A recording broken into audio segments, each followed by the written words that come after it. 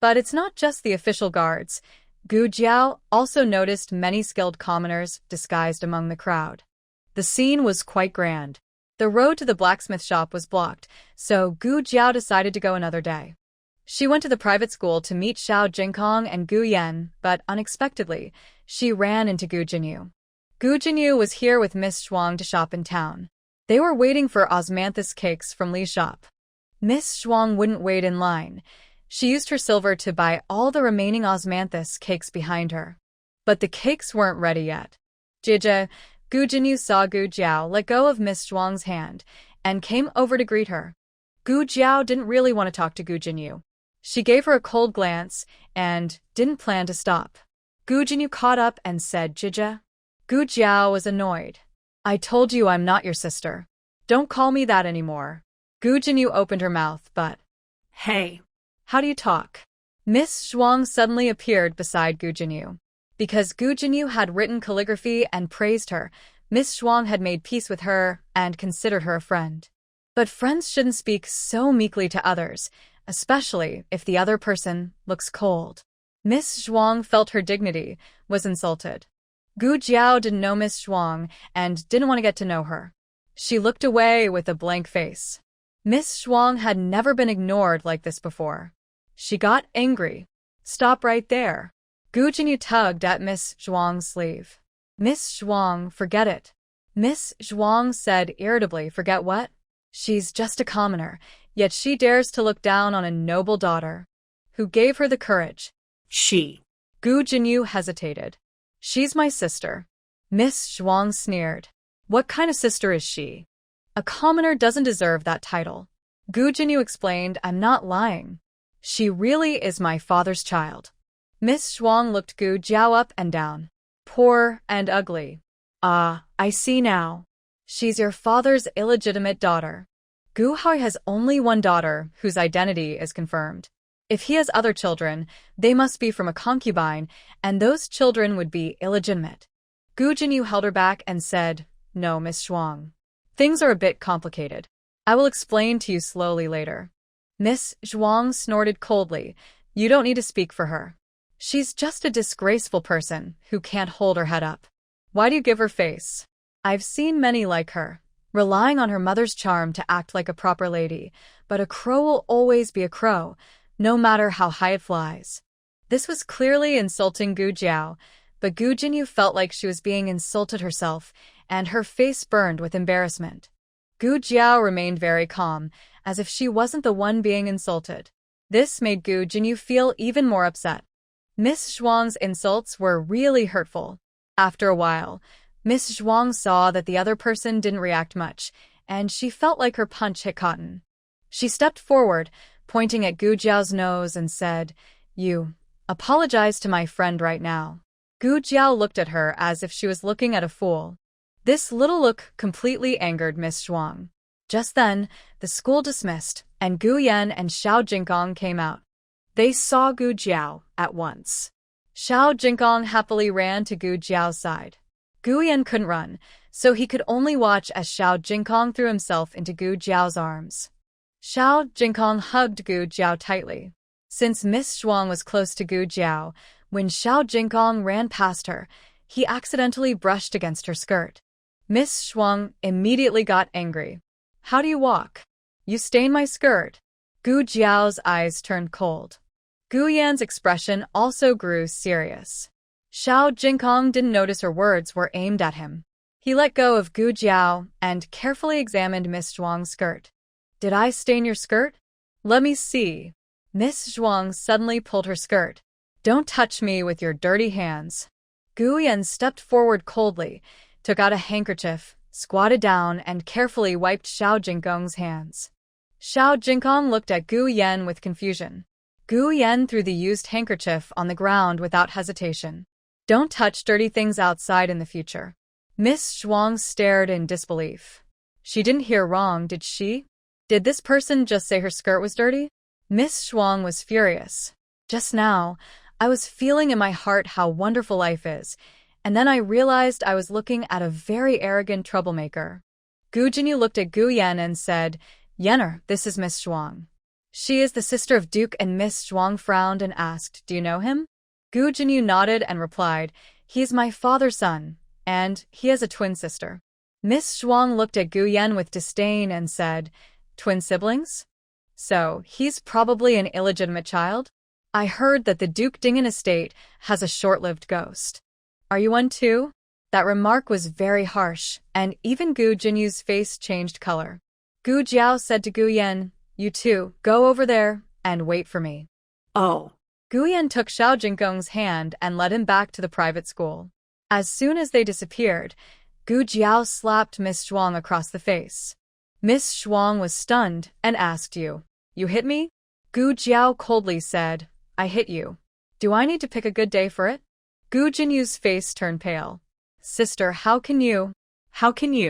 Slap. Gu Jiao also slapped her back. Is it so hard to speak properly? Are you stuttering or mumbling?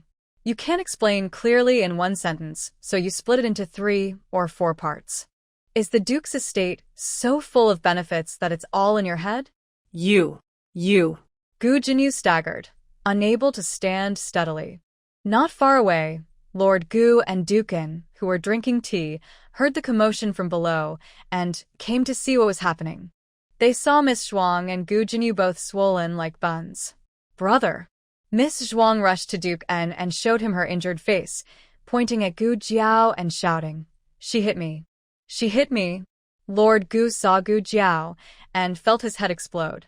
Again, it was this girl? Duken's gaze fell on Gu Jiao's face. Because of the birthmark on her left cheek, her face wasn't considered pretty, but her cold expression made her more elegant than the so-called beauties of the capital. Gu Jinyu also returned to Lord Gu's side, tears in her eyes, looking aggrieved. Lord Gu felt heartbroken. What happened? Duken also looked at Gu Jinyu, as if waiting for her explanation. Gu Jinyu lowered her head and said, my sister and Miss Zhuang had a misunderstanding in their words. Actually, it's my fault for not explaining clearly. It's all my mistake. Father, don't blame my sister. Lord Gu was so angry, he almost fell back. So you're saying she really hit her? She was going crazy. This girl was so bold. She not only hit her father but also beat up her sister and the princess's sister. Does she think she has multiple brains? Is she not afraid that the entire household will be buried with her? Lord Gu cupped his hands and said, Prince. Princeton looked at Gu Jinyu and asked, what is the misunderstanding? Gu Jinyu lowered her eyes and said, I said she is my sister. I didn't explain clearly, which caused Miss Zhuang to think she is my father's illegitimate daughter. Miss Zhuang glared at Gu Jiao angrily and asked, what misunderstanding? Isn't she my sister? Lord Gu clenched his teeth and bowed to Princeton, saying, she is my legitimate daughter with my wife. Princeton looked at Gu Jinyu with suspicion. Gu Jinyu felt like there were needles stabbing her back, but Princeton didn't ask further. Miss Zhuang couldn't help but speak up. If she is my sister, then what about her? The first her referred to Gu Jiao, and the second her referred to Gu Jinyu. Gu Jinyu's hand clenched tightly. Lord Gu broke out in a cold sweat and awkwardly said, Jinyu. Jinyu is also my daughter with my wife. Miss Zhuang asked, so, they're not twins but triplets? Lord Gu wanted to say no, but when he turned his head, he saw Gu Jinyu with red eyes and a look of grievance. His heart softened instantly. He didn't speak, and Miss Zhuang took it as her guess was correct. Miss Zhuang looked coldly at Gu Jinyu and said, you're her real sister. Can't you clarify things clearly? Gu Jinyu whispered, I wanted to say so, but Miss Zhuang didn't give me a chance. Princeton said, because she misunderstood her as an illegitimate daughter. My sister spoke harshly to her. Gu Jinyu felt guilty and said, and Miss Zhuang thought I was bullied by my sister and spoke up for me, saying a few words for me. Princeton looked at Miss Zhuang and asked, what did you say? Miss Zhuang's eyes flickered and said, I didn't say much. Just a few words. What words? Princeton asked seriously. Miss Zhuang mumbled softly, illegitimate daughter, those words. Princeton looked at the crowd and pointed to a commoner. You come and tell. The man was brought forward by Prince and's guards, looking scared. Just now, he heard the Lord call him Prince, and he was the prince from the capital. What did she say? Princeton looked at the commoner and glanced at his sister. At first, the man didn't dare speak. You are innocent. The Duke of N spoke slowly and calmly. The man looked at Miss Zhuang, who threatened him with her eyes. Although the Duke of N sounded friendly, he somehow felt that the Duke was more dangerous than Miss Zhuang. He sweat and nervously admitted, She called that girl a illegitimate child. A lowly person. She insulted the girl's mother as a fox spirit. And she also insulted another person, saying, There's a short-lived ghost in the Drunken Marquee estate. You probably are one too. Who the other person was didn't matter anymore. Everyone could tell she was insulting Gu Yan by saying, There's a short-lived ghost in the Drunken Marquee estate. Gu Yan had been sick since childhood. The imperial doctor said he wouldn't live past 15. But the doctor's diagnosis was one thing, being called a short-lived ghost was another. That girl was the direct descendant of Marquis Gu and Madame Yao, so she was Gu Yan's real older sister. Insulting her as an illegitimate child, a lowly person, calling her mother a fox spirit, and calling her brother a short-lived ghost. Who else would hit her? Now Marquis Gu was silent. The Duke of N raised his hand and slightly bowed to Marquis Gu and Miss Gu. Sorry for my sister's unruly words and actions. I apologize to Marquis Gu and Miss Gu. Marquis Gu hurriedly helped him. That's not necessary. It was just a small quarrel between young girls. You don't need to take it to heart, Duke of N. The Duke of N sincerely said, I will discipline my sister better in the future. Marquis Gu awkwardly replied, You're being too kind, Duke of N. He responded while giving Miss Gu a subtle look. It was time for her to apologize, to admit she lost her temper and hit someone. But Miss Gu completely ignored him and turned to walk away. Marquis Gu's eyes twitched nervously. Miss Zhuang angrily shouted, You! I won't let you go. I don't care if you're the legitimate daughter of the Marquis family. You hit me, I remember that. You'd better kneel and apologize now. Maybe I'll be merciful and forgive you. Otherwise, when you return to the capital, I'll make sure you regret it. Marquis Gu's eyelids twitched rapidly. Miss Gu kept ignoring him and walked toward the private school. Miss Zhuang was so angry she almost exploded. How dare you? Do you know who I am? Grand Tutor Zhuang is my grandfather. The Empress Dowager is my aunt. When I return to the capital, I will have her punish you to death. Marquis Gu was so anxious that cold sweat broke out. The ruthless Empress Dowager Zhuang is famous for her protectiveness. If someone bullies her niece, she might really lose her temper and do something drastic. That spoiled girl, how about just saying something gentle? Does it have to come to violence? Shut up. Prince N coldly scolded, turning to the guard beside him. Take the young lady back to the estate. Yes. Miss Zhuang stomped her foot in anger. I won't go back. I don't want to. Who dares to touch me, even if they're just a dog? Cut off their hand. Offended, the guard took a cloak from the maid and draped it over Miss Zhuang's shoulders. Through the cloak, he gently helped her onto the carriage. Prince N nodded slightly at Lord Gu, then looked at Gu Jinyu's face. Gu Jinyu lowered his head. Prince N didn't say anything and also got into the carriage. Miss Zhuang, seeing her older brother, was so angry she almost exploded. You said you wouldn't help outsiders bully me, but you lied. Prince N softly said, Let your brother see for himself. Miss Zhuang turned away. Stop it. You don't care about me at all. Prince N, your brother will give you. Miss Zhuang covered her ears. No, I don't want gifts. Don't try to buy me again. I want to go to the capital, see my parents, see the Empress Dowager. I will tell them you colluded with outsiders to bully me. Prince N sighed softly. I originally planned to let you stay in town for a few more days, but since you insist, we will head back to the capital. Uncle C is also returning soon. Let him test your skills and see if you've improved. When she heard that Uncle C would test her, Miss Zhuang stopped speaking. She took her hands away from her ears and weakly said, Maybe we can stay and play for a few more days? Prince N said, You must not cause trouble again. Got it. Miss Zhuang replied perfunctorily, but secretly she vowed that once they returned to the capital, she would immediately see the Empress Dowager. She would make her pull out the little troublemaker from the Confronting the Marquee estate and slap her 100 times in front of everyone. 112 Empress Dowager. First part. On the returning ox cart, Xiao Jingkong kept a serious face. Today, he met a very fierce female benefactor who said many words he couldn't understand, and they didn't seem very nice. But that wasn't the main point. He felt like Brother Gu Yan protected him today. He was much smarter than Brother Gu Yan. He skipped grades, always ranked first, while Brother Gu Yan was just a baby. When Brother Gu Yan crouched down to wipe his small hands and pulled him along to the private school, it made him feel like he was the baby. Meanwhile, Prince En and Miss Zhuang returned to the mountain villa. Miss Zhuang was exhausted and immediately fell asleep. Prince En ordered her personal maid, "Don't let anyone disturb her rest. No matter who comes, don't let them see her." The maid hesitated. What if Miss Gu? Prince En's eyes turned cold. "Don't see her." "Yes," the maid quickly replied. Prince En returned to his room.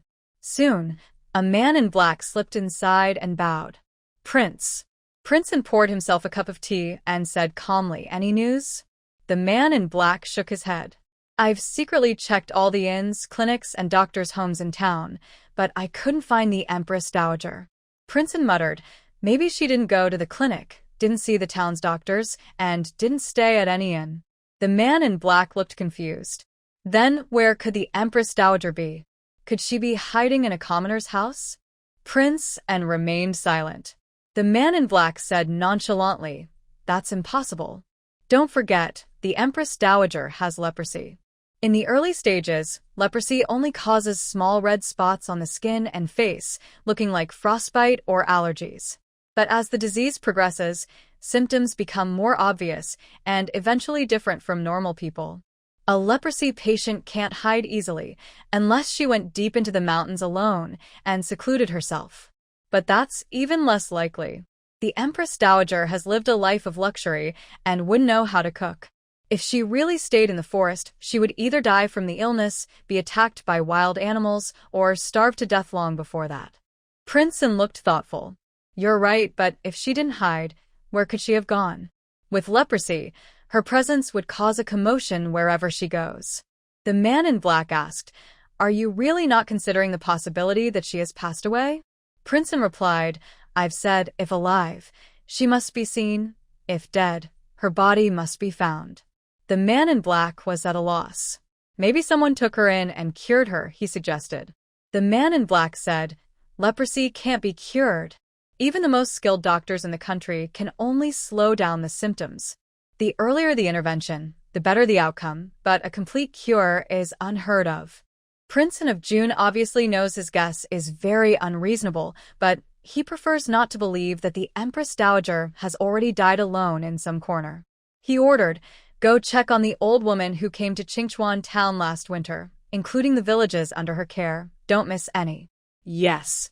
The man in black obeyed and started the search. His efficiency was much higher than Huang Zhong and his team. In just a few days, he found 2 clues that matched, one in Dania village and one in Qingchuan village, located in the north and south of the town respectively. The woman in Dania village was stranded there last winter. When the villagers found her, she was curled up in an abandoned cow shed. Seeing her pitiful, they let her stay in the shed. Sometimes someone would bring her food, so she wouldn't starve. Prince En asked, "And the other one?" The man in black continued, "The woman in Qingchuan village is a distant relative of a local scholar. Her family had trouble, and she came to seek refuge with him, because she had no one else." Based on the clues, the woman in Dania village seemed more likely to be the person they were looking for. However, for some reason, Prince En chose Qingchuan village. There was no reason, just a gut feeling. To avoid alarming anyone, Prince En decided to go there himself. The man in black and his men waited in town. Prince En rode his horse to the village. Summer days are long, and the evening light was still bright. He tied his horse under an old locust tree at the village entrance and followed the map drawn by the man in black toward the house. At this moment, Xiao Jingkong was feeding chickens in the backyard. Worried they might run away, He closed the door. Princeton knocked on the door. It was Xiao Jinkong who opened. That day, before Gu Jiao made her move, Xiao Jinkong was taken to a private school by Gu Yan. He didn't know what happened afterward and hadn't seen Princeton. But after Princeton got into his carriage, he looked back and saw Gu Jiao walking out of the private school holding Xiao Jinkong's hand. There was also a boy who looked very much like Lord Gu, probably Gu Yan, who was predicted by the imperial doctor to live no longer than 15. Strange. Why was this little guy here? Is this your home? Princeton asked. Xiao Jinkong didn't fully open the door, only revealing a round head. Of course it's my home. Who are you? Why are you here? Princeton spoke gently. I was passing by and wanted a bowl of water. Wait a moment. Little Jinkong didn't invite him inside, but simply closed the door. After a moment, he brought out a bowl of water. Here. The little boy was very cautious. Princeton took the bowl, drank the water quickly, then returned the empty bowl to him. Are you home alone? Little Jinkong immediately became alert, slightly closing the door. Are you a spy? Why are you asking about this? Princeton kept his calm and said, Oh no, I just drank some water from your house and wanted to thank your family. Little Jinkong said seriously, The water was I brought you, and thanking me is enough. Princeton had never met such a child who didn't follow the usual rules. He paused for a moment and said, Oh, thank you. By the way, can I ask you how to get to Dania Village? If it were Xinghua Village or Yonglu Village, Little Jinkong might still know. But Dania Village was beyond his usual knowledge, and he froze on the spot. Princeton smiled and asked, Can you help me ask your family elders? My elders are very busy. You should ask elsewhere. Go east. The 7th house belongs to the Luo family. Uncle Luo drives a cart, and he knows all the villages. After giving directions, Little Jinkong decisively closed the door and even locked the latch. Jiao Jiao once said that when there are no elders at home, strangers must not be allowed in. He is a child, and his aunt is an old lady. Neither are adults. Princeton, who had traveled abroad and was experienced, was surprisingly refused at the door by a child. But he was not so easily discouraged. Today, he must see that old lady. Princeton went around to the back door. The back door of the kitchen was also closed but not locked. He paused, gently pushed the door open, and stepped inside. His footsteps were very light, almost silent. Just as he took a few steps, suddenly a figure darted out from behind the door, wielding a rolling pin and swinging it at his head. With a loud bang, Princeton was knocked out. The old lady threw the rolling pin back onto the chopping board and looked down at the unconscious prince and face down. She snorted irritably, sneaky and suspicious. Definitely not a good person. The old lady had overheard the conversation between Prince N and Little Jinkong. He kept asking if the family was home, was refused, then sneaked in through the back door. Definitely a thief. It is understandable that the elderly lady is suspicious. After life at home became easier, some thieves did take notice. However, these thieves usually come at night, and at night, Gu Jiao and Gu Yan's secret guards are on duty, so they can handle the situation quickly. I didn't expect the thief to be so bold as to come during the day and steal things openly. The elderly lady looked at the handsome side profile and said, You rely on your looks to get by, but that's better than being a petty thief. Still, I feel like I've seen this young man somewhere before. Do I know him? With a heavy, she hit hard. Gu Jiao and Gu Xiaoshan, along with Gu Yan, had just returned from chopping firewood on the mountain. He was still unconscious on the kitchen floor. Gu Jiao and Gu Xiaoshan put down the 2 bundles of firewood on their backs, and Gu Yan set down his small basket of dried branches and leaves. Jiao Jiao, someone stole from our house. Auntie was so brave. She knocked the thief out. Xiao Jinkong instantly transformed into a little loudspeaker, excitedly telling the story. But Gu Jiao quickly realized he wasn't a thief at all, but a young man in fine clothes she had seen outside the private school a few days ago, King'an, as mentioned by Gu Jinyu. Gu Jiao's impression of him was neither good nor bad. He didn't protect his own sister, and even apologized to Lord Gu and her. Such understanding at a young age made her wonder if he was too just and kind, or if he was simply not an ordinary person. Either way, she couldn't let anything happen to him in their home. Gu Jiao grabbed him and took him to Gu Xiaoshuan's house. The elderly lady's strike was indeed fierce. He had a big bump on his head and was bleeding a little. Gu Jiao applied medicine and wrapped his head with gauze. Then she took out a silver needle and gently pierced a few acupoints on his body.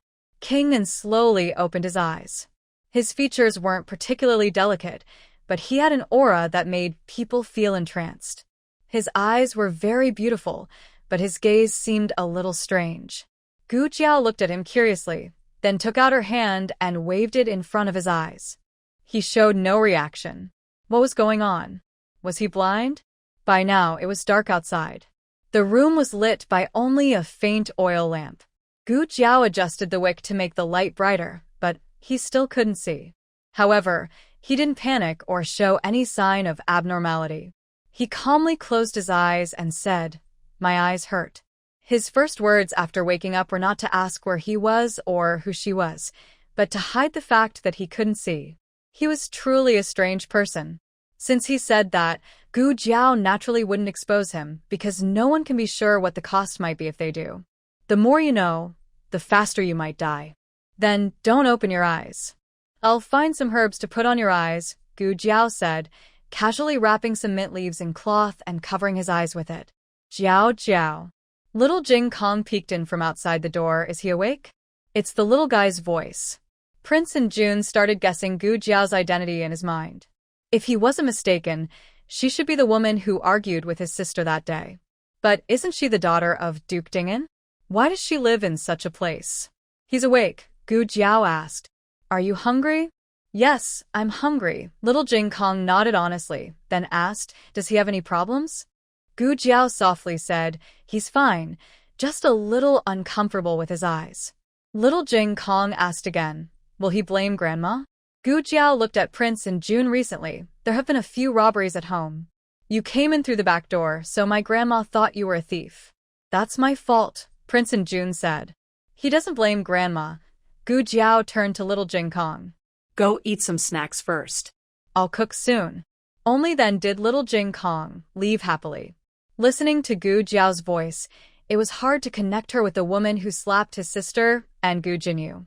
It seemed like they were two different people, or maybe she had all her patience and kindness reserved for her family. With no one else in the house, Gu Jiao asked again, why did Prince and June suddenly come here? At first, she was just guessing, but now with his words, she was completely sure of her identity. After all, no one who hadn't seen him could possibly know he was Prince and June couldn't just tell her he suspected the Empress Dowager was hiding in her house. He hesitated for a moment and said, honestly, I came to apologize. My sister's matter caused Miss Gu to suffer. Gu Jiao replied, oh. Prince and June couldn't tell if she believed him or not. Did you hit me earlier? Was it your grandma? Gu Jiao asked, what's wrong with that? Prince and June smiled calmly. She's really strong. It seemed he wasn't talking about the Empress Dowager. The Empress Dowager knew him. Just then, Prince and June was about to leave when the backyard echoed with Little Jing Kong's voice, complaining, Jiao Jiao. Grandma took more of the candied fruit again. I didn't. Little monk, don't talk nonsense. I'm not a monk. You are Little Baldy. That voice. Princeton felt a shiver run through his body, and he froze completely. 113 recognizing each other. Second update. Gu Jiao walked out and looked at the jar her aunt was holding tightly in her arms. Auntie, I told you only 3 pieces today. The old lady stubbornly said, I only ate 3 pieces. Gu Jiao pointed at the jar. But there are clearly 6 pieces missing. He ate them. The old lady quickly dragged Gu Xiaoshan into the conversation. Gu Xiaoshan, who was chopping firewood, looked confused. What's going on? Did I eat something again? Gu Jiao cruelly confiscated the old lady's candied fruit and searched her room for her hidden stockpile. The old lady's face turned green with anger. Princeton listened to the familiar voice and felt his chest tighten with anxiety. Is it the Empress Dowager? Unfortunately, he couldn't see right now. But that's okay. When dawn comes, his eyes will be restored. Gu Jiao finished confiscating the old lady's candied fruit and turned to see Prince groping his way out, standing at the door and looking around. What is he looking at? He can't see anything. Gu Jiao walked over and said calmly, "Where does Prince live? I'll have someone send you back later." Gu Yan's secret guards were nearby, ready to help. Prince had already decided to stay. He whispered, "I feel a bit dizzy. Can I stay overnight at Miss Gu's house?" Gu Jiao narrowed her eyes slightly. Is this guy trying to pretend to be helpless? My house has no extra rooms. Prince was about to say, "No problem, I can squeeze in with others," but before he could speak, a familiar voice interrupted him. "Princeton?" It was none other than Lord Gu, who hadn't been seen for days. Lord Gu had come to find Gu Jiao. He had thought about what happened last time. That arrogant young lady from the estate definitely deserved a scolding, but what did Jin Yu do wrong? Why did she get slapped along with Jin Yu? He hesitated for several days but finally decided to come to the village to talk to her about the bullying of Jin Yu. Whether she returned to the Lord's residence or not, she shouldn't take out her anger on Jin Yu just because she didn't like her. The door was open, and he walked right in. Unexpectedly, as he passed through the main hall, he saw Princeton, who had been missing all day. Didn't he say he went for a walk in town? And buy some osmanthus cakes from Lee's shop for young Lady Zhuang? How did he end up at his daughter's house? Could he also be here to question and blame? Lord Gu took a few quick steps forward and noticed that Drunken seemed injured, with bandages wrapped around his head and eyes. A frightening thought crossed his mind. Could it be that girl also beat up Drunken? Oh my goodness, what kind of troublemaker has he raised? Lord Gu bowed so deeply, he almost hurt his back. "Duke, my daughter behaved badly. Please forgive her." Drunken looked at him with confusion. "Do you think my injury was caused by your daughter?" Huh? Lord Gu was stunned. Could that be true? Drunken gently smiled and said, "It was my own carelessness. And I should thank your daughter for helping me heal." "Really?" Lord Gu was surprised and confused. Drunken cautiously said, "I didn't expect your daughter to be so skilled in medicine." But Lord Gu didn't quite believe him. He awkwardly replied, "Duke, you praise her too much. She only worked as an apprentice in a local clinic for a few days. Her medical skills are basic, just some simple knowledge. I think it's best for Drunken to go to the mountain villa, where the imperial doctor can treat your injuries properly." Lord Gu said this because he was worried about Drunken's injury, and also because he thought Drunken came here to blame and scold Gu Jiao. He didn't like Gu Jiao, but she was his and Mrs. Yao's daughter. He couldn't let her be punished by Drunken. He had to quickly persuade Drunken to leave. Drunken, pretending to be sick, said he was dizzy and couldn't travel. Lord Gu insisted he had the best carriage from the mansion, promising there would be no bumps. Lord Gu was so determined that Drunken finally couldn't resist and sat in the carriage back to the mountain villa, looking unhappy. Lord Gu let out a long breath of relief. But deep inside, Drunken was feeling uneasy. Why did Lord Gu insist on bringing him back to the mountain villa? Was he worried Drunken might discover something at his daughter's house? Why did his daughter live in the countryside? Could it be to hide the Empress Dowager? Unaware that his actions had caused Drunken to imagine all these things, after returning to the villa, Lord Gu gave him many valuable antiques and paintings to calm him down. It really hurt him financially. Drunken grew more suspicious, thinking Lord Gu might have secrets. Lord Gu was the brother of the concubine Shu, who was close to the emperor. Lord Gu has never stayed at the manor for so long before. Could his sudden decision not to leave be related to the Empress Dowager? More clues are coming together, forming a reasonable truth. King summoned the man in black to his room. After hearing King's deduction, the man in black asked confusedly, if she really is the Empress Dowager, why doesn't she acknowledge her? According to the king, she knocked you out without seeing who you were, but after you fainted, she should have recognized you. King looked thoughtful and said, I understand that too, which is why I need to confirm once more. I've already been there once. Going again might raise suspicion. Tomorrow you go and say, it's to apologize for the misunderstandings this time, hoping both families can put aside their differences. Also, I hope she doesn't mention my sister's overbearing behavior when she reaches the capital, To protect my sister's reputation. The man in black nodded. Yes. King and continued, but if she really is the Empress Dowager, what do you plan to do? The man in black asked coldly. What can we do? Of course, bring her back to the capital. We can't let her fall into anyone's hands, whether it's His Majesty or someone else. The man in black hesitated for a moment and said, the capital isn't very safe right now. The Empress Dowager's leprosy origin is still a mystery. His Majesty has hidden her illness, claiming she fell ill suddenly and is recuperating at the palace.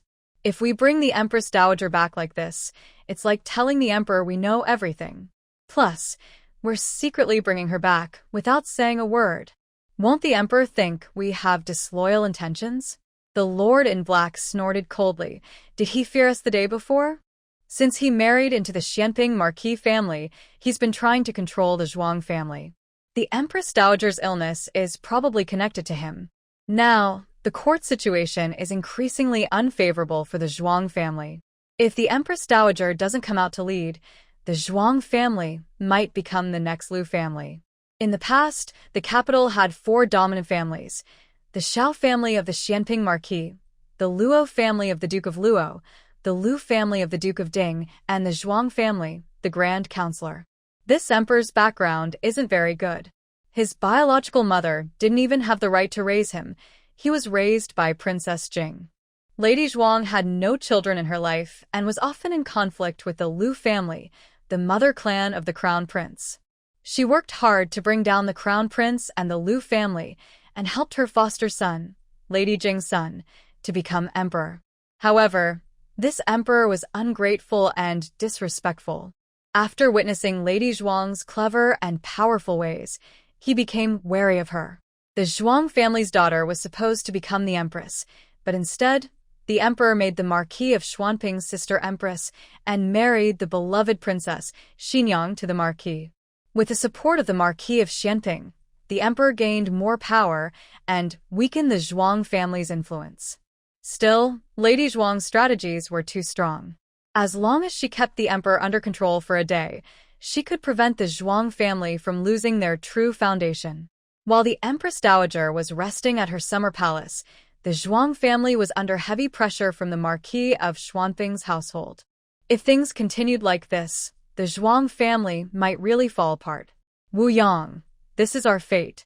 Going to the state of Chun as a hostage was his destiny. Serving the Zhuang family with loyalty was also the Empress Dowager's duty. Early the next morning, a man in black changed into a guard's uniform and took a large box of gifts to Qingchuan village. Gu Yan's 3 friends went to school, and it was Gu Jiao who opened the door for him. Who are you? Gu Jiao asked. He bowed politely and smiled. My name is Wu Yang. I am a guard for the Duke of An. I am here today to apologize on his behalf. Gu Jiao said, didn't he already apologize yesterday? Wu Yang politely replied, yesterday, the Duke was injured and didn't finish what he wanted to say. He asked me to come again today. Gu Jiao waited for him to continue. Wu Yang asked, may I bring these gifts inside for Miss Gu? Gu Jiao didn't refuse. Wu Yang carried the large boxes into the main hall, opened them, and took out several big silk boxes. He said to Gu Jiao, the Duke hopes that after Miss Gu returns to the capital, she won't mention any disrespectful words from my family's young lady. She was spoiled by her family and has a bit of a temper. The Duke is apologizing to you. But reputation is very important for a young lady. If people find out she's acting arrogantly, she might face criticism. Please understand that the Duke's love for his sister is genuine. It sounded like he was trying to silence her. Gu Jiao didn't say anything and signaled him to put the things down. Wu Yang specifically picked out 2 beautiful boxes and said to Gu Jiao, yesterday, I scared the young brother and the old lady. The Duke of Yong ordered me to personally apologize to both of them. Gu Jiao replied, Jing Kong has gone to school. You probably won't see her. My aunt is sleeping, so I will pass on your apology. Could it really be so well guarded? Wu Yang originally only believed it a little, but now he believed it more. He stood up and said, in that case, I thank Miss Gu. May I borrow your toilet? Gu Jiao looked at him and said, please go ahead. Wu Yang calmly headed to the toilet. He was delaying time because he really needed to see the Empress Dowager today. Luckily, the old lady had a nightmare and woke herself up, then went outside to get some fresh air. Wuyong happened to meet her there. Wuyong was a close aide to Prince and had often accompanied him to meet the Empress Dowager. He knew what she looked like, unlike Lord Gu, who had only seen her twice briefly, once from behind. Even though the woman in front of him was dressed like a rural old lady and her presence was very different from the ruthless and cunning Empress Dowager Zhuang, Wuyong recognized her at once. He was excited and strode forward quickly. The old lady had just finished a nightmare and was still frightened. Suddenly, a tall man, about 7 feet, appeared out of nowhere in the backyard, which startled her. Who are you? She asked angrily. Wuyong was stunned. I am Wuyong, he said. 5-headed sheep, 6-headed sheep. Never heard of that. Go away, go away. The old lady annoyed and waved him off. Jiao Jiao. Why are there strange people at home again? Gu Jiao put down the beautiful boxes and came over, glancing at Wuyong. She said to the old lady, he is the guard of the prince from yesterday. He came to apologize. The old lady raised an eyebrow. Did he bring anything? Gu Jiao nodded. Yes. The old lady went to the main room and looked through the porcelain, jade, and tea leaves, showing disdain. Not even a piece of osmanthus cake. No sincerity. Humph. Wuyong was stunned. What was going on? The Empress Dowager was different from what he imagined. I want to eat sweetwater eggs, the old lady told Gu Jiao. Okay, Gu Jiao agreed, since she could just leave out the sweetwater. Give him a bowl too, the old lady said seriously. He brought so many gifts. You should invite him to eat. All right, Gu Jiao nodded and went to the kitchen to cook 2 bowls of sweetwater eggs, 1 half sugar, 1 less sugar. The elderly lady generously said, Jiao Jiao, go ahead and busy yourself. I will handle the guests. Wuyong secretly gave the Empress Dowager a thumbs up, first using the excuse of eating sweetwater eggs to stay behind, then cleverly finding ways to distract the Gu family members. Truly, she is wise and brave, so clever. Jiao Jiao carried a yoke to fetch water at the village entrance. Inside the house, with no one else present, the Empress Dowager's expression suddenly became excited. Wuyong also felt excited. The Empress Dowager's wisdom was truly deep. She was pretending earlier. She wanted to recognize him. Hurry, hurry. Jiao Jiao will be back soon. Yes, yes, yes. It must be quick. Wuyong nodded eagerly, then saw the Empress Dowager exchange her bowl of sweet water eggs with him, then happily picked up a spoon and started eating with great joy. Wuyang. 114. The county examination combined 2 updates. To enjoy sweets, the Empress Dowager kept Wuyong as a helper at home all day. Wuyong kept saying, Miss Gu, I am hungry. I want to eat candied fruit. And then, Miss Gu, I am thirsty. I want to drink super sweet mung bean soup. When they returned to the mountain villa, Wuyong almost doubted his life. Princeton visited him in his room. How is it? Did you see the Empress Dowager? Wuyong looked miserable. Yes, I saw her. But was that really the Empress Dowager? Wuyong told Prince An about his miserable day. Prince An was shocked. He remembered that yesterday, when he was in the village, he also heard strange things coming from the Empress Dowager's mouth. But he was too excited at the time and didn't pay much attention. Later, he realized she might have been pretending to be crazy to deceive and control her family members. I don't think so, Wuyong pondered. When Miss Gu went to fetch water, only the Empress Dowager and I were in the house. If she was pretending earlier, then without others around, she should have spoken honestly with me. But she didn't. The Empress Dowager was only focused on eating her egg, and every time he tried to speak, she would raise her hand to stop him. He had never noticed before how greedy the Empress Dowager was. In Prince An's impression, the Empress Dowager was not someone who would neglect important matters just for a bit of food. But it was true she couldn't eat too many sweets. The imperial doctor had advised that, as she was getting old, her diet should be light. Prince An muttered to himself, how could this be? Has the Empress Dowager lost her memory? And has her personality changed drastically? Perhaps this is her true nature, and she has been wearing a mask in the palace for many years. Wu Yong dared not guess recklessly. What does the Duke of the County plan to do? Will he still take the Empress Dowager back to the capital? I don't know, sighed Princeton. A Empress Dowager who only knows how to eat and drink would not be a match for His Majesty. But placing her here, under the watch of Lord Dingen, makes me uneasy. Princeton thought for a moment, then asked Wu Yang, I have a few questions I don't understand. What are they? Wu Yang asked. Princeton opened the window and looked at the garden full of flowers and grass. How did the Empress Dowager lose her memory? Does this have anything to do with Lord Dingen's residence? Wu Yang came over. Are you saying they deliberately made the Empress Dowager forget? Princeton shot a cold look. Wu Yang shrank back and lowered his head. My subordinate spoke out of turn. How could he say the Empress Dowager was foolish? Although she was a bit simple-minded. Princeton asked, Have you found out Miss Gu's identity? Wu Yang replied, Yes, she is the older sister of the twin dragons. The lady of the Marquee's family gave birth in a temple and exchanged her child with a village woman's. Gu Jinyu should be from that village.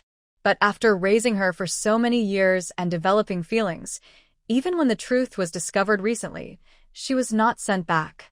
As for the real Miss Gu, it's said she didn't want to return to the residence herself. Moreover, she is already married, and her husband is someone from out of town who came here. Princeton asked, Who did you ask about this? Wu Yang said, I asked the Marquis's wife directly. Yao sure didn't think this was a secret. When Wu Yang came to ask, Yao sure told him everything truthfully. Princeton looked thoughtful. So, Miss Gu wasn't deliberately placed in the village by the Marquis? Wu Yang shook his head. Probably not. My guess is that after losing her memory, the Empress Dowager was taken in by Miss Gu. But why did she become her husband's aunt? Leprosy, said Prince, and with narrowed eyes. What? Wu Yang was surprised. Princeton reached out and touched the begonia plant on the windowsill. Didn't you just say Miss Gu's husband is from out of town? Wu Yang looked confused. Yes, but what does that have to do with him taking in the Empress Dowager? Could it be that Miss Gu's husband is related to the Empress Dowager? This can't be true. The Empress Dowager is so wealthy and noble. How could she be related to a poor country boy? Princeton thought for a moment and said, If the Empress Dowager caught leprosy and fainted outside Miss Gu's house, and Miss Gu unknowingly touched her, what would you do if you were in that situation? Wu Yang widened his eyes. Would that be serious? Leprosy is very contagious. Anyone who contacts it would be sent to Leprosy Mountain. Could it be? Princeton slightly smiled and said calmly yes. To avoid being sent to Leprosy Mountain, they had to take in the Empress Dowager and treat her. To hide their true relationship, they lied and said she was Miss Gu's husband's aunt. Wu Yang suddenly understood. That's right. Miss Gu's husband is from another place, so his aunt is also from elsewhere. No one would suspect them. Princeton gently touched a beautiful crabapple flower in front of him. I'm curious, how did Miss Gu manage to cure the Empress Dowager's leprosy? Lord Gu said she was just a young herbalist, but it seems he doesn't really know his own daughter well. Wu Yang suddenly looked into Princeton's eyes. If she can cure leprosy, then... Princeton raised a finger to stop him. I still don't trust her. Wu Yang sighed with a complicated expression. I see. So, what does the prince plan to do about the Empress Dowager? Princeton looked thoughtful. The Empress Dowager has lost her memory. Even if we go to recognize her, she wouldn't leave with me, and it might reveal her true identity. That's not a wise choice. Gather a few people and sneak out at midnight to rescue her. Wu Yang was surprised. Steal her? That sounded a bit strange. Wu Yang acted quickly and, that night, took 7 experts to sneak into Qingchuan village. No, to kidnap her. When he arrived at Miss Gu's house, he found 2 secret guards lurking nearby. They were probably guards secretly protecting the twin children from the Dingen Marquis's residence. Wu Yang thought it would be best to distract them, or else making a scene might wake the Empress Dowager and cause trouble. But these guards were not ordinary protectors and couldn't leave their master at the same time. As Wu Yang was thinking about how to carry out his plan, The two guards suddenly left the house on their own and ran into the forest, going somewhere unknown. Wu Yong was speechless. This works too? Forget it. Time was precious. He had to act quickly. Wu Yong made an attacking gesture. 7 men in black suddenly jumped into the air and rushed into the backyard. Wu Yong also planned to rush in, but before he could jump, he heard a loud bang. One of the men in black was kicked out like a sandbag. Wu Yong was confused. Did I do it wrong? He jumped onto the wall.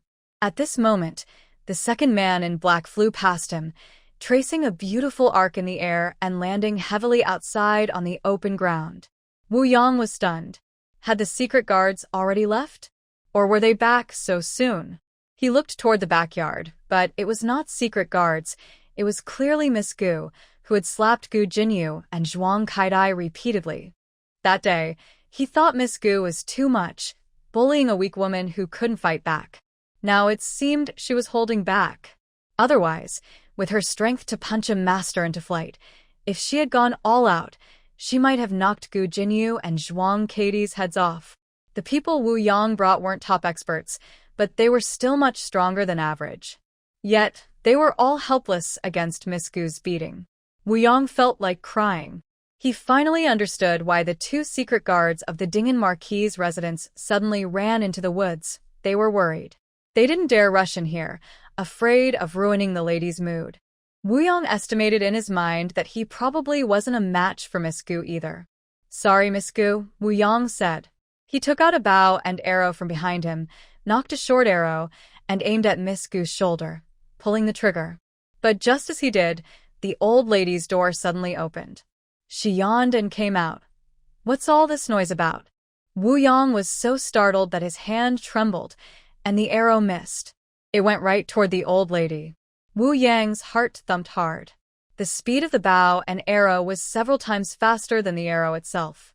He wanted to grab his arrow back, but it was too late. At the critical moment, Miss Gu leapt up and landed in front of the old lady, pulling her aside. The arrow brushed past her hand and stuck into the wall behind them. Miss Gu's hand was cut and bled all over. She used her other hand to pull out the arrow and threw it fiercely in the direction where Wu Yong was hiding in the darkness. The arrow was so fast that even a master like Wu Yong couldn't dodge it. The arrow hit his right shoulder. He grunted and said to the fallen man in black, "Retreat." After the group left, the village returned to peace. The old lady saw the blood on Gu Jiao's hand and said, "Jiao Jiao, you're hurt." Gu Jiao didn't care and replied, "It's nothing, just a scratch." The old lady scolded angrily. "Things have been good at home, yet thieves are still eyeing us." Thieves? The small bandits who came before didn't have such skills or equipment. Gu Jiao looked at the endless night and felt that these people weren't after money. They headed straight for Little East House, which was Auntie's place. Wu Yong, injured, returned to the mountain villa. He didn't have time to treat his wound before going to see Lorden in the study. Lorden looked at him with a puzzled gaze. What happened? Wu Yong knelt on one knee, feeling ashamed. I failed in my duty and didn't bring back the Empress Dowager. I almost hurt her too. He dared not hide anything and told Lord and everything that had happened. Lord An's eyes showed a hint of surprise. I didn't expect that. Wu Yang nodded firmly. Yes, I didn't expect that Miss Gu, raised among the common people, would have such skills. Lord An slightly curled his lips. No, I didn't expect her to risk her life to save an old lady who has nothing to do with her. It was clear she only did it to protect herself at first. Now that she's recovered, she could have sent the person away or at least not risked her life to save her. According to Wu Yong, if she had just dodged a little, she might have been shot through the heart by that arrow. He really couldn't understand Miss Gu anymore. He looked at the bright moon in the sky and softly muttered, "Miss Gu, how much do I still not know about you?" Wu Yong asked for permission. "Prince, I will return tomorrow evening." Lord An calmly interrupted him. "No need. Since she's so protective of the Empress Dowager, let her stay with her." Wu Yong was surprised. "Your Highness." Lord An looked into the distance. "Now is not the best time to bring the Empress Dowager back to the capital. I will report to my grandfather and make all the arrangements before bringing her home safely." Miss Gu, we will meet again soon. The next day, Lord and bid farewell to Lord Gu and Mrs. Yao. The imperial examination is coming soon, and I can't stay here any longer. I must hurry back to the capital. I am grateful for your hospitality these days. He unexpectedly called himself Junior, which startled Lord Gu so much that his tongue nearly tied itself in knots. Prince N's gentle gaze fell on Madame Yao's face. Madame Gu, your daughter is very talented, surpassing many young ladies in the capital. If there is a chance, please invite Madame Gu and your daughter to visit my residence and meet Meng Dai. Madame Yao bowed in thanks. Behind them, Gu Jinyu couldn't help but blush with embarrassment. Was the prince praising her? Zhuang Meng Dai also thought her brother was praising Gu Jinyu. She pouted, realizing that there was no such thing as triplets. Gu Jinyu was the adopted child of the Gu family, and that girl was the real daughter. Neither of them was a good person. She didn't like either. The siblings set out to return to the capital. The carriage traveled far, and Gu Jinyu was still lost in thought about Prince N's praise. Such a talented prince. No girl would dislike him, but most probably only wishful thinking. But what if Prince N had already fallen for a girl first? As far as she knew, Prince N hadn't yet chosen a marriage partner. Did his words earlier hint at something about her parents? Gu Jinyu secretly glanced at Lord Gu and Madame Yao. They looked calm, clearly not thinking along those lines. She couldn't help feeling a bit anxious. Her father was too straightforward in matters like this. She couldn't rely on him. Her mother was now only concerned with her own daughter and paid no attention to her. What if her mother found out that Prince N was interested in the girl from the madame's household? Would she let Gu Jiao marry him? In just a moment, Gu Jinyu imagined many scenarios. She felt uneasy, partly because Prince N's praise sparked unrealistic hopes, and partly because she desperately wanted to return to the capital to ask Consort Shu for advice.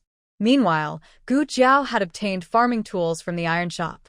There were quite a few tools brought by the shopkeeper from Chuntang. Before leaving, the old blacksmith stopped her. "Young brother, what's your lady's surname?" The shopkeeper replied, "Are you talking about Miss Gu? She's not my family's young lady." The old blacksmith was surprised. "Oh, Then, who is she?" The shopkeeper didn't know about Gu Jiao practicing medicine. He said, "She's a friend of our master." The old blacksmith asked, "Could you please tell me where she lives? I'd like to visit and thank her." The shopkeeper nodded and said, "Miss Gu mentioned it. If everything goes well, just waive the cost of the farming tools for her." The blacksmith said, "But..." There was no but anymore. The merchant left with several carts of farming tools. The blacksmith watched the departing figure of the cart and was lost in thought for a while. Gu Jiao didn't move the open space on the hillside for now. She hired nearby villagers to clear a large medicinal field, dug a fish pond, and built a canal to bring water from the waterfall into the pond. Gu Yan's secret guards became laborers for mountain work, digging channels and planting crops every day. After a month, the two of them had turned from fair-skinned to truly dark. Soon, autumn arrived.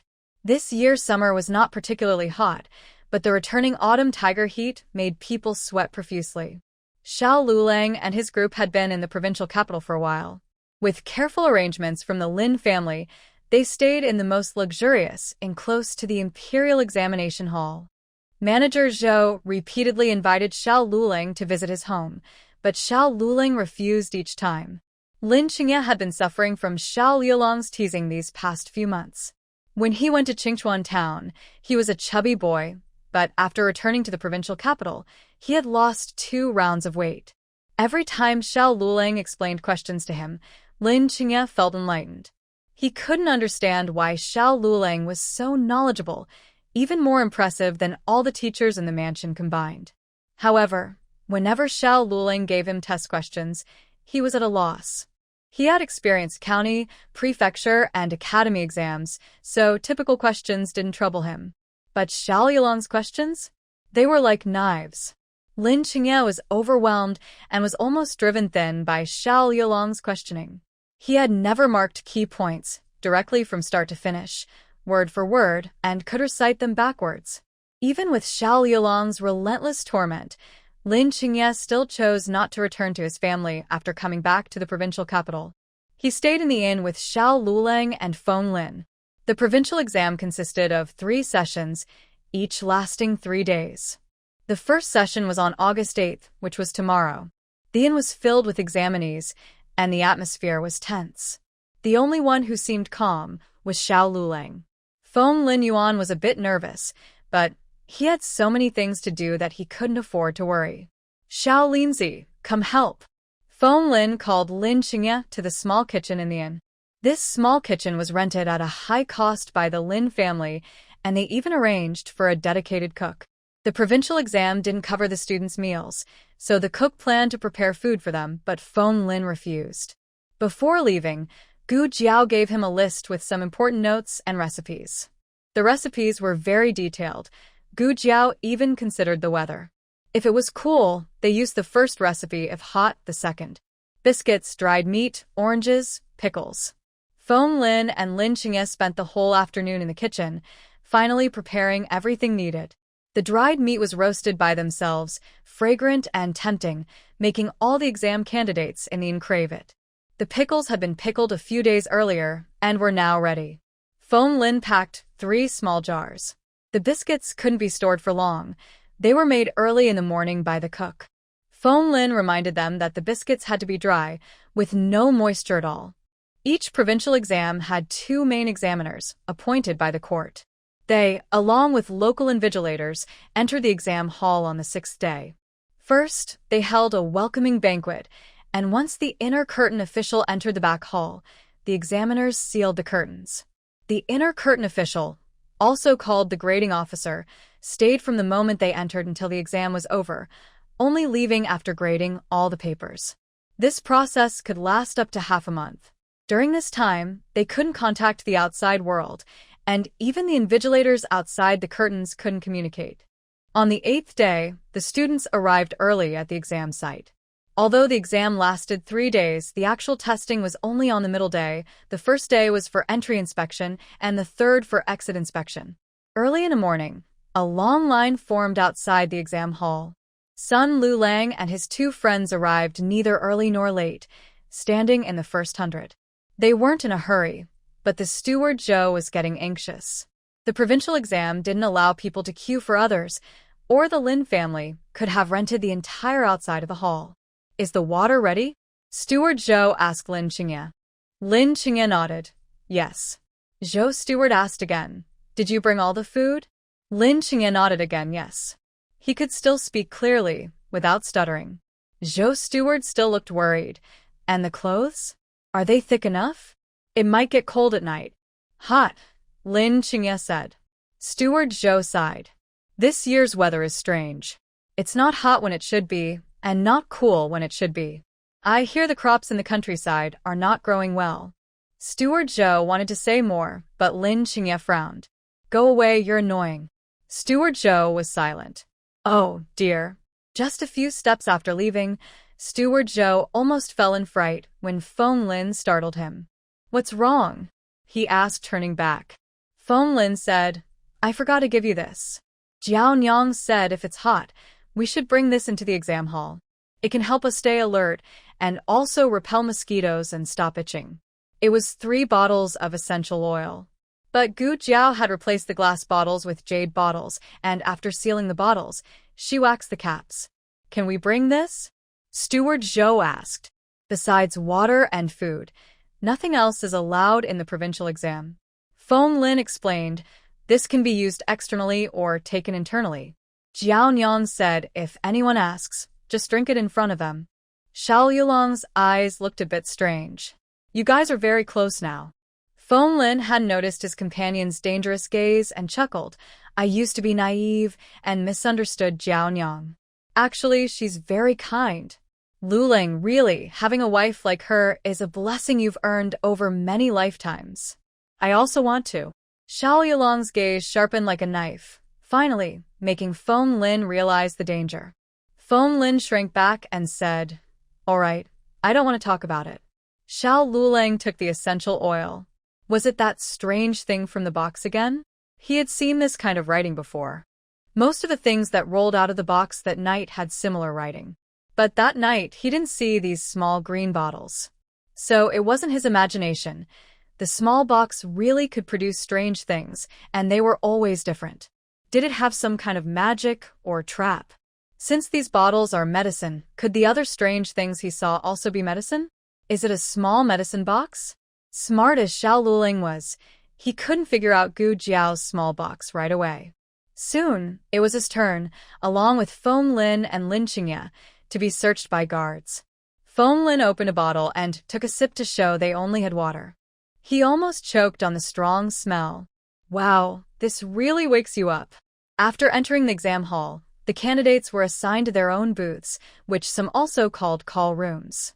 The room was simple, with only 2 wooden boards, one used as a table and the other as a chair, fitted into grooves on each side of the room. At night, the candidate would arrange the boards into a bed to sleep. During these 3 days, the candidate was not allowed to leave the room. All eating, drinking, and sleeping happened inside. The first exam tested memorization and poetry. Usually, it would include passages from the Analects, the Doctrine of the Mean, the Great Learning, or Mencius, along with a 5-character, 8-rhyme poem written by the candidate. But this year, the exam questions were especially tricky. They even added a test on the classic of filial piety.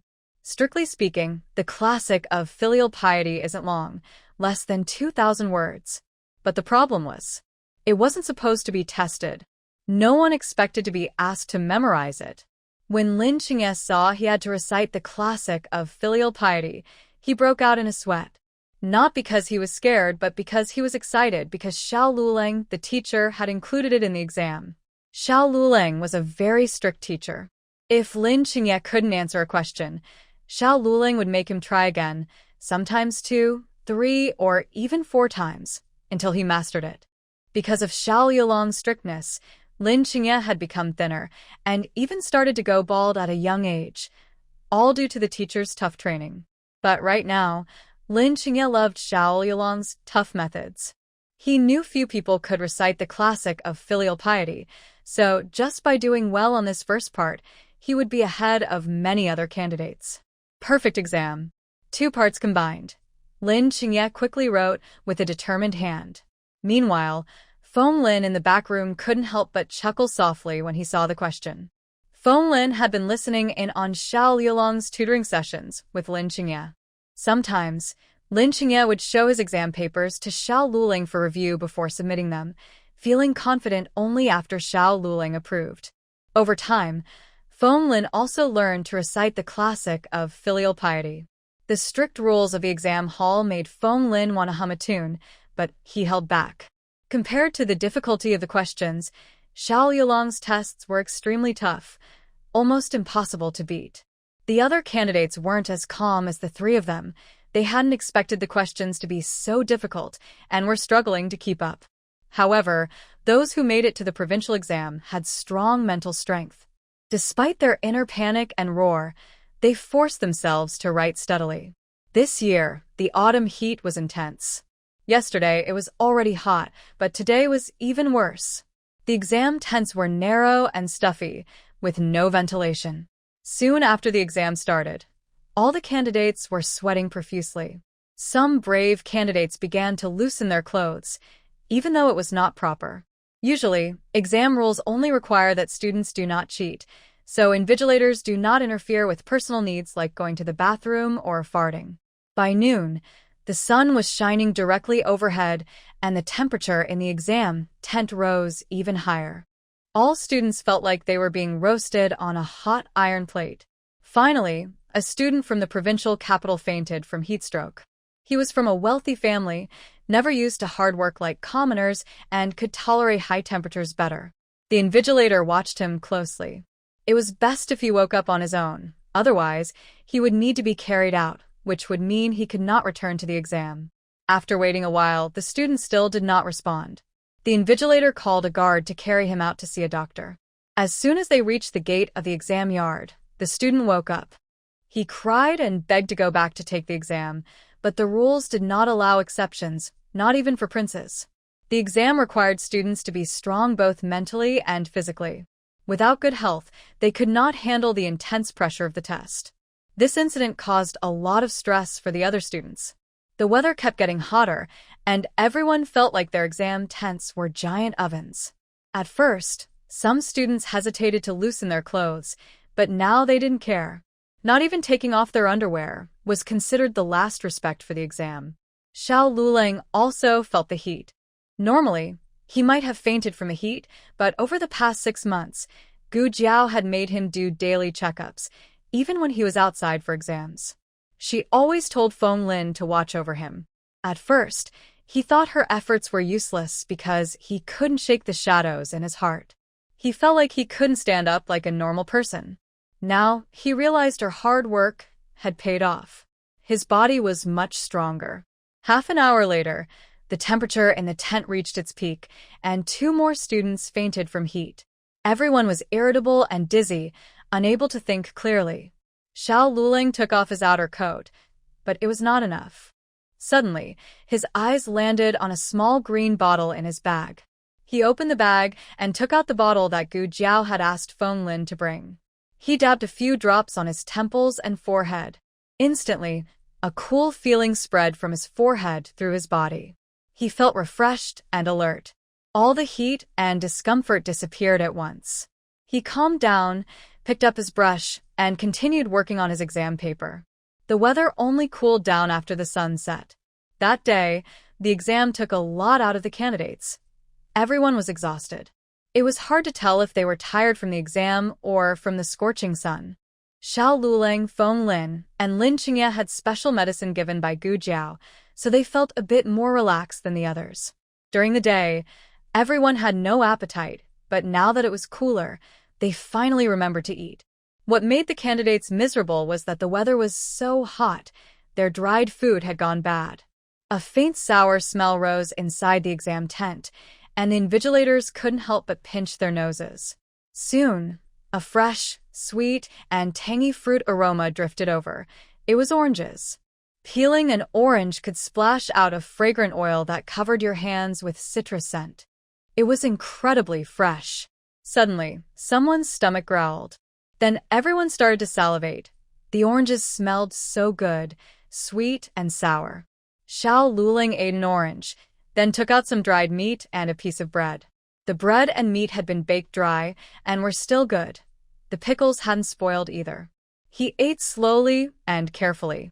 The aroma of meat mixed with the pickles spread throughout the exam hall, making all the candidates feel overwhelmed.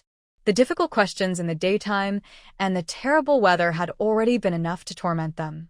Why did they have to eat such delicious food in the exam room? Are you really here to take the exam? Who would bring such rich food to an exam? If not for the prohibition on whispering inside the exam hall, the candidates would all want to shout, "Brother, share some of that with me. When you go somewhere next, I'll follow you." Misfortune struck again. With such hot weather, how could there be fewer mosquitoes at night? Xiao Luling and the others applied some medicated oil and comfortably slept through the night. The candidates who had been swatting mosquitoes all night left the exam hall looking exhausted. Fortunately, on the day they finished, a heavy rain fell on the capital city, and the weather finally cooled down. On the 11th day, the candidates entered the exam hall again. The second test was on the 5 classics, a type of argumentative essay. Each essay didn't need to be long, at least 300 words. In previous years, the topics often discussed people's livelihoods and official careers, such as commerce, water management, agriculture, and the responsibilities of the 6 ministries. This year, the first question was on the advantages and disadvantages of reducing the power of local lords, which completely stunned the candidates. Such a sharp and sensitive topic. Who is the reckless examiner that said it? In Zhao country, the exam questions for the provincial exams were prepared by the cabinet, then reviewed by the emperor. Once approved, they were sealed and sent to the major provinces. The exam questions issued by the court were always the same, but sometimes accidents like leaks or damage could happen. To prevent this, the court usually prepared 8 sets of questions. During the exam, the main examiner would randomly pick a set in front of everyone. So far, there has never been an instance where all provinces chose the same set of questions. Unfortunately, this year, The main examiner in our province picked the hardest set.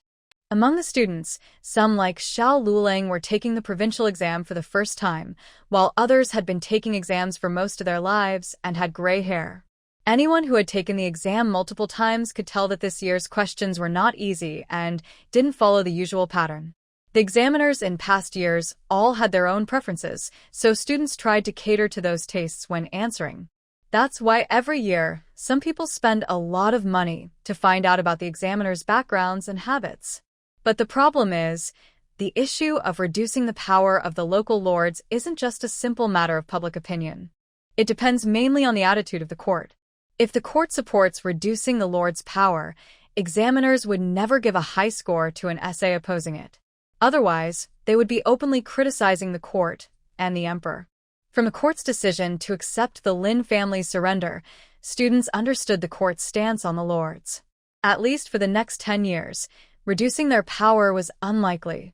To be safe, most students chose to go along with the court's direction, writing elaborate essays citing classics and praising the current pacification policies.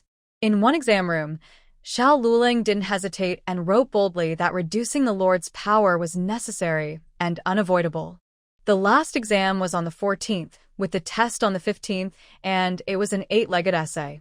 This was Lin Xingye's weakest area.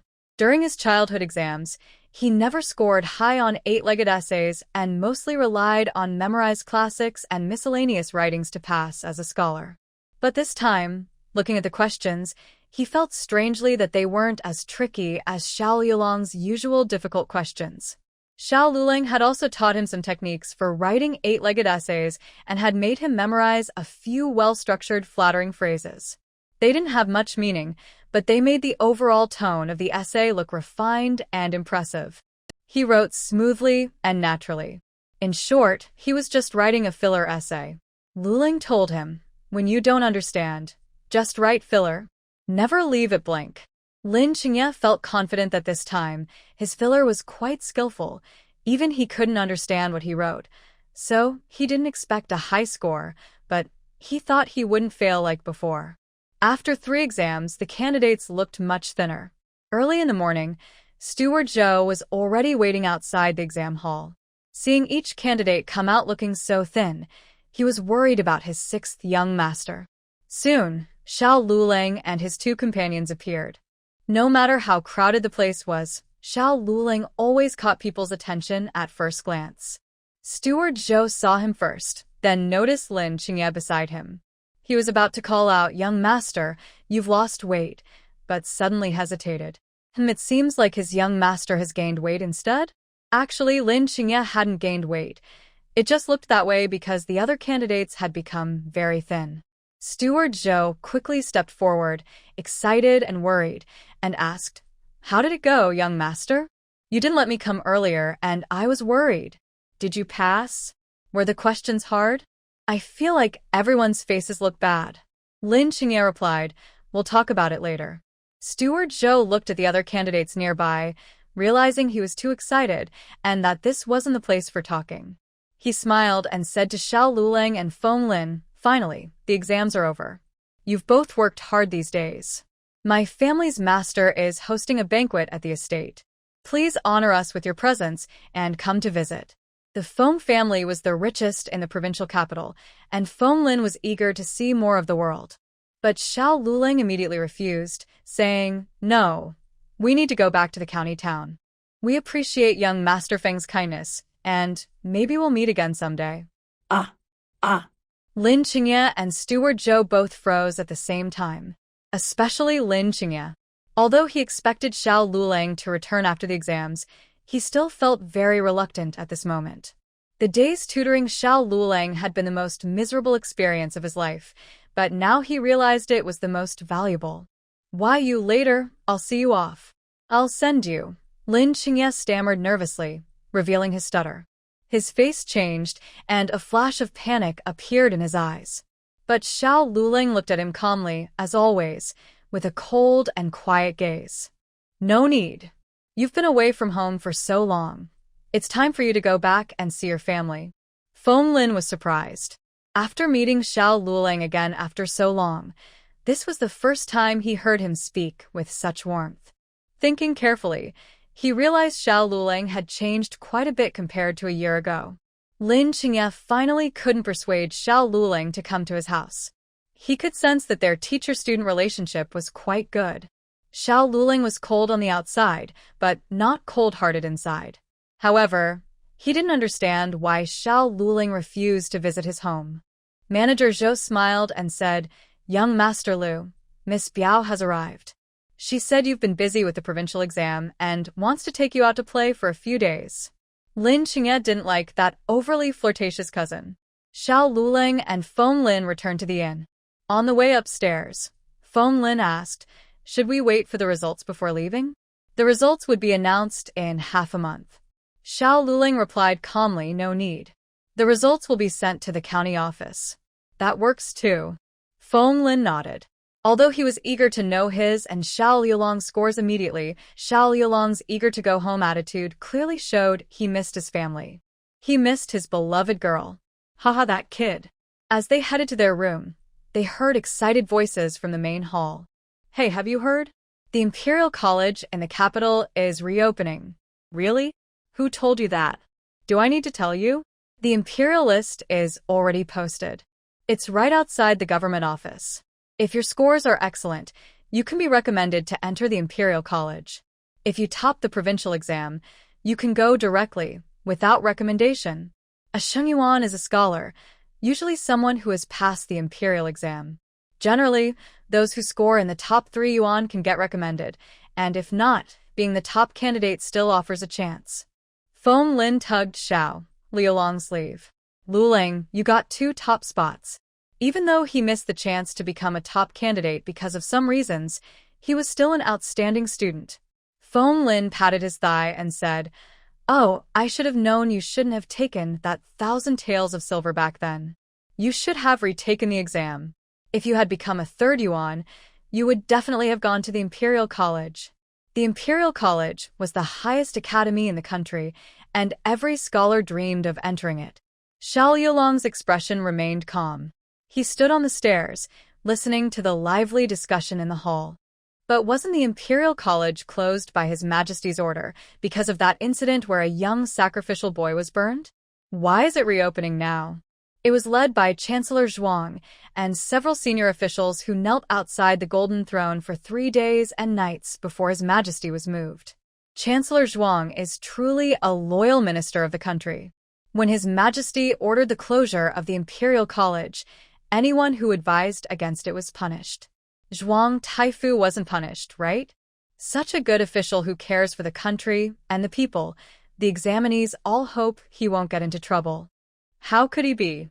If he had been punished, the Imperial College wouldn't have reopened. The examinees chatter excitedly, sharing their opinions. Xiao Luling shows a suspicious and thoughtful expression. Soon, he loses interest in gossip and calmly returns to his room. Lin Qingye's belongings have been packed up by Steward Zhou. Xiao Luling only packs his own things. The inn's meals and stay have been settled with Steward Zhou, so they don't need to pay again. At night, Feng Lin wants to try some famous snacks from the provincial capital. "Been here so long, I've only eaten small dishes from local kitchens to avoid stomach trouble. I'm about to burst," Feng Lin says, feeling wronged. When he accompanied Xiao Luling to take the exam in the capital, Feng Lin ate something on the way and got an upset stomach. Although Gu Jiao gave him medicine, he was still frightened. The provincial exam is very important, so they are all careful with their food to avoid repeating the mistake. Xiao Luling happens to want to buy some things for his family, so he agrees to Feng Lin. The streets of the provincial capital are wide and long, for carriages can run side by side without congestion. Shops line the streets, bustling with people, creating a lively scene. Feng Lin looks at the colorful lanterns held by vendors and says enviously, "The provincial capital is so lively, much more than our county town." The capital isn't this lively either. Xiao Luling responds with a simple Feng Lin dreams aloud. "What do you think the capital city is like? It's so lively here. Maybe it's even more lively there? Are the streets wider and longer? More carriages? Bigger shops?" Xiao Luling again responds with Feng Lin finds it strange. Why do you say, Like you've been there. I really want to go to the capital. I dream of it. If I could go once, I'd be happy to die after that. Xiao Luling calmly says, What's so good about the capital? It's just a place of chaos. Foam Lin sighs and shakes his head. You have no ambitions. You don't understand. The Imperial College is the sacred place for all scholars. Foam Lin used to only want to go there a little, but now he wants to go very much. If he could enter the Imperial College after 10 years of hard study, it would be worth it. But he also knows his own limits. With his talent, he probably won't pass the exam or be recommended by the government. The specialties of the provincial capital are sesame candy and donkey meat. Foam Lin was not very interested in sweets, but was quite eager for donkey meat. The two of them went to an old, well-known donkey meat shop, ordered 2 bowls of donkey meat soup, 2 donkey meat buns, and a small bowl of braised donkey meat. As the saying goes, donkey meat smells good, horse meat smells bad. Never eat mule meat. When prepared well, donkey meat can be delicious enough to make the whole street smell wonderful. Foam Lin couldn't wait to try the braised donkey meat. Wow, this is really tasty. Xiao Luling was used to Gu Jiao's cooking skills and was a bit picky, but at this moment, he also thought the donkey meat was quite good. After eating, they called the waiter to pay the bill, but were told someone had already paid for them. Who was it? Foam Lin asked. Could it be Lin Qingye? No. That guy had returned to the mansion, right? Did he sneak out so quickly? Was he following them to the donkey meat shop? Not eating with them, just secretly paying? The waiter smiled and said, It was a gentleman named Lu. Xiao Liulong's face darkened. Foam Lin looked at Xiao Luling. Do you know him? Xiao Luling replied calmly, No, I don't. The waiter added with a smile. Old Mr. Lu said he held a small banquet at Zuayin Tower to entertain young Master Xiao and your friends. He kindly invites young Master Xiao to join. Oh, I wondered what was going on. Turns out, it's another noble wanting to meet you, Xiao Luling said. His excellent writing skills had brought him many visitors wanting to be friends along the way, and Foam Lin naturally thought this Lu was one of them. Are you going? Foam Lin asked. No, Xiao Luling stood up. Let's go back to the inn. Okay. The two stayed at the inn for the night. The next day, they planned to hire a good carriage at the carriage shop. When they arrived at the door, they saw a young man dressed as a servant waiting outside, smiling. Are you young Master Xiao and young Master Foam? He asked. My master has prepared a carriage to take you back to the county town. Who is your master? Foam Lin asked. He is surnamed Lu, the young man replied. Foam Lin muttered. Could it be the one from yesterday? He glanced at the carriage outside. It was more luxurious than the Lin family's carriage. This Lu was definitely someone important. I won't ride. Xiao Luling refused immediately. Foam Lin was speechless. Well, then, talented and stubborn. They hired the fastest carriage, paying twice as much silver as usual, and hurried toward the county town. Lin Qingye left the Lin family early that morning, planning to see Xiao Luling and Foam Lin off, but he ended up missing them. He sighed, wondering if he would ever see this life again. After the provincial exam ended, the officials inside the curtain began grading papers. There were 12 officials, 4 in each group. Each exam paper was graded by 4 officials. If their opinions were similar, the overall score was calculated. If there was a big disagreement, the paper was sent to the chief and deputy examiners for final decision. The first exam covered the 3 classics and 5 character, 8-rhyme poetry. The chief examiner focused on accuracy and handwriting. In previous years, high accuracy was common, but handwriting was often not good enough. Sometimes, a candidate had excellent handwriting but lower accuracy than others. This year was special because one candidate submitted a perfect answer sheet. Not only was one question answered perfectly, but the handwriting was so good that everyone admired it. It was undoubtedly the best among the first batch. This year's Filial Piety Classic really stumped many candidates, one official said with a smile. Besides the one just now, I haven't seen anyone else write the entire Filial Piety Classic correctly. Wait, what's that? As he spoke, he noticed another excellent answer sheet. It wasn't perfect, but much better than the previous ones, especially because the Filial Piety Classic was fully correct. The official opposite him said, "What a coincidence. I also have a paper with the entire Filial Piety Classic correct." They looked at each other and smiled. This year's candidates. Surprisingly impressive. However, when they reached the second exam papers, the mood became tense. The prince of a vassal state was always a big concern for the court. Some were powerful figures who had taken control of a region and were granted the title of prince by the emperor. Others were princes with royal blood. The former held military power, the latter had royal lineage. Both were potential threats to the court. As the saying goes, how can one sleep peacefully beside a bed of thorns? But currently, the court lacked the strength to remove these princes, so most officials did not support reducing their power. The Xianping Marquis' estate had always been at odds with Grand Tutor Zhuang, but surprisingly, they agreed on the issue of reducing the prince's power. No one knew that the exam questions this time were actually set by the emperor himself. The emperor wanted to hear the voices of the common people and see the foresight and character of the students under his rule. The result was a lot of flattering praise. Among these, one candidate's writing was particularly outstanding. Although he didn't support reducing the prince's power, he wasn't just flattering the court.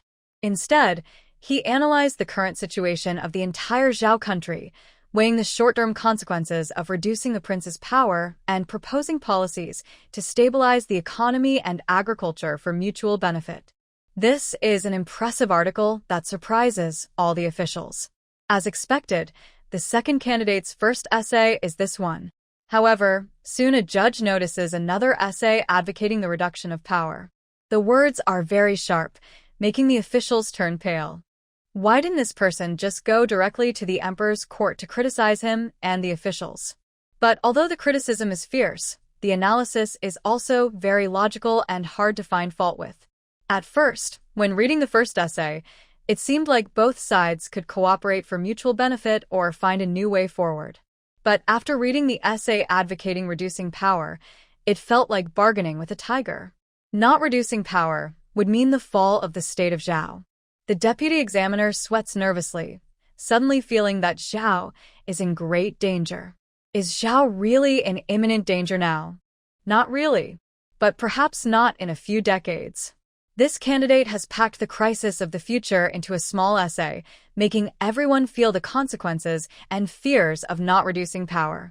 This student's talent is clear. In terms of literary skill and writing ability, this candidate wins. But do they dare to give such an alarmist or even rebellious essay the top spot? If this reaches the emperor and he gets angry, who can handle it? The emperor just wants to see the student's true thoughts, not really to hear someone criticize him. The officials hesitate. "Let's set it aside for now," says the chief examiner.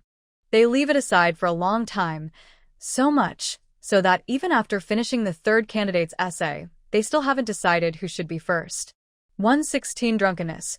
First part. Xia Lulang hired the fastest carriage and arrived at Qingchuan town by the end of August. Passing by Tianxiang Academy, Feng Lin first took his luggage back to his dormitory. When he came out, he met Director Li. Director Li was surprised to see him. "Huh? How come so soon? Didn't you go for the provincial exams? Did you miss it or what? And where is Lu Lang?" "Yes, I made it. We finished the exams and came back." "I'll tell you more later. Lu Lang is waiting outside." "Goodbye, Director," Feng Lin quickly said with a smile and hurried away. Everyone knows Xiao Lulang is Director Li's favorite. If Feng Lin doesn't leave quickly, Director Li might ask him endless questions. Feng Lin quickly jumped onto the carriage. "What's wrong?" Xiao Lulang asked. Director Li. Feng Lin said, "Don't let him catch you, or he'll ask questions and you won't be able to go home." Xiao Lulang agreed sincerely and urged the coachman to quickly drive the carriage back to the village. The fare had been paid in the provincial city long ago, but the coachman had been following them, working as a driver and servant, working hard without complaint. Xiao Lulang also gave him 1 or 2 silver coins. The coachman was surprised and hurriedly bowed in thanks. "Be careful on the way," Xiao Lulang said. Thank you, young Master Xiao. The coachman happily got into the carriage. People in their line of work earned hard money. Even after being out for more than a month, they only kept 2 or 3 taels of silver. With this, life at home would be much easier next month. Xiao Luling and Feng Lin headed toward the village. When they left the village at the end of June, the late rice had just been planted, with sparse little seedlings. Now, it had grown into a lush green field. Wow. Your village's wheat is growing really well.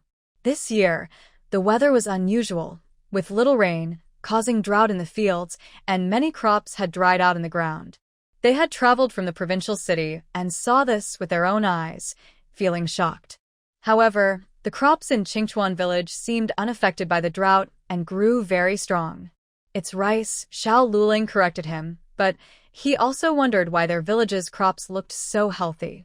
Oh, Feng Lin replied, then suddenly pointed ahead. Look. The water canal.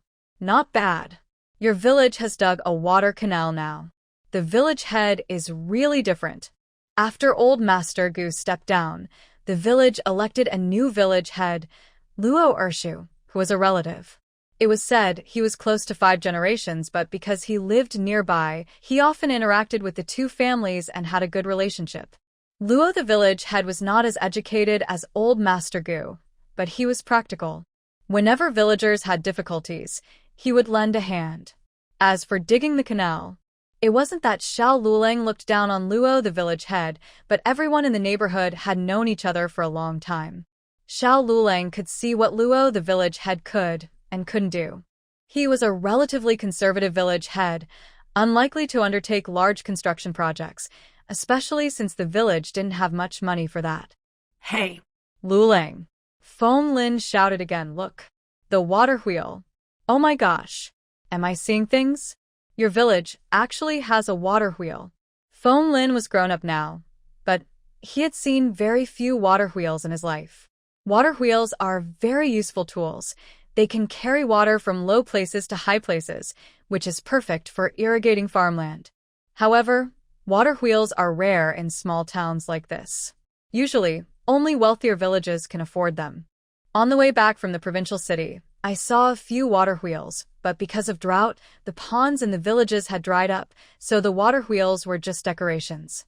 Feng Lin asked curiously, by the way, where does your village get its water from? Xiao Luling looked along the water channel toward Uncle Luo's mountain.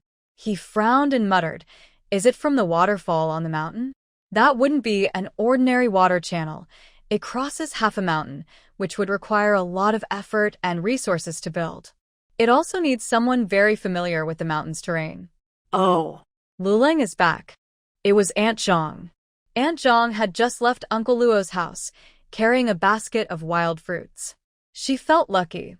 Every time Luling returned from an exam, she was the first person he saw. Hello, Aunt Zhang, Xiao Luling greeted her. Hello, Aunt Zhang. Feng Lin also cheerfully greeted her.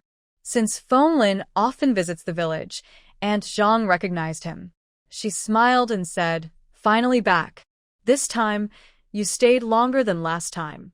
The provincial city must be far away. Villagers didn't understand the timing of exams and results. They only knew that Xiao Luling was the earliest among the outside students to return from the provincial exam, but they thought he had been away about a month longer than last time. Xiao Luling didn't explain much. He simply said, yes, the provincial city is farther than the capital, so it took me over half a month longer to get back. I knew it, Aunt Zhang said happily, as if she was very clever. Well, you've been away so many days. You must be missing your girl. Go back quickly. She's here. Today, the Xiangshang Academy was on holiday, but the private school was not.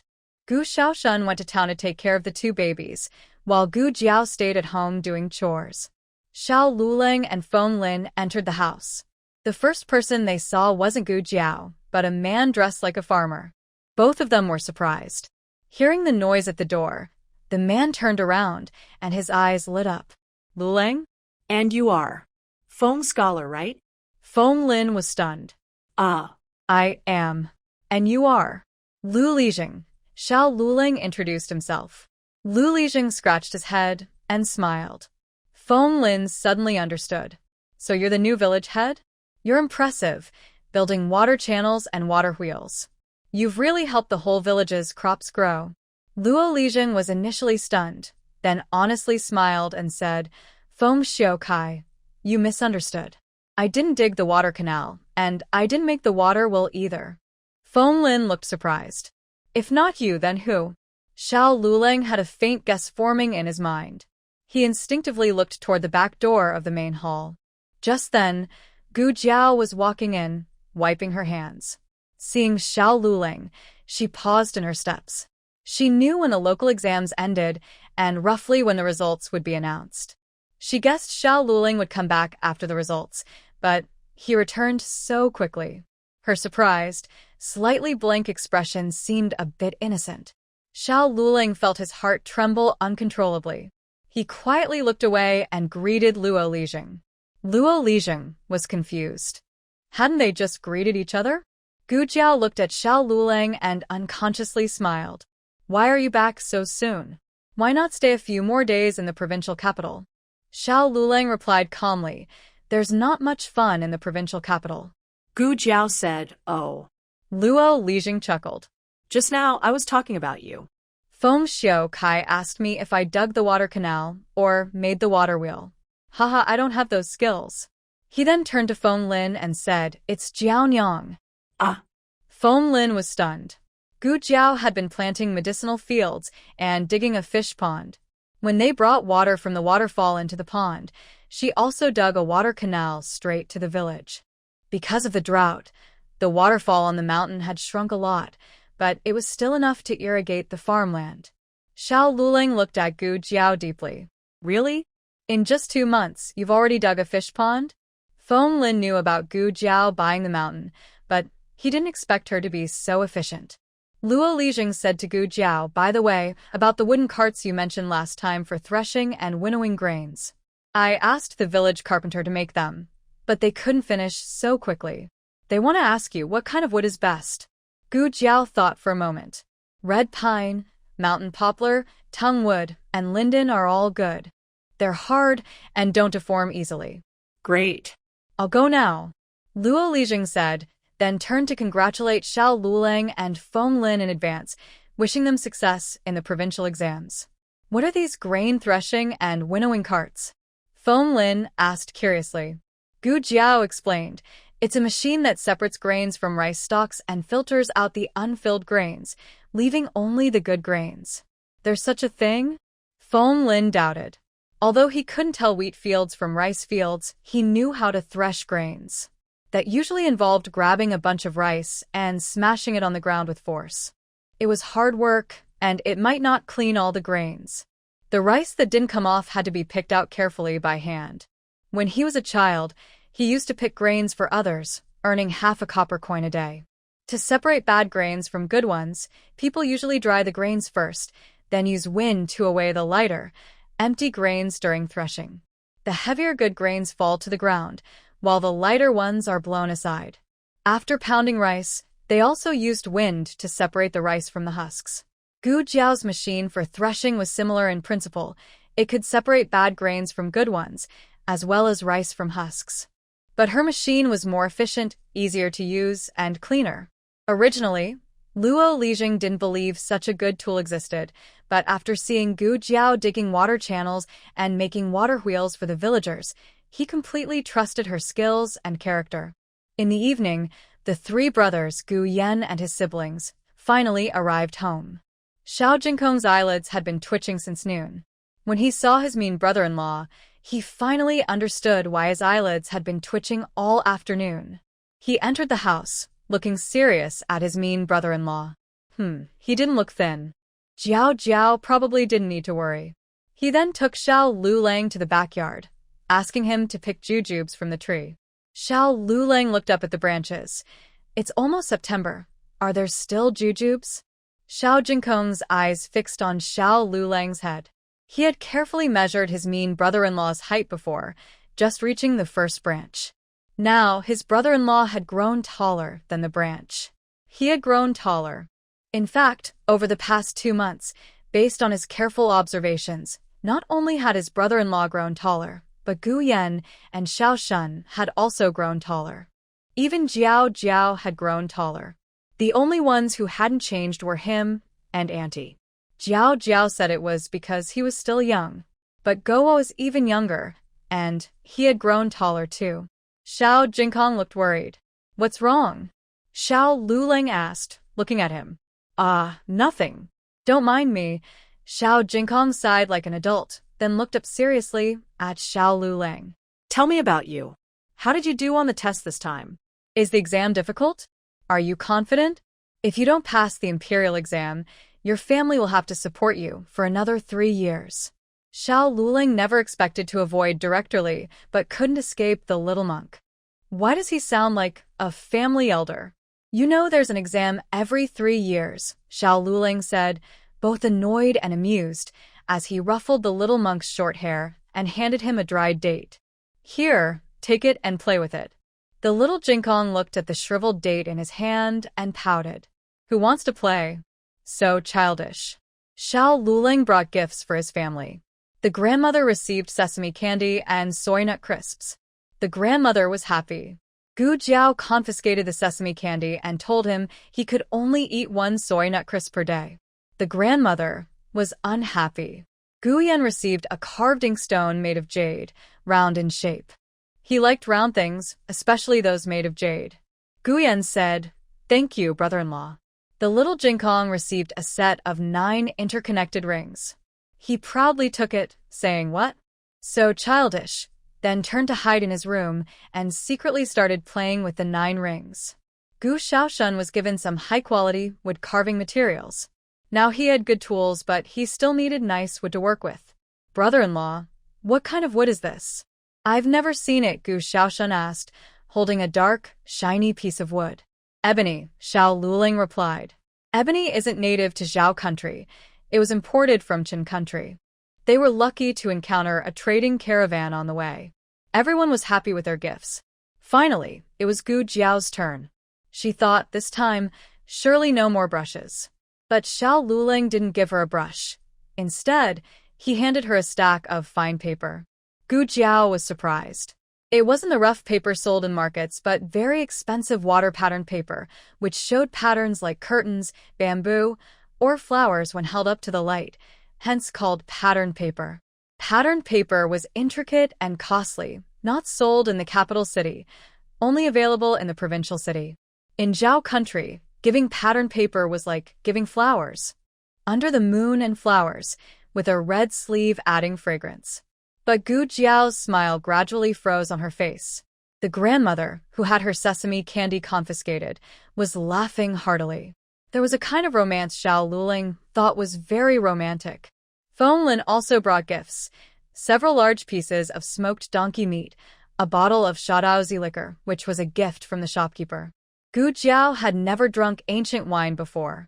It didn't seem very strong, so she took a couple of sips. During dinner, she didn't react much, but when she was washing dishes, the alcohol's effect hit her. Xiao Luling first took Feng Lin to the village entrance, then came back to give Xiao Jinkong a bath. When he went to the kitchen to find Gu Jiao, she had already thrown half-washed dishes into the pot and was sitting on the doorstep behind the main hall.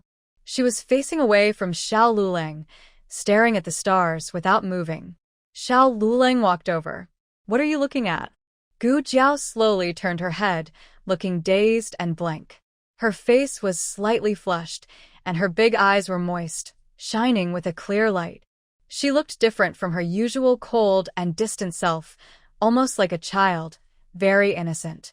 "Looking at the stars," she said softly. Her voice was gentle and sweet, with a hint of a little girl's tone. Xiao Luling took a deep breath, steadied himself, and said, "Let's go inside. It's getting dark." "I don't want to." She shook her head and mumbled with her little mouth. Well, Xiao Jinkong was always like this. After drinking, she acted like she was 3 years old. Gu Jiao continued to look up at the stars. "Luling," she suddenly spoke. This was the first time she called him like that. Before, she called him husband, but that wasn't a familiar nickname between spouses. It was more like she found it hard to say his name, so she used his official title in the family. It was just like calling him Gu Leasing or Luo Leasing. Xiao Luling sat down beside her. Gu Jiao gazed at the endless starry sky. Do you know why the stars in the sky don't fall down? Xiao Luling looked at her. Why? Gu Jiao smiled foolishly. Because they are too far away. They each have their own place and their own path. Xiao Luling had never heard such an explanation before. It was new and interesting. If they are really so far away, how can we see them? Because they are big. Gu Jiao raised her hand. She was tipsy and clumsy. Don't think they are small. Actually, they are all very, very big. Do you know what star that is? Which one? Xiao Luling asked. That one. Gu Jiao pointed at a star. To help him see better, she moved closer from in front of him, and her soft little body pressed against his shoulder. Xiao Luling stiffened completely. Did you see it? Gu Jiao asked drunkenly. Xiao Luling responded carelessly. The girl's sweet scent filled his nose, distracting him. The troublemaker, Gu Sui, was unaware and whispered in his ear. Do you know what that star is? I'll only tell you. It's Venus. People here call it Chang Gung Xing. Her breath carried tiny warm waves that landed on his earlobe. He didn't catch what she said, only felt his ears grow hot. Gu Sui pinched his small earlobe. Huh? What's wrong with your ear? It's so red. Is it hot? She puffed out her little lips and blew on his ear. Her fingertips were cool, and when she pinched him, Xiao Luling shivered. He thought that was enough teasing, but she only made it worse. Gu Jiao. Xiao Luling grabbed her hand, forcing her to sit up straight. Stop messing around. I'm a man. I know, she hummed, waving her hand. No, wait, you're not yet. You're not 18, so you're not a real man, just a kid. Xiao Luling looked at her dangerously. Are you trying to make me prove I'm a man? His words sounded threatening, but Gu Sui didn't seem scared. She looked at him thoughtfully and said, Luling, you look really good. Xiao Luling took a deep breath. You've had too much to drink. I'll help you back. Gu Jiao muttered, I haven't washed the dishes yet. Xiao Luling said, I'll do it. Gu Jiao replied, okay. Xiao Luling helped Gu Jiao up, leaning on his cane with one hand and supporting her arm with the other, guiding her back to the room. She lay on the soft bed, kicked off her shoes, and looked at him with wide eyes. Luling, I really want to go out and see something. He had planned to say that she was too drunk to go anywhere, but then he realized that going out probably didn't mean leaving the house. Where do you want to go? He asked her. Gu Jiao forced a smile, lowered her eyes, then looked up at the distant stars. I don't know. Since I've been here, the farthest I've been is Wenchuan Mountain Villa. Going there? Had she really forgotten she was a native of Qingchuan village? She rested her chin on her hand and asked, What's outside the county town? Xiao Luling thought for a moment and said, a bigger county, the prefecture city, the provincial capital. And Beijing. Gu Jiao chuckled softly and said, I want to go to the big county town, the prefecture city, or the provincial capital. Don't you want to go to the capital? Xiao Luling looked at her steadily. At 3 years old, Gu Jiao still had a little bit of her last remaining sense. She remembered that he didn't want to step foot in the capital city. She laughed drunkenly and waved her hand, saying, No, I don't want to go. What's so good about the capital? Other places are enough. If I go back someday, I can also boast about it. Xiao Luling looked at her strangely, waiting for her to explain these strange words. But she tilted her head, hugged his hand, and started to snore softly. The feeling of a hangover was unpleasant. Gu Jiao woke up around midday the next day. Her head still hurt a lot, and as she sat up, it felt like her brain was about to explode. In her past life, she could drink 1,000 cups without getting drunk, and 10,000 without falling down. But her current body was too weak. One shot of strong liquor was enough to knock her out. Gu Jiao endured her headache, opened her small medicine box, and on top was a box of hangover medicine. Huh? How do you know I'm drunk? She asked weakly. She took the medicine and patted the small box, saying, This is the most thoughtful thing you've done. The small medicine box was silent as a chicken. Gu Jiao dressed neatly. Her body was sluggish after the hangover. She fumbled with her shoes 3 times, and twice they fell to the ground. Knock, knock, knock. There was a knocking sound outside the door. "Who is it?" Gu Jiao asked. "Dog, dog, kid," came the voice of Goa. Then came Xuaningxiang's voice. "Shu, don't disturb Jiaonyang's sleep." Goa was taken away by Xuaningxiang. She guessed she had overslept. No one had prepared breakfast, and the old lady didn't eat Xiao Liulong's dark cooking. So she called Xuaningxiang over. After dressing, Gu Jiao sat on the bed feeling dizzy for a while before opening the door and walking out. Grandmother, Gu Xiaoshan, and Gu Yan sat upright around the main hall table. When they heard the door open, they all looked at her at once. "Grandma," Gu Jiao greeted, her eyes falling on Gu Yan and Gu Xiaoshan. Huh? "Are the private school and academy on holiday today? Why aren't you two in school? Where are your brother-in-law and Xiao Jingkong?" They didn't answer, only looked at her with serious faces. "Are you all right?" Grandmother asked suspiciously. "I'm fine, what's wrong?" Gu Jiao replied. The 3 exchanged a glance. Gu Xiaoshan whispered, "People who say they are not drunk are usually already drunk. People who say they are fine are often not." Gu Yan looked expressionless and said, "They're all crazy." The old lady and Gu Xiaoshan nodded together. Early in the morning, talking nonsense, Gu Jiao looked at the 3 of them strangely and went to the kitchen to find something to eat. Xiao Jingkong was squatting under the jujube tree, cleaning chicken droppings, not noticing Gu Jiao walking past him from behind. Gu Jiao entered the kitchen.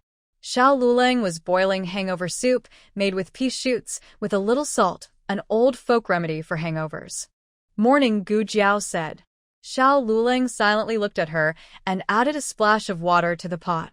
"You're awake." Yeah.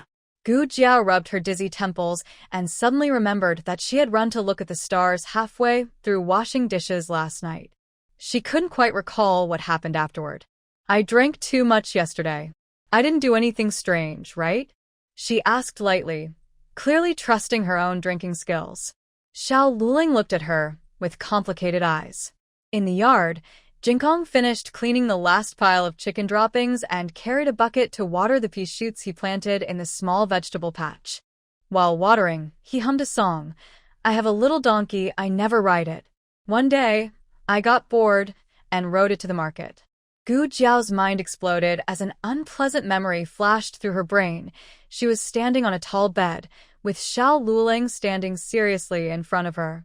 She had a pair of shoehorns tied on her head, holding a small waistband, twisting and singing flirtatiously to Xiao Luling.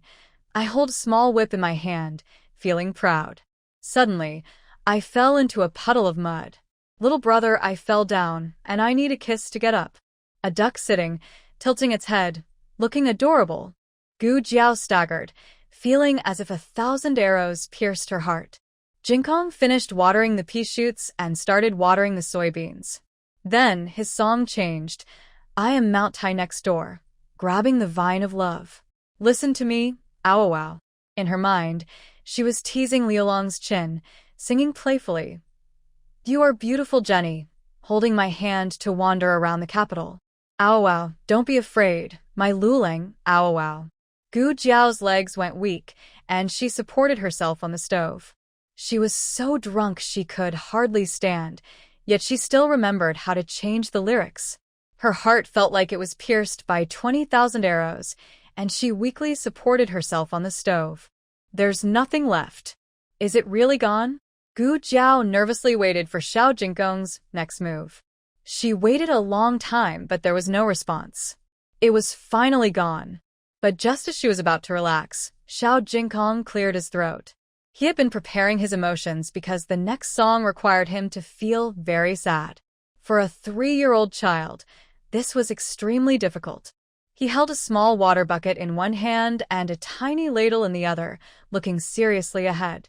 True love, like the vast grasslands layer after layer, wind and rain cannot stop it. There will be a time when the clouds part and the sun rises, the bright sunlight shines on you, and me. Gu Jiao's mind filled with images again. She started singing halfway, jumped off the bed, and looked deeply at Xiao Lulang. Snowflakes drift, the north wind howls, The world is vast and gray. A cold plum blossom stands proudly in the snow, just to spread fragrance for my beloved, loving what I love without regret. She hadn't finished singing when Xiao Lulang turned around and left. She sat on the ground, hugging his thigh, and started crying loudly. Even if I die, I will love. Without fully expressing it, it's not satisfying. Deep feelings can only be shown like this. Even if I die, I will love. Without crying into a smile, it's not satisfying. The universe may be destroyed, but my heart remains. Gu Jiao felt terrible. It was worse than forgetting to wear underwear after walking 2 streets away. Xiao Lulang looked at her and said, "The hangover remedy is ready." Gu Jiao awkwardly replied, No need, I'm awake now. But maybe it was better if she hadn't woken up. Gu Jiao didn't know how she got back to her room. She opened her small medicine box and rummaged inside, muttering, amnesia medicine, amnesia medicine, amnesia medicine. Knock, knock, knock. Someone was knocking on the door. I'm not here. Gu Jiao quickly hid her head inside the medicine box. From in the door, Xiao Lulang saw this scene and said nothing. He cleared his throat and said seriously, I'm going to the county office. The documents for the new enrollment at the Imperial Academy have been sent out to all regions. Each county has a recommendation spot. I'll check if there's any news from the county office. His exam score was first in the entire county, so it was likely the spot was his. Gu Jiao pulled her head out of the medicine box, still with a box of hangover medicine stuck to her forehead. She looked blankly and asked, Are you going to study at the Imperial Academy? The one in the capital? Xiao Lulang nodded. Yes, Zhaoguo only has one Imperial Academy. Why suddenly? Does he want to go to the capital? She suddenly stopped speaking before finishing her sentence. Doesn't she realize how reckless that was? Staying up all night and still expecting people not to be frightened or disturbed. Gu Jiao, I will go with you. Xiao Lulang, okay. After Gu Jiao finished washing and changed into new clothes, she came out of the house looking completely normal. She had regained her calm and composed expression. The elderly lady, Gu Yan, and Gu Xiaoshen stared at her closely but couldn't see any signs of distress. Gu Jiao calmly said, You all, no skipping school. Go get your school bags. Okay. Gu Xiaoshen nodded. He was her younger brother and he was happy that his sister was back. Gu Yan also nodded and went inside to get his school bag. Little Jinkong, hearing that Gu Jiao was taking them to school, happily ran out holding his bag. Jiao Jiao. Gu Jiao patted his little head. Last night, only one person in the family wasn't scared by Gu Jiao. That was little Jinkong. In his eyes, Gu Jiao hadn't done anything strange, and his gaze at her was as usual. Gu Jiao felt very relieved. But it turned out she was too early to feel relieved. The group got into Uncle Luo's ox cart. Little Jinkong sat next to Gu Jiao. The weather was cool and breezy. Everyone in the cart chose to forget everything, except little Jinkong, who looked up and said seriously, Jiao Jiao, your song last night was so beautiful. I learned it all. Gu Jiao was caught off guard. Little Jinkong patted his chest and said, I will sing for Jiao Jiao every day from now on. Gu Jiao imagined a frightening scene where her future was dominated by little Jinkong's endless singing. Gu Jiao thought, please, let a lightning strike her dead. 118 exam results, first update. Gu Jiao and Xiao Lulang first took their 3 brothers to Tianxiang Academy and the private school, then they went together to the county office. The official documents for the Imperial Academy's enrollment had indeed been issued, but they weren't for Xiao Lulang. How could this be? Gu Jiao asked. Well, the county magistrate looked embarrassed, glancing nervously at Xiao Lulang and then at Gu Jiao. I'm not sure if I should say. Just tell me, Xiao Lulang said calmly. The county magistrate sighed. Everyone could see there was something behind this. Since the county had held the children's exam, no student had been more outstanding than Xiao Lulang. Even though he failed the provincial exam, his overall score still ranked first in the county. Moreover, he is a student at Tianxiang Academy, officially recognized as a direct disciple by Dean Li. He is pure and upright, with no stain on his reputation. It's unreasonable to deny him a spot.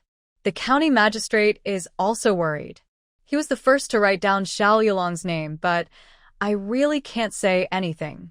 Please, let me go. I'm just a small county magistrate. I can't offend those important people. Who did you give the spot to? Gu Jiao asked. The county magistrate hesitated but finally said, a candidate named Feng Lin from Feng, surnamed Feng. Gu Jiao and Xiao Yulong's expressions froze. Which Feng Lin? Gu Jiao frowned. The Feng Lin from Tianxiang Academy? The county magistrate was surprised and looked at them. Yes. Do you know him? Gu Jiao turned to Xiao Luling and asked, how many Feng Lins are there in your academy? Only one, Xiao Luling replied. Gu Jiao muttered, that's strange. How could Feng Lin's grades be higher than yours? No, this isn't about grades. Xiao Luling told the magistrate, he's not from here. He's from Song County. How could he get a local spot? I said the same, the magistrate said, hesitating. But he paused, realizing he almost revealed too much, then quickly changed the subject. Anyway, I'm powerless. Xiao Xinzi, Lady Xiao, you should go back now. The magistrate felt genuinely sorry for Xiao Luling. Such a talented young man. It's a pity he wasn't born into a good family. His future could have been limitless. This matter should have nothing to do with Feng Lin, Xiao Luling said as he left, explaining to Gu Jiao. I understand, Gu Jiao nodded. Neither of them was quick to lose their temper. Perhaps others hearing this news would first suspect Feng Lin, but both of them knew his character well. He wouldn't do something behind Xiao Yulong's back. And he couldn't do anything even if he wanted to. He has no power or influence. It's clear this is aimed at Xiao Luling. The other party wants to suppress him using Feng Lin, which is unforgivable. Gu Jiao suggested, why don't we go to the city hall and ask? Oh, don't go. Official documents are issued from the city hall. The magistrate, worried about losing his position, hurriedly chased after them. Honestly, that person is a noble from the capital. Even if you go to the city hall, it won't help. What noble from the capital? Gu Jiao knew there was only one noble in the capital who held a grudge against Xiao Luling. One Marquee, the county magistrate said. The person who delivered the documents accidentally let slip that it was a Marquee, but he really couldn't say which one. Marquee? Gu Jiao whispered. Just as she finished speaking, a carriage stopped at the county office. Marquis Gu strode out confidently, straightening his clothes, then looked at Gu Jiao and Xiao Luling with a smile. Oh, is it you? What a coincidence. Did you come to see if there's a spot for the Imperial Academy entrance exam? Let me guess, no more spots, right? Ha ha ha. I knew it. No spots left. Ha ha ha. Marquis Gu laughed loudly, hands on his hips. I need to talk to him, Gu Jiao said to Xiao Luling, then pulled Marquis Gu onto the carriage. Thud, thud, thud. Bang, bang, bang.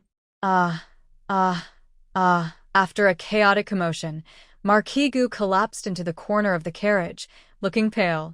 Gu Jiao grabbed his collar and coldly said, change the spot back to me. The county magistrate quickly returned to the county office where he saw Marquis Gu, pulling out a silk box that Marquis Gu had sent earlier. By the time he brought the box to the carriage, Marquis Gu had already been beaten to a disfigurement. He couldn't directly lift the curtain for Marquis Gu, so he respectfully said, Marquis, your subordinate is afraid he can't handle this. You're too late. The spot for the Imperial Academy has already been taken. You might as well take your things back. Marquis Gu was too exhausted to speak. Gu Jiao paused, looked at Marquis Gu, who was beaten into a punching bag, and asked, wasn't the issue with the spot you're doing? Marquis Gu, barely holding on, replied, What did I do wrong? Gu Jiao, I beat him up by mistake. She clapped her hands and formally got off the carriage. Marquis Gu had initially planned to cause trouble, but not to stop Xiao Luling from going to the Imperial Academy. In fact, he wanted Xiao Luling to go. Only if Xiao Luling went could Gu Jiao possibly go to the capital with him. That night, he ordered Huang Zhong to send a message to the county magistrate and paid a hefty bribe to ensure the spot was reserved for him. Just now, he mocked Xiao Luling for not having a spot, thinking that the spot was already in his own hands. Although it was meant for Xiao Lulang, it wouldn't hurt to ask that girl to plead with him a little. He didn't expect that shortly after Huang Zhong left, another noble's order arrived, and that noble's power was even greater than the Dingen Marquee. The county magistrate could only disappoint the Dingen Marquee. Of course, he wouldn't say this aloud. He just claimed that the Dingen Marquee arrived late. Lord Gu looked up at the sky in frustration. Why was he beaten again today? On the way back, Gu Jiao didn't ask Xiao Lulang why the marquee in the capital was targeting him. Did he not go to the capital because of that marquee? If he wanted to say something, he wouldn't need her to ask. If he didn't want to say, asking wouldn't help. Gu Jiao took Xiao Lulang to Tianxiang Academy. As soon as she left, Xiao Lulang was stopped by someone. He turned around calmly and said, "It's you again?" A middle-aged man bowed politely and smiled. "Long time no see." Young master still remembers Lu. Xiao Yulong's expression was cold. "Did you manipulate the spot allocation?" The middle-aged man smiled. "Young master refused to come back with us peacefully, so we had to take this measure. The good water shouldn't flow into others' fields. That young master Feng is your friend, so it's better to favor him than others. Of course, if young master agrees to return with me, I can change the spot right now."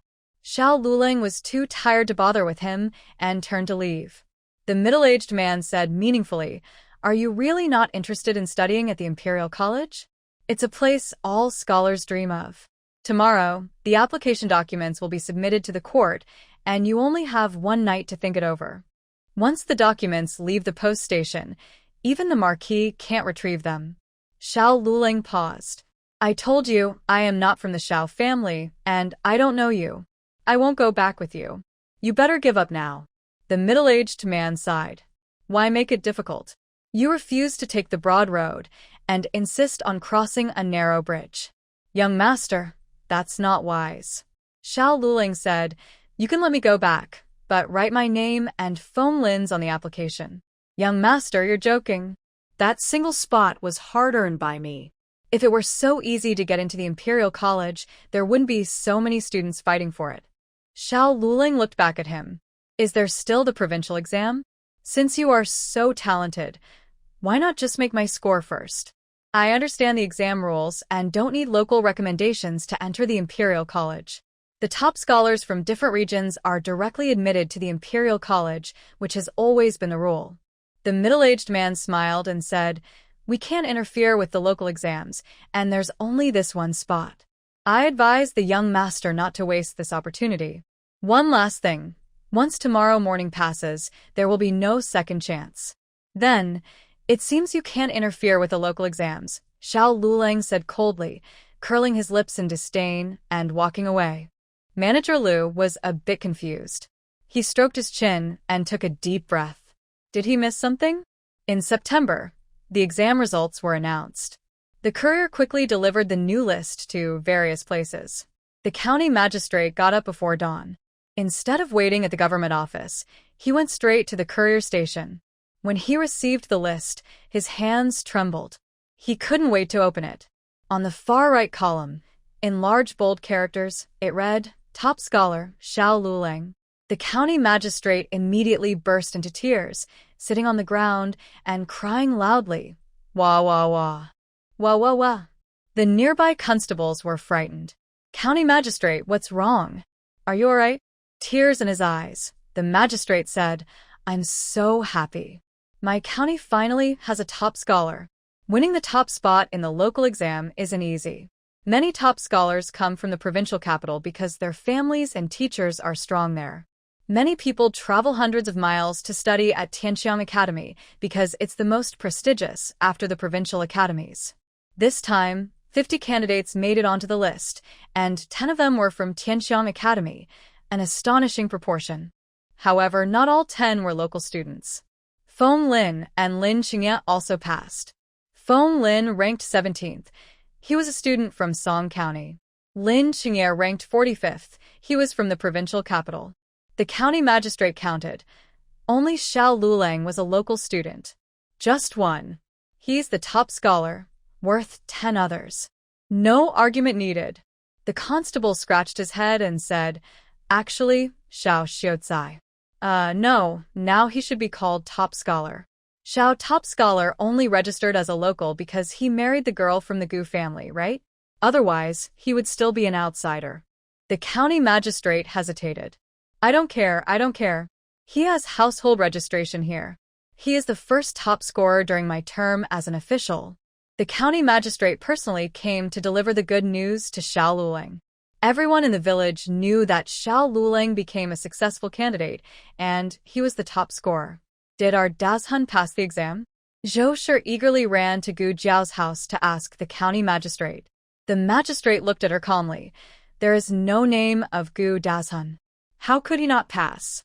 Zhou Shi couldn't believe it. Xiao Luling passed, so how could Dazhun not? The magistrate said, I don't like hearing that. Xiao Luling is better than Dazhun, isn't he? Zhou Shi's impression was that Gu Dazhun was always the best, while Xiao Luling was lame and poor. Even if he went to the academy, he often ranked last. If such a person could pass, why couldn't Dazhun? Are you sure there's a mistake? Zhou Shi turned her head and saw Xiao Luling coming back from the academy. She hurried forward and said, Luling, tell your aunt, Dazhun also passed the exam. Xiao Luling said to Zhou Shi, I didn't see Gu Dazhun during the provincial exam. Suddenly, it was like a thunderbolt.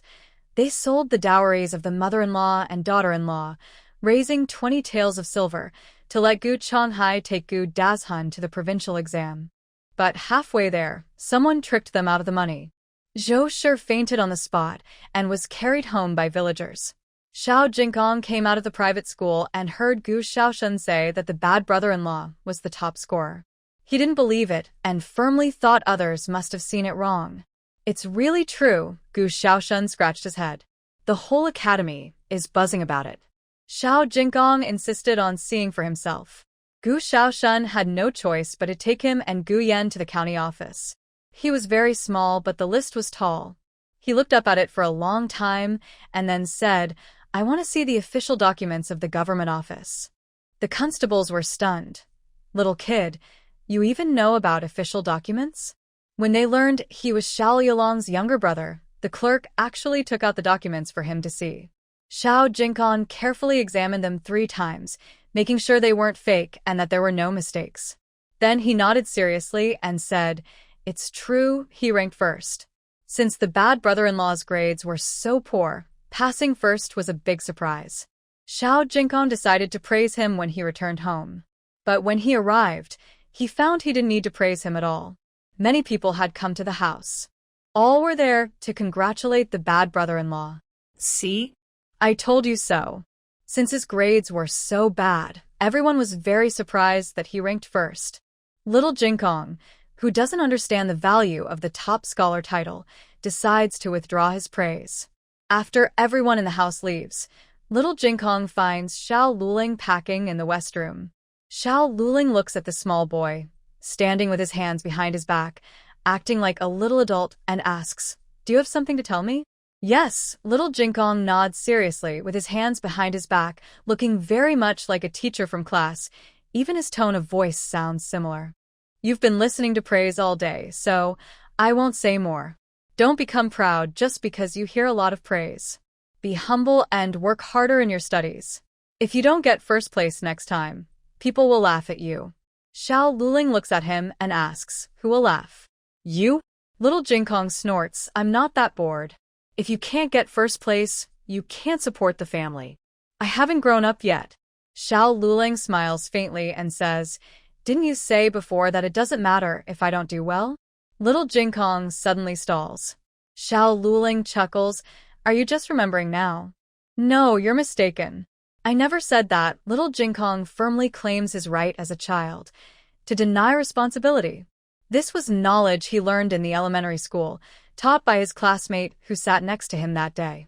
Then little Jingong quickly changes the subject and goes to find Gu Jiao to be her little follower. At dinner, Gu Jiao talks about Xiao Luling going to the Imperial College to study. Are you not going? The old lady asks. Gu Jiao straight-faced replies, Why should I go? I don't study, and I'm not curious about the capital at all. Everyone looks at her with disbelief. No one knows who is crying and singing about going to the capital that night. Haha. The family can't do without Gu Jiao. A day or two is fine, but longer would be deadly for Xuanxiang. In the end, everyone agrees to go to the capital together. But can one guide take our whole family? Gu Jiao asks, not wanting to leave anyone behind. One isn't enough, Xiao Luling says. But with Feng Lin, we should have enough to get into the capital. Manager Lu thinks he has a good plan, but he doesn't realize Xiao Luling has outsmarted him. If Xiao Luling hadn't planned carefully, he wouldn't have succeeded. The school at the Imperial College opens at the end of October, and since it's already September, they need to leave soon. Gu Jiao entrusted the task of opening the mountain to Luo Leasing. Luo Leasing was not very good at reading, but he still recognized some characters. His son also passed the imperial exam and became a scholar. Gu Jiao's drawings and plans were understandable to him. There was not much valuable in the house, only Lu Lang's books. Xuanxiang said she would help take care of them. By the way, Uncle Goa is also in the capital. If you go there, please see him and bring some things for him. Okay, Gu Jiao agreed. Xiao Luling went to Tianxiang Academy and the private school to help his 3 younger brothers withdraw from school. Gu Yan didn't like school, so quitting made him very happy. Gu Xiaoshan only went to the academy to learn how to carve characters on wood, which he could learn from Xiao Jinkong. As for Xiao Jinkong, his level was already too advanced for the private school classes. Moving up a grade would mean focusing on the imperial exams. The Imperial College had basic education classes, where many talented children from Zhao country studied. Xiao Luling thought Xiao Jinkong would be better suited there. Xiao Luling also went to Director Li to give notice. Director Li felt complicated. He had been hoping Xiao Luling would take the imperial exam in the capital. Now that he was going, he felt reluctant. He sighed. Well, no matter where you go, you will always be my disciple. Xiao Luling hesitated, but said nothing. Being a disciple, it seemed he might never achieve that wish. By the way, I was supposed to have a junior brother in the capital, Director Li suddenly said. But unfortunately, he died young, and I never even had a chance to see him. Xiao Luling looked at him faintly and then walked out of Zhongjing Hall, sneezing loudly. Gu Jiao took Xiao Jinkong to a temple. Xiao Jinkong said goodbye to the abbot, his senior brothers, and friends. He didn't see his master. But Xiao Jinkong was used to it. His master was rarely at the temple throughout the year. Are you also going far away? Monk Jingfan asked. The 4 young monks sat on the temple steps, each holding a string of vegetarian meatballs made by Gu Jiao. Xiao Jinkong took a bite of the meatball and sighed. Yes, my bad brother-in-law got into the Imperial College, so our whole family will go to school together. But why do you say also? Jingfan smiled and said, because we are also going far away. Abbot Fong will take us to participate in the Buddhist Dharma conference. Oh. Xiao Jinkong was a little tempted, but he knew this might be the price of leaving the mountain. Now that he had Jiao Jiao, he would have to give up some things. He still thought that Jiao Jiao was the most important person in his heart. Gu Jiao brought plenty of delicious food, including vegetarian meatballs, vegetarian roast duck, vegetarian dompa pork, and 2 boxes of osmanthus cakes bought from Li Ji. The 4 young monks happily spent a wonderful afternoon together. Gu Jiao also went to the medical clinic to say goodbye to the second master, but was told by manager Wang that the Hu family had some trouble and he had already returned to the capital. Perhaps she could see them in the capital someday. Gu Jiao visited Director Li's house to give some mountain produce and hawthorn cakes to Madame Li. She still looked confused, but her complexion had improved a lot. The servant said that when Madame Li was awake, she mentioned having a little grandson, which made her very happy. Hot Spring Mountain Villa. Lord Gu had been recovering from his and body injuries for a few days and was finally well enough. He went to Yao's courtyard to see Yao. Yao was busy packing her luggage. Lord Gu was surprised. Madam, what are you doing? Are you not going to stay at the mountain villa? Are you leaving? Yes, I am leaving, Yao nodded. Lord Gu panicked and quickly stepped forward to hold her hand. I was wrong. I will never bully that girl again. I won't drive a wedge between them and cause a breakup. Please don't be angry and don't leave. Yao was stunned. Lord, what are you talking about? Who are you bullying? Jiao Jiao? Did you threaten them to break up? Lord Gu felt uneasy. Lord. Yao withdrew her hand in pain. He hurriedly denied. I didn't. I planned to. Yao was angry and sad. You still plan to? Lord Gu shook his head like a rattledrum, his cheeks trembling. No, I can't now. I will listen to you. Please don't leave. Yao calmed herself and said, if I don't leave, how can I return to the capital? Lord Gu exclaimed. You're finally willing to go back? Have you made up your mind? But what about Yenner and Jiao Jiao? Yao just smiled without speaking. The maid, Fong, happily said, Lord, I think you don't know yet. Our son is now a successful scholar and will go to the Imperial College to study. The young master and young lady will also go to the capital with him. Lord Gu was stunned for a moment. Did he hear right? That little limping boy became a successful scholar? He had just scolded him for being useless, and now he had passed the imperial exam? What does that mean? Is he here to slap him in the face? Lord Gu curled his lips. A scholar from a small provincial city. What's so great about that? Zhagua was worried that there were only 2 or 3 scholars like Jia Yuan, but he feared he was the worst among them. However, this solved his urgent problem. If he didn't return to the capital soon, Jingyu would have to go through her coming-of-age ceremony at the mountain villa. Gu Jingyu also heard that Madame Yao was packing her luggage. She happily went to help Madame Yao, but accidentally overheard her reason for returning to the capital. It turned out to be because Gu Yan and Gu Jiao were going to the city. Jingyu felt a sharp pain in her chest. Her mother always said she loved her as her own child, but deep down, her real affection was for her biological children. Ah, right. Lord Gu suddenly remembered that the Gu family's son also took the provincial exam this year. What was that child's name again? Gu. Gu Shunzi? Gu Shunfeng? Gu Das-hun. Did Gu Das-hun pass? Lord Gu asked. Madame Yao personally checked the list at the government office. She remembered all the names clearly, but there was no candidate with the surname Gu. Nanny Fong sneered disdainfully. Is the young master talking about that family's son? I heard he also took the provincial exam, but he didn't even become a recommended scholar. He's far worse than our young master. There's a saying, dragons give birth to dragons, phoenixes to phoenixes, but mice only produce mice. That family, besides the late Gu Sanlang and his wife, has no good people. Do they think they can pass the exam? Bah. Maybe next lifetime. Her words were a bit harsh. It wasn't proper to speak so disrespectfully in front of the master, but that family had been very rude to Jiao Jiao. Even the gentle Madame Yao didn't refute Nanny Fong's words.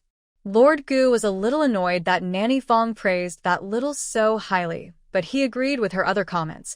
The family was indeed hateful.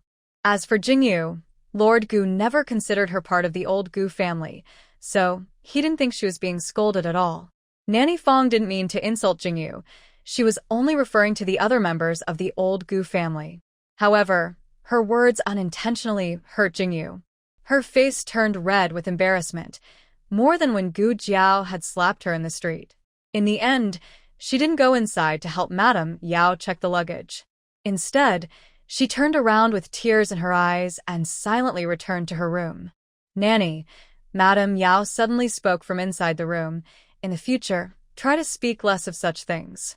Be careful, Jingyu might hear. She's sensitive, and it might make her worry too much. Yes, madam. Nanny Fong replied respectfully. Yao looked at the 3 sets of clothes in the box, all handmade by her. After recognizing Jiao Jiao, she hurried to make up for her, somewhat neglecting Jinyu. These 3 outfits were all made for Jinyu. Yao knew her daughter felt uncomfortable staying with them, so she didn't insist that Jinyu travel with her and herself. Instead, she arranged for the best coachman and carriage from the Marquee's household to take Jinyu. Lord Gu had no objections, as Gu Yan was weak, and a good carriage could greatly reduce the bumps and jolts. Jinyu sat in the bumpy carriage, feeling more and more that she had little importance in this family. She was given 3 sets of clothes but a carriage for Jiao Jiao. Jinyu looked out the window, her face full of sadness. On a sunny, peaceful morning, Jiao Jiao and 6th brother Xiao and their group set out for the capital. The weather was good. After more than a month of travel, they finally arrived in the city. Feng Lin did not go with them. He needed to return home by water. His travel permit was with Xiao Lulang, and Auntie and little Jing Kong were registered on it. Feng Lin was a student at the Imperial Academy and could enter the city with his admission papers. Jiao Jiao and Xiao Shun were registered on Xiao Lulang's permit. This type of permit allowed family members, but only up to 2. As for Gu Yan and the coachman, they were both from the capital. Since they arrived early in the day, they first went to the nearest inn to rest, feed the horses, and also inquire about housing in the city. On the way here, Jiao Jiao and Xiao Lulang had already discussed staying near the Imperial Academy for convenience. Keshin used some silver, and they still had about 1,000 taels left.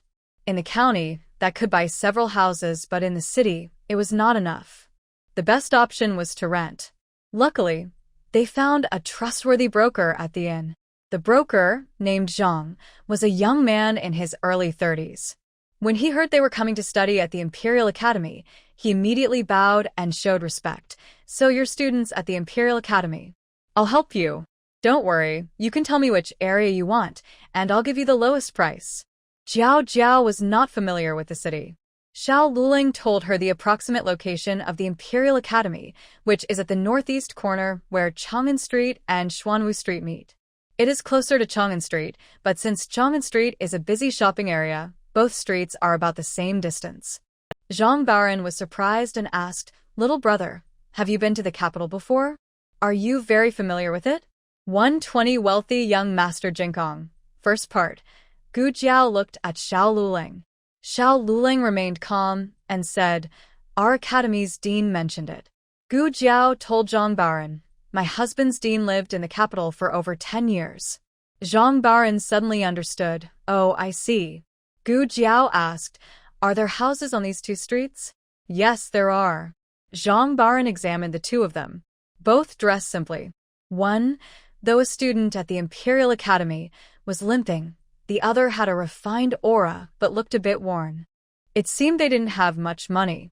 Zhang Baran smiled and asked, "Are you looking for a house with 2 courtyards or 3? Gu Jiao thought for a moment and said, "We need at least 5 rooms." "Then it would be a 2 or 3 courtyard house," Zhang Baran said with a smile.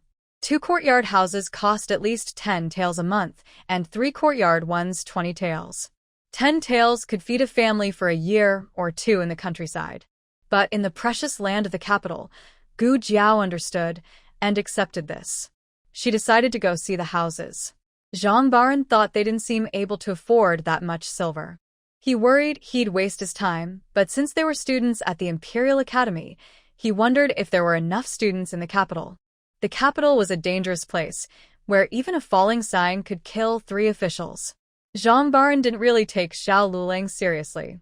However, he hadn't opened his shop for several days and was bored, so he decided to take the 2 to look around. Gu Jiao and Xiao Lulang visited more than 10 houses, some with 2 courtyards and some with 3, but none suited them. They returned to the inn. Zhang Baran followed and asked, "Do you want to decide today? The later you wait, the more likely it is that students coming to take exams will rent the houses, and the prices will go up." Gu Jiao said they're too small and too remote.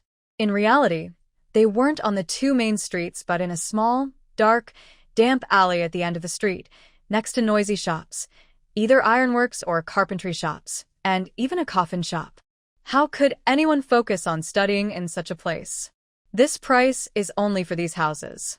If you want a better one, it will cost more, Zhang Baran gestured with his hand. 30 taels? Gu Jiao asked. That's for the first floor house, Zhang Baran replied. The first floor costs 30 taels, and the second and third floors are even more expensive. It seems that school district houses in any era are very costly. Zhang Baran sighed. All right, let me be honest with you. Houses in the capital city cost this much. Good locations and good houses have already been bought by wealthy people from Beijing. Those rich folks are not short of money and won't rent out their houses. Even if you had 100 guards, you could only rent the same houses I mentioned. Gu Jiao asked, "Didn't you say there are good houses, just more expensive?" Zhang Baran smiled. "There is a 3-room house, 100 taels a month." Gu Jiao frowned. Why does a house cost 100 taels? Zhang Baoren made a gesture with his hand. Opposite the Imperial College, about 500 steps on foot. The house once lived in by the young Marquis of Zhao and the young scholar. Xiao Liulong's mouth twitched. When did he live there? Zhang Baoren patted the table and said, he did live there. Living there will bring you good luck, and you'll pass exams easily. Xiao Liulang calmly said, he didn't live there. Zhang Baoren rolled up his sleeves. How do you know he didn't? You're not him. That price is too high, at most 30 taels, Xiao Liulang said calmly. Zhang Baoren clearly understood his price was high. Usually 30 taels could be negotiated down, but isn't the Imperial College reopening soon? The location is getting more expensive. His bottom line was 50 taels. If this family refused, he would find someone else. He didn't believe the school district houses near the Imperial College wouldn't be rented out. Jiao Jiao, where are you guys? Little Jinkong woke up from his nap, rubbing his eyes, and came to the hall of the inn to find Gu Jiao.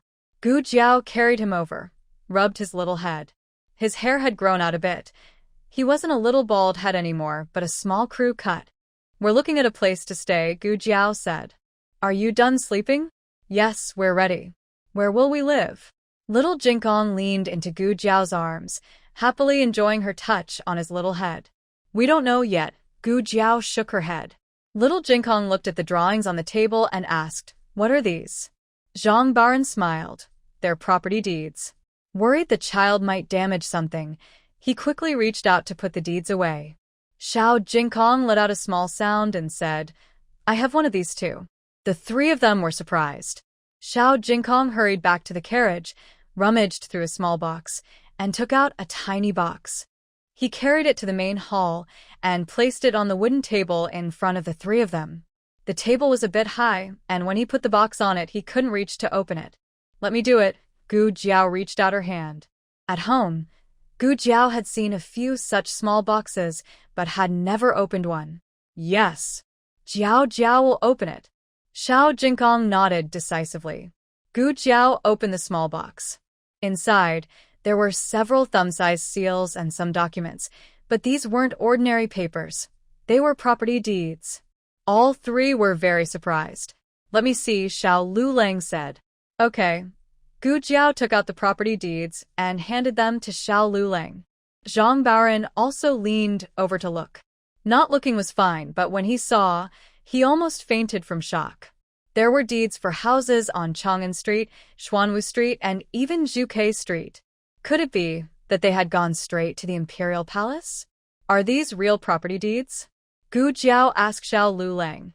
They are real, Xiao Liulang replied. The deeds have Jinkong's name on them. They are definitely his property deeds. Gu Jiao looked at Xiao Jinkong in her arms. How do you have these? Xiao Jinkong looked at the deeds in Xiao Liulang's hand, then counted on his fingers and said, Jiao Jiao, are these papers? My master gave them to me. He gives me one every year on my birthday.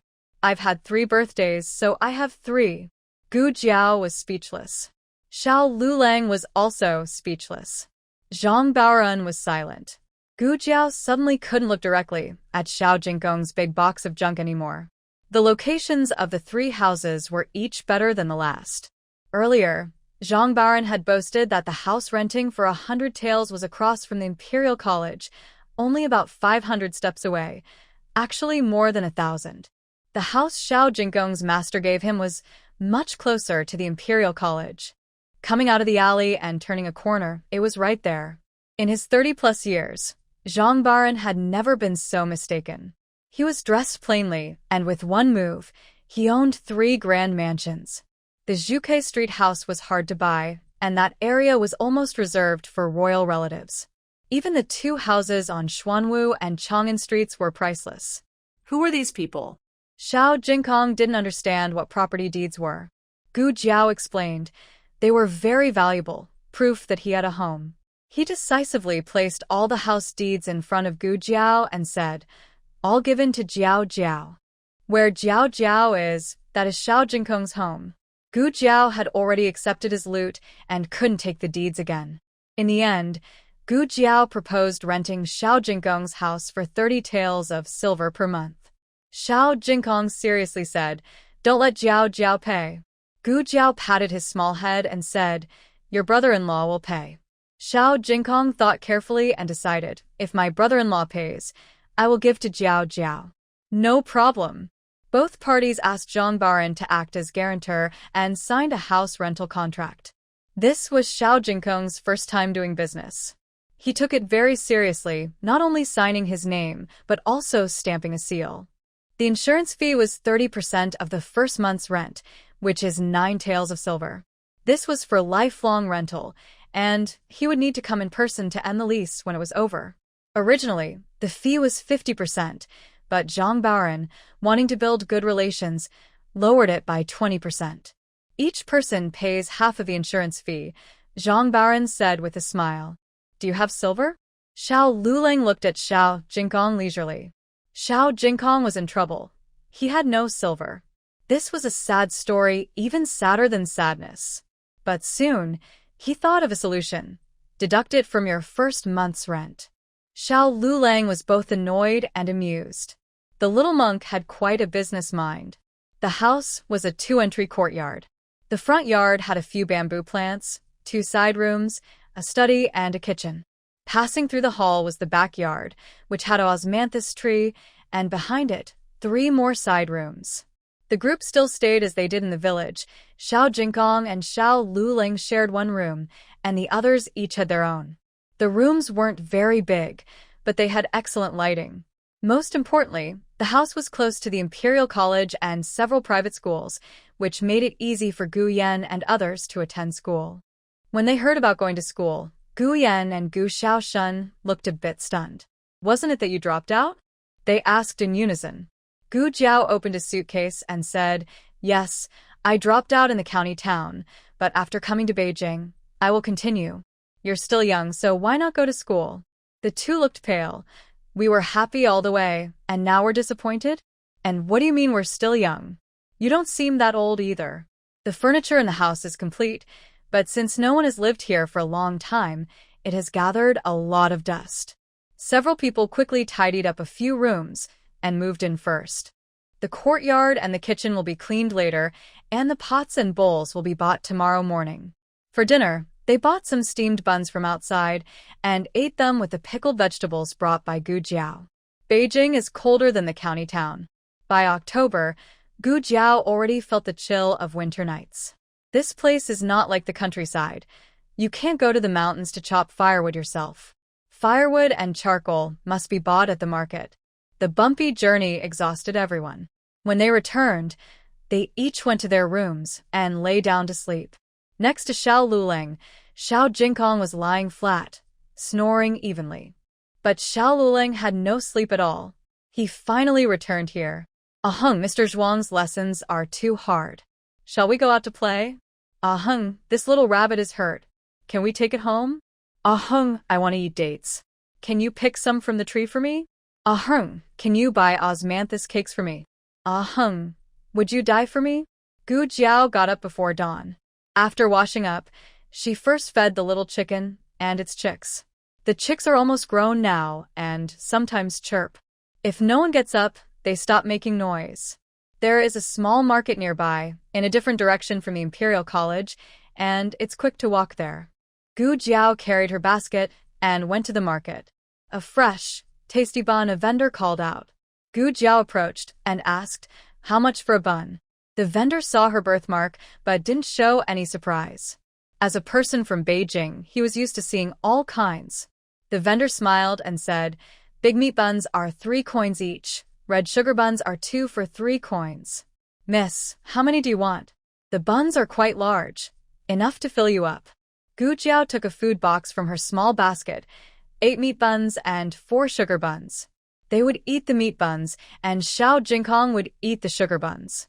She wasn't sure if the little guy could eat enough. His appetite was surprisingly big. "All right, that's 30 coins in total. I'll give you a steamed bun as a gift." The vendor packed the buns and a steamed bun for Gu Jiao. "Thank you." Gu Jiao paid and then bought pots, bowls, and other kitchen utensils, followed by firewood. The firewood in the capital isn't cheap. One bundle costs 10 copper coins and can last about 2 to 3 days, depending on how fast they burn it. Gu Jiao asked for 2 bundles and also inquired about charcoal prices. The firewood seller said, "Miss, do you want black charcoal or silver charcoal? Black charcoal costs 5 cents per jean, and silver charcoal costs 20 cents per jean. Silver charcoal is so expensive?" The seller smiled and replied, "Silver charcoal is very good." That's true. Black charcoal not only burns quickly, but also produces a lot of smoke and fumes. In comparison, silver charcoal burns longer and has no smoke. In the end, Gu Jiao bought 100 jean of silver charcoal for 17 cents per jean. The seller, driving a mule cart, personally delivered the firewood and charcoal to her home. Xiao Luling had already gotten up and cleaned the kitchen thoroughly. Now he was sweeping the backyard quietly, not waking anyone. "Good morning," Gu Jiao greeted. "Morning," Xiao Luling nodded. Gu Jiao asked the seller to move the firewood and charcoal into the kitchen. After the seller left, Gu Jiao went over and took the broom from Xiao Yulong's hand. "Let me do it. You go organize the boxes." On this trip to the capital, Gu Jiao, the old lady, Gu Yan, and Gu Xiaoshan didn't have many belongings. But Xiao Lulang and Xiao Jingkong had full boxes. Xiao Lulang mainly had books, and Xiao Jingkong brought back things from the temple, including his 7 little chickens. "Okay," Xiao Lulang turned and went to the study. Soon, Gu Jiao brought him 2 steaming meat buns. "Eat these first. I'll make some millet porridge." "Have you eaten yet?" Xiao Lulang asked. "Not yet," Gu Jiao shook her head. She wanted to say she could eat after she finished boiling the porridge, but Xiao Luling pushed the plate forward. "Eat together." Gu Jiao thought for a moment. All right.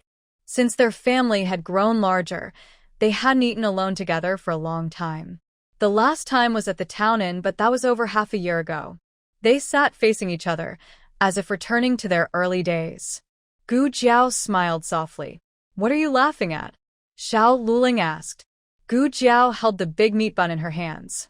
"Laughing because the first time I asked you to eat, you probably thought I poisoned the food and was afraid to eat." "I didn't," Xiao Luling quickly denied. Gu Jiao suddenly leaned in close, staring at his handsome face. "Are you not afraid I might have poisoned it now? Do you trust me so much now?" While Gu Jiao was feeling proud of herself, she saw Xiao Luling look at the bun in his hand with a complicated expression. Then he took Gu Jiao's bun and gave her his own. Gu Jiao. After they finished breakfast, the family was still asleep. Xiao Luling needed to report to the Imperial Academy, so Gu Jiao thought they would sleep until noon and accompanied him there. The Imperial Academy officially opened in late October. Now, students from all over were arriving to report, including locals from the capital and those like Xiao Luling from other places. Students at the academy didn't have to pay tuition. All expenses were covered by the government, including their dorms and meals, which were funded by the Imperial Treasury.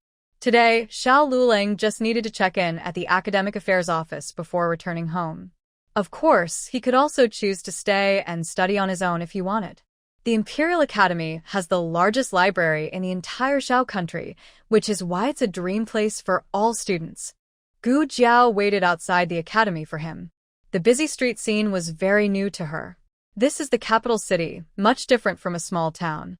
The roads are wider, and several carriages often pass side by side.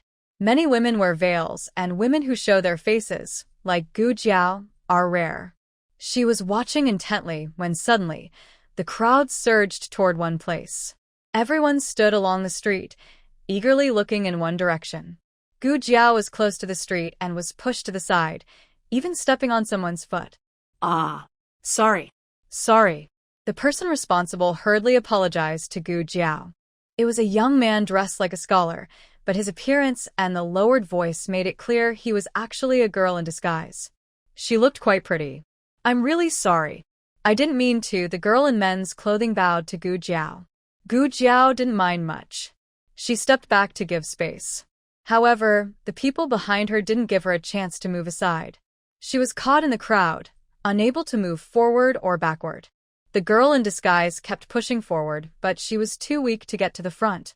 She gave up trying and wiped the sweat from her forehead, then asked Gu Jiao, "Miss, What's wrong with your face? Gu Jiao calmly replied, a birthmark. Ah. The girl quickly covered her mouth. I thought it was rouge. Saw the.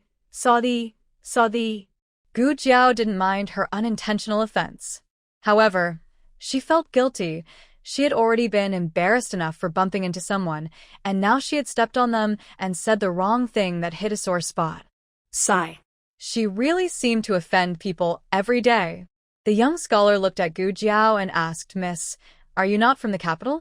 Your accent doesn't sound like it. Gu Jiao replied, yes. The young scholar continued, are you here specially to see the crown princess? Gu Jiao asked curiously, what princess? The young scholar's eyes widened and said, the crown princess.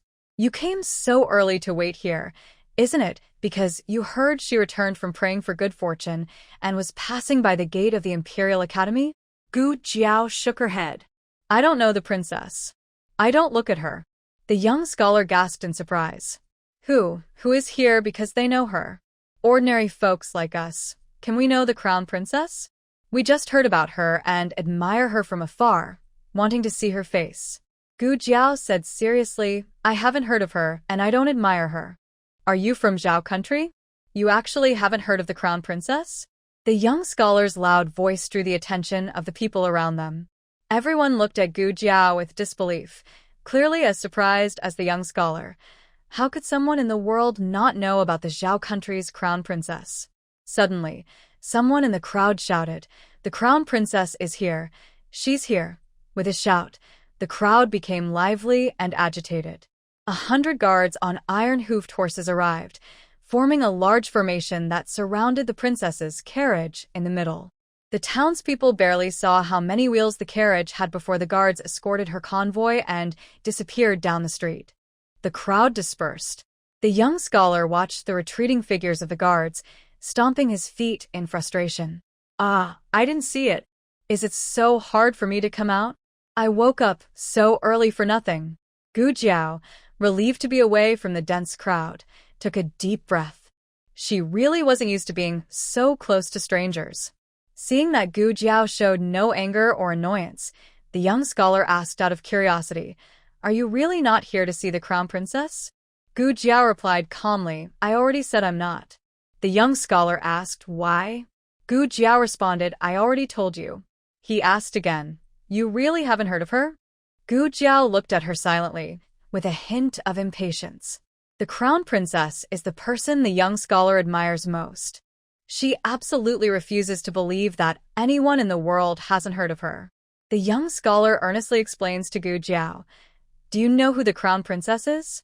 She is the most outstanding woman in the entire Zhao country. No man dislikes her and no woman envies her. Do you know Zhuang Xianji, the talented scholar from the Zhuang family? She was once the teacher of the crown princess. Do you know who she studied with? The Marquee of Zhao City. Gu Jiao looks at her calmly. The young scholar becomes agitated. Really? Don't tell me you also don't know who the Marquee of Zhao City is. The young master of the young festival, the young hero. Gu Jiao thinks for a moment. Oh, I've heard of him. It was a long time ago. Official Qin somehow got a painting claiming it was a masterpiece of the Marquee of Zhao City, but Xiao Luling said it wasn't. That was the only time she heard about the Marquee of Zhao City before.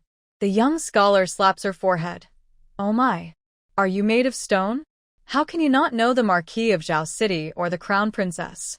One is Zhao country's top young genius, and the other is the top young girl genius. They grew up together as childhood sweethearts and even had a marriage agreement.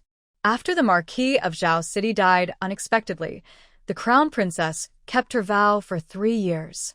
This year, she accepted the Emperor's marriage proposal to become the Crown Princess. Such legendary stories. How could you not have heard of them?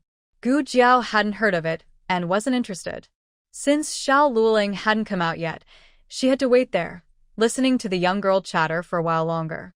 Xiao Luling went to Mingxian Hall at the Imperial Academy, walking confidently without anyone guiding him. His walking stick drew many students' attention. He held his back straight and calmly passed through the curious gazes. Mingxian Hall is the academic affairs office of the Imperial Academy. Every day, officials and scholars come here to wait for students from all over to report. Today, a scholar named Gao and two officials named Wang and Su were presiding. All right, follow Scholar Su to your dormitory. The semester starts at the end of October. You can explore the library in the meantime. Thank you. A student from outside the city followed Scholar Su out of Mingxian Hall. Scholar Gao lowered his eyes to organize the students' records. Next, a long, elegant hand placed an admission document in front of him. This hand was so beautiful it seemed almost too perfect. Gao Xuezheng instinctively looked up and was surprised to see the other's face, causing him to stand up. Sacrifice. Sacrifice what? A ceremonial offering? Gao Xuezheng suddenly realized he had been foolish. The young ceremonial offering had long passed away. The person in front of him couldn't be him. It was just that at first glance, they looked so similar that he lost his composure. But upon closer inspection, they didn't look that much alike. The young ceremonial offering was a gentle, jade-like boy. His eyes always carried a warm, friendly smile, and he had a tear mole below his right eye. The person in front of him not only lacked that tear mole, but also didn't have the gentle, bright aura. His gaze was cold and indifferent. Gao Xuezheng secretly blamed his recent exhaustion for almost mistaking the person. He steadied himself, sat down, and picked up the document. Xiao Luling? From Qingchuan village? He also has the surname Xiao. Could he be a relative? Soon, Gao Xuezheng shook his head at his own joke. How could the Marquis of Xuanping's residents have relatives from a small village? Gao Xuezheng said, "Your grades are quite good. You're the top scholar from Yuzhou and have been directly admitted. The school opens officially on October 27th, with exams and class assignments after that. Don't be overly proud just because you're the top scholar in high school. Many top scholars come from the Imperial Academy, and you'll soon realize you're just one of many. During these days, don't wander around too much. Spend more time in the library to read. Understand?" Although he was criticizing Xiao Luling, he hadn't given such detailed advice to the local recommended student earlier, showing that he valued the top scholar. But he had seen many who were top locally, but quickly got overshadowed at the Imperial Academy. He still hoped to give the other a warning. It's not easy for a small village to produce a top scholar. Gao Xuezheng intended to arrange Xiao Luling to stay in the dormitory with other top scholars, but Xiao Luling refused. "I'll stay outside." Why? Gao Xuezheng asked suspiciously. "The dormitory doesn't charge you any money. Staying at the Imperial Academy will help you study more peacefully. The capital is full of distractions, and someone inexperienced like you might easily go astray." Gao Xuezheng's words were blunt, and he had been like this for a long time, still only a minor official at the Imperial Academy. But he had a good heart. Xiao Luling replied calmly, "It won't affect my studies." Gao Xuezheng sighed. "All right then. If you're not staying at the school, you'll need to come get your badge in 3 days. The Imperial Academy provides free food and lodging but cannot force students to stay there." Watching Xiao Liulong's distant figure, Gao Xuezheng shook his head and said, "What a pity." It seemed he had already expected Xiao Luling to be dazzled by the city's prosperity and to become lazy, causing his grades to fall sharply. When Xiao Luling left the Imperial Academy, the talkative young scholar had already been found by his family servants and left feeling embarrassed. Gu Jiao looked at him and asked, "Is it done?" Xiao Luling nodded and said, "Yes, come back in 3 days to get the official badge from the academy." The two of them walked home side by side. The journey was very short. After leaving the academy, just a few steps around the corner led to their alley, which was right in the middle of the neighborhood. Not all the houses in the alley were occupied, so it was quite peaceful. "It's more convenient than studying in the village," Gu Jiao said with a smile.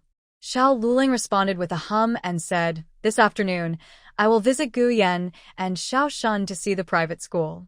Xiao Jinkong will go to take the exam for the Imperial Academy's basic studies, which is 2 days later than mine." Gu Jiao nodded with a smile. "All right, just do as you say." In just a few words, they reached their home. Gu Jiao was very happy with this place.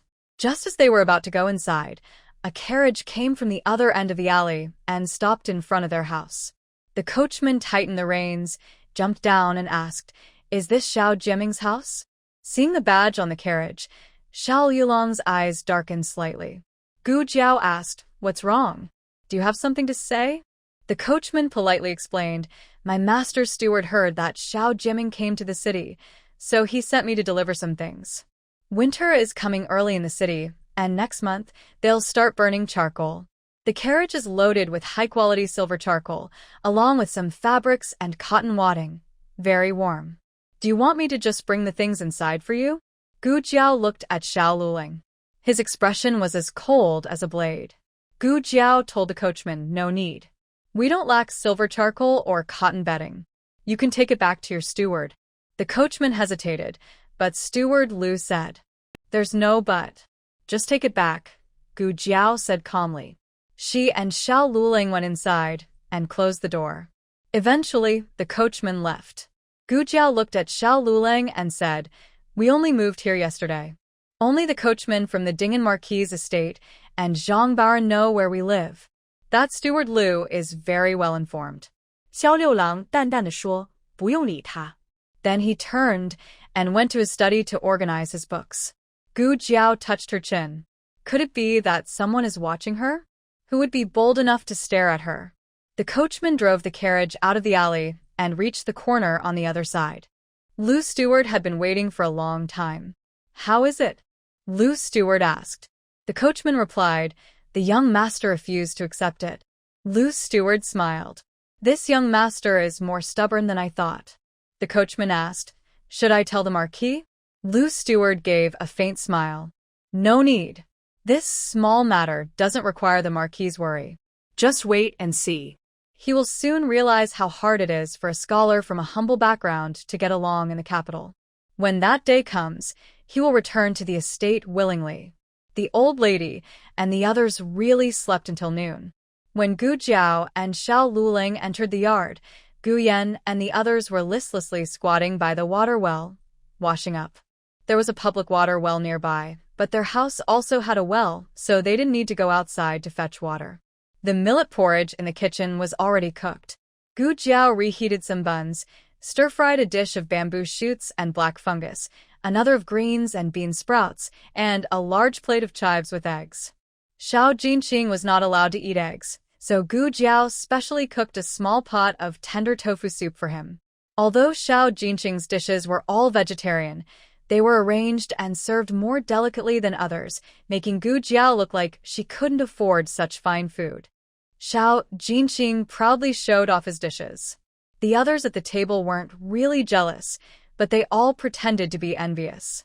After eating, Xiao Jinqing confidently went to wash his small bowl.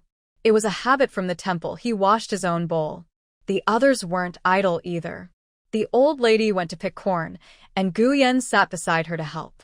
They were the least physically capable in the family and used to live a pampered life, but they still willingly helped with chores they could manage. Gu Xiaoshun went to chop firewood. Xiao Luling tidied up the kitchen, and Gu Jiao cleaned the 2 courtyards. She thought about it. 1 yard for planting vegetables, raising small chickens and dogs, and the other for the whole family to relax. There was a osmanthus tree in the backyard, where Xiao Jinqing could practice his skills while sitting in the tree. Gu Jiao took A and went to till the soil in the front yard. Xiao Jinqing led the little chickens over and said, "Jiao Jiao, I'm going to let the chickens out for a walk." "Okay," Gu Jiao nodded. "Don't go too far." Xiao Jinqing agreed. Little Jinkong used to walk his chickens from the village entrance to the end of the village when he was in the countryside. Now that he's here, he decides to walk from the alley entrance to the alley end. Guyan's puppy is very jealous. It also wants to go out for a walk.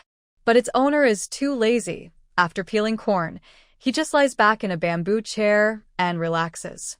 The puppy wags its tail and follows little Jinkong out of the alley. Little Jinkong takes 7 small chickens and a puppy to the end of the alley, planning to turn back. At that moment, 2 nearby beggars notice his dog. The puppy is no longer a tiny newborn. It has grown chubby and looks very tender and juicy. The beggars' mouths water as they exchange glances. One of them pulls out a meat bun from his pocket and waves it at the puppy. The puppy is a bit naive and immediately falls for it. It happily runs over and is quickly caught in a sack. Woof, the puppy yelps. Little Jinkong turns around and asks, huh? Where's Little 8? Yes, Little Jinkong named Gu Yan's dog Little 8. After grabbing the dog, the beggars turn their attention to Little Jinkong's chickens. 7 chickens. That's enough for several days of food. The beggars use their old trick again, tempting the chickens with a large meat bun, but all 7 chickens stay still. They try to grab the chickens directly. Little Jinkong is only 3 years old. No one pays attention to him, and no one considers the 7 small chickens a threat. But just as they rush forward, the 7 chickens suddenly flap their wings and jump up. They're no longer tiny chicks that can't even cross the threshold. They can jump half a person high. The 2 short-statured beggars are caught off guard as the chickens leap onto their shoulders and peck fiercely at their heads. Ah! The beggars scream painfully. The bag, holding the puppy, falls off one of the beggars. Little Jinkong walks over quickly and opens the bag. Little 8. Little 8 is angry after being caught in the sack and decides to fight back.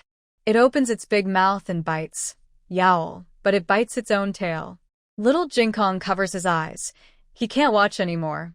The 2 beggars are pecked to the ground by the 7 chickens and run away quickly. The chickens flap their wings and chase after them, running down half a street. Only when Little Jinkong calls them do they return proudly and confidently. However, as they crossed the street, a carriage sped past. The first 6 horses stopped, but Little 7 did not break in time. Little 7. Little Jinkong hurried forward with his short legs. A carriage driver might not notice a child, but he could see the boy. Still, the carriage was too fast, and he couldn't tighten the reins in time. Just as the boy was about to be trampled by the horse's hooves, a long whip swung over and pulled Little Jinkong away suddenly. The horse's hooves missed him, and the driver relaxed, continuing on his way. Little Jinkong felt dizzy. When he regained his senses, he was sitting in a cold, wide embrace. He looked at the ground. So high. The man sat on a tall, fine horse, dressed in black silk, holding the reins in one hand and a whip in the other. His arm wrapped around Little Jinkong, holding him close. Little Jinkong blinked and looked up at him. Thank you. The man glanced at the little chicken in his arms and said coldly, It's just a chicken. Don't do that again. It's called Little 7. Little Jinkong offered the chicken to the man. Where are your parents? The man asked. Little Jinkong had no parents. He was abandoned at the temple when he was just a few months old. But Jiao Jiao had parents. He thought for a moment. My parents have passed away. Orphan? The man frowned. Little Jinkong shook his head like a rattle. I have Jiao Jiao. The man asked, Where do you live? Little Jinkong pointed with his hand. There. The man took Little Jinkong back home. Gu Yan and the others were in the backyard. Only Gu Jiao was in the front yard, finishing turning over the soil. She was using the firewood cut by Gu Xiaoshun to make a fence. She was dressed plainly, as she usually was working in the village. Jiao Jiao. I almost got hit by a carriage just now. Big brother saved me. Little Jinkong held the man's hand and walked into the yard. Gu Jiao put down the firewood and looked up at the sweaty, fragrant man. He was tall and strong, with a stern, resolute face, giving off an intimidating aura. But maybe it was just her imagination. Gu Jiao always felt that the man looked familiar, as if she had seen him somewhere before. 123 Gratitude. Second update. After sending Little Jinkong home, the man turned to leave. Gu Jiao didn't even have time to thank him. Gu Jiao asked Xiao Jinkong about what happened. He said he jumped out bravely to save a chicken. Gu Jiao thought he shouldn't have done that. But she didn't rush to say anything. Xiao Jinkong frowned deeply and asked, Big brother said I shouldn't do that. Do you think I was wrong, Jiao Jiao? Gu Jiao asked, What do you think? Xiao Jinkong puffed out his chest and said, I think I did the right thing. If I was in danger, Jiao Jiao would also rush to save me. Wow, he even used an idiom. Gu Jiao said, But have you thought that maybe Xiao Qi didn't need your help? Huh? Xiao Jinkong looked confused. Gu Jiao patiently explained, Xiao Qi is very quick and small. A horse's hoof can't easily step on him, but it can easily step on you. Xiao Jinkong suddenly realized he was not as quick as a chicken. He silently vowed to practice more and become very quick so he could protect his chicken. A few days later, Lord Gu and his group arrived in the capital. The journey, which lasted over a month, had worn them out. Gu Jinyu had never sat in such a bad carriage before and was sore all over, feeling like he wasn't himself. Mrs. Yao, however, had no complaints. She was glad she was in this carriage. If Jiao Jiao and Yenner had to suffer like this, she would feel sad. Sorry to have made you suffer, Mrs. Yao said, taking Gu Jinyu's hand with guilt. Gu Jinyu gently said, I'm fine. My younger brother isn't in good health, and this kind of bumping would be hard for him. I'm happy that my mother let my sister and brother ride in the carriage. Mrs. Yao patted Gu Jinyu's hand and said, You are very sensible. Lord Gu helped Mrs. Yao and Gu Jinyu down from the carriage. The servants in the house were happy to see Lord Gu and Gu Jinyu, but they looked surprised to see Mrs. Yao with them. Mrs. Yao had lived in the estate for 10 years and had never visited the house. The young guards at the gate didn't recognize her at all. Lord Gu said coldly, What are you all standing there for? Hurry up and greet the madam. The guards looked at each other, then nervously stepped forward and bowed, saying, Greetings, madam? Madam? Could Lord Gu have a woman outside? Mrs. Yao was past the age of feeling embarrassed about such small things.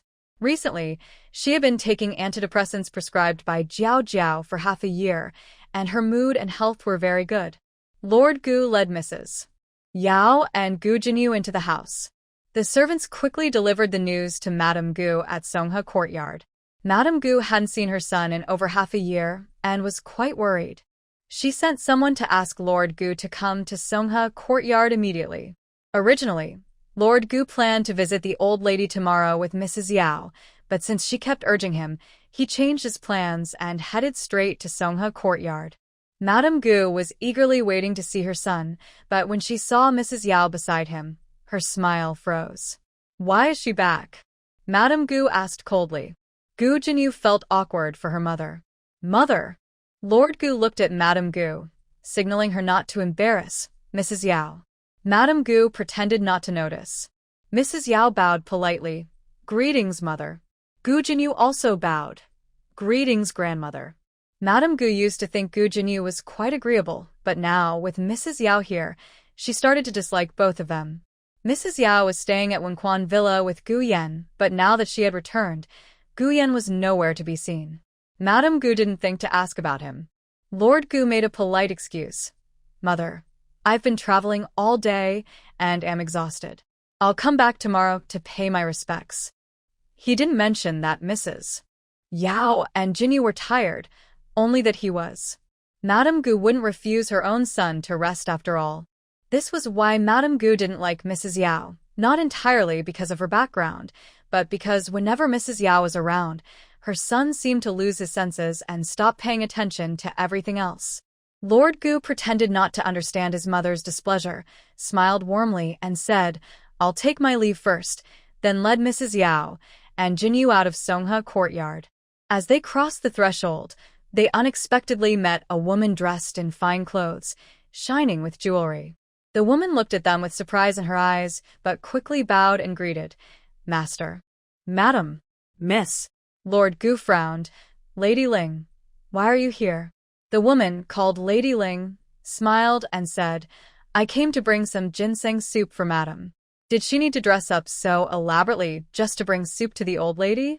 Gu Jinyu could tell she was here to block Lord Gu. Madame Gu's family name was Ling. The former Lady Gu was her aunt, and Lady Ling was the younger sister of the former Lady Gu, making her Madame Gu's niece. When Xiao Ling passed away, Lord Gu married Miss Yao. Old Lady Gu worried that Lord Gu might not love his 3 sons with his former wife if he had a new love, so she arranged for Ling's concubine to become a favored wife. Lord Gu didn't like Ling's concubine, but with Old Lady Gu supporting her, Ling's life in the mansion was quite comfortable.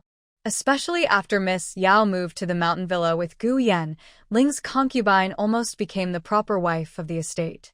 Since she is the aunt of the 3 young masters, they are closer to her than to Miss Yao. Then you go and send it, Lord Gu said calmly, helping Miss Yao to leave. The next day, Miss Yao pretended to be sick and refused to go pay respects to old lady Gu. Nanny Fong advised her, "Madam, why bother? If you show proper manners, it will prevent others from finding fault." Miss Yao smiled bitterly. "No matter how careful I am, someone will always find fault with me. If I don't go, the old lady won't see me or bother me." Lord Gu and Gu Jinyu went to Songha courtyard. When they heard Miss Yao was ill, old lady Gu snorted coldly, "She just doesn't want to see me." Lord Gu quickly said, "Look at what you're saying. Yao would never refuse to see you. See, these gifts are all prepared by her herself. She respects you the most in her heart." The gifts were indeed chosen by Miss Yao and showed her thoughtfulness, but she did this not for herself, but to prevent old lady Gu from blaming Gu Jinyu. Old lady Gu pursed her lips. She didn't like Miss Yao. If she didn't come, it was better.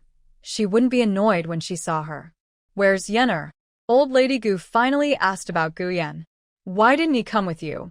Lord Gu didn't dare say that Gu Yen had already come to the capital. He smiled and said, "Yener isn't feeling well. I told him to come slowly, with a doctor to take care of him." Old lady Gu didn't ask further. Lord Gu said, "Later, I will take Jinyu to the palace to pay respects to the Empress Dowager." When mentioning the concubine Shu, old lady Gu looked at Gu Jinyu more kindly. "That's good. Your aunt has been thinking of you for a long time. She has asked about you several times." Gu Jinyu smiled with relief. Jinyu also misses aunt. As they spoke, a servant reported that the second and third young masters had arrived. Old lady Gu's face immediately showed her affection and fondness. If anyone in her heart was most cherished, it would be her 3 beloved grandchildren. Even Lord Gu, her own son, was less important to her than her grandchildren. Gu Qingfeng and Gu Qinglin entered through the curtain. "Grandmother." Father. They both bowed respectfully. Gu Jinyu stood up and bowed to her 2 older brothers, second brother, third brother. Gu Qinglin gave her a lukewarm glance. Gu Qingfeng said, "No need for formalities." Although he spoke politely, his tone was distant. Gu Jinyu was used to this. Her brother's attitude wasn't directed at her, but at their mother. As long as it involved their mother's children, her brothers wouldn't like it. "Where is our eldest brother?" "I haven't seen him," asked the old lady Gu. Gu Qingfeng replied, "Eldest brother came back very late last night and left early this morning for the military camp." The eldest grandson of the Dingin Marquee house was not someone easily replaced. He was the heir of the Marquee house and bore the responsibility of its rise and fall, which made his life more difficult than others. The old lady Gu felt sorry for her grandson but couldn't really pull him back from the military camp. Master Gu saw the right moment and decided to speak. He cleared his throat and said to the old lady Gu, "Mother, I have something to discuss with you." "What is it?" The old lady Gu looked at him with curiosity. Master Gu glanced at Gu Jinyu beside him, took a deep breath, and said seriously, "It's about the identities of the 2 children." Gu Jiao had been tidying up at home for several days and finally finished renovating both courtyards. She planted scallions, rapeseed, and lettuce in the small vegetable garden, and, at Xiao Jinkong's request, also grew some peas. The vegetable garden only occupied the left half of the yard. On the right side, Gu Jiao was thinking of building a grape arbor and planting gourds, planning to plant grapes and loofahs in the spring.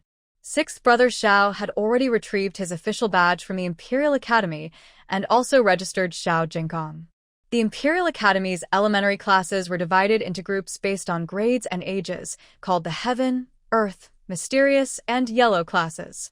Besides these 4 classes, there was a very special class that recruited talented children, similar to the genius class Gu Jiao had in her previous life. This class was only established in recent years. Xiao's 6th had never attended before. Gu Jiao paused her chopping and said, "Huh? Weren't the Imperial Academy closed for a few years? Didn't the elementary classes close too?" Xiao's 6th added fire to the stove and replied, "Strictly speaking, the elementary classes at the Imperial Academy don't fully belong to it. When His Majesty closed the academy, he didn't specifically mention the elementary classes, so they found a loophole and have been operating until now. They had been running for several years, so they must have gained quite some experience in teaching prodigies. Gu Jiao asked, "What is on the entrance exam?" Xiao Luling replied, "Based on past exams, the main subjects are literacy, calligraphy, and arithmetic." Gu Jiao hummed softly. These little kids have no problem with that. Yes, Xiao Luling nodded. But to be safe, they still spent a lot of money buying past exam papers and had Xiao Jinkong practice them. Xiao Jinkong's accuracy was high, but he wrote slowly, and his handwriting was ugly, very ugly. So, Xiao Jinkong's daily schedule now included practicing calligraphy with a brush. Xiao Jinkong was unhappy. He suspected his mean brother-in-law was taking away his childhood happiness. Xiao Luling told him, "Jiao Jiao also practices her writing every day. You can do it together." Thinking about spending time alone with Jiao Jiao, Xiao Jinkong happily agreed. Gu Jiao hadn't had a dream in a long time. The last time she dreamed was before Xiao Luling went to the provincial city for the exam, which was 4 months ago. She almost forgot she could dream. But that night, after practicing calligraphy with Xiao Jinkong and returning to her room, she soon fell into a strange dream. The dream felt unfamiliar because neither Xiao Luling nor herself appeared in it. Instead, it was a man she had almost forgotten, the man who had saved Xiao Jinkong. The man wore blue armor, a blood-red cloak, and sat proudly on a majestic warhorse. While passing through a quiet alley, the man was ambushed. The assassins were all top experts, but even so, they were no match for him. Just as the man was about to win, one assassin suddenly threw a child at him and stabbed at the child with a sword. The man, in trying to save the child, was cut on his right arm by the assassin. The sword was poisoned, and although the man survived, his right arm was disabled from then on. This assassination was somewhat related to Xiao Jinkong. The assassins had been secretly watching the man for a long time. They hadn't dared to attack until they saw him save a defenseless child, and then they decided to follow through with the attack. When Gu Jiao woke up, her expression was strange. She was increasingly confused about her dreams. Could it be that anyone she met, no matter how unrelated, could appear in her dreams now? But no matter what, he had saved Xiao Jinkong's life, and the inspiration for this assassination also came from him saving Xiao Jinkong. She couldn't just sit back and do nothing. The assassination was scheduled for tomorrow evening. As for the location, she remembered that near where the man was attacked, there was a place called the Auspicious Cloud Inn. The next morning, she went to find Xiao Luling and asked him where the Auspicious Cloud Inn was. Xiao Luling looked confused. "Where did you hear about the Auspicious Cloud Inn?" Gu Jiao remained calm and said, "I heard about it when I went to the market yesterday." "Is that inn known for good food?" Xiao Luling replied seriously, "That's a shady place." Huh? Gu Jiao was surprised. Xiao Luling explained, "It looks like an inn, but it's actually a gambling den. Many people get tricked there. Don't fall for it." Xiao Luling was convinced that Gu Jiao had been misled by someone with bad intentions. He refused to tell her where the Auspicious Cloud Tavern was. Gu Jiao scratched her head, thinking of another way. After breakfast, Xiao Luling went to find a private school suitable for Gu Yan and Gu Xiaoshun. Gu Jiao went to the market under the pretext of buying vegetables and directly hired a carriage. "Take me to the Auspicious Cloud Inn," she said. The coachman replied, "It's quite far, miss. Are you in a hurry? If not, wait a moment, I'll pick up another passenger." "I'm in a hurry," Gu Jiao said. "That'll be 200 copper coins," the coachman said. The inn was on the other side of the city. His horse wasn't a fast one, and the round trip would take most of the day. He might not get another fare today. "All right," Gu Jiao agreed. The coachman was somewhat familiar with the city's layout and chose the shortest route. However, today seemed unusual. Twice, they encountered important officials traveling, and all common people had to step aside. When Gu Jiao arrived near the Auspicious Cloud Inn, the attack had already begun. She heard the commotion in the alley and, without hesitation, jumped down from the carriage and circled around from the other side of the alley. A fierce fight was ongoing, and neither side noticed a small figure sneaking behind them. Gu Jiao found a hidden sack in a corner, carried out the unconscious child inside, and placed a large stone in the sack. The assassins, not being a match for the man, exchanged a glance and prepared to use a sneaky trick. One of them lifted the sack with his sword and threw it forcefully at the man. The sword's energy cut open the sack, and whatever was inside flew out. The assassins were stunned. Wasn't it a child? Why was it a stone? The man was also confused. What kind of move was that? Is this some new confusing technique?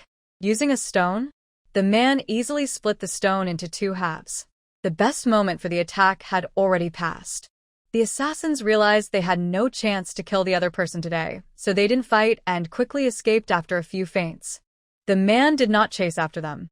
He put away his sword, prepared to mount his horse, but suddenly perked up his ears and looked cautiously toward the alley. Who? It's impressive that he could notice that. His senses are very sharp. Gu Jiao stepped out from behind a pillar, holding an unconscious child. It's me. The man recognized Gu Jiao. Why is it you? Gu Jiao shrugged. The man's gaze fell on the child in her arms. At first glance, he thought it was the little kid from that day, but upon closer look, it wasn't. The little kid had a short haircut, but this child had long hair. Also, this child's appearance was not as cute as the little kids from that day.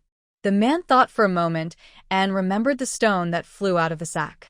He seemed to recall the assassin's surprised expressions at that moment. Could it be? He looked at Gu Jiao with suspicion.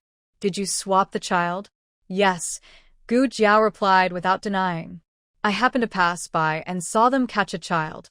I followed them, and when they fought with you, I took the child out.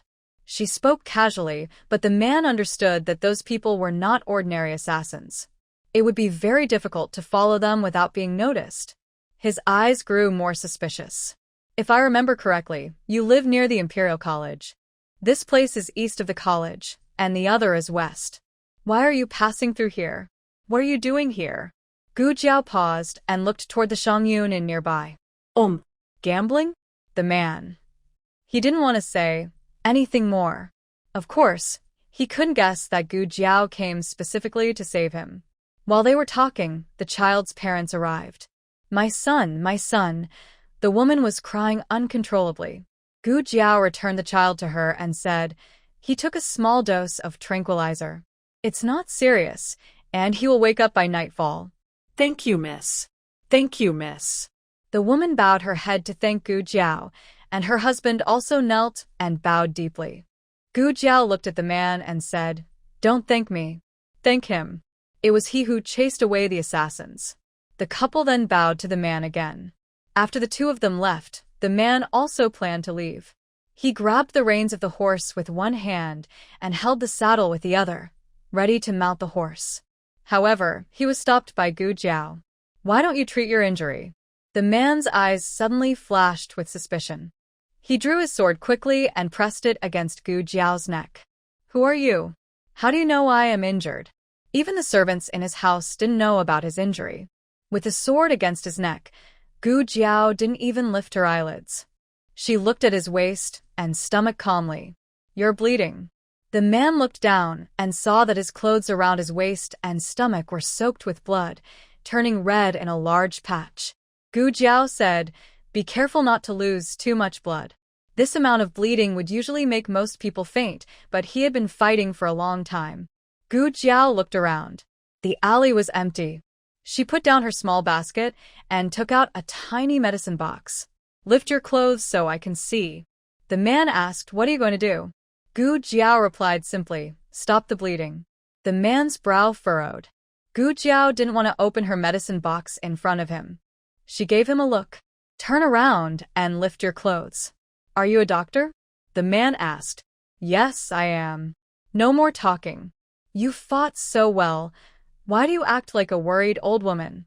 Gu Jiao noticed that many people here seemed to avoid medical treatment, or maybe they just didn't trust her. The man hesitated, but it wasn't because he didn't trust Gu Jiao. It was because she was a woman. Gu Jiao sighed. Since he wouldn't do it himself, she would. She walked behind him, unfastened his armor, and lifted his shirt. The man was caught off guard. Did you just get stitched? Gu Jiao looked at his wound. It tore open. It needs to be stitched again. His wound was sewn by a military doctor. Ordinary doctors rarely knew how to do such surgery. The man still doubted Gu Jiao's medical skills, but seeing how serious she was, he couldn't bring himself to refuse. Gu Jiao said, "Turn around." The wound extended from his back to his right waist. Turning around made it easier to sew. The man frowned and turned around. "Your painkiller ran out," Gu Jiao said. She hadn't given him any since then, and she didn't understand why. Gu Jiao closed the box and waited for a while, silently repeating anesthetic, anesthetic, anesthetic in her mind. However, when she opened it, there was no anesthetic inside. She said to him, "I can only sew you up without it. Please bear with it." The man was momentarily stunned and said to Gu Jiao, "Is it ether?" "I don't need that. "Just sew me up." Gu Jiao didn't explain the difference between local anesthesia and ether. She carefully sewed him up. Throughout the process, he didn't make a sound. He was a tough man. But neither of them expected that when she reached the last stitch, a returning assassin appeared. The man had a bow and arrow, with 5 arrows knocked in quick succession. The man didn't have time to react. He turned around, shielding Gu Jiao with his arms, intending to block the arrows with his body. He saw Gu Jiao's eyes, calm, cold, and flickering with a hint of deadly intent. Gu Jiao pulled out the dagger from his waist and suddenly threw it at the assassin's chest.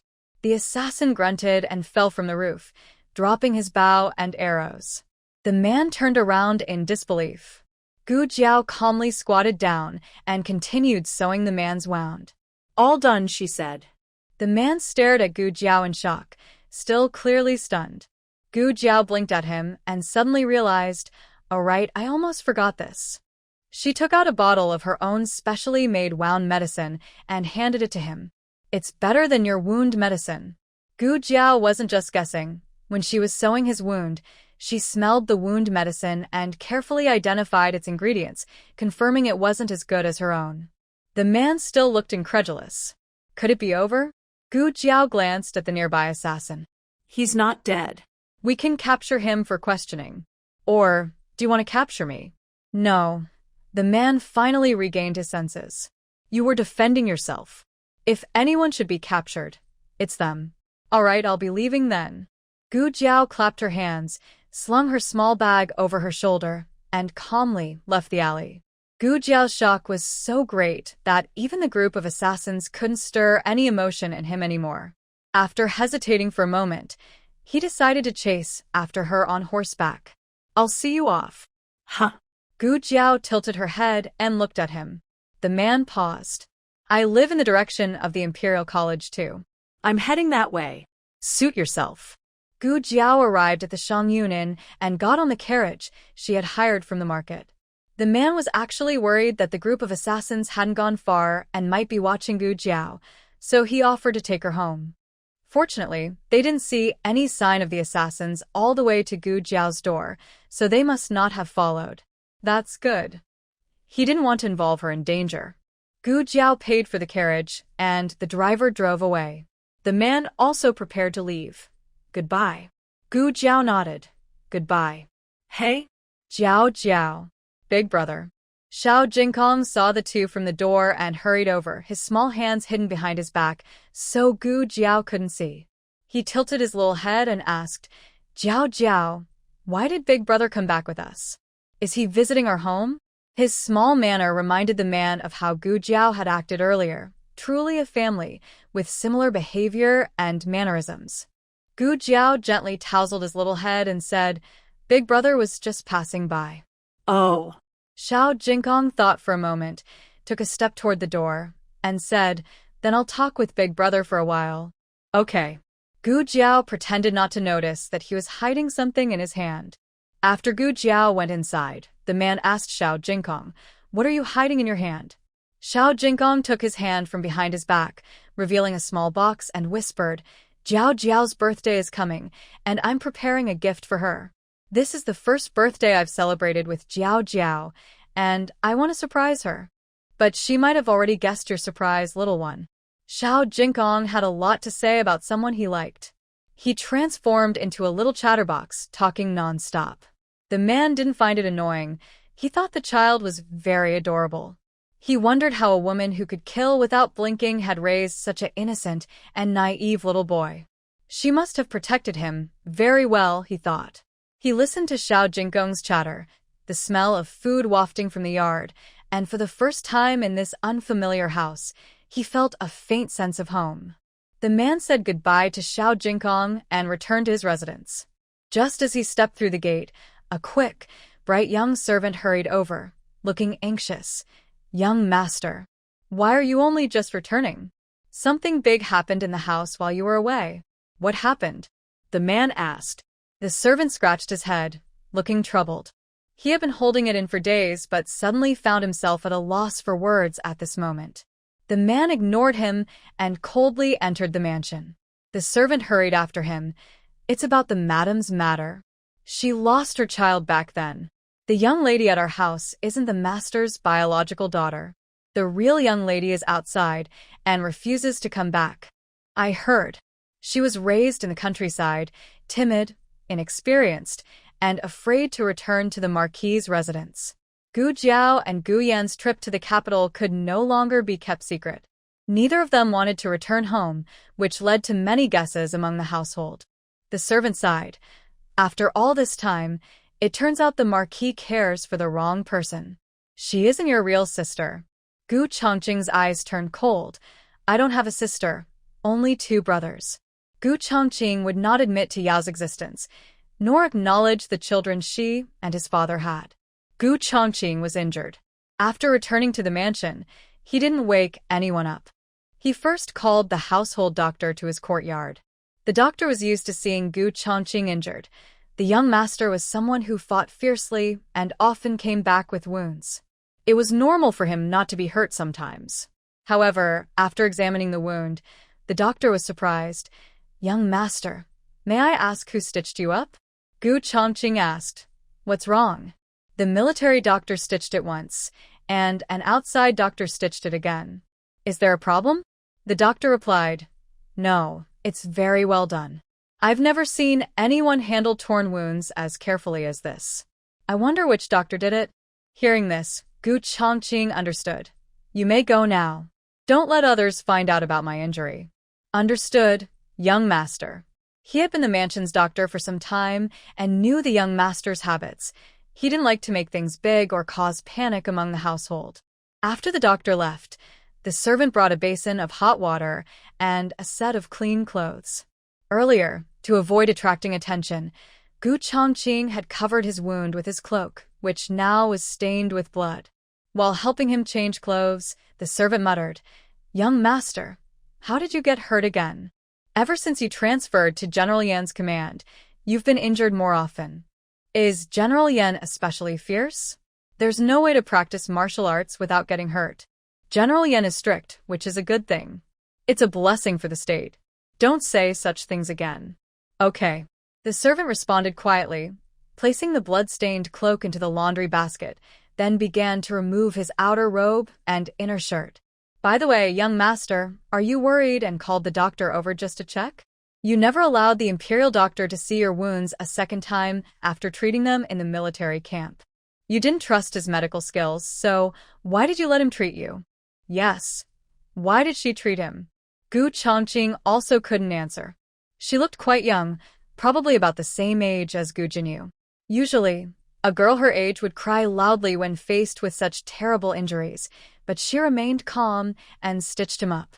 Not only that, she also killed an assassin. After killing him, she acted as if nothing had happened and continued sewing him up. In 20 years, he had never seen such a strange woman. Her small body seemed to hide great strength. "Young master, Lady Ling wishes to see you," a maid reported outside the door. The young servant looked at him and said, "Young master is injured. Maybe I should go and tell her." "No need." Gu Chongqing changed into clean clothes and went to the flower hall to see Lady Ling. Lady Ling was the younger sister of Xiaoling, and she didn't look much like Xiaoling. She was more beautiful, but unfortunately, neither she nor Xiaoling could compare to the Yao family. Perhaps it wasn't just because Lady Ling carried the same family blood as Xiaoling, but also because she had a hint of Xiaoling's past sadness. Gu Chongqing was quite polite to her. He asked, "It's so late. Has Lady Ling not rested yet?" Lady Ling smiled softly. "I'm getting older. I don't get sleepy like I used to. Just a few hours of sleep each day is enough. You've been leaving early and returning late these days. I haven't seen you in a long time and wanted to check on you." Gu Chongqing replied, "Don't worry about me." Lady Ling spoke earnestly, "Don't overwork yourself. You need to take good care of your health. The affairs of the house can wait, but your health must not be neglected." "I understand," he said. But even as he said this, Gu Chongqing couldn't forget the old Marquis's last words before leaving. He was the eldest grandson and eldest son, with an elderly mother above him, younger brothers and sisters below, and the family legacy of the Marquis estate. He had to support the entire household, even if he had to kneel. After exchanging pleasantries, Lady Ling showed no intention of leaving. Gu Chongqing asked, "Is there anything else, Lady Ling?" Lady Ling fiddled with her handkerchief and smiled awkwardly. "It's like this. Madam has returned to the estate. You probably already heard about her matters." Gu Chongqing looked at Lady Ling and asked, "Are you referring to the mix-up with the two children?" Lady Ling was slightly stunned. "You know about that?" Gu Chongqing said, "I just found out." Madame Ling looked at the young servant standing behind Gu Chongqing and understood. She said, "Jinyu may not be your biological daughter, but she's been raised in our household for many years and has developed feelings for us. When we send her away, not only will your father and lady be reluctant, but the old madam will also feel sad." Gu Chongqing didn't have strong feelings about this matter. Since he didn't care, he didn't argue. Madame Ling smiled softly and said, "Jinyu's birthday is coming soon.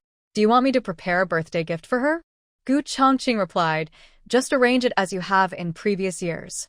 Although he didn't consider Jinyu his sister, he wouldn't deliberately embarrass her. He didn't enjoy bullying a young girl. Madame Ling added, "Yenner has also come to the capital.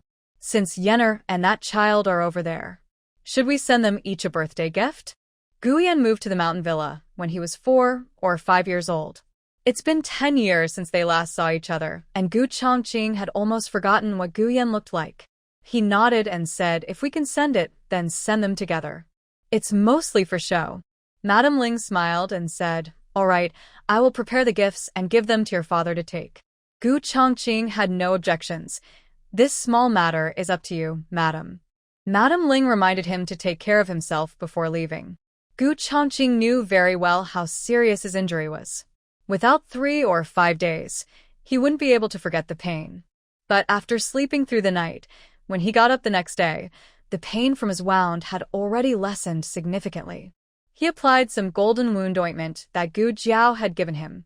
It was cool, and the pain in his wound eased even more. Gu Chongqing felt amazed. Where did that girl learn her medical skills? She truly seemed to be a divine healer from the military camp. He hadn't trained these past 2 days, but he still decided to visit the military camp. As he passed by the Weeping Flower Pavilion, he happened to see Gu Jinyu walking in the garden with Madame Yao. He saw her, and she saw him. The scene became a bit awkward. When Madame Yao first married into the Marquis's residence, Gu Chongqing was still a young boy, not fully grown, and had just lost his mother. He harbored resentment and often spoke harshly to Madame Yao. He even threatened to drive her out. In this house, either he or Madame Yao would stay, not both.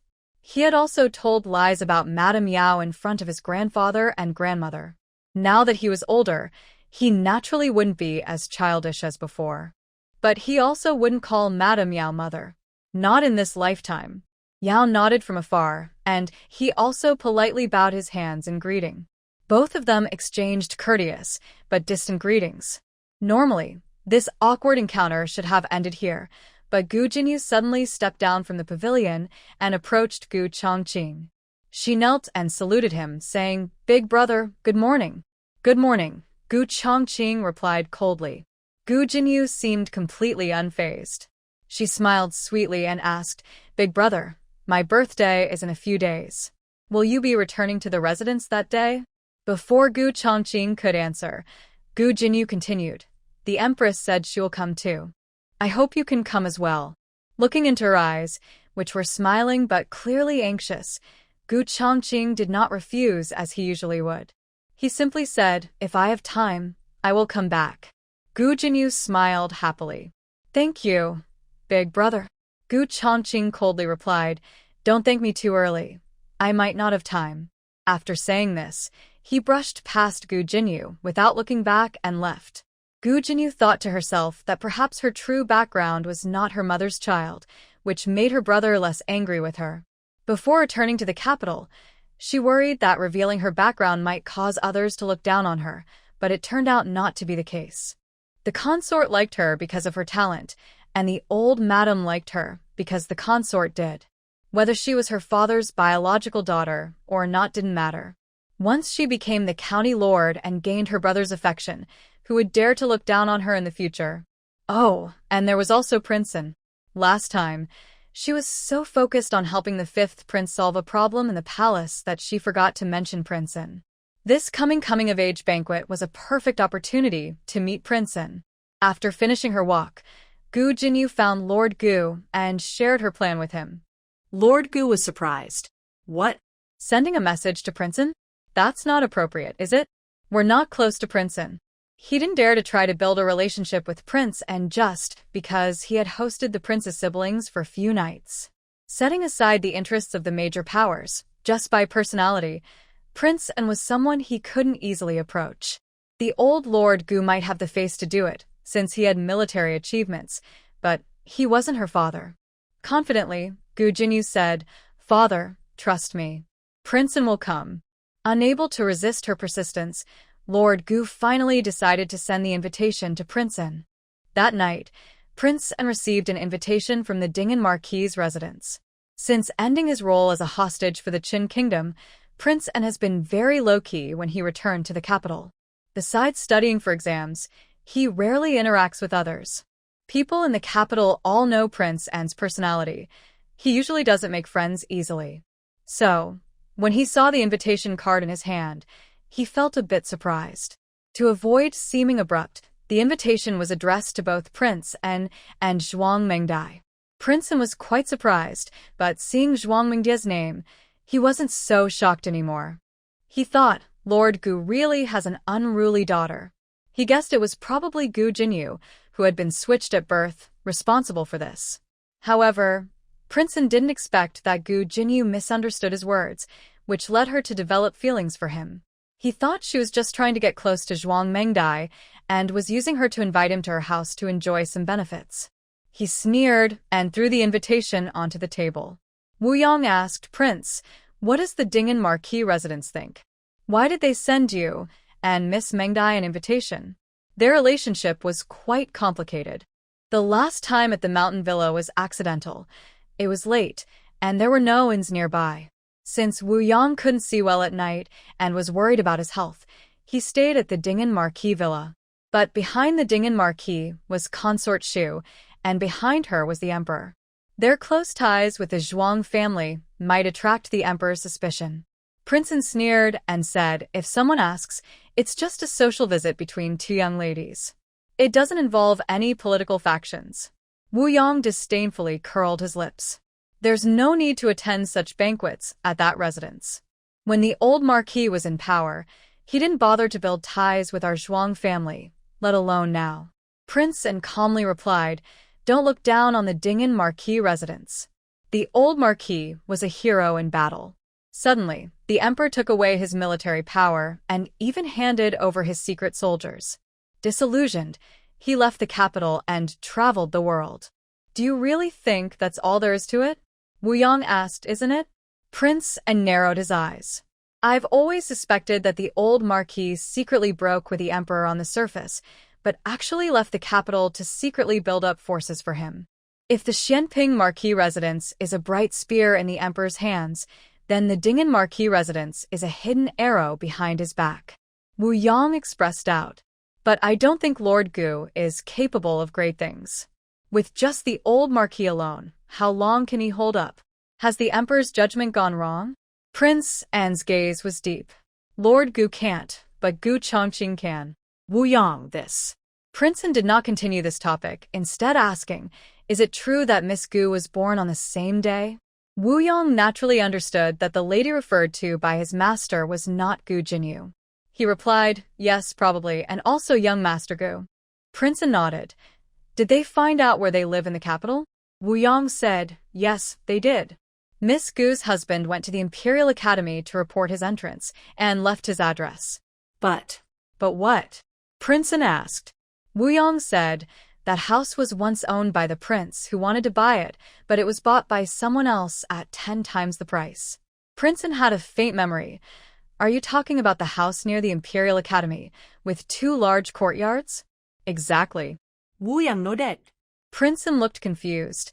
How did they move into that house? Wu Yong said, I heard that Miss Gu's husband rented it for 30 taels of silver a month. Princeton was even more puzzled. Only 30 taels? 30 taels was quite a lot, but if they knew the house was bought at 10 times the price, they would think the rent was cheap. All the houses in that alley were close to the Imperial Academy, but only that house had the biggest yard, perfect for families with children. She had a 3-year-old younger brother. But how did they manage to rent it? Maybe they got lucky, Wu Yong said. What he really wanted to say was that the person who bought the house was probably a fool, spending so much to buy a house near the school district just to rent it out. Princeton shook his head. Forget it, there's no need to investigate further. They live there, and it's fine. The area is full of students from the Imperial Academy, so no one would recognize the Empress Dowager. One more thing, Wu Yong added. What is it? Princeton asked. Wu Yong looked strange. Do you remember the recommendation quota for the county exam? I found out that Miss Gu's husband scored first in the county, with 2 top ranks in the exam. Princeton said, I know about that. Because of his good grades, I persuaded my grandfather to reopen the Imperial Academy so he and his family could enroll. The Empress Dowager can also enter the capital quietly. Is there a problem with that? Wu Yong looked confused. He didn't get the county recommendation quota. He passed the exam on his own. Princeton frowned in confusion, unsure whether he was more surprised that the other person had ranked first in the provincial exam or that there was an issue with the quota. Who was the quota given to? He asked. Wu Yong replied, to a friend of his named Feng Lin. I checked, and Feng Lin has no background. He ranked 17th in the provincial exam in the capital city, took the exam in Song County, and didn't even qualify as a recommended scholar, yet somehow he got a nomination from the Imperial College. Princeton sneered, bribing the county magistrate is enough. Wu Yong frowned slightly, but the quota for the Imperial College was submitted first, before the exam results were announced. Could it be that Xiao Lulang didn't even have his results yet and was confident he would be first? So, he bribed the magistrate early and gave his quota to his friend? That's too unbelievable. Indeed, it was unbelievable. Princeton himself wouldn't dare take such a risky step easily. If there was some hidden reason, Princeton didn't believe it. Wu Yong had also investigated Xiao Lulang's background. He was an orphan from another place, lost his father early, and was raised by his mother along with his brother. Both of them had passed away, leaving only him. He was found fainting at the village entrance and was saved by Gu Jiao. Later, he married and settled in the village, gaining household registration there. He caught the eye of Director Li, who publicly declared him his direct disciple. He never responded directly, but after becoming Director Li's disciple, his grades improved rapidly. He was originally at the bottom of his class, but in less than a year, he soared to become the top scorer in the provincial capital. Princeton smiled faintly. Director Li was once considered one of the 4 great talents of the capital, along with my 4th uncle. My uncle always wondered why Director Li ranked higher than him. Now, we have the answer. Was it really Director Li's doing? Why did Wu Yong think Xiao Zhuyuan was the truly remarkable one? But Wu Yong didn't say these words aloud. He knew his prince's personality well. He was clever, strategic, and far-sighted, but also proud and confident that no one in the world was smarter than him. Soon, it was October 18th, a clear and breezy autumn day. The Marquis's estate was busy before dawn. Today was not only Gu Jinyu's birthday but also her coming-of-age ceremony. The Marquis originally planned for Gu Jiao and Gu Yan to return to the estate together to celebrate her birthday, but the siblings flatly refused. Gu Jiao did not return because she did not see herself as part of the Marquee house. Guyan did not return because the entire household could hardly find anyone truly welcoming him.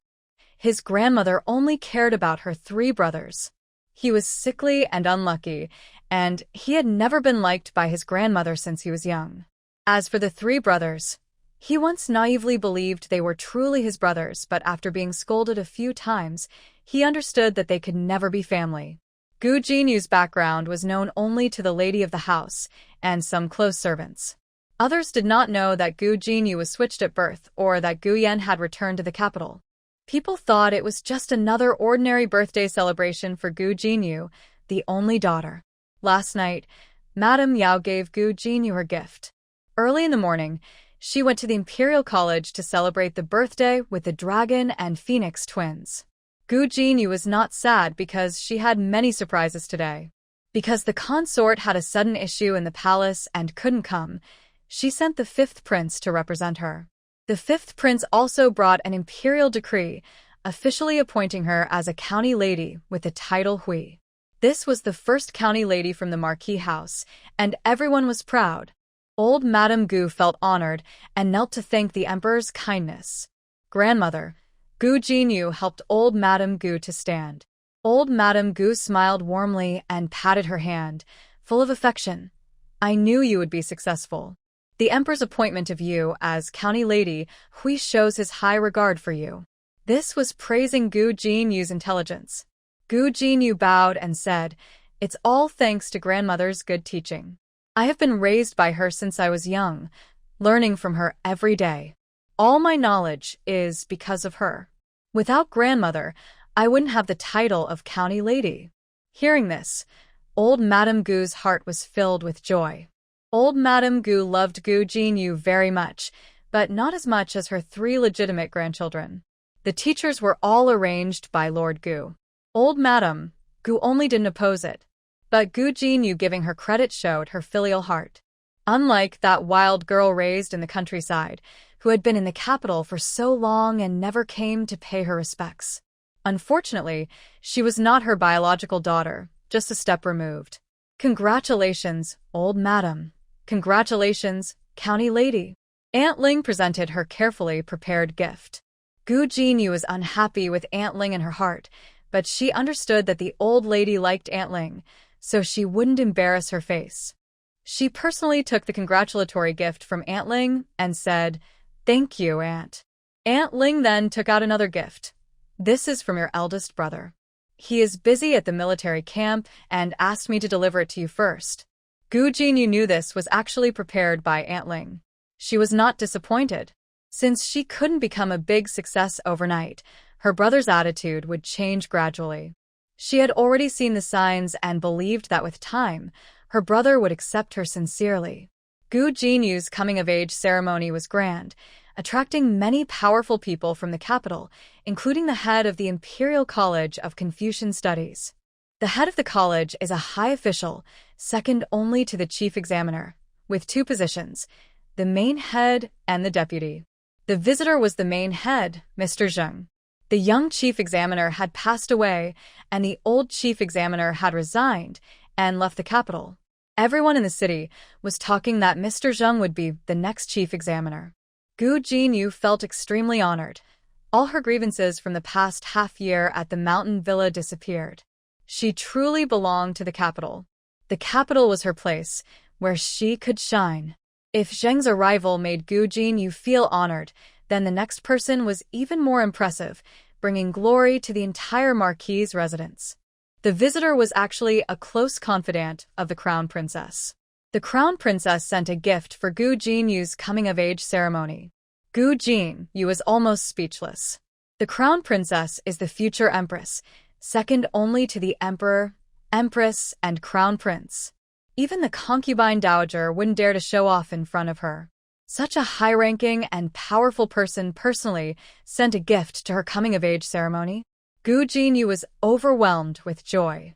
The palace maid smiled and said, Congratulations, Lady Hui. The Crown Princess said that if Lady Hui is free, she can visit the Eastern Palace to play chess and relax. Yes. Gu Jinyu respectfully replied. The palace maid waved her fly whisk and said with a smile, "It's getting late. The crown princess is waiting for me to report back. Let me see you off, sir." After the palace maid left, both Old Lady Gu and Marquis Gu felt it was unbelievable. Overnight, they had even interacted with the crown princess? Perhaps interacted was a bit too strong. The crown princess probably sent the gift out of respect for the emperor's favor. But regardless, this recognition was enough for them to become prominent in the capital. Jinyu did not let Grandma down. Madame Gu no longer cared whether Gu Jinyu was her biological granddaughter or not. Does it matter if she is related by blood? Those who leave the Marquis residence will represent the family's reputation in the future. 127. Favorite child. Second update. The Dingen Marquis residence is not far from the Imperial College. Mrs. Yao arrived early. Gu Jiao had just finished washing up when she heard a knock at the door. She opened it and was surprised to see Mrs. Yao. Mrs. Yao smiled gently and asked, "Did I wake you?" Gu Jiao shook her head. "No, I just got up." Mrs. Yao smiled and said, "You haven't had breakfast yet, right? I brought steamed buns and brown sugar steamed bread." The family was preparing a feast for Gu Jinyu. The breakfast was bought on the way by Mrs. Yao from a famous bun shop in the capital. "Come in." Gu Jiao invited Mrs. Yao into the yard. Xiao Luling also got up and was drawing water by the well. Mrs. Yao had met Xiao Luling a few times in the countryside. Unlike Marquis Gu's picky attitude, Mrs. Yao was very pleased with Xiao Luling. He is good-looking. That's the main point. He also studies well and is diligent with his hands. At first, Mrs. Yao worried about their relationship because they hadn't had a formal marriage, but after observing a few times, she found they actually get along quite well. Maybe they just haven't realized it yet. Madame Gu, Xiao Luling politely greeted Mrs. Yao. Since Gu Jiao called her Madame Yao, Xiao Luling did the same. Mrs. Yao didn't mind the way she was addressed and happily handed the food box to Xiao Luling. Gu Jiao wanted to go to the kitchen to make porridge for her family, but Mrs. Yao refused. She was fine with other matters, but today was her and Gu Yan's birthday, and Mrs. Yao wouldn't let her do chores. Mrs. Yao often made snacks at the mountain villa and was quite familiar with kitchen work. She first cooked the millet porridge for the morning and then started preparing the next two meals. The housemaid was sent to buy vegetables, and Mrs. Yao had written down what and how much to buy. This was Mrs. Yao's first birthday for her daughter. She had prepared for a long time and practiced the dishes repeatedly. Mrs. Yao was very popular at home. Even the grumpy old lady was won over by her desserts. Everyone was happy when she arrived. After breakfast, Gu Yan had nothing to do and went to pick corn but was stopped by Xiao Jingong. Xiao Jingong took the corn and raised his small hand to signal stop, seriously saying, "Today is also your birthday. You don't need to do chores. I won't argue with you. I'll let you have a day off." Yao prepared a big table of delicious food, not only considering Gu Jiao and Gu Yan's tastes, but also taking care of everyone else. Gu Xiaoshun looked at the almost untouched dishes and was so surprised he couldn't speak. "Is this New Year? Why are there so many good dishes?" Braised pig's feet with soybeans. Gu Xiaoshun's mouth watered instantly. This was his favorite dish. The pig's feet were shiny, oily, and the meat skin still bounced when poked with chopsticks. Gu Xiaoshun felt he couldn't wait any longer. It was first braised, then simmered in a clay pot, soft and melt in the mouth. Xiao Luling now loved fish, and Yao made a fresh carp soup. The elderly lady liked sweet things, so Yao made red sugar sticky rice cakes, adding only half the sugar. There was also a vegetarian feast for Xiao Jingkong, and Yao didn't forget to serve it in Xiao Jingkong's special small bowl. She had heard about these from Gu Yan and prepared them carefully. That's why everyone liked Yao. She always quietly takes good care of people. Besides these dishes, Yao also made each of the siblings a bowl of longevity noodles. The noodles had no extra ingredients, just a few scallions and a drizzle of sesame oil. But Gu Jiao felt that her bowl of longevity noodles seemed tastier than the others, with an indescribable flavor that warmed her heart but made her nose sting. She couldn't tell if it was her feeling or Gu Yan's. After eating, everyone started giving gifts to Gu Jiao. The first was Xiao Jinkong, the youngest and the most eager. He gave Gu Jiao and Gu Yan small clay houses he made himself, using clay, and then having his uncle bake them over the stove fire. Actually, he remembered that the small houses he made didn't look like this. They got deformed after baking. The truth was, his work was quite ugly, and Xiao Luling secretly fixed them to look better. The doors of the small houses could open, and inside, there were little wooden figures carved by Gu Xiaoshen. Gu Yan's house was supposed to be his own, and Gu Jiao's was hers. But when Gu Yan opened the tiny door and looked inside, he was stunned. "Why are you in my sister's house?" "Xiao Jinkong." "Oh no, I've been caught." Yes, the clever little monk Xiao Jinkong secretly asked Gu Xiaoshen to make an extra small wooden figure of himself and quietly placed it in Gu Jiao's house. This way, he could be with Jiao Jiao every day. Gu Yan was unhappy and told Xiao Jinkong to move out of Gu Jiao's room. Xiao Jinkong refused to move. He firmly said, "This is Jiao Jiao's gift. You can't ruin her things." "Fine, I won't ruin it. Can I just move in instead?" In the end, Gu Jiao, Gu Yan, and Xiao Jinkong, the three little wooden figures, all moved into Gu Jiao's small house, leaving Gu Yan's house empty. Gu Xiaoshen gave 2 books of his carved Buddhist scriptures. As a trade for helping him carve the little wooden figures, Xiao Jinkong took out his belongings, put on Buddhist beads and monk robes, and took out a small wooden fish to perform a prayer for the scriptures.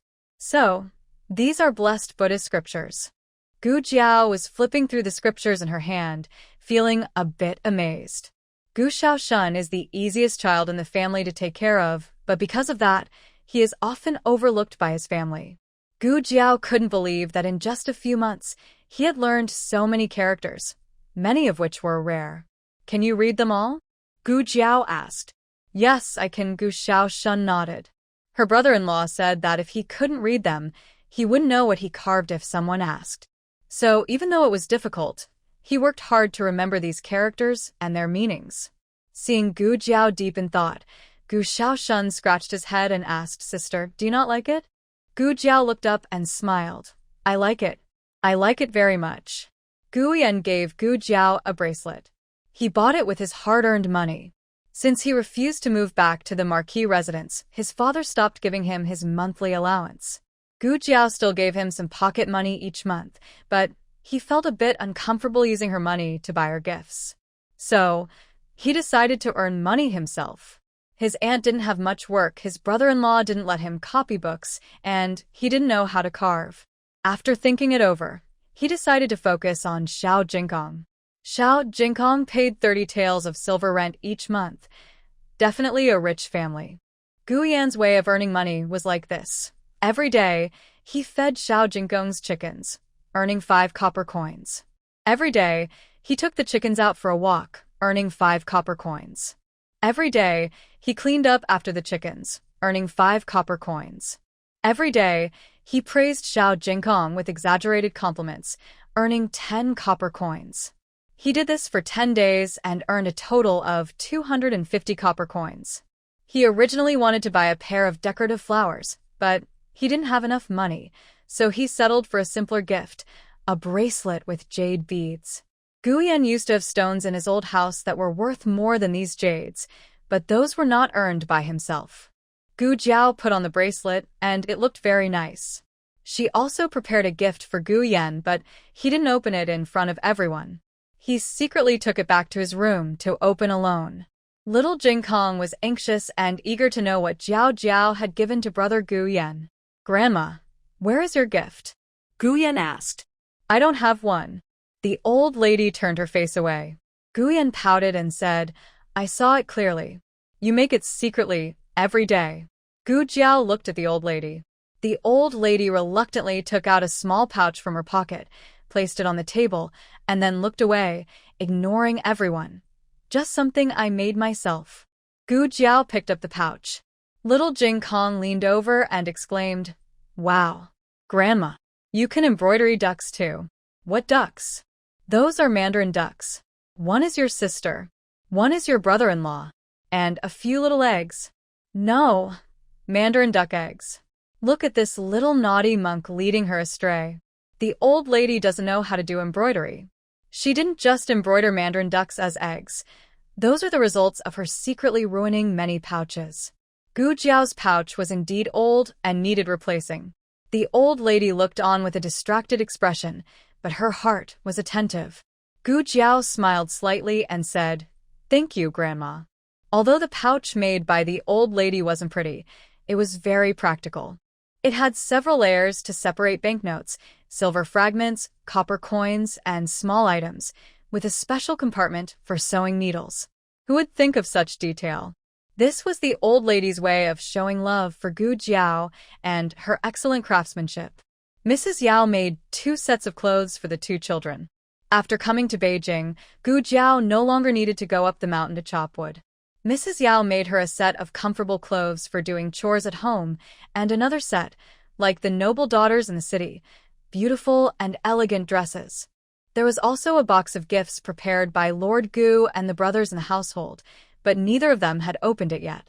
Finally, there was Xiao Lulang's gift. Everyone was very curious. He usually gave pens or paper, and the whole family knew what he would give this time. Could it be calligraphy copies? Then Xiao Lulang took out a brocade box. Under everyone's eager gaze, Gu Jiao opened the lid. The result turned out to be a stack of calligraphy practice sheets. Gu Jiao. Everyone. However, it seemed these were not ordinary practice sheets. Each one contained a poem. Gu Jiao thought the poems were very well written, even though she couldn't understand their meaning. She patiently flipped through each sheet, while Xiao Lulang looked surprisingly nervous, not expecting her to read the calligraphy aloud in front of everyone. When she reached the last sheet, she found an unexpected surprise. The box was specially made, and at the bottom, there was a white jade hairpin. Huh? Gu Jiao's eyes widened. Did this tough, straightforward man finally decide to give her a hairpin? What Gu Jiao didn't know was that this type of hairpin is called a jing, and in the Zhao country, girls at 15 years old would have a coming-of-age ceremony called Jigo, where elders would help them arrange their hair and present the jing, symbolizing that the girl was now an adult and ready for marriage. Of course, if a girl married before turning 15, she would also have this ceremony on her wedding day, marking her maturity. Gu Jiao didn't have the ceremony when she married. The Gu family wouldn't bother for someone like her. But Xiao Lulang always remembered it. Yao Shi saw the hairpin her son-in-law gave to her daughter and immediately understood what was going on. She had thought her daughter had already gone through the Jiga ceremony, so she assumed today was just an ordinary birthday. Her son-in-law was thoughtful. Gu Jiao finally understood why this man never gave her a hairpin before. It was because the hairpin was truly precious. Without the Jiga ceremony, she couldn't use the hairpin. Yao Shi's eyes turned red instantly. "Jiao Jiao, I will help you comb your hair." Yao Shi and the old lady both helped Gu Jiao style her hair, and in front of everyone, she completed her Jiga ceremony. The moon was high in the sky. The bustling market street was left behind by swift horses. Gu Chongqing rode his horse to a quiet alley. He dismounted, led his horse, and strolled in calmly. Unknowingly, he arrived in front of a familiar courtyard. The gate was half open, and the sounds of women and children's laughter drifted out, mixed with the voices of young men, creating a warm, joyful atmosphere. Gu Chongqing paused at the gate for a moment, but in the end, he didn't go inside. He turned to get back on his horse. Suddenly, Xiao Jingkong ran over quickly, small body squeezing through the door gap. "Big brother, is that you?" Gu Chongqing turned around and looked at him. "It's me." "Jingkong, who is that?" Yao Shi pushed open the half-open door. When she saw Gu Chongqing outside, her smile froze. Gu Chongqing was very surprised to see Yao Shi here, especially because Yao Shi was smiling so openly. Although her smile quickly stiffened, he still saw it. He had never known that Yao Shi, usually sad and quiet, could be so happy. She was smiling like a child. "You." Yao Shi wanted to speak but hesitated. Xiao Jingkong looked at Gu Chongqing and then at Yao Shi and asked, "Yao Benefactor, do you know each other?" "Benefactor?" Most people wouldn't use this kind of title. Gu Chongqing looked at the little boy strangely. "Are you a monk?" Xiao Jingkong explained seriously, I was a monk before I came down the mountain. I'm not anymore. Yao Benefactor is a visitor at our temple. I see her often. We're very familiar. Big brother, are you here to celebrate Jiao Jiao's birthday too? Xiao Jingkong spoke from his own perspective, but to Gu Chongqing, it sounded like Yao Shi and the little monk's family were just old friends. It's quite a coincidence that he knows the same stepmother as this young monk. Gu Chongqing said seriously, no, I was just passing by. Do you like birds? Xiao Jingkong tilted his head and thought for a moment. Yes, I like them. Gu Chongqing handed him a covered birdcage hanging on his saddle. This is for you. Then he mounted his horse without looking back and rode away. Xiao Jingkong watched his figure riding into the wind, waving his little hand. Thank you, big brother. Yao Shi lifted the cloth covering the birdcage and saw that inside was a young eagle. She asked Xiao Jingkong how he knew that big brother. Xiao Jingkong told her about how he was saved. I went to rescue Xiao Qi and almost got hit by a cart. Big brother saved me. He's so amazing. He spoke with admiration for Gu Chongqing. Yao Shi and Gu Chongqing hadn't lived together for 10 years. Her impression of Gu Chongqing was still from before he was 11. At that time, Gu Chongqing had believed rumors that Yao Shi was responsible for his mother's death. Gu Chongqing had fought fiercely against Yao Shi, and his eyes were full of hatred when he looked at her. He also didn't treat Gu Yan well. At first, Gu Yan didn't understand, and often went to find his 3 brothers. But he always came back with bruises and cuts. When Lord Gu found out, he would beat his 3 sons. Afterward, someone would tell the old madam, and in the end, Yao Shi and Gu Yan still suffered. Yao knew that Gu Chongqing had not physically hurt Gu Yan, but he also did not rescue Xiao Jingkong from the hands of his 2 younger brothers like he did for Gu Yan. Yao felt a bitter sadness. She could be kind to strangers, so why not to Gu Yan? Never mind, 10 years had passed, and she had already come to accept it. Gu Yan had Jiao Jiao. He was doing well with Jiao Jiao, not needing to return to the mansion to face anyone or suffer unnecessary harm. Big brother is a good person, Xiao Jingkong said while holding the birdcage. Yao smiled bitterly, but said nothing. Gu Chongqing was a soldier of the Zhao kingdom. He had the duty to protect the people. He was kind to everyone, but to her and Yenner, he seemed to want to harm them deeply. From Xiao Jingkong, Yao learned that Gu Jiao also saw Gu Chongqing, but neither knew the other's identity. Gu Chongqing had not met Gu Yan, and when he saw the 2 of them, he probably couldn't guess who was who. Did Big Brother only come once? Yao asked. Yes. Including today, twice. Xiao Jingkong replied. The first time was to rescue Xiao Jingkong and take him home. This time was probably just a passing visit, as he thought Xiao Jingkong was cute and brought a small bird. What else could it be? Could he have come specifically to celebrate Jiao Jiao's birthday? He had saved Jiao Jiao's brother, not Jiao Jiao saving him. Moreover, no one would give a fierce little bird to someone on her birthday, right? Yes, Gu Chongqing had given a fledgling eagle, a young Haidongqing eagle, known as one of the rarest among 10,000 divine birds. Xiao Jingkong didn't know much about eagles. He just thought the bird was big. All right, from now on, I'll call you Little Nine. Jiao Jiao, Jiao Jiao. Big brother just came. He gave me a bird. Xiao Jingkong hugged the birdcage and hurried off to find Jiao Jiao. That small alley was lively that day. Not long after Gu Chongqing left, Wu Yang arrived. He was sent by the Prince of Anjouan to deliver birthday gifts to Jiao Jiao and Yan. The Prince of Anjouan explained straightforwardly, "Our prince received an invitation from Lord Gu, and he planned to visit in person to congratulate, but he has been unwell these days, so he asked me to bring the birthday gifts for Jiao Jiao and the young master." Since Lord Gu had sent the invitation first, it was reasonable for Prince Anjouan to send the gifts. However, Yao faintly remembered that the invitation from Lord Gu mentioned the Gu residence. How did Prince Anjouan find his way here? Gu Jiao asked, "How does your Marquis know we came to the capital?" Wu Yang smiled and said, "The Marquis is also a student at the Imperial Academy." He saw the list and knew that young Master Xiao also came there. It took some effort to find out this place. Gu Jiao hummed softly and looked Wu Yang up and down. Suddenly, you seem a bit familiar. Are you the little thief from that night? Wu Yang shook his head quickly, like a rattle. No, I'm not. I'm not. Oh, dear. So much time has passed. How do you still remember? He almost got recognized. When Princeton visited, Xiao Luleng wasn't home. He heard about it later. Xiao Yilong's gaze stayed on Wu Yang for a moment, making Wu Yang feel uncomfortable. He cleared his throat and said, Is Annie here? I want to say hello to her. A hint of meaning flickered in Xiao Yilong's eyes. Wu Yang went to the back courtyard to see the old lady and gave her 2 boxes of delicate, tasty osmanthus cakes.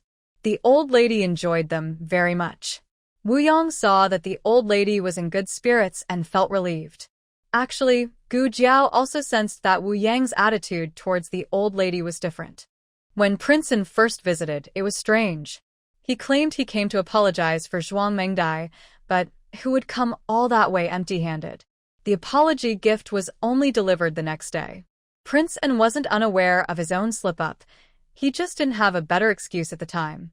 He was praying Gu Jiao wouldn't be clever enough to see through it. Gu Jiao always felt that the assassination attempt that night was connected to Princeton. This Wu Yang guy looked more and more like the black-clad man who shot cold arrows at the old lady that night. Gu Jiao didn't know that Wu Yang had missed a shot and still thought they came to kill the old lady. So, Gu Jiao was very cautious around Wu Yang. When he went to see the old lady, she kept watch the entire time, not even allowing Wu Yang to whisper a few words to the old lady. At one point, Gu Jiao asked Xiao Jingkong to call him over, but he quickly returned. Wu Yang sighed and left angrily. Marquee, in another alley near the Imperial Academy, Wu Yang got into a carriage and reported to Princeton. Does she still like the gift? Princeton asked. Wu Yang wasn't sure and asked, Why doesn't the Marquis deliver the gift himself to Gu Jiao? Princeton sneered, Many people in the capital are watching me. I have to be careful with every move. If someone finds out about this place, the Empress Dowager won't be able to hide it. The birth of the twins was a joyful and fulfilling day for the whole family. As night approached, Yaosher finally returned to the mansion. The household had been busy all day. Everyone was exhausted. The mistresses went to rest early, while the servants still had work to finish, working and yawning at the same time. When Yaosher entered the courtyard, she was surprised to find Gu Jinyu waiting for her in the room. Yaosher felt guilty for neglecting Jinyu all day while she celebrated the twins' birthday. She approached her, gently brushed her hair, and said, Sorry, I came back late. She had planned to return right after lunch, but couldn't bear to leave Jiao Jiao and Yenner. She stayed for several hours, not realizing how late it had become, even with the housekeeper's reminders. Jinyu's face showed no signs of upset or anger. Instead, she was happy and asked Mother, Do you know how many guests came today? Yaosher was surprised. Her daughter had been waiting up late at night, not because she was upset about her mother's late return, but because the party was so lively that she was still excited. Yaosher sat beside her, trying to hide her tiredness, and smiled. Did many people come? Yes. Jinyu cheerfully listed the names of the distinguished guests, then emphasized some details. Master Zheng from the Imperial Academy also came. He is the current assistant, and he will be the next head of the academy. That's wonderful. Yaosher nodded with a smile. Jinyu continued, The Prince of An didn't come himself, but he sent a generous gift. Look, these are all from him. There are so many presents today, I'll never use them all in my life. My sister refused to return home, so her birthday must have been a bit lonely. Tomorrow, I'll pick some valuable gifts to send to her. Yaosher thought there was no need for that. When she looked again, she saw that the gifts from Prince An were indeed very valuable, nothing like those given to Jiao Jiao and her siblings. There was really no need now. Jinyu kept bragging, The Crown Princess also sent a birthday gift for me. That was the most proud moment for Jinyu, but Yaosher suddenly remembered something. When Wu Yang was talking with the old lady, he seemed to call out, Empress Dowager. His voice was soft, and the old lady didn't hear clearly. Yaosher, passing by him by chance, overheard a bit. Maybe she had misheard? How could Lu Lang's aunt possibly be the current Empress Dowager? The Empress Dowager not only personally made a pouch for her daughter, but also arranged her daughter's hair and hairpin ceremony. None of the royal princesses received such treatment. I must be overthinking. Mrs. Yao shook her head. Mother, what are you talking about? Gu Jinyu didn't hear clearly. Mrs. Yao snapped back to herself. Oh, it's nothing. I mean, since these are gifts from the guests, you should keep them yourself.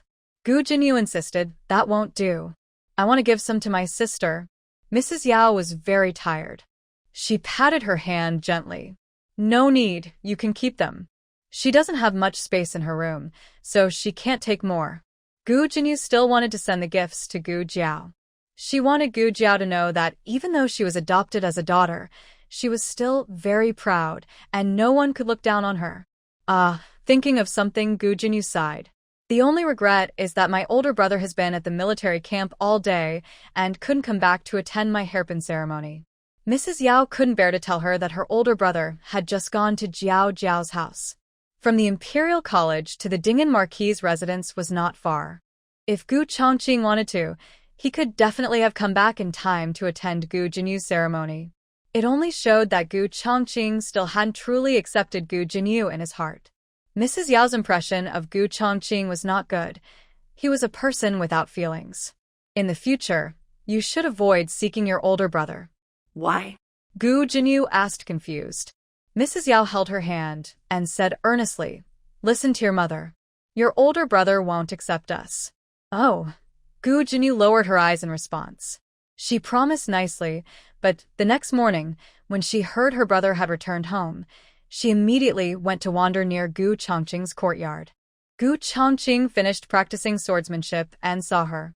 He asked coldly, is there something you need? Gu Jinyu shyly and nervously took out a pouch from behind her back. Thank you, big brother, for the birthday gift you gave me. This is my return gift to you. I made it myself. The birthday gift was prepared by Aunt Ling, but Gu Chongqing had long forgotten about it. He didn't reach out to take it. Gu Jinyu whispered, I know, I'm not your biological daughter. I don't deserve to call you big brother. I took the place that should have been my sister's. If I could, I wish I hadn't been switched at birth. The glory and wealth of the Marquee's residence belonged to my sister. I shouldn't have taken her place. Gu Chongqing felt some resentment towards Gu Jinyu, but since she was not a biological member of the Yao family, he realized he had been angry at the wrong person all these years. Gu Chongqing took the purse. You're thoughtful. His older brother actually accepted her gift. Gu Jinyu was amazed and very excited. Is there anything else? Gu Chongqing asked. No, nothing. I am going to pay respects to grandmother. Gu Jinyu suppressed her excitement, bowed respectfully to Gu Chongqing, and happily went to see Grandma Gu. On October 27th, the Imperial Academy's exam took place. On the 22nd, Feng Lin also arrived in the capital. He first reported to the Imperial Academy, arranged his lodging, and inquired about Xiao Liulong's address. Then he hurried to find Xiao Luling. He was not alone. He was with a familiar person.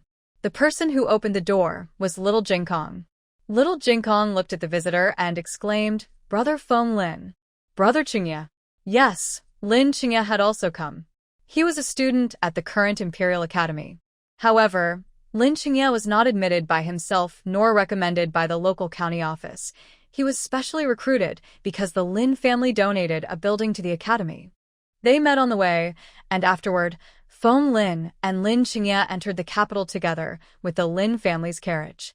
Hearing that Feng Lin was coming to see Xiao Luling, Lin Qingye also wanted to visit his young mentor. Both were very happy to see little Jinkong. Feng Lin tousled little Jinkong's short hair. It's been a few days, and you've grown taller. Little Jinkong immediately looked upset. Not at all. He measured himself every day. Lin Qingye pinched his little face. You've gained weight. Little Jinkong's face darkened even more. He was not fat. He was not fat. He didn't grow sideways. Little Jinkong gritted his teeth in frustration. The adults of this generation really made kids crazy.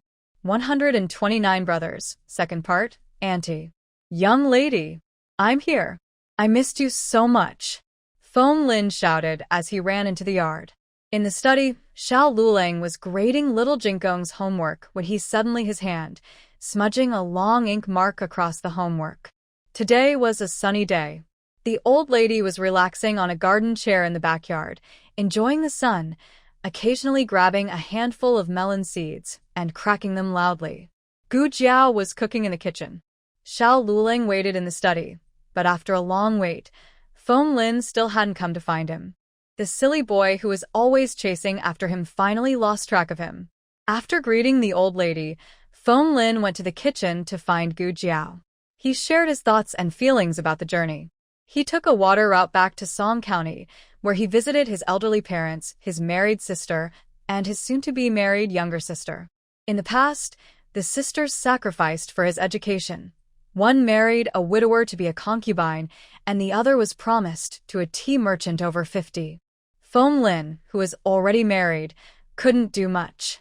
Besides, the widower treated his sister well. She was pregnant with his child, and the couple was living happily, showing respect to their parents. My sister's marriage. I cancelled it, Feng Lin muttered. Oh. Gu Jiao opened the pot lid and added some water. Feng Lin skillfully added firewood to the stove. Outside the door, Xiao Yulong's temple veins throbbed. Little guy, your fire-starting skills are even better than mine. That tea merchant isn't a good person. He's very old, older than me, and he has a bad reputation. I heard he beats people in his house. I don't want my sister to suffer, so I returned the bride price and cancelled the marriage. If it had been Feng Lin before, he wouldn't have been able to cancel the marriage. The tea merchant was in cahoots with the local officials, who could offend him. But Feng Lin passed the imperial exam. He was now a recommended scholar, and he had also been granted a spot at the Imperial College to study in the capital. He told the tea merchant, if you cancel the marriage today, consider it me Feng Lin owing you a favor. Otherwise, once I succeed in the future, I will be the first to deal with you. The tea merchant was frightened by Feng Lin's words. After careful thought, he finally agreed to cancel the marriage. Strictly speaking, I should thank Lulang. If it weren't for him, I probably wouldn't have passed the exam. Feng Lin knew his own abilities well. Like Lin Qingye, he wasn't naturally talented. His success came from hard work. Diligence was important, but having good teachers was also crucial. When Xiao Lulang tutored Lin Qingye, Feng Lin listened in and learned a lot. It benefited him greatly. And I didn't expect Lulang to give me the spot at the Imperial College. Isn't he afraid he won't pass the exam himself? Such a risk. Feng Lin didn't know that the truth about the spot was that Steward Lu interfered and messed things up, mistakenly thinking Xiao Lulang had told the county magistrate to give him the spot. Xiao Lulang wanted to help, but his current status prevented him from convincing the county magistrate to do so. Luckily, Steward Lu stepped in. Xiao Lulang was outside, glaring fiercely. Are you just here to thank me? Have you shown gratitude to my wife? Feng Lin kept talking non-stop, suddenly feeling a chill on his back. He didn't know why. Gu Xiaoshun and Gu Yan went out. Little Jinkong looked at the sundial in the yard. Usually they only went out for half an hour, as he had set, but today they were gone for 15 minutes longer. Jinkong's obsessive-compulsive disorder flared up again. He frowned seriously. They played for so long without any sense of time. Jinkong decided to find his two playful brothers. He knew where they went, a fruit orchard near the market. It was free to enter, but if they picked his family's fruit, they had to pay by weight. His family's fruit was fresh and affordable. A few days ago, the pomelos were very good, so they probably went to pick pomelos again. Jinkong went to the pomelo trees in the orchard and saw Gu Yan sitting high on a branch, tightly holding onto the trunk in front of him. But Gu Xiaoshun was not there. Jinkong looked up at Gu Yan and asked, Brother Yan, how did you climb up the tree? Gu Yan replied coldly, because I am pretty good at it. Jinkong, who couldn't yet tell sarcasm from joking, took the words literally. But you're not really good at it, he said seriously. Gu Yan. Where's Brother Shun? Jinkong asked again. He couldn't climb up, so he went to get a ladder. Gu Yan wouldn't admit he couldn't come down himself, so Gu Xiaoshun went to get a ladder and some ropes to help him down. Jinkong said, it's getting late. You should go home now. Come down. Gu Yan refused. I won't come down. Jin Kong crossed his arms. Why not? You've already played past the time today. I'll deduct your playtime for tomorrow. Gu Yan stuck out his tongue at Jin Kong. If I don't come down, I won't. If you dare, come up and catch me. Jin Kong couldn't understand Gu Yan's mischievous behavior. He was only 3 years old, but he no longer climbed trees or made silly faces at people. He was a mature little kid. Gu Yan, on the other hand, still seemed like a baby. Are you probably too scared to come down? Jin Kong boldly guessed. No, I didn't. Gu Yan firmly denies. Based on Xiao Jinkong's careful observation, whenever Yengage lies, he looks around and gazes at the sky, avoiding direct eye contact. All 3 of these signs apply to him. You just don't dare come down. I didn't. It's you who are afraid to come up. Why should I come up? Gu Yan is left speechless. Meanwhile, Xiao Shun goes to find a ladder, but doesn't know where it is. Gu Yan is almost out of strength. He feels he can't hold on much longer. If Xiao Shun doesn't come soon, he might just fall. Just as the atmosphere becomes tense and anxious, Gu Chongqing, passing nearby, hears Xiao Jinkong's voice. He isn't intentionally heading this way. This is the main road from the military camp to the Dingin Marquee residence. Otherwise, he wouldn't have met Xiao Jinkong last time. He hears Xiao Jinkong sound a bit worried, as if arguing with someone, so he pauses his horse and rides over. What's going on? His horse stops behind Xiao Jinkong. Xiao Jinkong looks up, his bright, shiny eyes lighting up. Big brother, it's you. We've met again. Gu Chongqing nods calmly. Are you arguing with someone? Xiao Jinkong sighs. No, it's one of my brothers. He climbed up a tree and can't get down. It's making me so worried. This sounds just like it's my unwise little brother, climbing a tree and can't get down. It's so frustrating. At just 3 years old, with the mind of a 30-year-old, Gu Chongqing feels his eyelids twitch. He looks up at Gu Yan in the tree, then without hesitation, leaps up and pulls Gu Yan down. Gu Yan was already nearly exhausted, so it was easy to lift him, and Gu Yan is very light. Gu Chongqing hardly feels the weight. Gu Yan spins around in confusion, not understanding what just happened, and when he regains his senses, he's already on the ground. Huh? He blinks strangely, looking at the tall, strong man in front of him, feeling a bit stunned. Who are you? Xiao Jinkong explains. He's Big Brother. He saved me last time and then he gave me a bird. Big Brother. Oh. The fierce little eaglet was a gift from this big guy. Yengage, what's wrong with your face? Xiao Jinkong asks. What's that? Gu Yan instinctively touches his face. When he touches it, the skin feels a bit strange. Xiao Jinkong took out a small peachwood mirror from his pocket and held it out to Gu Yan. Look for yourself.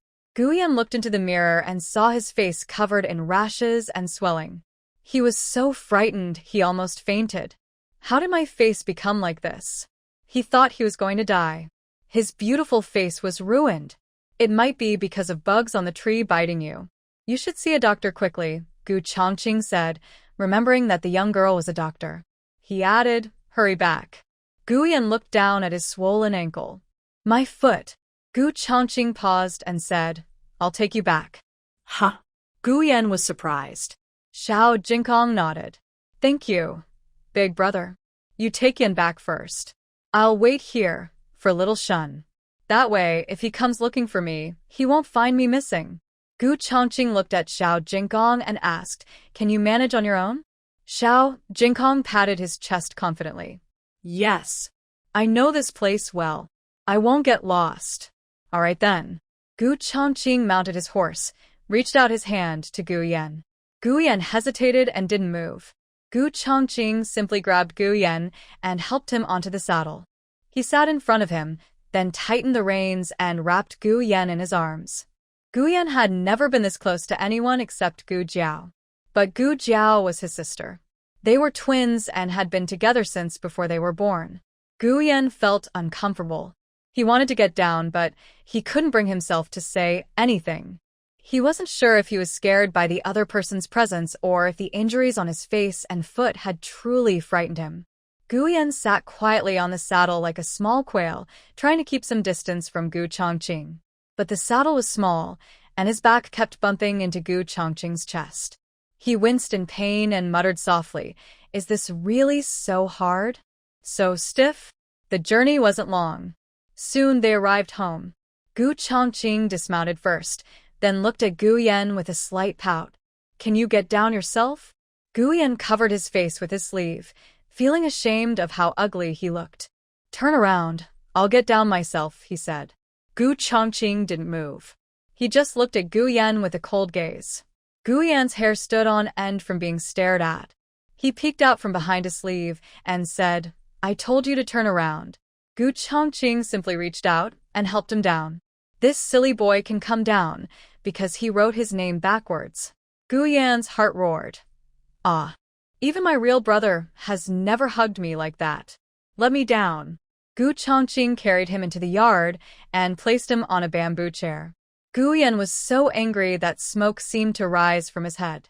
In the past, no matter how angry he was, he looked good.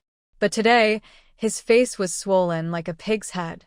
Now, with smoke coming out, he looked like a cooked piglet. He also had a piercing, deadly stare. Gu Chongqing, usually serious and stern, couldn't help but laugh. Guyan couldn't fight or scold back. His eyes shot sharp glances. Suddenly, Gu Chongqing squinted mischievously and playfully tapped Guyan on the forehead with his finger. Guyan, like a restless baby, was knocked over directly. The little boy was stunned. This time, Gu Chongqing burst out laughing. If soldiers in the camp saw this scene, they might be so surprised they'd laugh or even be frightened. The usually stern Gu Chongqing was teasing a child, and he was even smiling himself. There was a saying in the camp, "When the Grim Reaper laughs, the underworld opens." Gu Chongqing only laughs when he's killing, and everyone who has seen him smile has met their end. Guyan turned away with a huff and gave Gu Chongqing a big playful shake. Gu Chongqing went to the orchard and saw Xiao Jinkong with another boy about 13 or 14. That boy was probably his little brother, Xiao Shun. Gu Chongqing didn't show himself and rode his horse to the military camp. Soon it was the day of the Imperial College exam. The primary school exams were moved up to the 25th because of various reasons. There were 2 tests, one in arithmetic and one in poetry. They sounded simple, but the questions were very difficult, and the test was very long. Xiao Luling and Gu Jiao took Xiao Jinkong to the exam. "Don't be nervous," Xiao Luling told the little boy. Xiao Jinkong raised his chin and said, "I'm not you. I won't be nervous." Gu Jiao squatted down and checked his small bag again. Just like doing problems at home, remember to write neatly. Don't rush too much. She emphasized this because Xiao Jinkong's only weakness was that he wrote slowly. Gu Jiao was worried that if the test was long, he might get anxious. Xiao Jinkong patted his little chest and said, "Don't worry, Jiao Jiao. I can write very fast and very well now." Seeing his proud look, Xiao Luling chuckled and asked, "So impressive. What place do you aim for?" Xiao Jinkong looked serious and said, "I will definitely get first place." Most of the children taking the exam are between 6 and 8 years old. Little Jinkong is the youngest. If the exam fee weren't so high, about 1 or 2 silver coins, Gu Jiao suspects they wouldn't even allow such a young child to take the test. Little Jinkong holds his test paper and finds his seat. He is definitely the youngest examinee, but he is also the calmest and most composed. The exam for basic studies isn't held in individual booths. Instead, dozens of children sit in a large classroom with plenty of space around them. When the bell rings, the exam supervisors start distributing the test papers. Little Jinkong finds filling out the first few pages easy, but by the last 3 pages, he is completely confused. What are these strange and weird symbols? They include a folk song from Qi, 2 5-character poems with 8 rhymes from Chen, and 3 7-character quatrains from Zhao, all written in different scripts from each country. Outside the exam room, Gu Jiao and Xiao Luling hear that this year, the exam included 3 languages. They feel a bit nervous. They realize they forgot to prepare extra language lessons for little Jinkong. Part 130, Child prodigy, first update. Strictly speaking, this isn't entirely their fault. The exam papers from the Imperial Academy for Basic Studies change every year, and only once in 10 years have they included a foreign language section. That particular exam paper was no longer sold, and the study hall didn't reprint it. When Xiao Luling bought the exam papers from the Imperial Academy for the past years, he didn't manage to get that one. Little Jinkong is a very smart child. If he doesn't do well, it's definitely their fault. The examiners intentionally made the questions difficult for the prodigies. These children are naturally smarter than most, so they tend to be proud and confident. The examiners wanted to give them a little shock to temper their arrogance. When the exam papers were graded, unsurprisingly, the last 3 major questions all failed. No one got all the answers right. The best was a child who wrote a complete 7-character poem from Zhao, with only 3 characters wrong. Most other children only wrote a few words. The examiners were very pleased.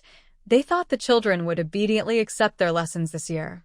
But when they reached the last exam paper, they suddenly couldn't smile anymore. Who is this? What are all these full pages of writing? Did this child just scribble randomly? One examiner asked. Another examiner sensed something was off. I think I've seen this kind of writing somewhere before. The two invited the most respected language teacher from the Imperial College to examine Xiao Jinkong's exam paper. After reviewing it, the teacher couldn't give a definite answer immediately. I need to show this to my teacher. The teacher took Xiao Jinkong's paper to a residence in the capital city, where he consulted an elderly scholar over 70 years old who specialized in Sanskrit. In the end, the elderly scholar concluded that the student had written in the language of India. It is said that this language, Sanskrit, was created by Brahma, the protector deity of Buddhism. Then what did he write? Asked one examiner. The teacher replied, he wrote a Buddhist scripture. Everyone was silent. Seriously? That's allowed? They had spent a whole day preparing the exam questions, but translating Xiao Jinkong's Buddhist scripture took 3 days. For the first time, examiners who had tested students for thousands of years were confused by one student. Examiner 1, no points. Examiner 2, that's right, he didn't answer the questions as required. Examiner 3, and his handwriting is hard to read. Examiner 4, that's probably because he wrote in Sanskrit. The examiners were collectively scolded. What nonsense are they talking about? In the end, Xiao Jinkong ranked 7th overall and was admitted to the Imperial College's Classical Studies program. Xiao Jinkong was very disappointed. For the first time in his life, he felt the sting of failure. He had confidently promised in front of his bad brother-in-law that he would be the top student, but he only ranked 7th. Now, he didn't even feel like eating. Gu Yan, surprisingly, didn't mock him. He patted Xiao Jinkong's small shoulder and said, it's okay. You're already better than many kids. When I was your age, I didn't even recognize a single character. Xiao Jinkong thought carefully for a moment, then suddenly burst into tears, crying, will I be as stupid as you when I grow up? Wah, Gu Yan. How desperate am I that a poor student is coming to comfort a top student. On the morning of October 27th, Xiao Lulang also began his entrance exam at the Imperial College. The college had been closed for nearly 4 years. Many of the original students came back to take the exam. The college has 3 grades. Admission is based on scores, not age or seniority. The lowest scoring students entered the Justice, Aspiration, and Broadness halls, which is the first grade, lasting a year and a half. Students with middle scores entered the Cultivation and Sincerity halls, which is the second grade, also lasting a year and a half. Finally, there is the level of natural talent, which is the highest grade at the Imperial Academy. Unlike the previous 5 halls, which are divided into Class A and Class B, the level of natural talent has only 1 class. It is rare for new students to be admitted directly. Generally, students must study at the academy for 3 years and pass very strict exams to be promoted to this level. However, this year, there is one special spot reserved for a student recommended directly. Prince Sen, the grandson of the Grand Tutor Zhuang. Prince Sen is widely recognized as a young genius. Even when he was a hostage in the state of Chun, his talent was famous across 6 kingdoms. Usually, such a talented person would be promoted by the court without needing to take exams. But the Zhuang family has a family rule. All Zhuang children must take the imperial exams. Over the years, many talented students from the Zhuang family have succeeded in the exams, though some have failed. The Zhuang family is so strong that people often think passing the exams is normal, but failing can lead to criticism and ridicule. The Zhuang family doesn't care about others' opinions and insists that all their sons take the exams. Prince An did not disappoint and scored the top in the provincial exam in the capital city. Everyone knows that competition in the capital is the fiercest, and being the top in the capital is very rare. That's why the academy made an exception and recommended him directly to the level of natural talent. The academy is very efficient at grading exams. The exams were finished by the 27th, and the results were announced on the morning of the 29th. This year, most new students performed well. However, some older students who had been delayed by the exam suspension seemed a bit complacent. Studying is like sailing against the current. If you don't move forward, you fall behind. But not all older students are like that. The quality of teaching at the academy is unquestionable. Anyone who puts in some effort usually does well. Most likely, the students who entered the level of natural talent this time are mostly older students. However, when they were reviewing the last exam papers, they found an unfamiliar name. Xiao Luleng? Zhang Sai asked. Where did this student come from? Did we ever have a student named Xiao Luleng at the academy before? Could he be a new student? Li Sai asked. Zhang Sai frowned. How could a new student perform so well? This score was among the top at the level of natural talent. The two officials checked Xiao Luleng's records and found that he was indeed a new student, and he had scored the top in the provincial exam in Yuzhou. Λυσιίας Milat. This is the first time a new student has entered the level of natural talent, right? He felt a strange sense of anticipation. Zhang Sai coldly said, "Don't forget, Prince An was also a new student. The student called Xiao Luleng is just lucky.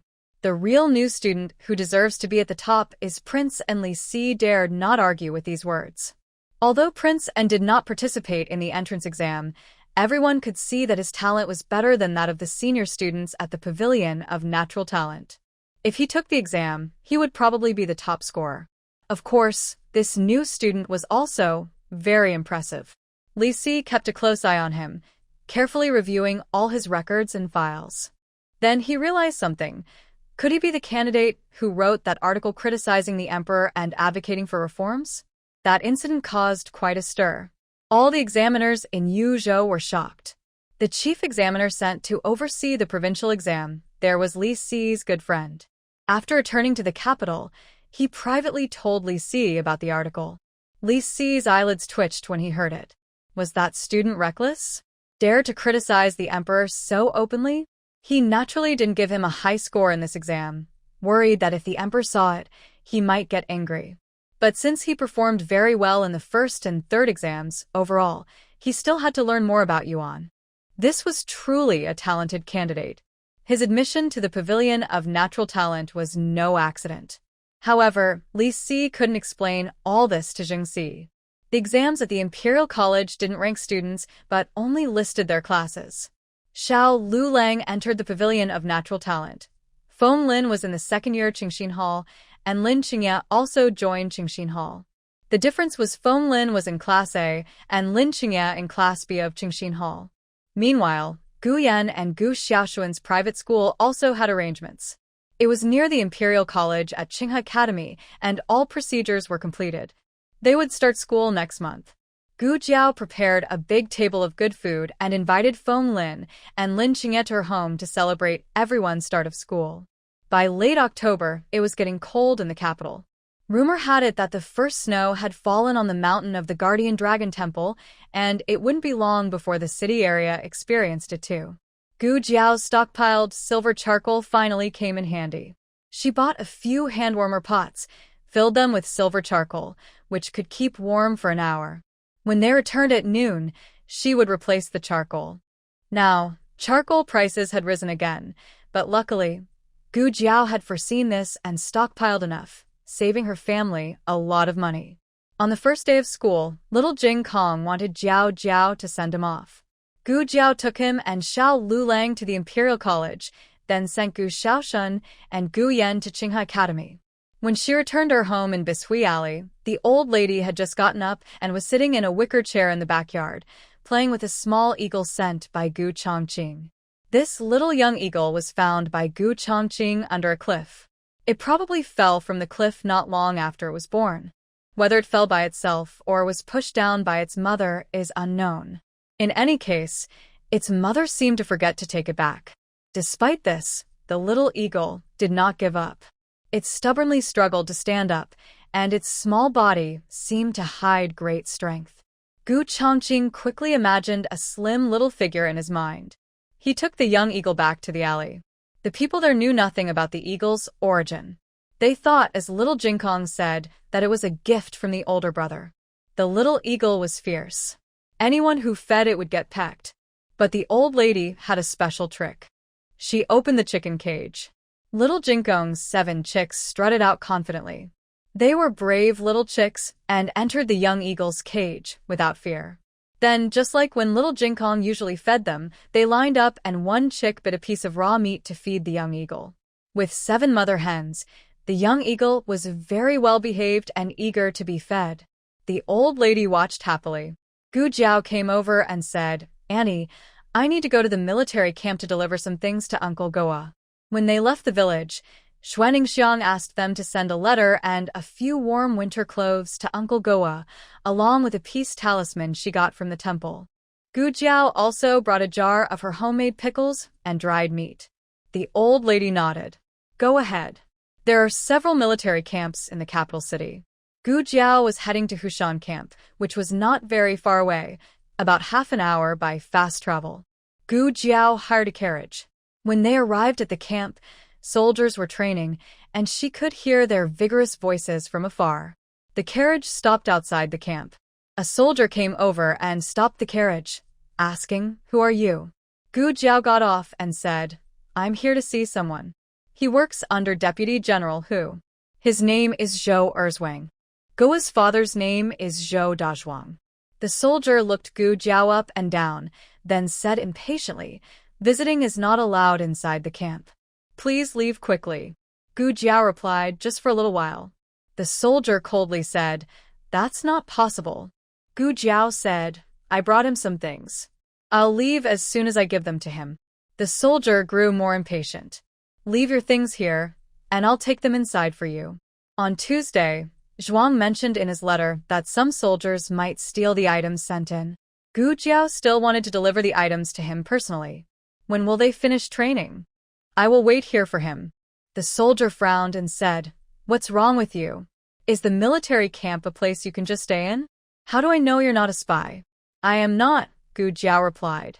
The soldier shouted, "Just say you're not. And that's it?" "I was about to say you are. Is something wrong?" A serious voice came from the direction of the military camp. The soldier turned to look and immediately bowed respectfully. "Lieutenant, a woman is here, saying she wants to see someone from our camp. But they're training now, so I told her to go back first. I'll give her the items later." The lieutenant stepped out of the camp and approached the two. The soldier lowered himself even more. The lieutenant's gaze fell on Gu Jiao's face. "Is it you?" Gu Jiao nodded. "Yes, it's me." The soldier was stunned. "Do they know each other?" Gu Jiao didn't seem like someone from a noble family, so how could she know the lieutenant of their camp? And when the lieutenant spoke to her, he didn't seem as intimidating as usual. Where was the fearsome enforcer? Gu Chongqing looked at Gu Jiao. "Do you know anyone in the camp?" Gu Jiao nodded again. "Yes, we're from the same village. His family lives next door to me. His family asked me to bring some things for him." Gu Chongqing asked, "What's his name? Whose subordinate is he?" Gu Jiao said, "Zhou Zhuang, under Deputy General Hu." Gu Chongqing replied, "You came at a bad time. Deputy General Hu just transferred to the Qishan camp. It's far from here, and if you go now, you won't get back tonight. Give me the items, and I'll take them for you tomorrow." "Thank you." Gu Jiao handed over the items. The soldier was stunned. Who is this girl? How could she have the lieutenant personally helping her run errands? Gu Chongqing looked at the soldier. Don't you know Deputy General, who is no longer in the camp? The soldier hesitated. Gu Chongqing's gaze was sharp. If you knew, why didn't you tell her? Instead, you let her leave the items here. I think you're trying to steal the money for yourself. The soldier's legs went weak. I dare not, Gu Chongqing coldly said. So you don't know? As a guard, not knowing about such a big movement in the camp is gross negligence. Sir Captain, please have mercy. The soldier knelt down with a thud. Gu Chongqing's mercy meant he was no longer a ruthless enforcer. Eventually, the soldier was dragged away and punished with 100 military lashes, nearly losing his life. Gu Chongqing was not punishing to help Gu Jiao. He always enforced discipline strictly. After Gu Jiao handed over the items, she took a carriage home. Before leaving, she asked him to tell Zhou Erzwang her address, so if Zhou Erzwang needed anything, he could come to her house. On the first day of school, Gu Jiao was a bit worried about Xiao Luling and Xiao Jinkong. Xiao Jinkong was too young. Facing a completely unfamiliar environment and a group of talented children no less clever than him, Gu Jiao wasn't sure how he would react in the school. Xiao Luling was being watched by others. She wasn't sure if someone might cause trouble for him at the Imperial Academy. Unexpectedly, after a day, Xiao Jinkong and Xiao Luling were fine, but Gu Yan had trouble. The incident started when Gu Yan and Gu Xiaoshun entered the same class. They had similar skills and were placed in the same class. Qinghe Academy was a prestigious school with excellent teachers. So many noble children came to study there, including 2 young masters from the Ding'an Marquee's family, Gu Qingfeng and Gu Qinglin. However, the 2 older brothers studied more and were assigned to a different class. The 2 classes faced each other, separated by a small garden. Gu Qinglin was waiting in the garden for his older brother Gu Qingfeng when Gu Yan, carrying a book bag, passed by in front of him. Gu Qinglin thought Gu Yan looked familiar, as if he had seen him somewhere before, and then heard someone call out, Gu Yan. Gu Yan. Wasn't that the sickly younger brother called Gu Yan? No wonder he looked familiar. He resembled their father. Gu Qinglin knew that Yao's twin children had come to the capital, but they hadn't returned to the family estate and were being raised elsewhere. Yet, he didn't expect to meet them so soon. Strange. Didn't the imperial doctor say this sickly child wouldn't live past 15? He was already over 15 and still bouncing around happily. Gu Qinglin quickly walked over and blocked Gu Yan's path. Are you Gu Yan? Gu Yan was only 4 when he left the capital and no longer remembered what his family looked like, so he didn't recognize Gu Qinglin. But that didn't stop Gu Yan from sensing Gu Qinglin's hostility. Gu Yan's eyebrows furrowed slightly. Who are you? Gu Qinglin rudely poked Gu Yan's shoulder with his finger and said harshly, Kid, I'm asking you a question. You better answer honestly. Is your name Gu Yan? Gu Yan was not scared by his attitude and looked at him bravely. So what if I am? So what if I'm not? What does it matter to you? His calm and fearless attitude made Gu Qinglin annoyed. He initially planned that if Gu Yan was his sick younger brother, he would teach him a lesson. If not, he would let him go. But now, Gu Qinglin changed his mind. This kid is not afraid of him, and even looks him in the eye. Good, if he doesn't show him some color, he won't know who he is. When Gu Xiaoshun returned to the classroom after collecting books for himself and Gu Yan from the study office, he found Gu Yan was gone. He looked for him in the bathroom, but couldn't find him. Gu Xiaoshun wanted to ask his classmates, but since they all started school on the same day, they didn't really know each other. He scratched his head. Could he have gone home first? No, that's impossible. He said he'd wait for me. Thinking about Gu Yan's heart condition, Gu Xiaoshun secretly wondered if Gu Yan had fainted somewhere because of it. Hey, I just saw your brother go out the back door, someone said. As Gu Xiaoshun was feeling anxious and upset, a poorly dressed scholar cautiously stopped him. The scholar didn't dare to say that Gu Yan was taken away by a noble student from the other class, fearing trouble. Instead, he warned, you should go look for him quickly. Don't tell anyone I told you. Thanks a lot, brother. Gu Xiaoshun didn't think much and patted the scholar's shoulder before striding toward the back gate of the academy. At this moment, Gu Yan had already been pulled into the woodshed behind the academy by Gu Qinglin and a few of his shady friends. This shed was usually empty. Gu Qinglin ordered someone to tie Gu Yan up, cover his mouth with cloth, and lock him inside the dark, dusty shed. Gu Yan was shut in a small dark room by his own older brother. A childhood fear flooded back. When he was 4, he had also been locked in a dark, small room. He cried desperately until he couldn't cry anymore. That fear and despair were unforgettable, no matter how many years passed. Gu Yan collapsed on the dirty, cold floor, feeling an invisible hand pressing on his chest in the darkness, making it hard for him to breathe. Old Marquee's secret guard was sent away on another task and was not beside him. If not for this, Gu Chongqing would have already guessed his identity through the guard last time. Gu Qinglin and his group had already left, and this place looked like no one had ever been here. Gu Yan let out a hopeless woo-woo sound. Unfortunately, no one could hear his voice. Gu Xiaoshan grew anxious and angry. Oh no, where has Gu Yan gone? Gu Yan. Gu Yan. Gu Yan heard Gu Xiaoshan calling. He struggled, but couldn't make himself heard. Gu Xiaoshuan's voice grew distant. Gu Yan felt desperate, his body struggling on the ground, trying to reach the door, but suddenly his heart hurt intensely. He was having a heart attack. He had medicine from his sister, but he couldn't reach it. Gu Jiao sat in the carriage and suddenly felt a sharp pain in her chest. Please hurry up, she urged the driver. Got it. The driver sped up to the maximum, but the worst happened. Traveling princess. Everyone stepped back. Guards holding warning signs filled the street, blocking the carriage's path completely. Gu Yan felt like he was going to die. He lay on the ground, his hands and feet tied, struggling weakly. He looked into the darkness with fear, choking on his tears. Sister, it hurts so much. On the way back to the classroom, one of Gu Qinglin's friends asked, Young Master Gu, do you think that kid is okay? Gu Qinglin didn't care and said, What could happen? Isn't he still bouncing around? Just kept him locked up for a few hours to teach him a lesson. Next time he sees me, he'll dare to glare at me again. That's true. They all laughed and surrounded Gu Qinglin as they went back to the classroom.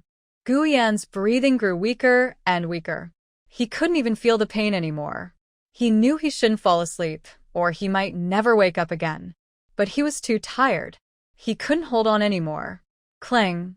Just before losing his last consciousness, someone kicked open the door. A blinding light flooded in. Gu Yan opened his eyes and saw a tall, strong man coming toward him against the light like a deity. Gu Chongqing tore the ropes binding his hands and feet with his bare hands, bent down, picked him up, and hurried outside. Gu Yan leaned into the other person's arms, feeling a bit dizzy. He grabbed onto the person's clothes, as if clutching the last straw of hope. He opened his mouth. Guan Chongqing looked down and asked, What did you say? Gu Yan weakly replied, Medicine. Guan Chongqing gently lowered Gu Yan and began searching his body for medicine. After a moment, he found a small porcelain bottle, poured out 2 pills, and fed them to Gu Yan. He also took a water pouch from the saddle and gave Gu Yan some water to drink. Gu Yan's face was no longer so pale, and his chest didn't hurt as much. But he was still very weak and didn't have the strength to speak. Gu Yan recognized him. He raised his hand, grabbed his clothes, and with 2 thin fingers, only held onto a little, like a weak and sad cat. Guan Chongqing sighed helplessly and said, I'll take you home first. He was passing by and heard faint whimpering. At first, he thought it was a cat, but then he sensed something was wrong, so he climbed over the wall to the outside of the shed. He was skilled in martial arts and had excellent hearing. Others wouldn't have noticed Gu Yan's movements. Gu Yan got back on Guan Chongqing's horse. Last time, he still had enough strength to keep some distance, but now he was completely exhausted. He was like a shell-less snail, weakly leaning against his chest. Gu Yan still felt that his chest was very hard, but it was also very warm. Suddenly, Gu Yan felt a sense of calm and safety. It was the first time he experienced this feeling with someone other than Gu Jiao. Gu Yan was too weak to hold on, so Guan Chongqing held the reins in one hand and wrapped his arm around Gu Yan's waist to prevent him from falling. The strength in his arm was different from Jiao Jiao's. It was the masculine strength unique to a man. When Guan Chongqing took Gu Yan home, Gu Yan was already asleep. Gu Jiao had just arrived at the door and bumped into the two of them. Gu Jiao looked at Gu Yan, and her eyes immediately turned cold. Gu Yan's breathing was steady now, but his clothes were dirty, and his face was scraped and torn. Obvious signs of something bad having happened. Guan Chongqing said, "I found him in the shed at the academy. You can ask him for details when he wakes up." Gu Jiao took Gu Yan into her arms and thanked Guan Chongqing, saying, "Thank you."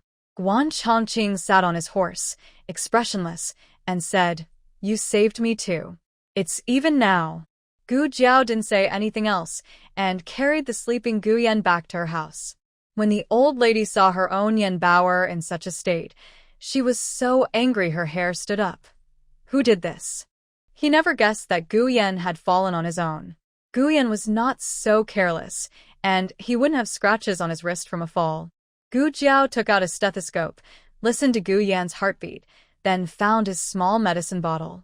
Inside, she had placed 2 emergency heart pills, enough for 1 dose. Now the medicine was gone, which meant his heart condition had occurred earlier. Fortunately, he took the medicine in time, otherwise, she might be looking at a cold, lifeless body now. Gu Shaoshun couldn't find Gu Yan at the academy, so he lied to his teacher and rushed home to look for him, only to find Gu Yan injured. "How did this happen?" he asked. "I just want to get some books." Gu Jiao said, "You go back to class first and ask for leave for Gu Yan." Ah. Okay. Gu Shaoshun didn't dare disobey his sister and nervously returned to the academy. Gu Jiao didn't go anywhere. She stayed by the bed, waiting until Gu Yan woke up. "Who did this?" Gu Jiao asked. Gu Yan lowered his eyes and clenched his fists tightly. Gu Jiao was his sister, and she understood his emotional fluctuations. "Someone you know? An acquaintance?" Gu Yan's eyes darkened. Not just an acquaintance, someone related to him by blood. At first, Gu Yan didn't recognize Gu Qinglin, but when the other person locked him in a small dark room, a familiar fear suddenly overwhelmed him. When he was young, Gu Qinglin had done the same to him before. He also heard someone outside call him Gu Third Young Master, so he was almost certain it was Gu Qinglin. After Gu Qinglin finished scolding Gu Yan, he was in a good mood and even seemed more energetic during class. On the way back to the mansion, Gu Qinglin talked with his second brother, Gu Qingfeng, about Gu Yan. "What did you say? Yao's son is also at our academy?" Gu Qingfeng was surprised. "Probably him," Gu Qinglin replied. Gu Qingfeng frowned. "What do you mean, probably? If it is, then it isn't. If it isn't, then it is." Gu Qinglin thought for a moment. That sickly kid isn't expected to live past 15. He's already 15. Even if he doesn't die, he should be close to it. But Gu Yan doesn't look like he's about to die. Gu Qingfeng said, "Maybe he's someone with the same name and surname. Why are you bothering him?" Gu Qinglin snorted coldly. "Who asked him to glare at me?" "You." Gu Qingfeng didn't know what to say. Gu Qinglin chuckled. "Second brother, do you want him to be that sickly kid, or do you hope he's not?" Gu Qingfeng said, "Do you think I can hope for that? If he is, you'll cause trouble for him and someone might get hurt."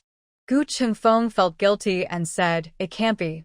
He looked at him and said, "Don't you remember the time when you locked him up as a kid? He almost died. Our father was so angry that both my older brother and I got punished with you." Gu Qinglin pouted and said, "It sounds like you, second brother, never hit him." When Gu Yan was still living at the mansion, Gu Qinglin and Gu Qingfeng often bullied Gu Yan. Gu Chongqing also disliked Gu Yan, but he didn't bully those younger than him. Usually, he only targeted Mrs. Yao. 132, A Big Fight, First Part. Gu Qinglin wanted to teach the other person a lesson, but he didn't dare to really hurt him. He quickly told the coachman to take the carriage back to the school. He slipped into the firewood room to check. Inside, there were signs of a struggle and a few drops of blood on the ground. The rope was broken, but it didn't look cut by a sharp tool.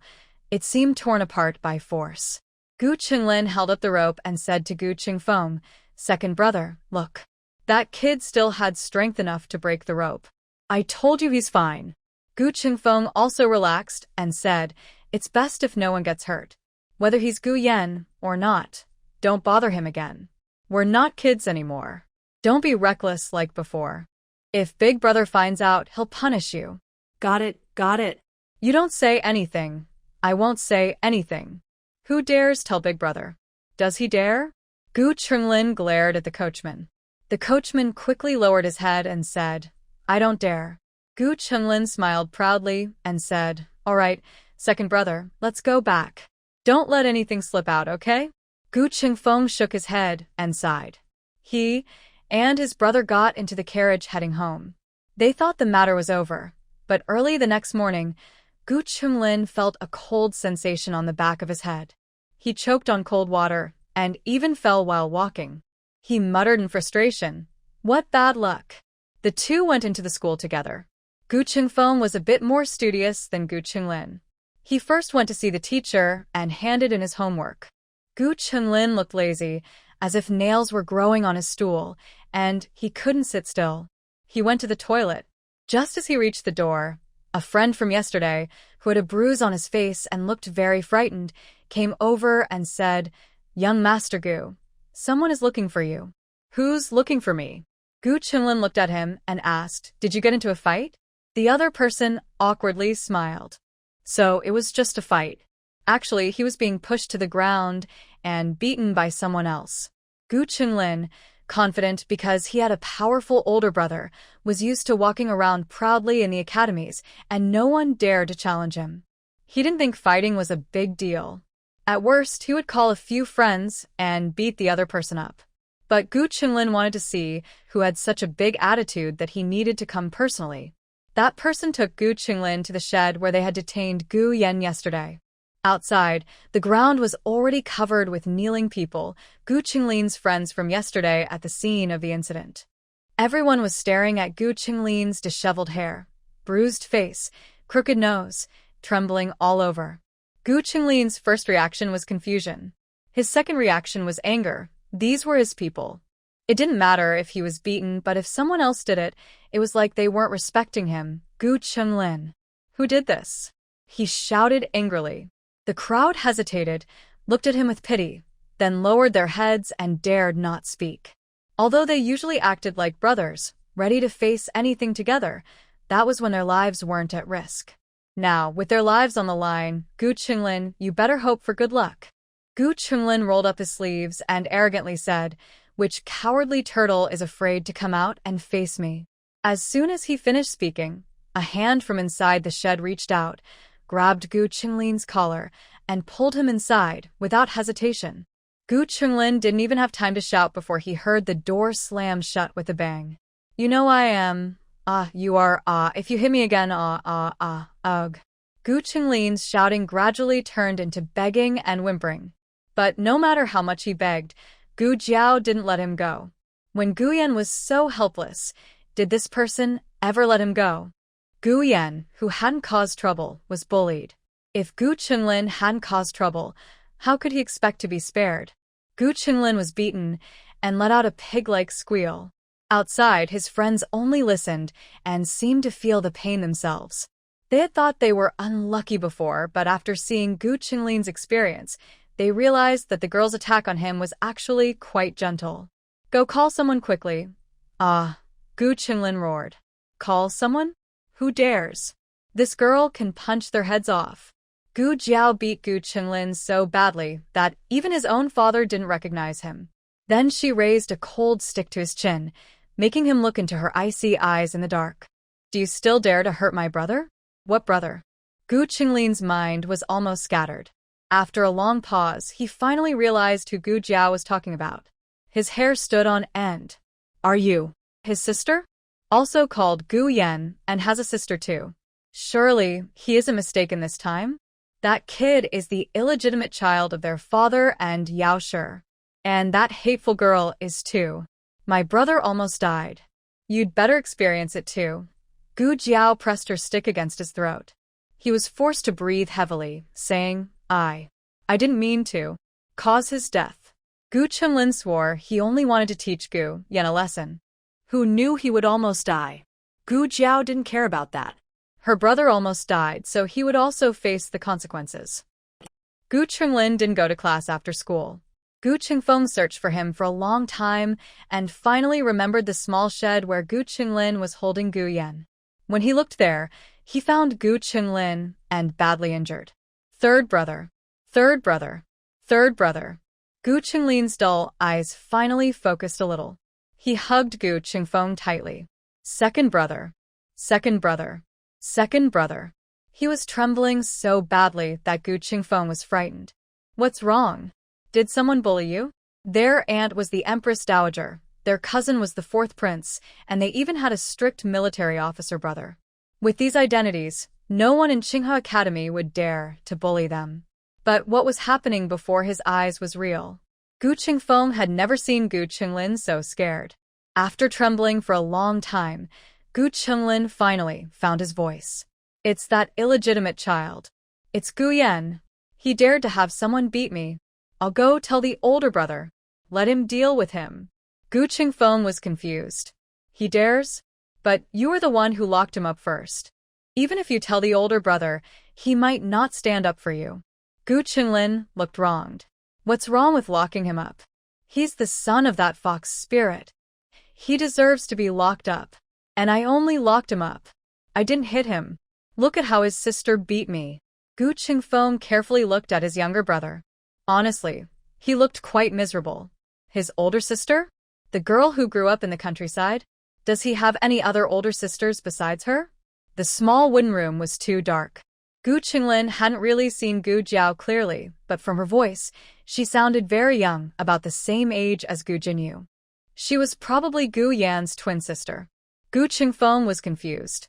Rumors in the household said that the girl grew up in the countryside, was timid and afraid of trouble, and didn't dare to return to the noble house. How could she have the courage to hit Gu Qingfeng and make him look like a pig's head? Does she know who you are? Gu Qingfeng asked. How would I know if she knows? Gu Qinglin was beaten so badly he was dizzy. He didn't remember asking her anything. What about your friends? Gu Qingfeng asked again. Gu Qinglin choked and said, Second brother, please don't mention them. They're a useless bunch. They couldn't even handle a countryside girl. Gu Qingfeng took a deep breath. He knew about his brother's friends. Several of them were skilled fighters. How could they lose to a girl? Regardless, the other side must have scared Gu Qinglin. Otherwise, he wouldn't have seriously thought about calling the elder brother to back him up. Gu Qingfeng also felt that the other side had gone too far. He really wanted to settle the score, and also lock up Gu Qinglin. Why resort to violence? He thought for a moment and said, But if the elder brother finds out you locked someone up first, he will definitely punish you. Gu Qinglin clenched his fists. Let me think about how to tell the elder brother. He was scared because that girl had beaten him. If the elder brother didn't stand up for him, he was afraid he would never dare to go to Tsinghua Academy again. Unaware of his younger brother's plan to accuse Gu Yan of wrongdoing, Gu Chongqing had gone to the Qi mountain camp during the day and delivered the things given to him by Gu Jiao to Zhou Erzwang. He wasn't part of the Qi mountain camp and had little contact with this side. Everyone was puzzled about why he came here. When they learned he was delivering items for a small soldier, they were surprised. Deputy General, who called Zhou Erzwang into his tent. How do you know the young Master Gu? Zhou Erzwang said he didn't know him. Deputy General, who frowned. You don't know him, but he personally gave you something? Do you know how long it takes to come from the Tiger Mountain camp to here? Zhou Erzwang was confused. I really don't know him. Vice General, who saw that Zhou Erzwang was not lying, but Gu Shitzi would not send a young soldier on errands without reason. Either Zhou Erzwang has a background, or the person asking Gu Shitzi to run errands does.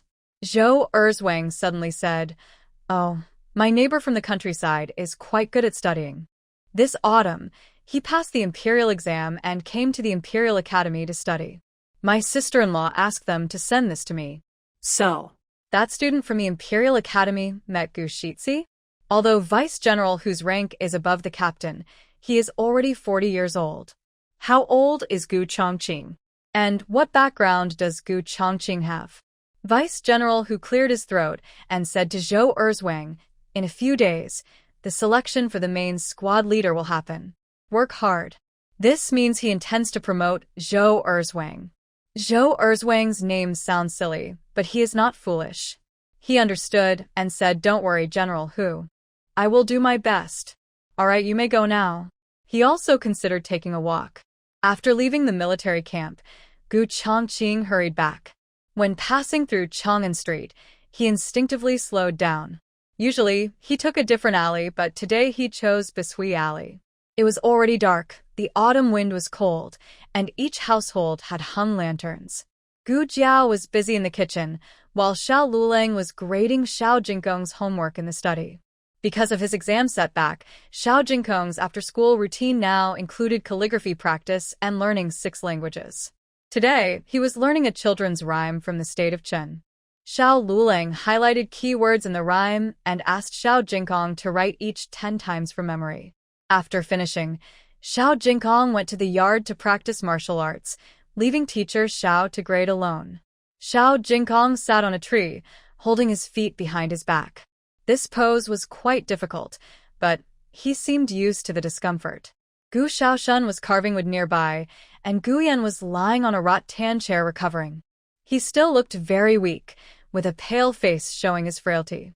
Actually, when Gu Chongqing gave him medicine, he sensed something was wrong. He might have a hidden illness. He looked normal but could die if he had an attack. So, if he had been a little later yesterday, the other person might have. Gu Chongqing frowned. He couldn't understand who would do this or what deep grudge they had to imprison a sickly boy in the barn. Gu Chongqing didn't disturb the people in the house and quietly left for the Marquee residence. Gu Qinglin's servant was already waiting at the gate of his courtyard. When he returned, the servant hurried over and said, "Young master, something bad has happened. Third young master was bullied. You must go and see him right away." Gu Chongqing went to the courtyards of Gu Qinglin and Gu Qingfeng. Gu Qinglin was lying on his bed.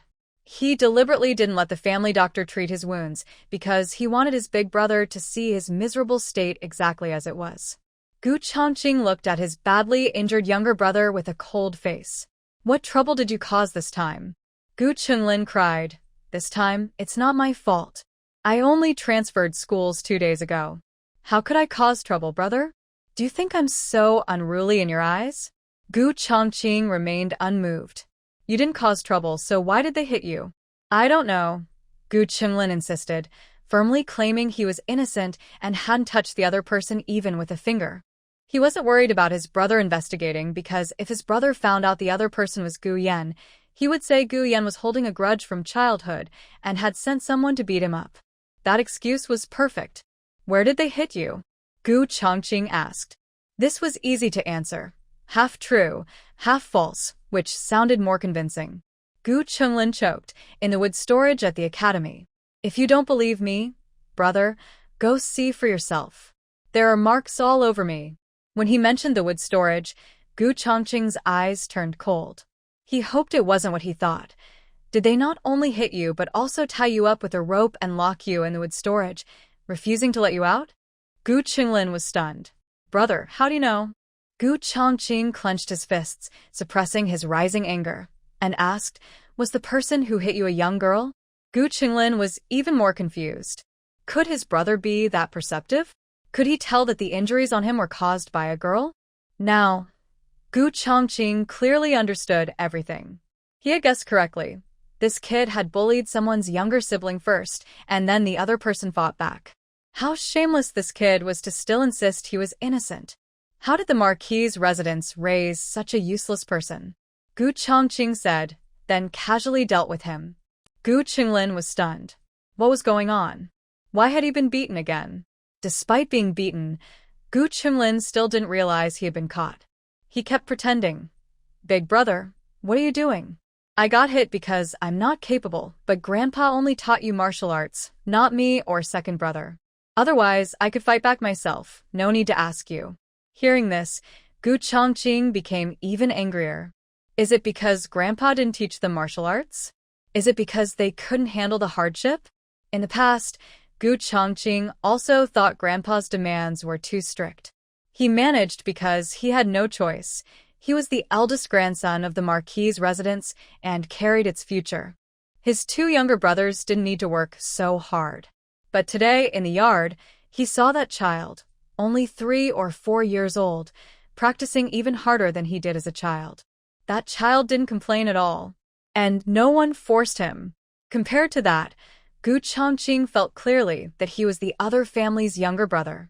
He looked at Gu Qinglin and finally lost all sympathy. Go kneel in the study. Gu Qinglin almost doubted he heard wrong. Big brother, what did you say? Gu Chongqing coldly replied, I told you to kneel in the study. Gu Qinglin got angry. Why do I have to kneel? I've been beaten like this, and you still punish me? Are you really my big brother? Seeing his younger brother, who had done wrong, not only refused to admit fault but also talk back, Gu Chongqing suddenly felt furious. When their mother died, the two younger brothers were very young. Because he felt sorry for them, the whole household spoiled them, especially Gu Qinglin, who was almost spoiled beyond recognition. Gu Qingfeng had gradually become more disciplined over the years, but Gu Qinglin still acted as stubbornly as when he was a child. But he was no longer a real child. No one would forgive his mistakes easily now. Because I am your big brother, I have to discipline you. You can go to the study yourself, or I will drag you there. You. Gu Qingfeng had been secretly listening outside the door for a while. Seeing that his older brother was about to get serious, he hurriedly came in. Big brother, third brother, stop arguing. Gu Qinglin saw Gu Qingfeng and immediately felt very wronged. Among the two brothers, it was clear that second brother was closer to him. Big brother was always busy with books and practicing martial arts. Only second brother truly stayed by his side. He said, Second brother, judge fairly. Big brother wants to punish me. Gu Qingfeng whispered, Stop saying so much. When the older brother started to discipline the third brother, he guessed what the older brother had figured out. He had already suspected that this method was unreliable. If the older brother was so easy to fool, he wouldn't have earned the nickname Iron-Faced Enforcer in the military camp. Gu Qingfeng desperately tried to signal to the third brother, but Gu Qinglin, being angry, couldn't understand any of his gestures. Big brother, punishing me for a wild kid. You'll regret this. You Do you know who he is? His last words were quickly covered by Gu Qingfeng, so he couldn't say the correct pronunciation. Gu Qingfeng was so scared he broke out in a cold sweat. Is the foolish third brother planning to reveal Gu Yan's identity? Telling the older brother that he had already recognized the young man as Gu Yan is basically admitting that he was the first to cause trouble. Everyone in the family knows Gu Yan has a heart condition. Locking him in the small dark room is like trying to take his life. This isn't just bullying, it's deliberate killing. Although Gu Qinglin didn't intend to kill him at the time, could he explain himself clearly? Would the older brother believe him? Big brother, punishing you is for your own good. Look at you, causing trouble, and then talking back to big brother when you get home. Gu Qingfeng stared fiercely at Gu Qinglin, giving him 1,000 signals with his eyes. Gu Qinglin finally understood and didn't speak anymore. Gu Qingfeng secretly relaxed and said to Gu Chongqing, Big brother, it's true that the third brother deserves punishment for causing trouble. But look at how badly he's hurt and how exhausted he is from the lessons. If we punish him to kneel again, he won't be able to handle it. Let him rest and recover first. Big brother was strict, but still loved his younger brothers very much. Gu Qingfeng silently gave Gu Qinglin a reassuring gesture. But before he finished, a commotion outside the yard broke out. A young servant hurried in, looking anxious. Third young master. And no, this is bad. The madam is here. She wants to see you. She's about to break in. Gu Chongqing's impression was that Yao Shi was always a fragile woman. However, now several strong maidservants in the yard couldn't stop her. She seemed to have gone mad, rushing in wildly. She reached Gu Qinglin's bed, ignoring Gu Qingfeng and Gu Chongqing inside the room, and suddenly slapped Gu Qinglin hard across the face. Gu Qinglin was stunned immediately. This was much more shocking than when Gu Jiao had hit him. He only knew about Gu Jiao from rumors among the servants. In the end, he didn't really know what kind of person Gu Jiao was. Yao Shi knew him very well. She knew he was easy to bully, which is why she took Gu Yan to live on the farm. She didn't dare to hit him, let alone curse him. Gu Qinglin stared at Yao Shi in disbelief. Her eyes were so fierce, as if she wanted to swallow him alive. Gu Qinglin felt a little scared. Gu Chongqing was just as shocked as his two brothers. He had seen Yao Shi smile like a child before, but now she looked like a madwoman. He suddenly realized he never truly understood his stepmother. Why did you hit him? Gu Chongqing asked. Yao Shi sneered coldly, tears in her eyes. Why did I hit him? Don't you, as the eldest brother, know? It doesn't matter how you treat me, but why do you have to bully my yener? He worked so hard. He barely made it to today. Yao Shi had just visited her daughter and found out her son was bullied. Neither of them wanted to tell her, so she secretly asked Gu Xiaoshan, who finally told her. Gu Xiaoshan didn't know much. He didn't know who saved Gu Yan, only that Gu Yan was in danger and almost lost his life. It was done by someone called Gu Qinglin. Yao Shi also asked him what Gu Qinglin looked like and which class he was in. Her heart ached terribly. She couldn't imagine her son being and locked in a woodshed, struggling with blood on his hands, until his heart condition worsened. She was a mother. Her heart hurt so much. Tears fell heavily from her eyes. You can choose not to acknowledge him as your brother, just see him as a stranger with no relation to you. He has his sister. He won't come back to fight with you. He's already hiding so far away. Why can't you just leave him alone? Her voice almost broke as she shouted loudly. When you bullied him as a child, I thought of you as children. But you're not anymore. Why are you still treating him like before? Don't you know he has a heart condition? Do you really want to kill him before you stop? Why? Is it because you resent me? What did I do wrong? I've never harmed your mother. I never wanted to take your father away. Your mother's death has nothing to do with me. Why do you blame me for all this? Outside rumors and gossip, Mrs. Yao never defended herself. She always endured silently. However, today, when she learned that her son almost died at the hands of his half-brother, she could no longer hold back. Her emotions burst out completely after more than 10 years. She lost her usual composure and looked like a madwoman ready to fight anyone. In the end, she was just a mother who had been separated from her daughter for over 10 years, holding on desperately to her seriously ill son. Her child could not be harmed. That would cost her her life. If only one of them had to die to end this, she would go. She would kill Gu Qinglin and perish with him. Madam.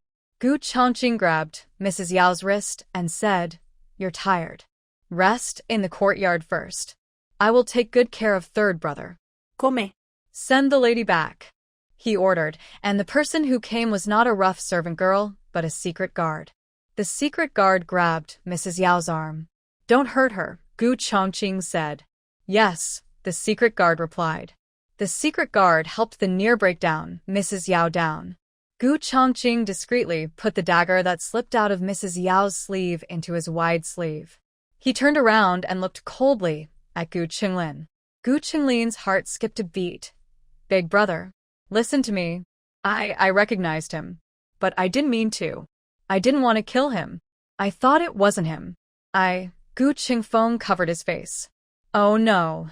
The worst had happened. The explanation was impossible now. 1:30 for the real culprit. First update.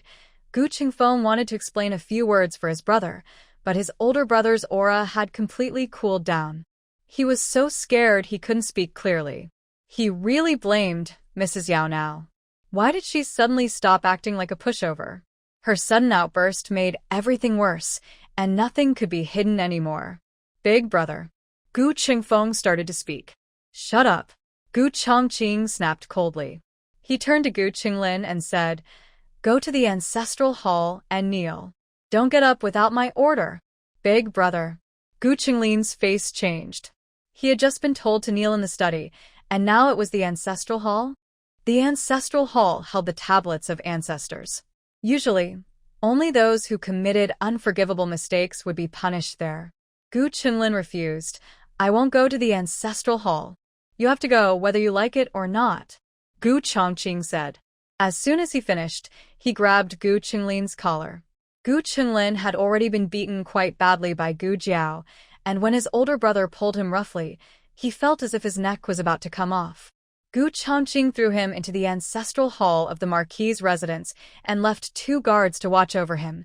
No food, no water for him. Gu Qingfeng grabbed his older brother's arm. Big brother, third brother is badly hurt. If you punish him like this, aren't you afraid he'll lose hope? Gu Chongqing coldly replied, if he's feeling hopeless, does that mean others won't? Gu Qingfeng argued, that kid is an outsider. Are you going to punish your own younger brothers for an outsider? Don't you remember what our mother asked you before she died? To take care of me and third brother? You swore in front of her bed that no one would bully us. But look at what you've done. Gu Chongqing looked at him deeply. You also go and kneel. Gu Qingfeng was stunned. After locking both brothers in the ancestral hall, Gu Chongqing turned and went back to the courtyard. Meanwhile, Gu Qingfeng and Gu Qinglin's young servants tried to bring them food, but were stopped outside by the guards. Unable to get in, the servants had to seek help at Songhe courtyard. What did you say? Liner and Fenger are locked in the ancestral hall? Old Lady Gu had just taken off her headband and was about to rest when she heard this news. She quickly ordered her maid to restyle her hair. Gu Qinglin's personal servant looked distressed. Yes, madam. Both young masters are locked up. Third young master is injured and hasn't eaten or drunk all night. He's likely to die. Old Lady Gu was furious. She hurriedly sent Ma Kai to fetch the boys. Soon, Ma Kai returned with a report. Madam, the two guards said they can't release the boys without the young master's order. This is outrageous.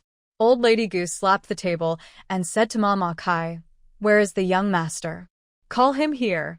He's just gone out and isn't in a residence, Ma Kai replied. Old Lady Gu, thinking of her precious grandson, felt both pain and anger. Among the three legitimate grandchildren, the old Marquis valued the eldest grandson most, but she favored her youngest grandson. Gu Qinglin's unruly nature was mostly spoiled by her. I'll go myself. The Marquis's residence was large. It took about 15 minutes to walk from Songhe courtyard to the ancestral hall. Old Lady Gu couldn't wait and ordered her servants to prepare a sedan chair. When she arrived at the hall, two guards saluted her. Old Madam. Mrs. Gu held Mammy Kai's arm with one hand and pointed at the two boys' noses with the other. Do you still recognize me? I thought the Marquis's residence was now under your control. Quickly release young Master Second and young Master Third. The two guards did not move. Mrs. Gu's eyes shone brightly. What? My words are no longer valid now? One guard replied, this is the order from the heir. We cannot disobey. I am his grandmother. Mrs. Gu was so angry she nearly fainted. She asked a servant nearby, where is the Marquis? The servant said, the Marquis is not at the house. Since the Marquis had been away from court for a long time, his official duties had piled up. He had been busy handling affairs these days. Mrs. Gu felt her chest hurt with anger. Then I should go in and see them, right? The heir only forbade anyone from bringing food or drinks, but he didn't say no visitors. The two boys made way for Mrs. Gu. She hurriedly entered the shrine. At this moment, Gu Qingfeng was kneeling quietly on a mat. Gu Qinglin was badly injured and could not stand up, lying half reclined on the ground, looking very miserable. Mrs. Gu's heart ached. She quickly rushed over, knelt on the mat, and hugged her precious grandson. Liner, what happened to you? Who hurt you like this? Seeing Mrs. Gu, Gu Qinglin's eyes filled with tears. Grandmother, please speak for me. Gu Qinglin told her about his painful experience. He knew his grandmother favored him, so she believed whatever he said, without needing to think much. I didn't do anything to him. I didn't even touch him. He recognized me as his third brother and resented me because I bullied him when we were young.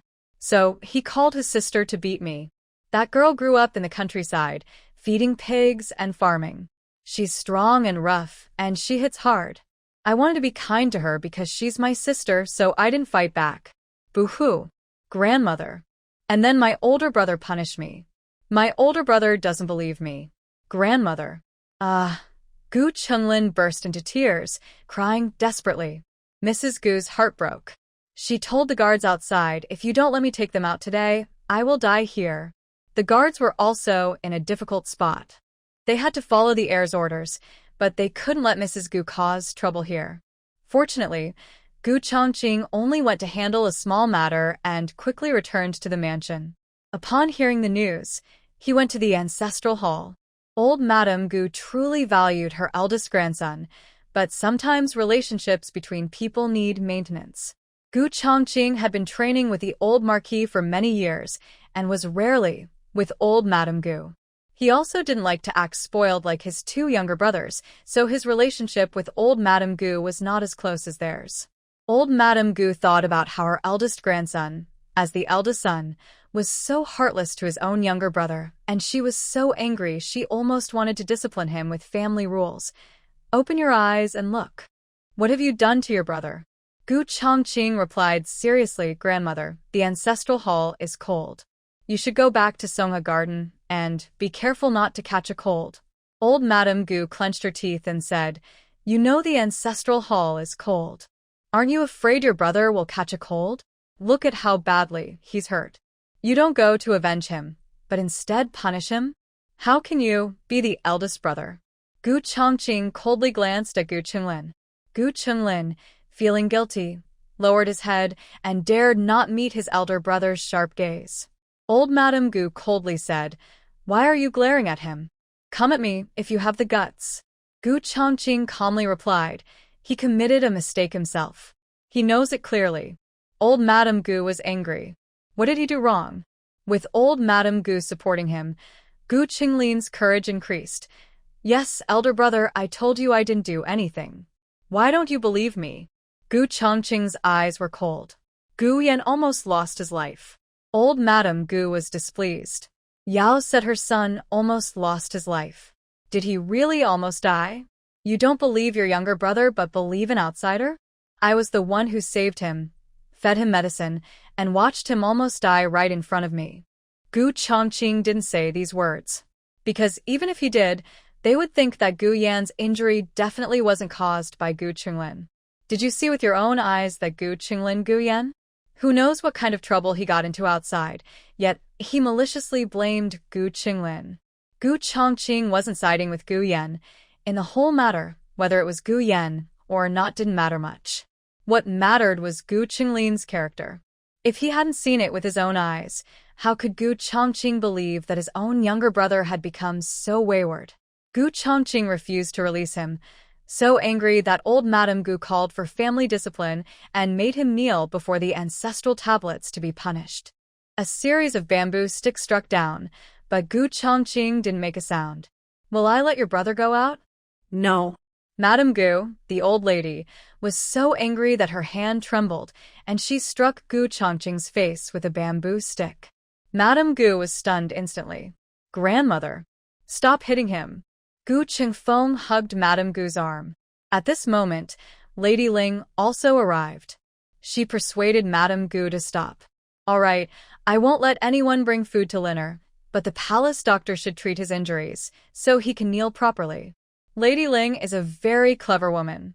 She always finds ways to make both sides compromise. Gu Chongqing didn't say anything and went back to his own courtyard. Go call the palace doctor, Lady Ling ordered. Yes, the maid responded. The maid went to invite the palace doctor, while Lady Ling went to Gu Chongqing's courtyard. I see your face is hurt. I brought some healing ointment for you. As soon as she finished speaking, she saw Gu Chongqing's servant already applying the ointment. She smiled and walked over, saying, This doesn't look like our family's healing ointment. Is it a new medicine from the military camp? Gu Chongqing paused briefly. No, it's from a doctor outside. Medicine from outside shouldn't be used casually. Use ours instead. Lady Ling handed him the healing ointment. Gu Chongqing replied calmly, No need. This one is good enough.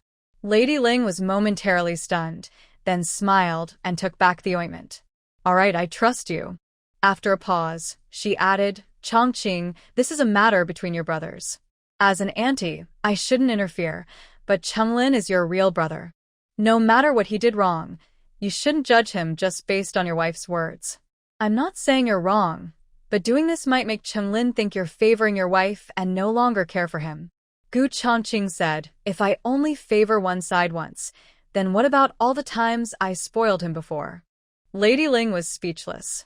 After a moment, she said, But he's your brother. It's natural to love your brother. Gu Chongqing didn't continue this topic and changed the subject. Annie, was my mother really harmed by Yaoshi? Lady Ling looked at him strangely. Why do you ask suddenly? Gu Chongqing looked thoughtful. There have been rumors in the house that Yaoshi caused my mother's death. Aunt Ling smiled softly and said, there is no real proof of these things. Just listen and don't take it to heart. Gu Chongqing replied, I have proof.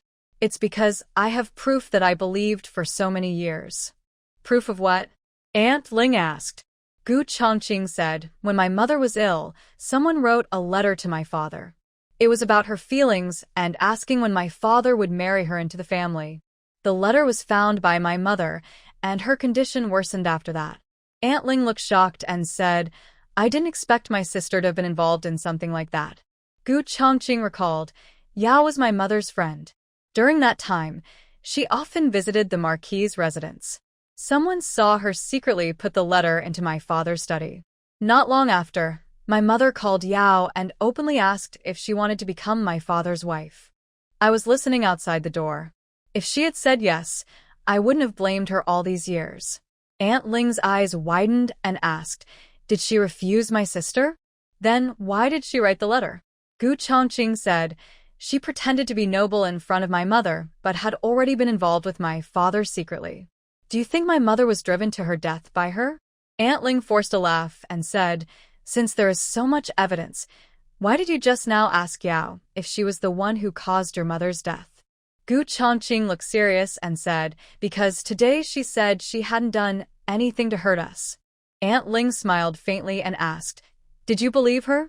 Gu Chongqing clenched the dagger he had taken from Yao and said, she came today with a determined attitude to die. Since she is going to die, there's no reason for her to lie. Aunt Ling said softly, maybe she did it for her children? Gu Chongqing replied, Guyan has a sister and doesn't care about the Marquee's estate. Aunt Ling smiled lightly and said, is that what she said too? Gu Chongqing shook his head. Yao did say that, but more of it came from how he felt about Gu Jiao and Gu Yan. Gu Chongqing looked at Aunt Ling and asked, Aunt, who do you think really caused my mother's death? Aunt Ling clenched her hands into fists. 135 Flirting, second part. Old Madame Gu caused a big fuss in the ancestral hall, and everyone in the house knew that Gu Chongqing had locked his two younger brothers inside. However, Marquis Gu didn't know about this. He had been busy with affairs at the Ministry of Works and hadn't returned to the Marquis's residence for several days. Sir Gu, the Ministry of War is urging again, said an official under Marquis Gu. Lord Gu sits on a chair, staring at the pile of official documents on his desk. He feels overwhelmed and frustrated. Hurry up. All they do is rush. Isn't it already being cast? It's only been a few days. An official suffers from unfair blame, caught between criticism from both sides, feeling very bitter. The Ministry of War says our progress is too slow. They can't wait 2 months. Lord Gu angrily replies, they can't wait, but they have to. They want weapons, and weapons are made of iron, not mud. Can it be that fast? The official breaks out in cold sweat. The Ministry of War says they can only give you a month. You must produce that batch of long swords within that time. 1 month? That's just a daydream. Lord Gu truly isn't refusing to make the swords for the Ministry of War.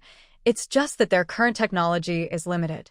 If they could get the latest water jet technology from Liang, perhaps their iron smelting could be greatly improved.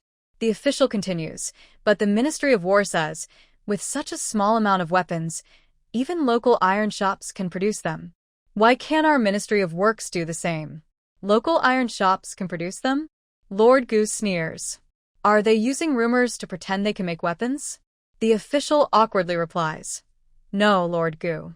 I've heard that somewhere in the private sector, they've developed a kind of box, more effective than our water jet, with stronger airflow and greater firepower. In 1 day, they can smelt 10 times more iron. 10 times? Lord Gu waves his hand dismissively. No, that's impossible. Liang had only taught Zhao the earliest water jet technology, and it's unlikely there's a 10-fold difference between them. The official asks, maybe. We should send someone to investigate? I heard it's in a place called Qingchuan Town near Yuzhou. Lord Gu waves his hand dismissively. Huh. That's even more unlikely. I just came back from Yuzhou. If such advanced technology existed, wouldn't I know about it? Lord Gu firmly refuses to investigate. However, the Ministry of War can't wait and sends people there directly. In early November, a light snow falls on the capital. Xiao Jingkong steps outside and, not watching the ground, slips and falls. Since coming down the mountain, Xiao Jingkong rarely falls anymore. Gu Jiao almost forgot that he's the famous wrestling monk. But his fall is still as skillful as ever. He catches his head, curls his knees, and rolls like a small ball across the yard. Gu Jiao just comes out of the kitchen. Xiao Jingkong rolls to her feet, then spreads his small hands and feet, looking at Gu Jiao with adorable innocence. Gu Jiao picked up the person and brushed the snow off him. How did you fall again? Xiao Jingkong, lost in happiness in Gu Jiao's arms, said, because Jiao Jiao is so beautiful. I am enchanted by her. Gu Jiao. Did the falling little monk turn into a cheesy romantic? Xiao Jingkong has short hair. Worried he might be cold, Gu Jiao bought him a hat. It's a tiger head hat, with big, round eyes. When Xiao Jingkong wears it, he looks fierce and cute. He usually doesn't wear hats at the academy, thinking it's childish. But in front of Gu Jiao, he not only wears the tiger hat but also a tiger vest and tiger shoes. After acting cute and asking for a kiss, Xiao Jingkong happily jumped back to his room with his sister-in-law. After finishing a busy morning of business, he turned back into Niu Hulu Jingkong, looking serious as he went to school. Guyan had been resting for a few days and was now fully recovered, ready to attend classes. Gu Jiao prepared a hand warmer, one for her aunt, and one each for Xiao Lulang and her 3 younger brothers. Xiao Lulang took Xiao Jingkong to the Imperial Academy, while Gu Jiao took Gu Yan and Gu Xiaoshun to school. As they left the alley, Gu Yan looked around nervously. Gu Jiao asked, "Are you looking for someone?" "No," Gu Yan said, gazing at the sky. Not convinced? He had been going to the door every day, looking to the end of the alley. Gu Jiao, his sister, knew his thoughts well. But that person hadn't appeared since saving Gu Yan. After sending the 2 into the academy, Gu Jiao went to Chang'an Street. She had been here long enough to know the area well. She thought it over. Although they still had 1,000 taels of silver, the prices in the capital were high. They couldn't just sit at home and do nothing. She bought some herbs at the market and prepared some golden wound medicine to sell at a nearby clinic. As she reached the first clinic, she saw a familiar face, Xiao Lu. The young man, called Xiao Lu, looked surprised and turned around, his eyes brightening. "Miss Gu, you've come to the capital?" Gu Jiao nodded. "My husband is studying at the Imperial Academy. We've all moved here." Xiao Lu hurriedly bowed. Congratulations to young Master Xiao and Miss Gu. Xiao Lu was the carriage driver for the second master. He had often run errands for Gu Jiao when she worked at the clinic, even fetching the iron tools for the surgery. "Where is the second master?" Gu Jiao asked. Sixth young master looked sad and said, "Second young master's situation is not good. I can't explain it clearly. He's at the tavern over there. I'll take Miss Gu to see him." "Okay," Gu Jiao agreed. On the way to the tavern, sixth young master spoke more or less, mainly explaining that second young master returned to the capital suddenly because old master, who was very ill. Second young master hurried back to the city, but still missed seeing old master, who won last time.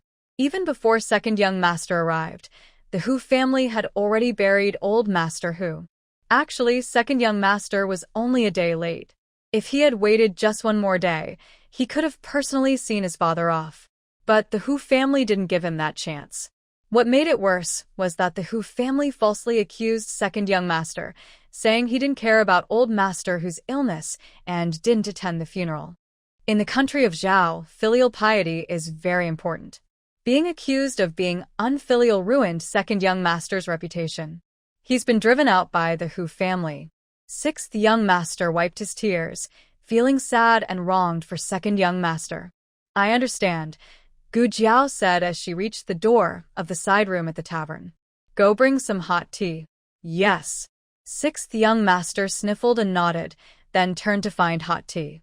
Gu Jiao entered the room, and a strong smell of alcohol hit her. After not seeing each other for months, the once proud second young master now looked like a sloppy drunk, lying on the floor without any dignity. There were many empty bottles around him. He stared blankly at the ceiling, motionless, as if he were dead. Gu Jiao stepped over the bottles, squatted beside him, opened her small medicine box, and took out 2 hangover pills. Here. Second young master didn't move. At this moment, sixth young master brought in hot water.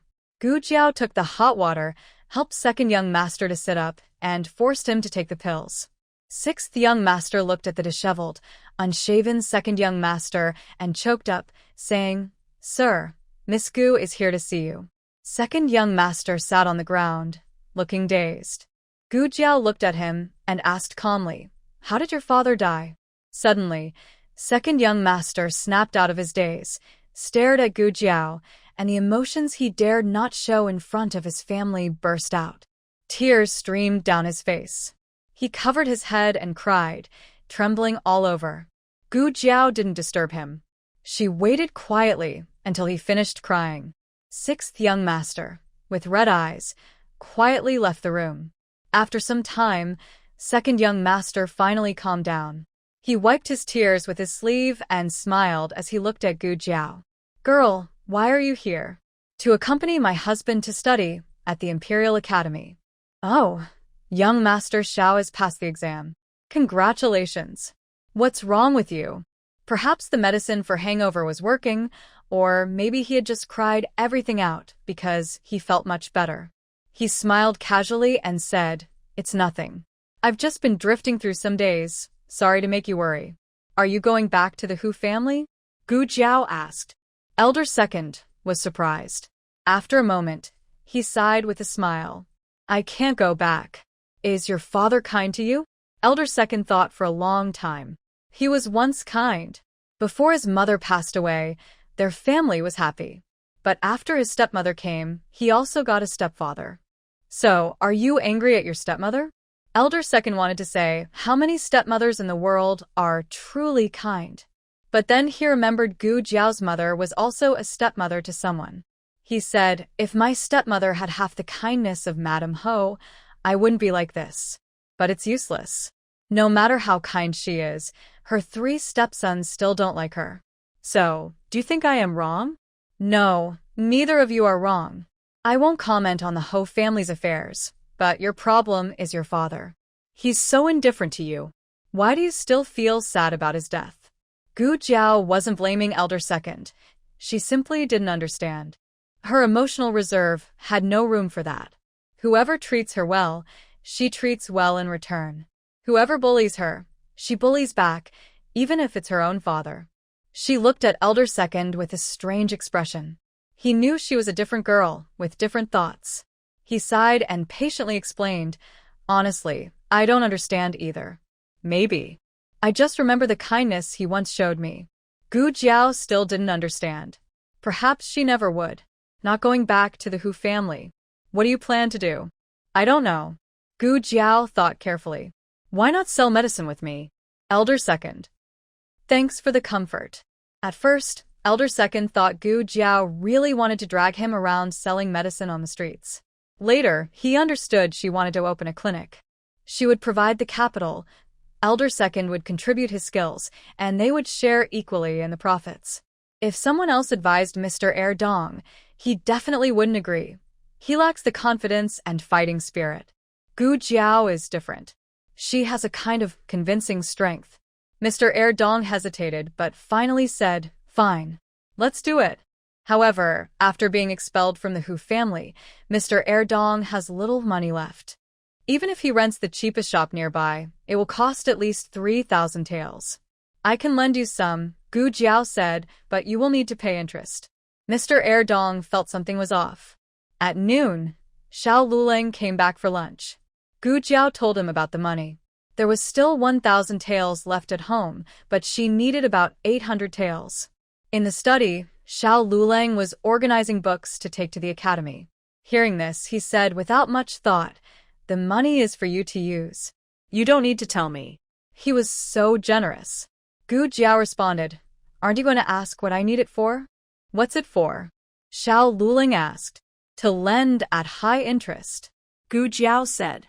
Xiao Luling looked confused. Haha, Gu Jiao was amused again, just kidding. I'm lending it to someone else.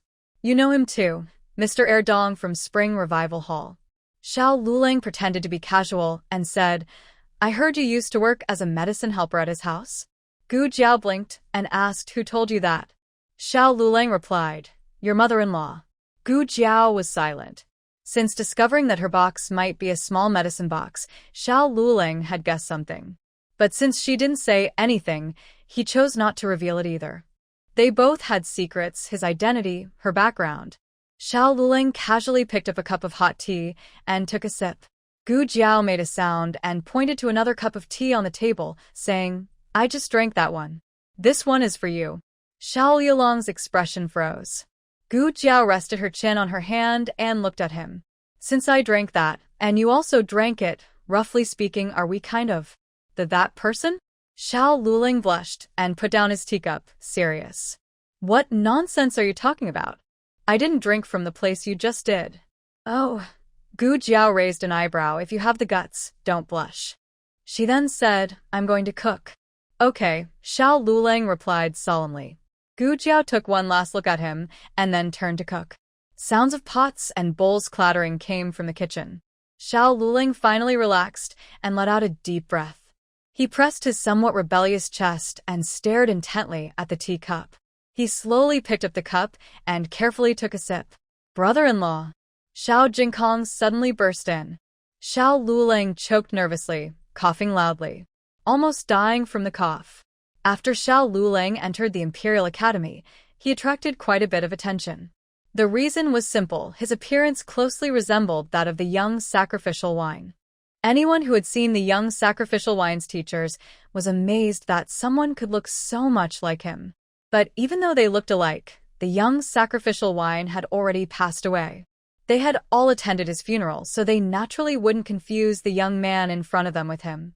Moreover, Xiao Luling only looked similar at first glance. Upon closer inspection, his eyes and demeanor were very different from the young sacrificial wine. Besides that, his personality, behavior, even his handwriting and writings were not the same as the young sacrificial wine. How much effort would it take for someone to change so completely? Furthermore, if he really were the young sacrificial wine, why wouldn't he return to the Xiao family? He was also crippled. In the previous dynasty, people with serious illnesses couldn't participate in imperial exams. It was only after a change of dynasty that the old rules were abolished. Not many students had seen the young sacrificial wine in person, so there wasn't much fuss. Why is the prince here at the Imperial Academy today? In the Mingzheng Hall of the Imperial Academy, Zheng Saiai was meeting with the dressed-up and handsome Prince En. Although Prince En was a student at the Academy's Shengsingtang, he had special privileges and didn't need to attend classes every day. Since the start of the term, this was his first appearance. Prince En smiled and said, I heard there's a very talented new student at the Academy. He didn't mention any names, but Zheng Saiai immediately guessed it was Xiao Luling. Zheng Saiai smiled flatteringly and said, It's just a small matter. Compared to you, Prince, he's nothing. Prince En calmly replied, That's not quite right. I think highly of him. Zheng Saiai was stunned. Prince En smiled and said, Our Zhuang family planned to recommend him for admission, but he managed to get in on his own. Someone like that, do you really think he's just an ordinary student? Zheng Sai broke out in cold sweat. This duke was really unpredictable. Usually, when people meet such a student, they would be cautious and see him as a potential troublemaker, right? From the duke's words. Does he intend to win him over? Indeed, Drunken seems interested in recruiting Xiao Luling. Although the Zheng family has produced many talented people who would mind having more, an extra piece in this grand game of the world could mean a better chance of winning. Drunken looked at Zheng Sai and asked, Be honest with me. How truly talented is Xiao Luling? Zheng Sai hesitated and said, Regarding real talent, he is outstanding. But I still say, I can't compare him to you. There's no need to compare, Drunken said casually. Zheng Sai paused, then cupped his hands and said, if it's not you, then he is the top among the new students this year. Duken smiled and said, very good. Cultivate him well. We, the Zheng family, want this person. Zheng Sai forced a smile and said, being noticed by the Zheng family is his great fortune. Honestly, Zheng Sai didn't like Xiao Luling very much, mainly because this guy was not respectful enough to him. Every time they met, he felt like he was unsure who was the real master. Duke, I have something to say. Zheng Sai looked at Duke and with a meaningful expression. Duken replied, the Imperial Academy is reopening. The position of chief instructor can't stay vacant forever. I will inform my grandfather and ask him to speak well of Zheng Sai in court if needed. Zheng Sai repeatedly thanked him. Thank you, Duke.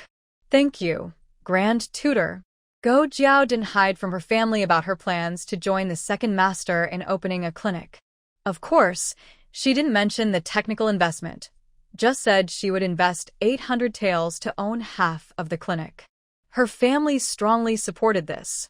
After dinner, the old lady found Go Jiao and handed her a small bag of money. What's this? Go Jiao asked. The old lady said calmly, the clinic's profits are for me. This was her savings, containing the silver she usually used to show filial piety, the silver from reselling medicinal plasters, and the silver earned from fortune-telling, acting as a healer, or other scams. It was quite a lot, 50 taels.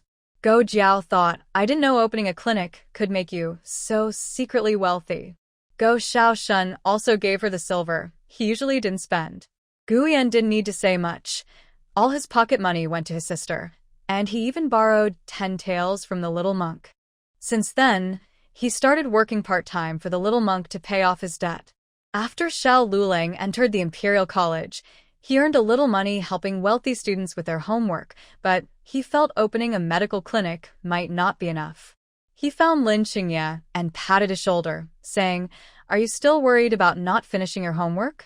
Are you losing hair because you can't write the 8-legged essays? Premium tutoring, rushing the spring exams, affordable prices, and half refund if it doesn't work. Lin Xingye. When he met the second young master again, Gu Jiao's money was already not much less than the second young master's. The second young master, I'm quite confused. Having been a landlord for many years, the second young master still had some connections. He didn't need to worry about staff for now. The biggest problem was where to open the medical clinic. To consider Gu Jiao, it was best to open near the Imperial College. Gu Jiao brought Zhang Baran. Zhang Baran took them to see shops and houses on Chang'an Street and Xuanwu Street. Chang'an Street had more people and was more lively, but all the good shops had been rented out. The remaining ones were either too expensive or too poor. No wonder they couldn't rent them. Shall we go see Xuanwu Street? Zhang Baran suggested. Xuanwu Street wasn't as busy, but for business, it was better to choose the busier street. Zhang Baran smiled. Xuanwu Street is more convenient for going to the Imperial College. Business won't be bad. Let's go take a look, Gu Jiao said. All right, sighed the second young master. The three went to Xuanwu Street. Honestly, this street looked more organized and planned than Chang'an Street, but it had fewer people. Zhang Baran introduced a mixed-use house to the two.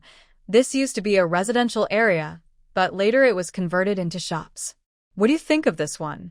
This shop was much better than those on Chang'an Street, but the second young master was more interested in the one next to it. That one has already been bought, Zhang Baran said. How much is this one? The second young master asked. 300 taels, Zhang Baran replied. 300 taels?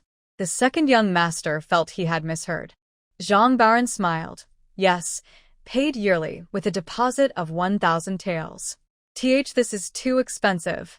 The second young master, a native of the capital, felt a bit overwhelmed by the price. Zhang Baran sighed helplessly, saying, prices are going up everywhere. Last year, I could have rented this place for 250 taels, but this year, since the Imperial College has reopened, all the houses nearby have increased in price. Second Master Heir looked at the house, then at a larger, more grand one nearby and said, renting this one for 300 taels sounds about right. Are you sure about this? Gu Jiao asked. Second Master Heir replied, "This one is bigger." Gu Jiao nodded to Zhang Baoren, who took out a document. "Then, let's sign the deal." Second Master Heir was surprised. "Didn't you already have someone buy it?" Gu Jiao slowly took out the property deed from her sleeve. "That's right. The owner is my little Jinkong. Come on, 300 taels, it's a good price, and I'll rent it to you at this rate." Second Master Heir pressed his finger to his forehead, his eyes rolled back, and he fainted. When little Jinkong learned that Gu Jiao was partnering with someone to open a clinic, he immediately offered his property deed, without hesitation. Gu Jiao certainly didn't want the little guy to lose out. Renting from others was fine, but why not rent her own place? However, if Second Master Heir didn't like her, he wouldn't force it. Who knew he actually liked it? Gu Jiao shrugged. "You can't really blame me for this." When Second Master Heir woke up, the contract was already drafted. He felt heartbroken as he paid the money and signed the agreement. Honestly, he was a bit uneasy about this location. Although it was convenient for the Imperial College, having a big clinic was more important than just being close.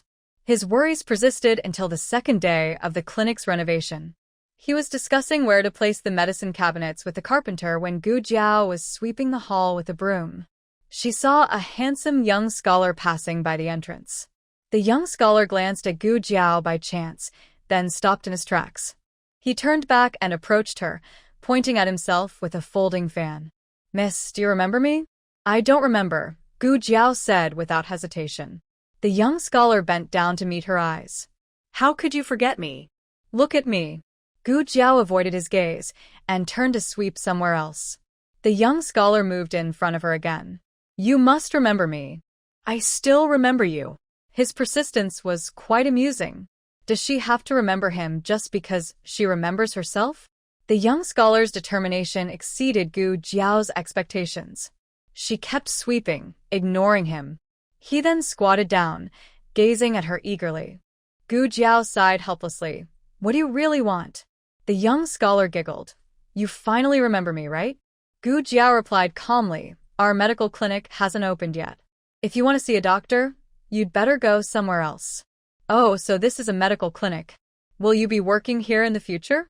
The young scholar asked, clearly not thinking that Gu Jiao's clothing and appearance suggested she was not someone who would run a clinic, but rather someone hired to do a job.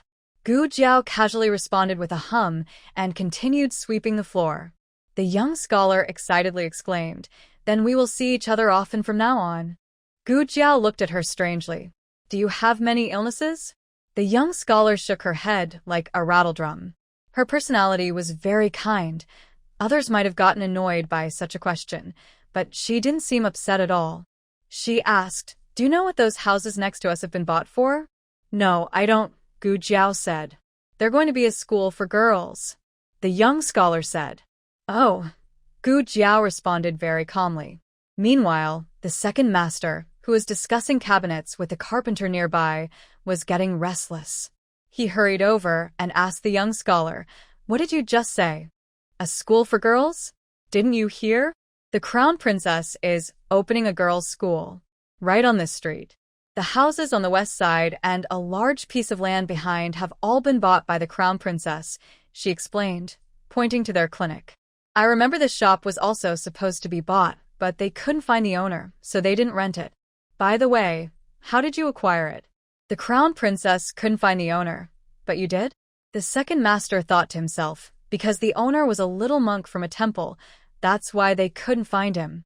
If the girls' school opened right next to them, run by the Crown Princess, would they still worry about business? He suppressed his excitement and asked, "Are you sure about this?" "We haven't heard anything." The young scholar said, "It's inside information." "Of course, you haven't heard." Inside, Gu Jiao looked at the young scholar. She clapped her hands and said, "All right, I'm leaving now. I'll come back when the girls' school opens." The Crown Princess is truly a great person. She went against all opinions and established the first girls' school since the founding of the country.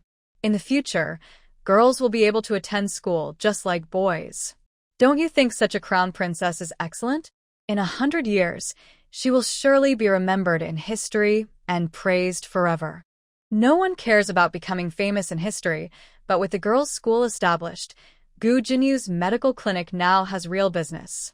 Second Master is smiling so broadly, he can't close his mouth. This location is so good, so perfect. He can already imagine the silver coins flowing towards him. The crown princess opening a girls' school quickly spread among the noble circles. Although the country of Zhao no longer follows the old tradition that a woman's virtue is her talent, women are only allowed to be taught at home by private tutors. Once, the crown princess did this. Now, Gu Jinyu does the same. However, today, Gu Jinyu received an invitation to enroll. She learned that the crown princess had opened a girls' school near the Imperial College. It seems that when she sent me gifts on my coming of age, it wasn't because the emperor officially made me a county princess, but because she wanted me to go to her school. She thought, how could the lofty crown princess look down on her little county princess? Since the school just opened, few are willing to send their daughters. Gu Jinyu has a good reputation in the capital. If she enrolls, many others might follow her. 137. Blushing, second update. Thinking that the crown princess's gift was actually a scheme, Gu Jinyu felt a bit disappointed. Miss, the crown princess invited you to enroll. Will you go? A young maid asked. I don't know. A woman shouldn't show herself publicly, but this is a great chance to gain fame. Staying at home limits her reputation. She longs for more people to see her talent. A school would be the best place for that. But she worries that her grandmother and mother might not agree. Grandmother Gu is quite traditional. When her father arranged for her to have private tutors, he had to persuade her for a long time. If she finds out she wants to study outside, Gu Jinyu's brows furrow. While she is worried, a servant reports that Lord Ho has returned to the house. Gu Jinyu quickly goes to greet him at the door. Lord Ho has been busy at the Ministry of Works for several days and looks exhausted. He steps down from his horse, looking worn out, and sees his daughter walking happily toward him. Father. Gu Jinyu calls sweetly.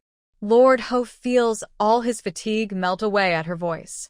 He smiles and looks at his daughter affectionately. It's so cold. Why are you outside? I came to wait for you, Gu Jinyu says with a smile. Lord Ho is pleased. You're the most thoughtful. By the way, how is your mother? Is she at the house? Yes, mother just rested. Lord Gu frowned. She rested so early. Is she feeling unwell? As he spoke, he noticed the note in Gu Jinyu's hand. What are you holding? Gu Jinyu handed him the note. The crown princess has set up a girls' school and wants me to attend. Lord Gu opened it and looked. What does your mother say? Gu Jinyu softly replied. Mother has rested. I haven't had a chance to tell her. What does father think? Lord Gu said if your mother agrees, then you can go. Gu Jinyu hesitated. Grandmother. I'll explain that, Lord Gu said easily. Is it only one note? Does it say how to get in? Gu Jinyu replied, it's just one note.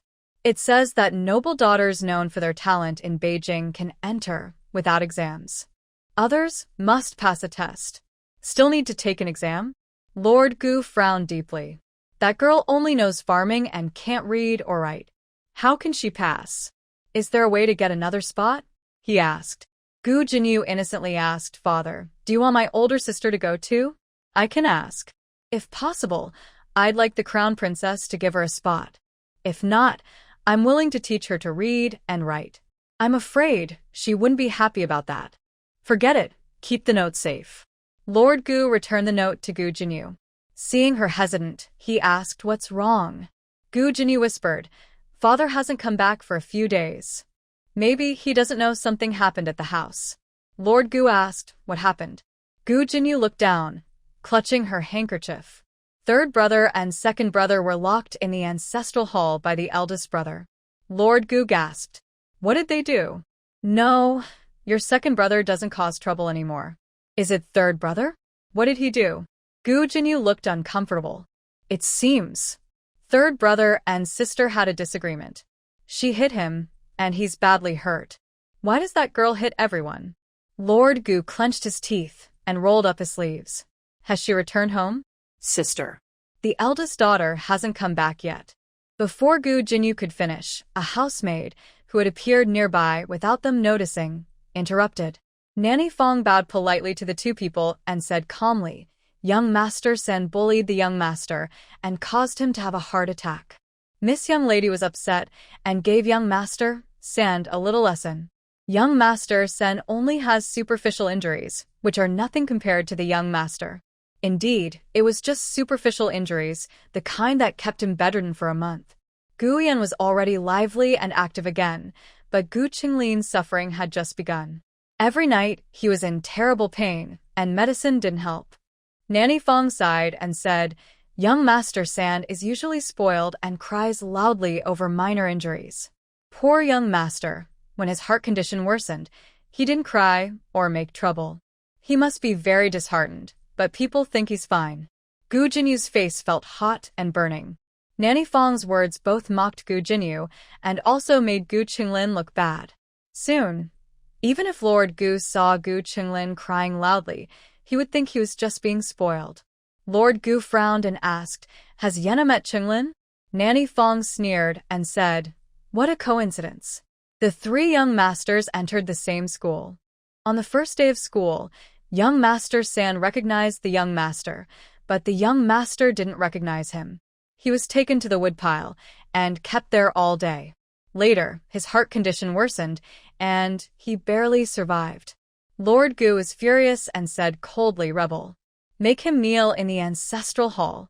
After saying this, Lord Gu didn't even look at Gu Qinglin's injuries. He got into the carriage and went to Bishui Alley to see Gu Yan. On the lawn, only Nanny Fong and Gu Jinyu remained. Gu Jinyu opened her mouth to speak. Nanny Fong knelt and bowed, saying, Second miss, it's getting late. You should go back and rest. I also need to go serve the madam. Nanny, Gu Jinyu called, stopping her. I was about to say something just now. Nanny Fong nodded and said, I understand. Although Second Miss is not the biological daughter of the Marquee estate, she was raised by the madam with great care. How could Second Miss not help the madam or others? Would that not be ungrateful? Gu Jinyu's face turned pale. Nanny Fong smiled faintly and said, I am just a servant and won't speak much. Please forgive me. Second Mississippi. Gu Jinyu didn't know what to say. She felt like she was being scolded, but Nanny Fong hadn't targeted her with any words. Since Nanny Fong was a close confidant of Madame Yao, only Gu Yan could be upset with her. As a well-behaved girl, Gu Jinyu could never do that. Nanny, you're being too harsh, Gu Jinyu said. Go take care of my mother. Madame Fong sincerely advised Miss Eyre, it might be best to remember the lady's words and avoid associating too much with the three sons of the former wife. They won't accept Miss Eyre, nor will they be a reliable support for her in the future. Forgive me for speaking frankly, but the only truly dependable people for Miss Eyre are the lady and the eldest young lady. Gu Jinyu smiled slightly and replied, I understand, madam. A girl raised in the countryside who only works in the fields, what right does she have to be her support? Is it because of that crippled husband who once studied at the academy? Madame Fong is indeed getting old. Lord Gu visited Gu Yan. Gu Yan was already fine, but he still pretended to look close to death. Lord Gu was furious. When he returned home, no matter how Madame Gu came to find him, he refused to go see Gu Chongqing and to release Gu Qinglin. Madame Gu sent someone to bring coal for Gu Qinglin. Coal? Let him freeze to death. Gu Qinglin's coal was confiscated by his own father. Regarding the girls' school, sixth brother Xiao heard some news at the Imperial Academy. The matter actually differs from what the circle has been saying. It wasn't the Crown Princess's idea. Over 10 years ago, Empress Dowager Zhuang proposed opening a girls' school, but it was met with unanimous opposition from His Majesty and the cabinet ministers. The matter was dropped then. Now, bringing it up again, the most likely reason is that His Majesty supports it. Grand Tutor Zhuang and officials petitioned to reopen the Imperial Academy, greatly increasing their prestige among officials and the people. His Majesty wants to build the royal reputation, so he used the Crown Princess's name to establish the girls' school. Since it was founded by the court, the quality of the girls' school is sure to be good. At dinner, sixth brother Xiao mentioned the girls' school. Little Jinkong exclaimed, Girls' school? Does that mean Jiao Jiao can go too? The old lady vaguely felt that the words girls' school sounded familiar. She tried to recall but couldn't remember anything. Still, she supported Gu Jiao going to school. Yes, she can go. Gu Jiao. She didn't really want to go. Having experienced the harsh exams like the college entrance exam in her past life, she never wanted to read books again. Her family didn't force her. After all, being forced to go to school is just too stressful. Sixth brother Xiao, Gu Xiaoshun, Gu Yan, and little Jinkong all understood this deeply. After dinner, little Jinkong suddenly looked at Gu Jiao with a cute expression and said, "Jiao Jiao, I want to eat candied hawthorn sticks." Gu Jiao gently squeezed his little tiger hat and said, "Okay, I'll go buy some for you." This is the benefit of living on the street. You can buy whatever you want at any time, which wasn't possible in the countryside. "I'll go," Xiao Luling said. "It's not very far," Gu Jiao replied. The old lady waved her hand. "All right, both of you go together. Stop dawdling." The two of them headed to Chang'an Street. When they left, it wasn't snowing yet, but halfway there, snowflakes started falling gently. Gu Jiao looked up at the falling snow and said, "The snow in the capital comes early." Xiao Luling said, "It's not early this year. Sometimes it snows as early as late October." "Oh?" Gu Jiao asked, "Have you lived in the capital for a long time before?" They rarely asked each other about secrets, so bringing up such a topic calmly was a first. "Yes," Xiao Luling nodded. Gu Jiao didn't ask further. Some topics caught her off guard, and she knew not to go too deep. She looked at the busy street and said, "The capital is really nice." Xiao Luling looked at her. "Do you like the capital?" "Yes," Gu Jiao said, "it's lively." She didn't actually love the noise, but being in a lively place made her feel more alive. The snow was heavy, but the wind had stopped, and the snowflakes fell quietly. She remembered a snowy night in the town, when they went out to buy osmanthus cakes and sat at a small stall eating 2 bowls of steaming rice balls. Life was hard back then. She couldn't even afford to buy herself a poached egg, only asking the shopkeeper for one. In truth, Gu Jiao didn't like poached eggs, but Xiao Luling didn't know that, so he was still touched by it. "Hey, how did you walk into someone?" Gu Jiao bumped into a young man rushing past. He nearly fell and scolded her harshly, "Be careful." Gu Jiao replied, "Oh." She had indeed bumped into someone. She wasn't unreasonable. She apologized. The young man couldn't say anything more and walked away muttering. Chang'an Street was crowded, and it was easy to bump into people if you weren't careful. Xiao Luling looked at her, hesitating to speak. The snow fell heavier, and a cold wind blew in. "Hey, why aren't there any candied hawthorns for sale?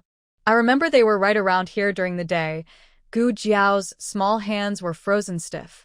She raised her hands, cupped them around her lips, and blew warm air onto them. Xiao Luling looked at her hand, fingers moving slightly. But he didn't reach out his hand after all. Gu Jiao took a few more deep breaths, feeling very cold. Finally, Xiao Luling gathered his courage, raised his hand to hold her hand. Found it, look." Gu Jiao pointed with her hand. Xiao Lialong's hand missed, and after Gu Jiao finished pointing, she looked back at him. He quickly and calmly raised his empty hand, touching his handsome head. Gu Jiao went over and asked for 5 skewers of candied hawthorn. "By the way, little brother, do you have some with less sugar?" The vendor smiled coincidentally. "Miss, yes. My little nephew is only 1 year old and loves to eat this. But eating too much isn't good for his teeth, so I made a few with less sugar. They look red but actually don't have much sugar." "Then can I have 2? Gu Jiao asked. "Sure." The vendor handed her 2 skewers of less sweet candied hawthorn. 70 coins in total, and I'll give you a small one for free. "Thank you." Gu Jiao took the skewers, holding them all in one hand. Such a big handful, she almost couldn't hold them. Seeing her struggle, Xiao Luling said, "Let me do it." Gu Jiao shook her head.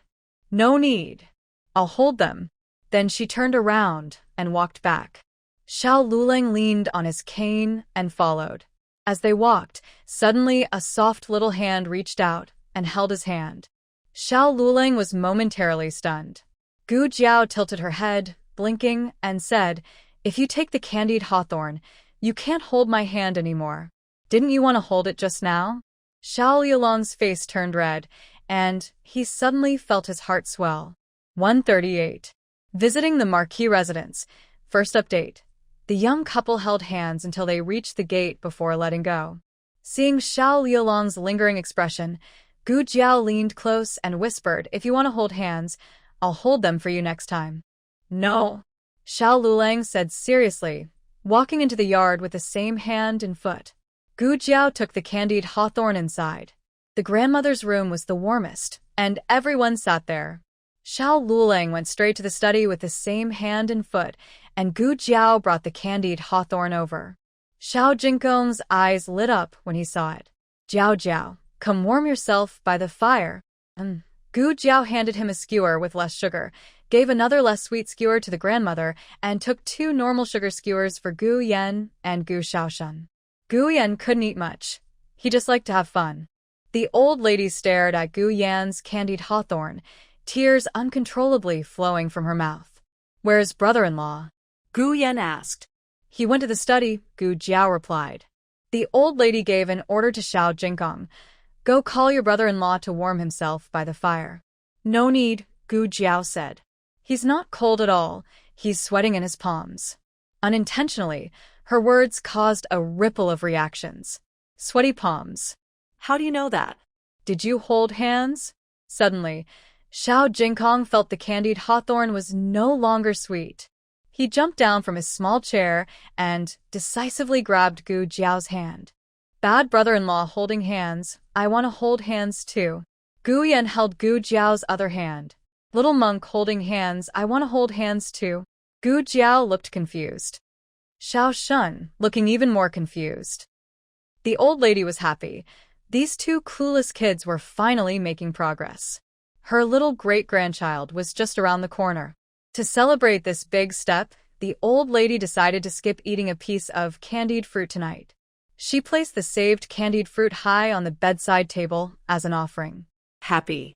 The moonlight was like water. Quietly flowing over the bedside table, the candied fruit was illuminated by the moonlight, shining brightly and crystal clear. The old lady left. She came back. She grabbed a handful of candied fruit and shoved it into her mouth. To heck with a commemorative gesture. If you're happy, celebrate. And if you celebrate, you should eat. Heavy snow fell all night and only stopped near dawn. When Gu Jiao woke early, the yard was already covered with snow. Fortunately, she moved the chicken coop and doghouse to the wood shed last night. Otherwise, if they had been left outside all night, they might have turned into little ice pops. Gu Jiao went to the backyard to draw water from the well for washing. Despite the cold, the well water was warm. After washing up, she went to the kitchen to start a fire and cook, but she was surprised to find someone already sitting at the stove, lighting the fire. It was Xiao Lulang. So early? He usually woke early too, but not this early. Xiao Lulang nodded and looked back at her. It was still before dawn. The snow reflected the faint light, and the oil lamp in the kitchen was lit. The bright fire inside the stove cast a glow on his handsome face, making him look like a noble young man. Beautiful things always make people feel happy just by looking at them.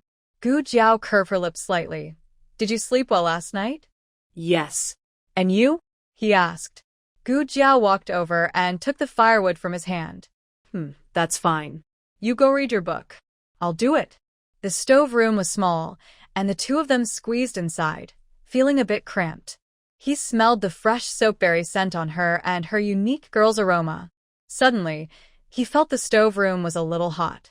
He didn't say anything and got up to leave. But instead of going to the study to read, he grabbed a shovel and started clearing the snow from the yard. Soon, Xiao Jinkong also got up. He was always the third to wake up at home. Seeing the yard full of snow, he cheered loudly. "Yay! I'm the neighbor's mountain." Catching the love vine. Gu Jiao trembled and almost set the stove house on fire. Can this even happen? Don't shovel. Don't shovel. Don't shovel. I want to play in the snow. He threw himself into the snow. Yujo didn't get this much snow, so he wasn't surprised by his excitement. The little guy was healthy and not afraid of the cold, so Xiao Lulang didn't stop him and let him play in the snow. Gua took the shovel and cleared the snow from the corridor walkway, starting with the area outside the old lady's and Gu Yan's house. About 15 minutes later, Gu Xiaoshun also got up. By then, Xiao Jingong had successfully turned himself into a little snowman, Jingong. He was covered in snow from head to toe, and snowflakes clung to his long eyelashes. Sitting in the snow, Xiao Jingong blinked at him and asked, "Brother Xiaoshun, do you want to play?" Yes. Gu Xiaoshun went over, rolled Xiao Jingong into a small snowball, and started rolling around. Xiao Jingong was rolled so much he stuck out his tongue and rolled his eyes. Oh. "I told you to play in the snow, not play with me, Gu Xiaoshun, but you're more fun." The big and small played wildly for a while until Gu Jiao came out, carrying the soaked and sweaty Xiao Jingong back inside to change clothes. Gu Xiaoshun also grabbed a shovel and cleared snow with Xiao Luling. For breakfast, they had tofu and vegetable soup and lamb noodle soup. To make up for Xiao Jingong not being able to eat lamb, Gu Jiao made him a special bunny bun. White little bunnies, one bite at a time. Xiao Jingong suddenly felt like a fierce little tiger. Lately, Xiao Jingong had been obsessed with tigers. Gu Jiao even made him a small tiger backpack. After eating, he quickly put on his little tiger backpack and, accompanied by his mischievous brother-in-law, confidently headed to Guozijian to study. Gu Yan and Xiao Xiaoshun also went to Qinghai Academy. The whole family gradually went out, and the elderly lady finally lazily got up. Gu Jiao served her a bowl of mutton soup. "Auntie, I'll go to the clinic later." If you get bored. I'm not bored. You go ahead." The old lady waved her hand. Gu Jiao looked at her strangely. Based on her understanding of her grandmother, she was probably causing trouble again. What did you do this time? The old lady took a sip of the mutton soup. "I didn't do anything. She just called over her aunts and cousins from the alley to play cards for a few days and won quite a bit," giggling happily. Gu Jiao thought her aunt was really capable. She was always busy and could get along with anyone. Her social skills were excellent, far better than her and Xiao Lulang. The old lady was smart. Gu Jiao wasn't worried she'd be tricked. She was more worried about others, who knew how badly they had been unlucky to fall into her aunt's hands. "Remember to bring an umbrella," the old lady said. Gu Jiao turned back and smiled. "Okay."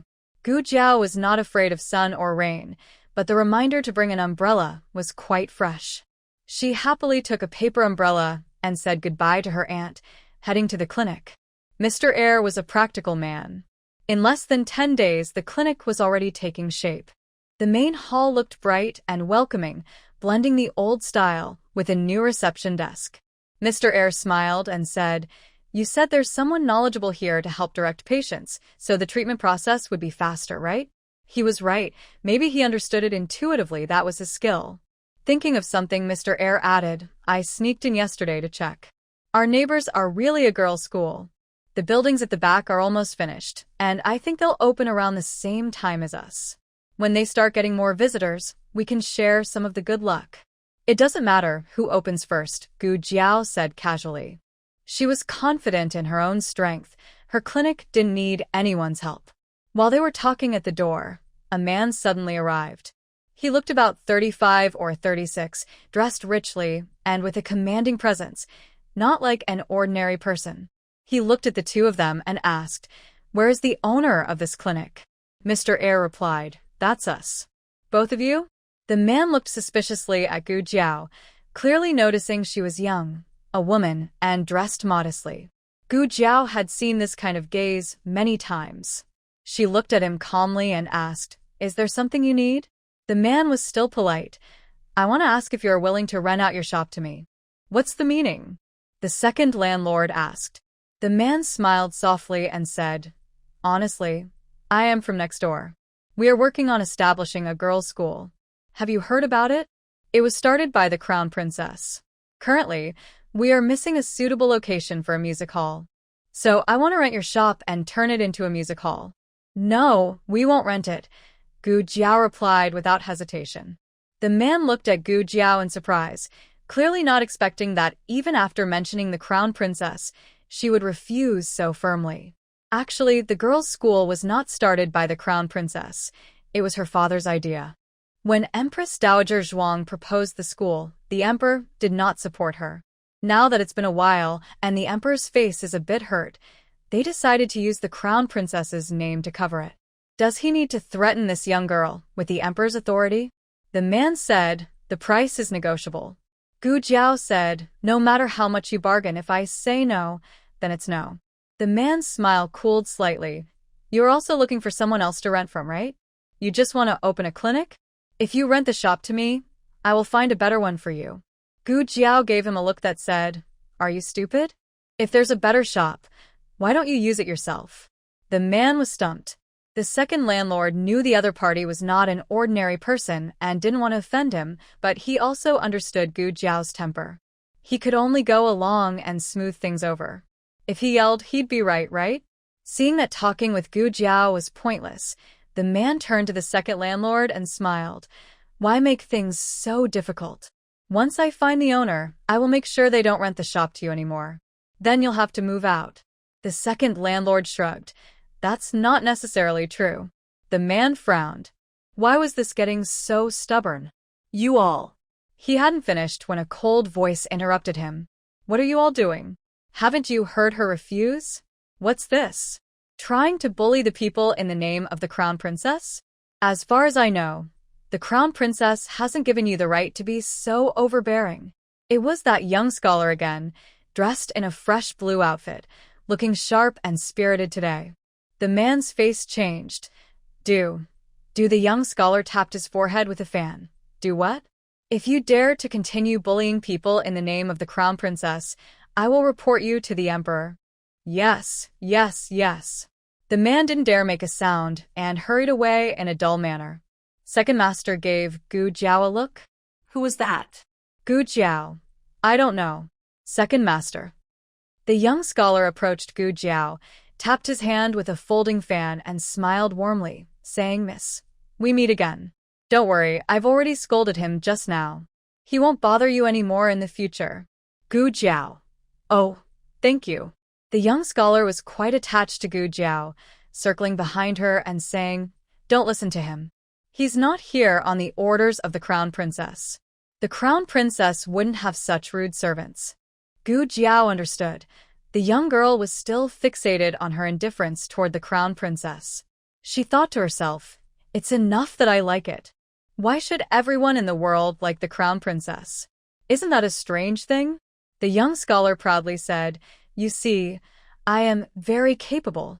If you also like the crown princess, we can be friends. I'll protect you. As the main supporter of the crown princess, her goal was to spread her good reputation and help more people like her. But Gu Jiao didn't bother with her anymore. She carried a box of tools upstairs. Just as the young scholar was about to follow, the repair craftsman arrived. The young scholar was blocked by the craftsman, and once they all left, Gu Jiao's figure was gone. The young scholar was not discouraged. She crossed her arms confidently and said, Du Xiaoyan, will definitely change your mind. Yao sure hadn't come for a few days. Gu Jiao counted the days. Her depression medication was almost finished, and she needed to get a new supply. While she was pondering this, she returned home to find the housekeeper standing hesitantly in the main hall. The old lady had gone to rest. Seeing Gu Jiao, the housekeeper quickly bowed and said, Mississippi. Gu Jiao looked behind her. Where is Madam? Didn't she come with you? The servant came alone to see Mississippi Madam. The housekeeper hesitated but finally said, Madam hasn't been feeling well lately. She didn't want Miss and the young master to worry, so she refused to come. Gu Jiao nodded understandingly. Let's go to the Marquee residence. Discovery second part. Gu Jiao is a very straightforward person. She clearly states what she accepts and what she doesn't. Her childhood emotional wounds remain unresolved, so she cannot comfortably live with the Yao family yet. However, this does not mean she will ignore Yao. She still interacts with Yao as a doctor. Her visit today is also to treat Yao. Others are not involved, and she sees no need to meet them. Housekeeper Fong understands her young lady's temper and knows she won't visit old Madame Gu or other family members. To avoid rumors, Fong simply did not mention her lady's return to the residence. The young servant at the gate thought Fong was just bringing a doctor home. Gu Jiao sat in the carriage and was taken into the main courtyard of the Marquis's residence. The first courtyard she saw was Xingming Courtyard. Fong said it was the former ladies' courtyard. Even after many years, it remained empty, and sometimes the heir would go there to remember her. Madam's courtyard is over there. Fong pointed to the end of a small path. Is it so far away? Gu Jiao asked. Fong sighed. Yes, it is far. The lady's position in the house was awkward. Old Madame Gu wouldn't let her live in a better location. Ling's courtyard was closer, near Marquis Gu's. In fact, Marquis Gu would pass by Ling's courtyard whenever he visited Yao. Old Madame Gu even planned this to favor Ling. Unfortunately, Marquis Gu never entered Ling's house, even if he passed by every day. That's Ling's courtyard. Fong pointed to a courtyard. Gu Jiao glanced out the window. It was elegant, with pavilions, towers, and flowers everywhere. She didn't pay much attention. She was just a concubine, after all. No need to bother. The carriage stopped in front of Yao's courtyard. Fong was about to get a stool for Gu Jiao, but she easily jumped out of the carriage herself. Fong was surprised. Who is this young lady so bold? Is Madam inside? Gu Jiao asked. Oh, yes, Fong replied, regaining her composure. She should be in the warm pavilion now. It's not as cold in the estate during winter, but Madam isn't used to it and stays in the warm pavilion all day. Gu Jiao followed Fong to the warm pavilion. It was indeed warmer inside, but a bit stuffy. Yao lay with her eyes closed on a rattan chair. Hearing the door open, she waved her hand weakly and said tiredly, I told you I don't want to eat. You all can leave now. After she finished speaking, there was no response for a while. She sensed something was wrong. She turned her head toward the door and, upon seeing the familiar figure, her dull eyes immediately lit up again. Jiaojiu? She quickly sat up from the bamboo chair, nervously and awkwardly tidied her hair and clothes, as if she didn't want to lose her composure in front of her daughter. Gu Jiao didn't mind this. She walked over and stood beside Madame Yao. Are you feeling all right, Madam? Madame Yao glanced at the housekeeper. The housekeeper pretended to be deaf and mute, then quietly left. Madame Yao sighed helplessly. I'm fine. The housekeeper was overreacting and even called you here. The Ho residence was not a good place. She was used to being looked down upon, but she didn't want her daughter to suffer the same unfair treatment. Sit down. Madame Yao took her daughter's hand and sat on the stool. Gu Jiao took down her small basket and placed it on the small round table in front of her. Then she reached out her hand to Madame Yao. Let me check. Madame Yao extended her wrist to Gu Jiao. Gu Jiao carefully checked her pulse, her expression slightly serious. Have you not been taking your medicine properly these days? Madame Yao looked embarrassed. A couple of times. I forgot to take it. Just once or twice? Gu Jiao asked. Gu Jiao was very strict about medical matters. Madame Yao thought carefully. 2 times. Are you sure there aren't more? Gu Jiao looked into her eyes. Yes, I'm sure. Madame Yao nodded. One time was after returning from Bishui Alley, when she learned that Gu Yan was bullied by Gu Qinglin. She rushed to Gu Qinglin's courtyard and caused a scene. Maybe she was too exhausted from the fuss, and when she returned, she was feeling dizzy and fell asleep. She didn't take her medicine that night. The next morning, she overslept and forgot again. Only these 2 times, no more. What's wrong? Madame Yao asked. Gu Jiao honestly replied, your pulse isn't looking good. If you've only forgotten twice, it probably isn't the medicine's problem. It's likely due to too much emotional stress. Madame Yao actually felt this too. Her illness was almost cured, but that day, she lost control of her emotions and almost died with Gu Qinglin. If Gu Chongqing hadn't taken her dagger away, she would have killed Gu Qinglin and then hanged herself. Speaking of which, the dagger was still in Gu Chongqing's possession.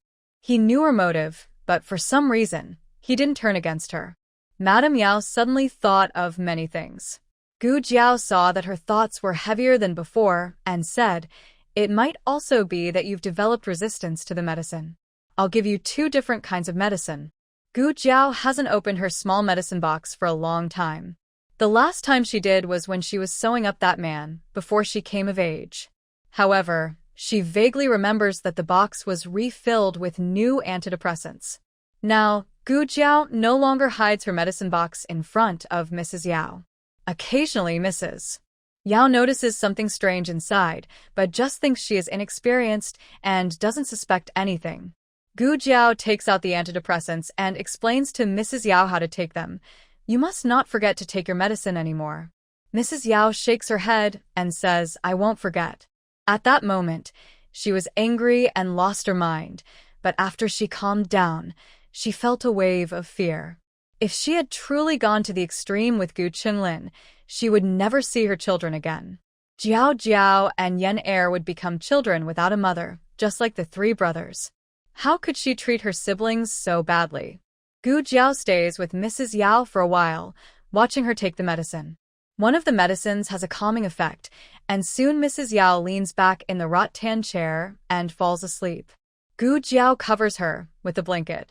Hausma hears no movement inside, gently pushes the door open, and glances at the sleeping Mrs. Yao. She quietly asks Gu Jiao, Is Madam asleep? Gu Jiao nods, and gets up to leave the room. Hausma follows her out and closes the door. Miss, how is Madam doing? Gu Jiao replies, her condition has worsened again, similar to when she was at the estate. Hausma looks worried and asks, Is it that serious? Gu Jiao says it's not as bad as it was at the beginning. Hausma's expression slightly relaxes, and she sighs. When Madam returned, her mood wasn't good to begin with. She kept it to herself until that day at Bishui Alley, when she found out the young master was being bullied. She completely lost control and caused a scene in the third young master's courtyard. She even brought a dagger. She said, Everyone just died together. I was really scared. Luckily, nothing serious happened, or else. Gu Jiao was unaware that such an event had occurred. From Hausma's description, it was clear that Yao Shi was completely out of her mind at that moment. It's understandable that Yao Shi wanted to teach Gu Qinglin a lesson, but wanting to kill him and die together is hard to believe. The first was driven by maternal anger. The second was a suicidal act by a person with depression.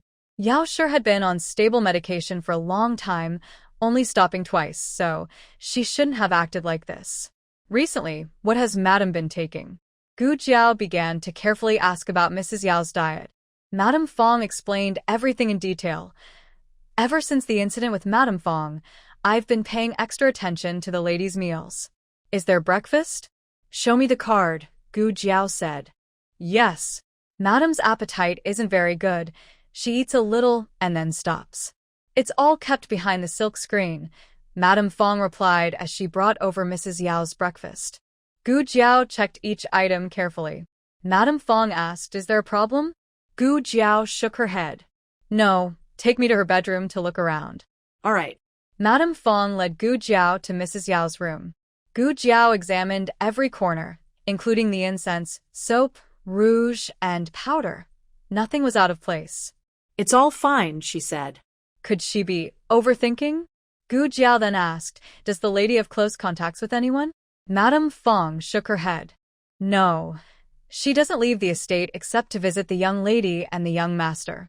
Lord Ho used to come often, but recently he's been busy with government affairs and hasn't returned for several days in a row.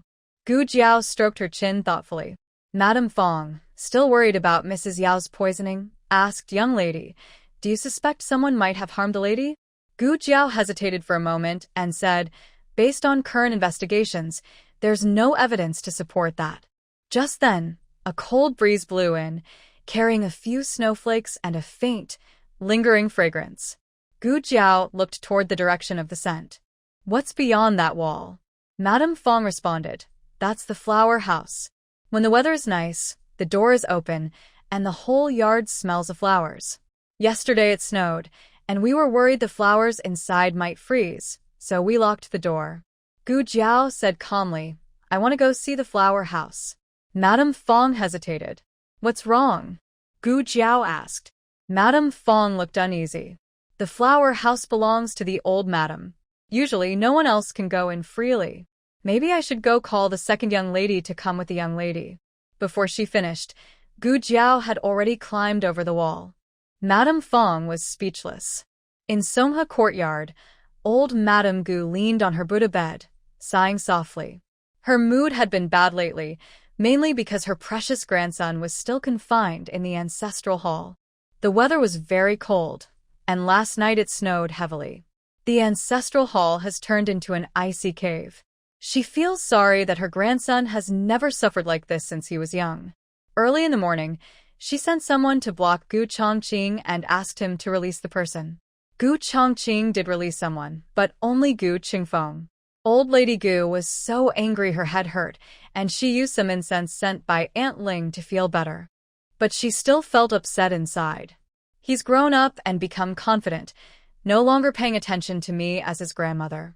How could that be? The heir is just trying to discipline the two young masters, a little maid who was massaging her said politely.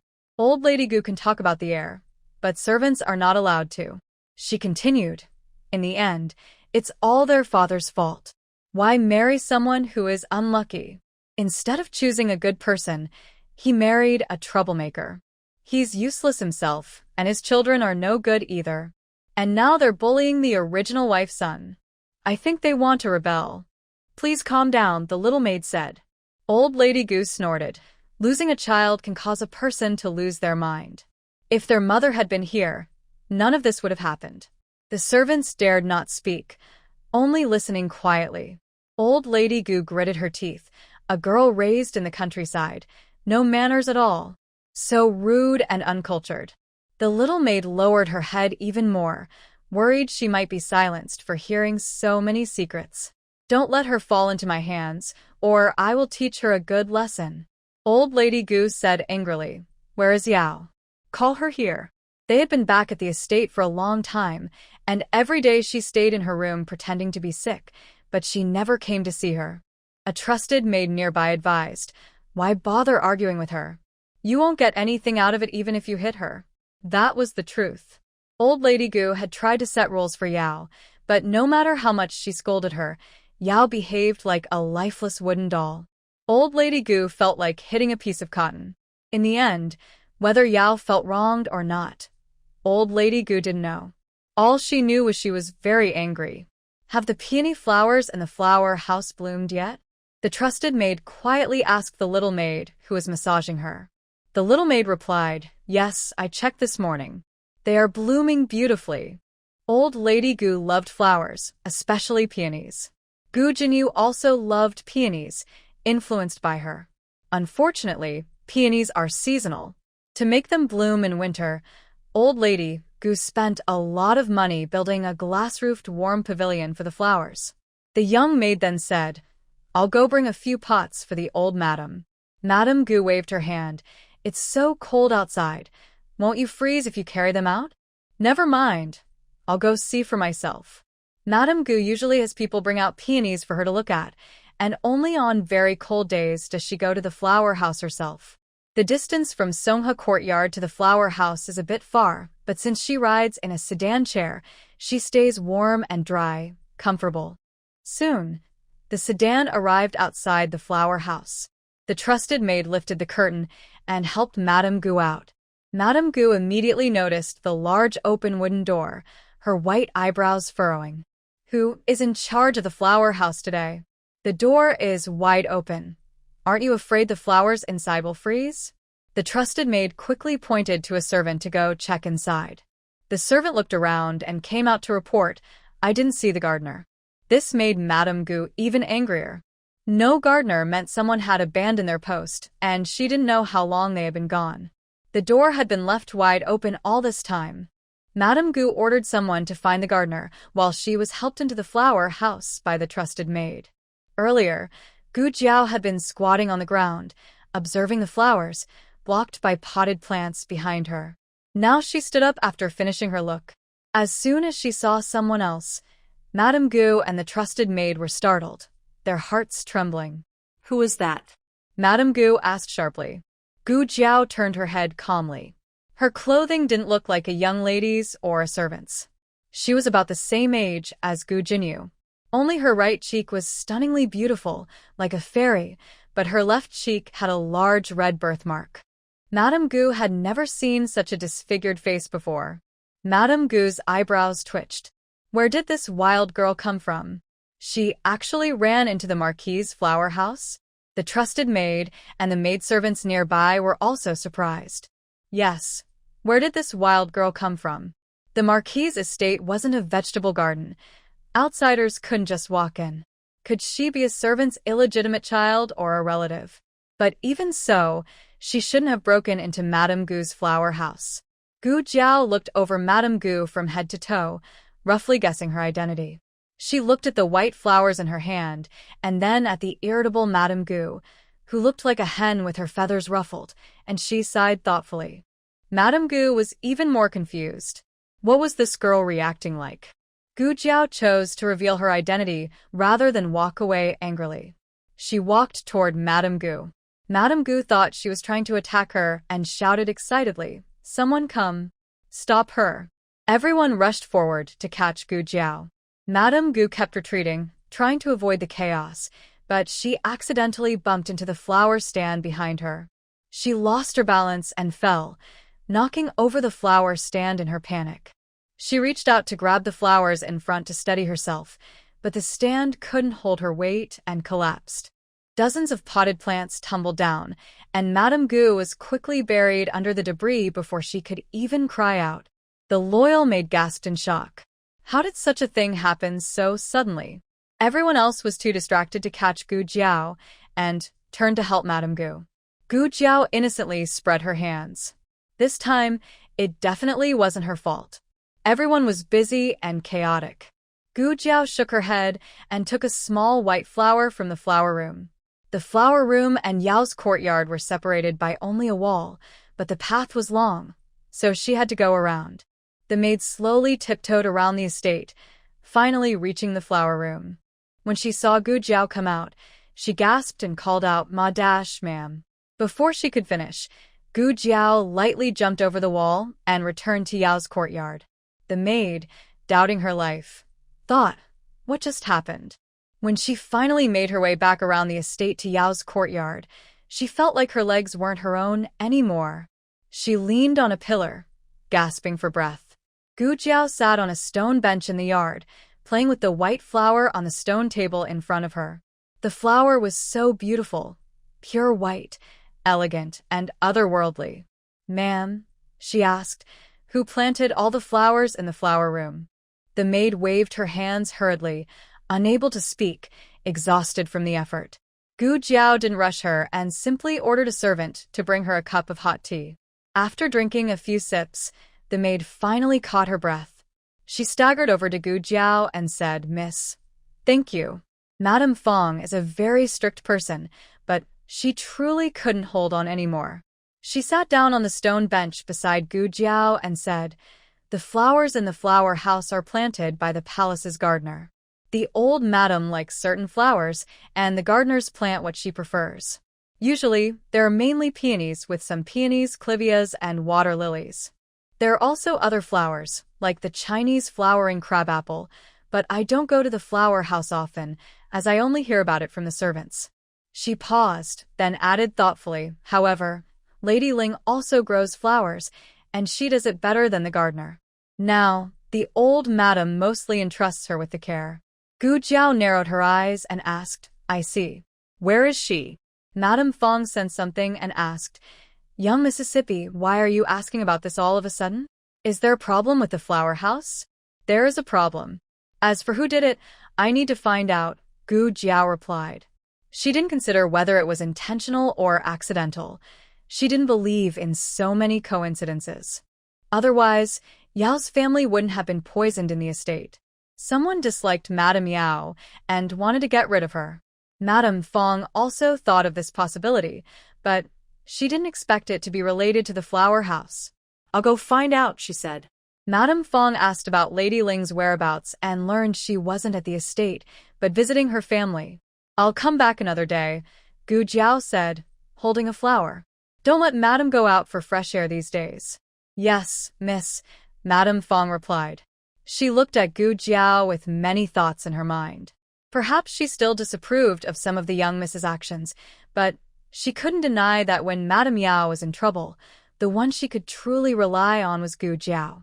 Meanwhile, Gu Chongqing returned to the Marquis's estate. As soon as he entered, he heard that Madame Yao had been injured. He went to her courtyard. Madame Yao had been hit hard by a flower pot, with bruises all over and a cut on her forehead. What happened? Gu Chongqing asked. The trusted maid replied, a wild girl from somewhere in the estate bumped into Madame Yao and caused her to fall in the flower house. Hearing this, Gu Chongqing thought, she fell on her own, but now she's blaming others. Madame Yao pressed a cloth on her forehead and shouted angrily, it must be a thief. Go and catch her. If she was a thief, she had to be caught. Gu Chongqing ordered the estate to be sealed off. When Gu Jiao's carriage arrived at the gate, a guard stopped her. The guard said, there has been a theft at the residence. The young master has ordered that no one is allowed to freely enter or leave the Marquis's estate. Madame Fong replied seriously, look carefully. This is the lady's carriage. Would there be thieves on the lady's carriage? The guard said, sorry for the trouble. Gu Chongqing's personal guards only followed his orders. They wouldn't allow anyone, not even Madame Yao's carriage or the old lady's carriage, to pass. As the two sides argued, Gu Chongqing heard the commotion and walked over with a cold expression. Madame Fong bowed to him and said, young master. Gu Chongqing looked at the carriage behind her and asked, is the lady going out? Madame Fong opened her mouth, but didn't know how to answer. Gu Jiao lifted the curtain of the carriage window and looked at Gu Chongqing with a serious face. I want to go out. Gu Chongqing's expression immediately froze. Since learning that the young man was Gu Yan, he had guessed Gu Jiao's identity. It was no surprise he was shocked, but to still be surprised after so many days would be too much. He looked at Gu Jiao with a complicated gaze. Gu Jiao had just learned that this person was her and Gu Yan's half-brother, Gu Chongqing. No wonder she had dreamed of him. No wonder he hadn't come for so many days. He must have guessed their identities. It was truly hard to know what to say. Despite being from rival families by a strange twist of fate, they had become strangely connected. He saved Xiao Jingkong, she saved him, and he saved Gu Yan.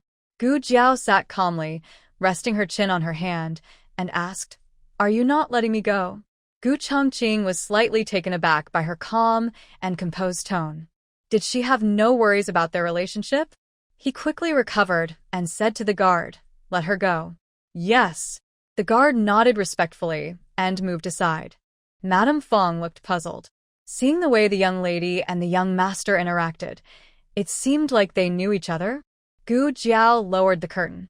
After the carriage moved a few steps, she suddenly ordered it to stop. She lifted the curtain again and threw out a bunch of white flowers from inside.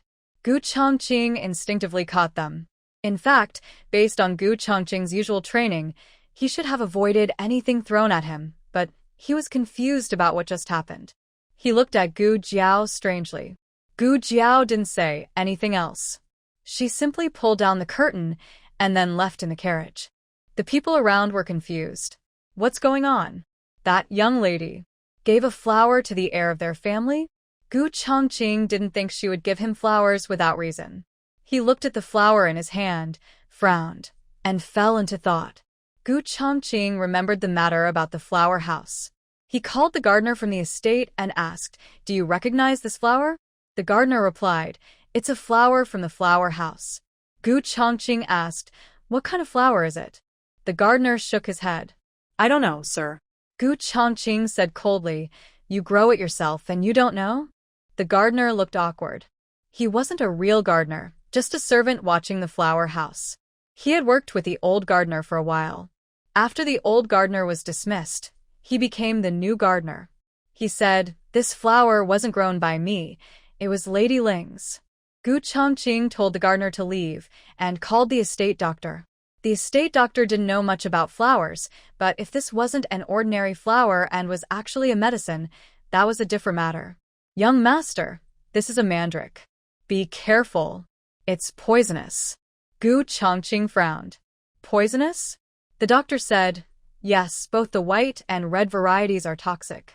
The seeds are the most poisonous, followed by the flowers and leaves. It can also be used in medicine. The anesthetic we use is mainly made from it. Just touching it can cause poisoning? Gu Chongqing asked. That's not necessarily true. Young master, you're healthy. Even if you eat a little, it's not a big problem, the doctor flattered. His words implied he often ate poison himself. The doctor continued, but if someone is very weak physically, just smelling its scent can affect them, causing excitement or depression. Gu Chongqing asked again, if a person already overthinks, would smelling its scent often make their condition worse? The doctor nodded. Yes, it can. In severe cases, it might cause hallucinations or even lead to suicidal thoughts or loss of reason. Gu Chongqing thought of Madame Yao, who almost died with Gu Qinglin that day. He looked thoughtful. Is this flower common? The doctor said, yes, it's common. It grows on the mountain. Unfortunately, most people don't recognize it. They just find it pretty and bring it home, only to get poisoned. That night, Lady Ling returned to the estate. As soon as she entered, she saw Gu Chongqing's servant waiting there. She asked, is there something you need? The servant replied, Lady Ling, the young master is looking for you. Aunt Ling was momentarily stunned and then smiled, saying, all right, I understand. Aunt Ling went to Gu Chongqing's courtyard. Gu Chongqing was practicing swordsmanship in the yard. Seeing her arrive, he quickly put away his sword and handed it to a servant. Come, Aunt, sit here, he said. They sat down on a stone bench. A servant brought tea and snacks. Gu Chongqing said, these are new treats from the kitchen. I specially kept some for you, Aunt. Please try them. Aunt Ling took a bite and said, they taste good. Gu Chongqing replied, if you like them, eat more. These flower cakes are made with fresh flowers from the garden. Aunt Ling smiled and asked, what kind of flowers? They taste so good. These flowers. The servant cheerfully brought out a few mandrake flowers from behind. Aunt Ling's face suddenly changed. She quickly spat out the snack in her mouth. After spitting it out, Aunt Ling seemed to realize something. She awkwardly smiled, covered her mouth with a handkerchief, and said, I'm allergic to pollen. Gu Chongqing's expression remained unchanged. If you're allergic to pollen, why didn't you say so earlier? That way, you wouldn't have had to tend the grandmother's garden. Aunt Ling opened her mouth but couldn't find words. Take her away, Gu Chongqing told the servant. The servant took away the tray of snacks, and Aunt Ling clearly saw him walking away while secretly eating a piece of snack. A flicker of emotion crossed Aunt Ling's eyelashes. Aunt, Gu Chongqing called her. Aunt Ling withdrew her gaze, her hands clenched tightly inside her wide sleeves. She smiled and asked, what is it? Gu Chongqing looked at her and said, since you're allergic to pollen, I won't let you tend the grandmother's garden anymore. I'll talk to her about it. Aunt Ling lowered her eyes and smiled. I'll be more careful. It won't be a problem. Gu Chongqing asked, why take the risk? Aunt Ling smiled again, looked up at Gu Chongqing, and said, if the young master insists, all right. But if the gardener can't do it, remember to tell me. Yes, Gu Chongqing nodded calmly. Aunt Ling stood up. It's getting late. You should rest. I'm going back now. She took a few steps away, but Gu Chongqing suddenly called her back. Is Grandma feeling better? Aunt Ling was slightly taken aback, then turned around with a smile and glanced at Gu Chongqing.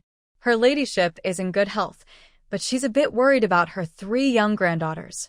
If the heir has free time, he can take Shengfeng and Chenglin to visit her. I will, Gu Chongqing replied. Aunt Ling didn't stay any longer and turned to leave the yard.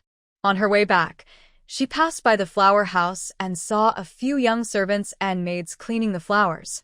Remove all the white flowers. Such beautiful flowers, it's a pity to pull them out. The old lady fell and got upset, and the heir is angry.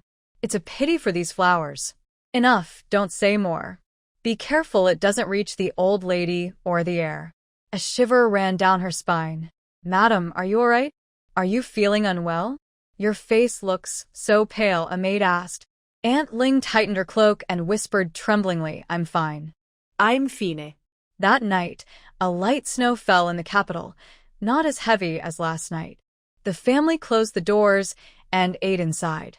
Gu Jiao made carrot and cured meat soup and tofu with mountain mushrooms, along with a few small dishes.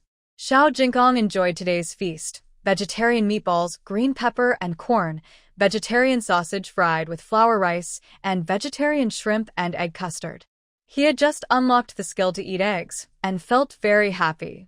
Every day, he looked forward to a bowl of Jiao Jiao's loving little egg custard. His tableware was so beautiful, and the presentation was so exquisite that it outshone other dishes by a mile. He ate happily, not forgetting to puff out his little chest, sway his head, and make a silly face to show off to others. Because 6th young Master Xiao started tutoring Lin Qingye again, he didn't come home for lunch every day and ate with Xiao Jingong at the Imperial Academy. Dinner became the most orderly moment of the day for the family. After each dinner, the head of the family, the old lady, would ask everyone how their day went. Jiao Jiao was the one who reported the most each time. She was very concise in her studies, but turned into a lively chatterbox at home, using vivid gestures and expressions. Only when praised by Gu Jiao would she stop. Today, everyone's day was quite normal. When it was her turn, Gu Jiao hesitated briefly and then mentioned Madame Yao. She didn't talk about how Madame Yao was framed at the Marquis's residence or how she almost lost her life with Gu Qinglin. She only said she wanted to bring Madame Yao over. Everyone liked the Yao family very much, and there were no objections. The only problem was the room. Gu Yan said he could move in with Gu Xiaoshun to make space for the Yao family. Gu Xiaoshun nodded repeatedly. His bed was large enough for 2 people. Tomorrow. Will you go with me? Xiao Luling asked Gu Jiao. He meant going together to pick up Yao family to live with them. Gu Jiao responded with an "oh," then asked, "Do you have classes tomorrow?" Xiao Lulang. Kropka yes. Ido. Early the next morning, Gu Jiao went to the Marquis's residence. Yao had already gotten up and was sitting in a cozy nook, eating breakfast. Seeing her daughter arrive, she was very happy, but also a little worried. She held her daughter's hand and sat down. "Have you eaten?" "Yes, I have," Gu Jiao said. "I'm here to take you out of the house." Yao was surprised. Gu Jiao paused and asked, "Are you willing to move out and live with us?" Yao had always dreamed of hearing this and often dreamed of living with her daughter. But not now. Yao reached out and touched her daughter's temple hair. "Coming so early just to pick me up?" Gu Jiao honestly nodded. Yao looked at her daughter affectionately. "Jiao Jiao, do you really accept me?" Gu Jiao was silent. She didn't know. She never truly rejected Yao, but it was her mother she had issues with. Yet Yao was her mother. Yao held her daughter's hand gently and said softly, "Jiao Jiao only made concessions because she was worried about me. I am touched and happy. But right now, I can't move out and live with you." "That concubine has issues," Gu Jiao said. It was indeed because she was worried about her. Yao felt both comforted and bitter as she touched her daughter's face. "I know. I can handle it. Trust me this once." If it had been before, knowing she could move out to live with her daughter, she would have gone without hesitation.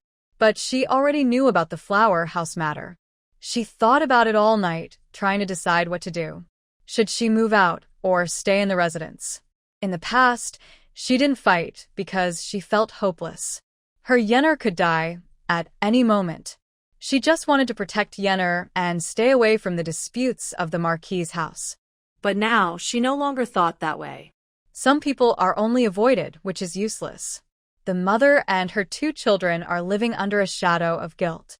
More importantly, she knew her daughter had been beaten to save her. If she weren't so helpless, her daughter wouldn't have had to endure a hard punishment just to protect her. Her heart was bleeding. Her daughter had done so much for her, and she couldn't keep hiding behind her daughter or become a burden. She hoped one day she could move away, not because she had nowhere to go. She also hoped that one day, after she was gone, her daughter would remember her not as a weak, pitiful mother surrounded by trouble, but as someone she could be proud of. This was the strength her daughter gave her. "If possible, Mother, I don't want you to be so capable." It was her own helplessness that made her daughter have to be so strong. She couldn't go on like this anymore. She wanted to protect her daughter. Gu Jiao didn't understand these feelings, but she respected Mrs. Yao's choice. If you need anything, you're always welcome at home. After Gu Jiao left, Mrs. Yao changed her clothes and wore 2 gold hairpins, then went to Songhe Courtyard to pay her respects to Madame Gu. When she heard Mrs. Yao had come to pay her respects, Madame Gu nearly choked on her breath. "Who did you say came?" The young maid said, "Madam, it's Madame Yao. She came to pay her respects to you." Since Mrs. Yao returned to the estate, she had been pretending to be sick and hadn't come to pay her respects. Today, what was going on? Was the sun rising in the west? Madame Gu was in a very bad mood. First, Gu Qinglin was still locked in the ancestral hall, and second, yesterday, a small thief had caused an accident in the flower house, but her grandson still hadn't caught the thief. She had lived most of her life and had never been so unlucky. Shoo. She winced in pain. Let her wait outside. Tell her I haven't gotten up yet. Mrs. Yao waited outside for half an hour, but she didn't complain at all. Madame Gu chuckled. Oh? She's changed her attitude? 10 years ago, she would have scowled and walked away. In the end, Madame Gu still called her in. Mrs. Yao not only came herself, but also brought homemade snacks. Madame Gu sneered. What? Trying to poison me? Your wife dares not, Mrs. Yao said respectfully. Her tone of speech had changed, showing a sense of flattery and appeasement. Madame Gu couldn't help but look at Mrs. Yao a little longer. Yao used to be very cold and distant, always appearing uninterested and unbothered. Even Madame Gu found her annoying. Today, she changed her clothes and put on earrings, finally showing some signs of a noble lady from a wealthy family. Women should dress up beautifully and then humble themselves before their mother-in-law. Madame Gu finally felt a bit better about Yao, no longer feeling like she was hitting a soft pillow. Mother, please try this. Yao respectfully offered some snacks with both hands. Madame Gu took a small bite. Indifferent at first, then she was surprised. It was hard to believe, but this once down-and-out daughter-in-law's cooking was so good, better than the palace chefs. Yao complimented herself. I've practiced for a long time just to serve you, Mother. Please don't dislike it. Everyone in the room was stunned. Did they hear right? Did she really say that? Although Yao came from a low background, she was proud and never wanted to humble herself like Aunt Ling. Madame Gu liked her attitude, especially since she was not feeling well and had little appetite. Yao's snacks were somewhat edible. Yao softly said, Mother, let me massage you. Once the bruises are gone, you'll feel better. Yenner often feels uncomfortable, and I've massaged him too. The imperial doctors praised my technique. Madame Gu was in a lot of pain but hesitated for a moment before letting her try. Yao had taken good care of Gu Yan over the years, much better than the little maids in the house. The palace doctors could also give massages, but they were men and women shouldn't touch each other.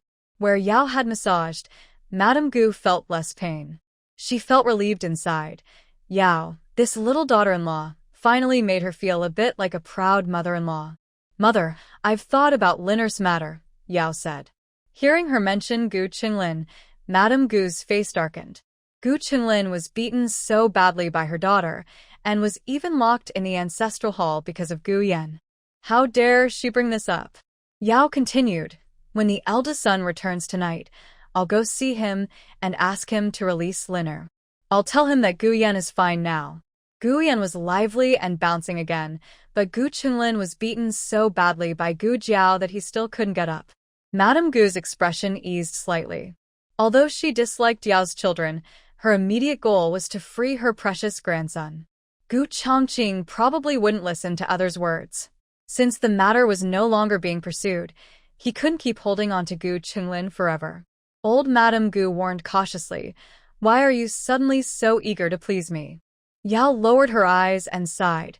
My daughter-in-law has come to understand. Over the years, I haven't fulfilled my duties as a daughter-in-law, which caused you worry. In the future, Yenner and Jiao Jiao will grow up, and I will still rely on your protection. Sorry, Jiao Jiao, Mother has to play the victim first. No matter how many times you try, flattery won't work. Old Madame Gu withdrew her skeptical look. It's good that you have self-awareness. Meanwhile, Aunt Ling came to pay her respects to old Madame Gu. As she entered the room, she saw the strange scene of old Madame Gu and Yao getting along harmoniously. Aunt Ling's face froze in shock, almost unable to believe her eyes. She was about to step forward to bow when Yao turned her head and signaled her to be silent. Yao slowly stood up, pulled the quilt over old Madame Gu to cover her, then gently lowered the curtain. Aunt Ling opened her mouth, wanting to speak but hesitated. Old Madame Gu was asleep, and she couldn't wake her. "I'll come back later to serve my mother," Yao said to the servants inside the room. After turning to leave, she brushed past Aunt Ling and softly said, "Auntie, you should go too. Don't disturb Mother's rest." Since she said so, Aunt Ling couldn't stay and not leave. Aunt Ling found it strange. Today, Yao seemed different from usual. What exactly had changed? It seemed to be her clothing or her overall aura. Aunt Ling followed Yao out of Songhe courtyard. As soon as they left the yard, Yao suddenly turned around, raised her hand, and slapped Aunt Ling across the face. With a loud slap, Aunt Ling was stunned. 142 The truth revealed. First update. Anyone who had any contact with Yao would find it hard to believe she could do something so rough. Yao suffered from severe hysteria and depression. When she was crazy, she might lose her mind, which was another matter entirely. But right now, Yao was very clear-headed and her emotions were calm. The slap she gave Aunt Ling was deliberate and purposeful. Yao looked into her eyes sharply and said, "This slap is for you. You worried my daughter. As a mother, the thing I dislike most is not being hurt myself, but seeing my child bullied and harmed in front of me. I want to protect my children, to keep their bodies and hearts safe." Lady Ling's lips were bleeding, showing how hard Yao had slapped her. Lady Ling wiped her mouth with her finger and looked at the blood, then laughed bitterly. "Madam, what are you talking about?" "I don't understand," Yao coldly said. "Do you have the right to call me that in front of me?" Lady Ling's eyes grew cold, as if she was tired of pretending, and she sneered. "Is the madam crazy? Serving the old madam all morning, and now she thinks she's the lady of the house?" Yao seriously said, "Whether I think so or not, I am the official wife brought in by the Marquee estate in a grand procession. You, on the other hand, are just a concubine. Slapping you is to set boundaries. If you have the courage, go complain." Lady Ling sneered. "Madam thinks I dare not?" Yao stared into her eyes without blinking. "You dare, I dare too. You know very well what you've done to me." For the first time, Lady Ling couldn't meet Yao's gaze. She snorted and turned her face away. "I don't understand what you mean by that, madam." Yao looked at her face. "It's okay if you pretend to be deaf and mute. The days will go on. I will make you see clearly. I don't fight with you because I can't beat you, but because I am too lazy to argue." Suddenly, Lady Ling laughed. "Huh, madam, you don't care about these things? Status, fame, wealth, all are superficial. That's what you said yourself." Yao took a step forward and looked steadily at Lady Ling. "I don't care about them, but you do. I won't give them to you." You. Lady Ling choked. Indeed, Yao's last words hit Lady Ling's weakness. Yao, who didn't care about the position of madam, was her lifelong dream.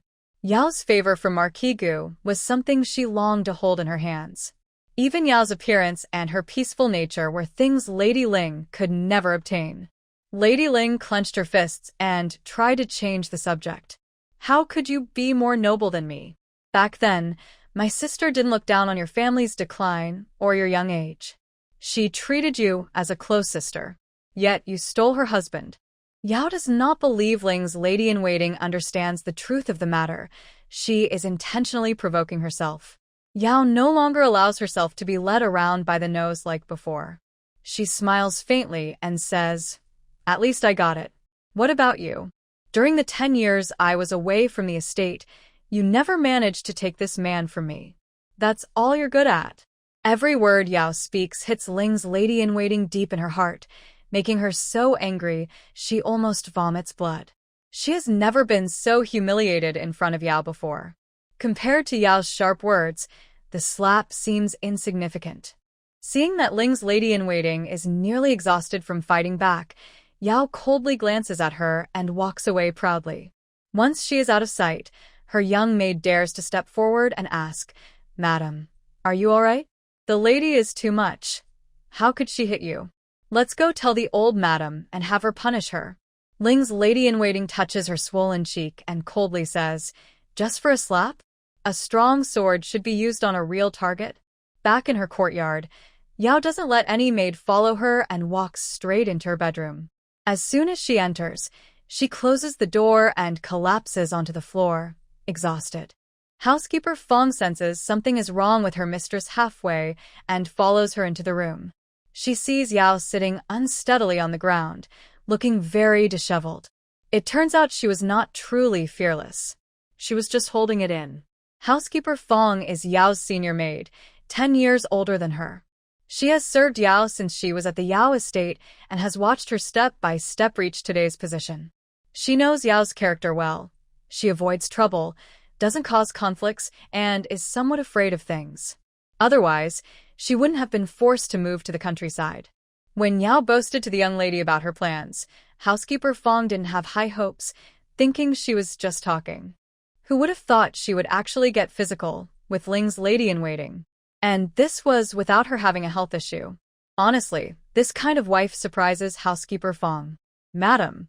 Yao looks at her with a grievance. Housekeeper Fong chuckles softly, kneels down, and adjusts Yao's hairpin. "Madam, you did very well. You're brave. From now on, act like a proper wife. Even if you're scared, don't show it in front of others. Don't let those little people look down on you. We don't need to fight for anything, and others won't believe it. But if they do, let's fight openly so they can see how powerful we can be when we stand our ground." Yao's emotions gradually calmed down. She nodded and said, "I was naive before, thinking that if I didn't fight, they would leave me and Yenner alone. I won't be so foolish anymore."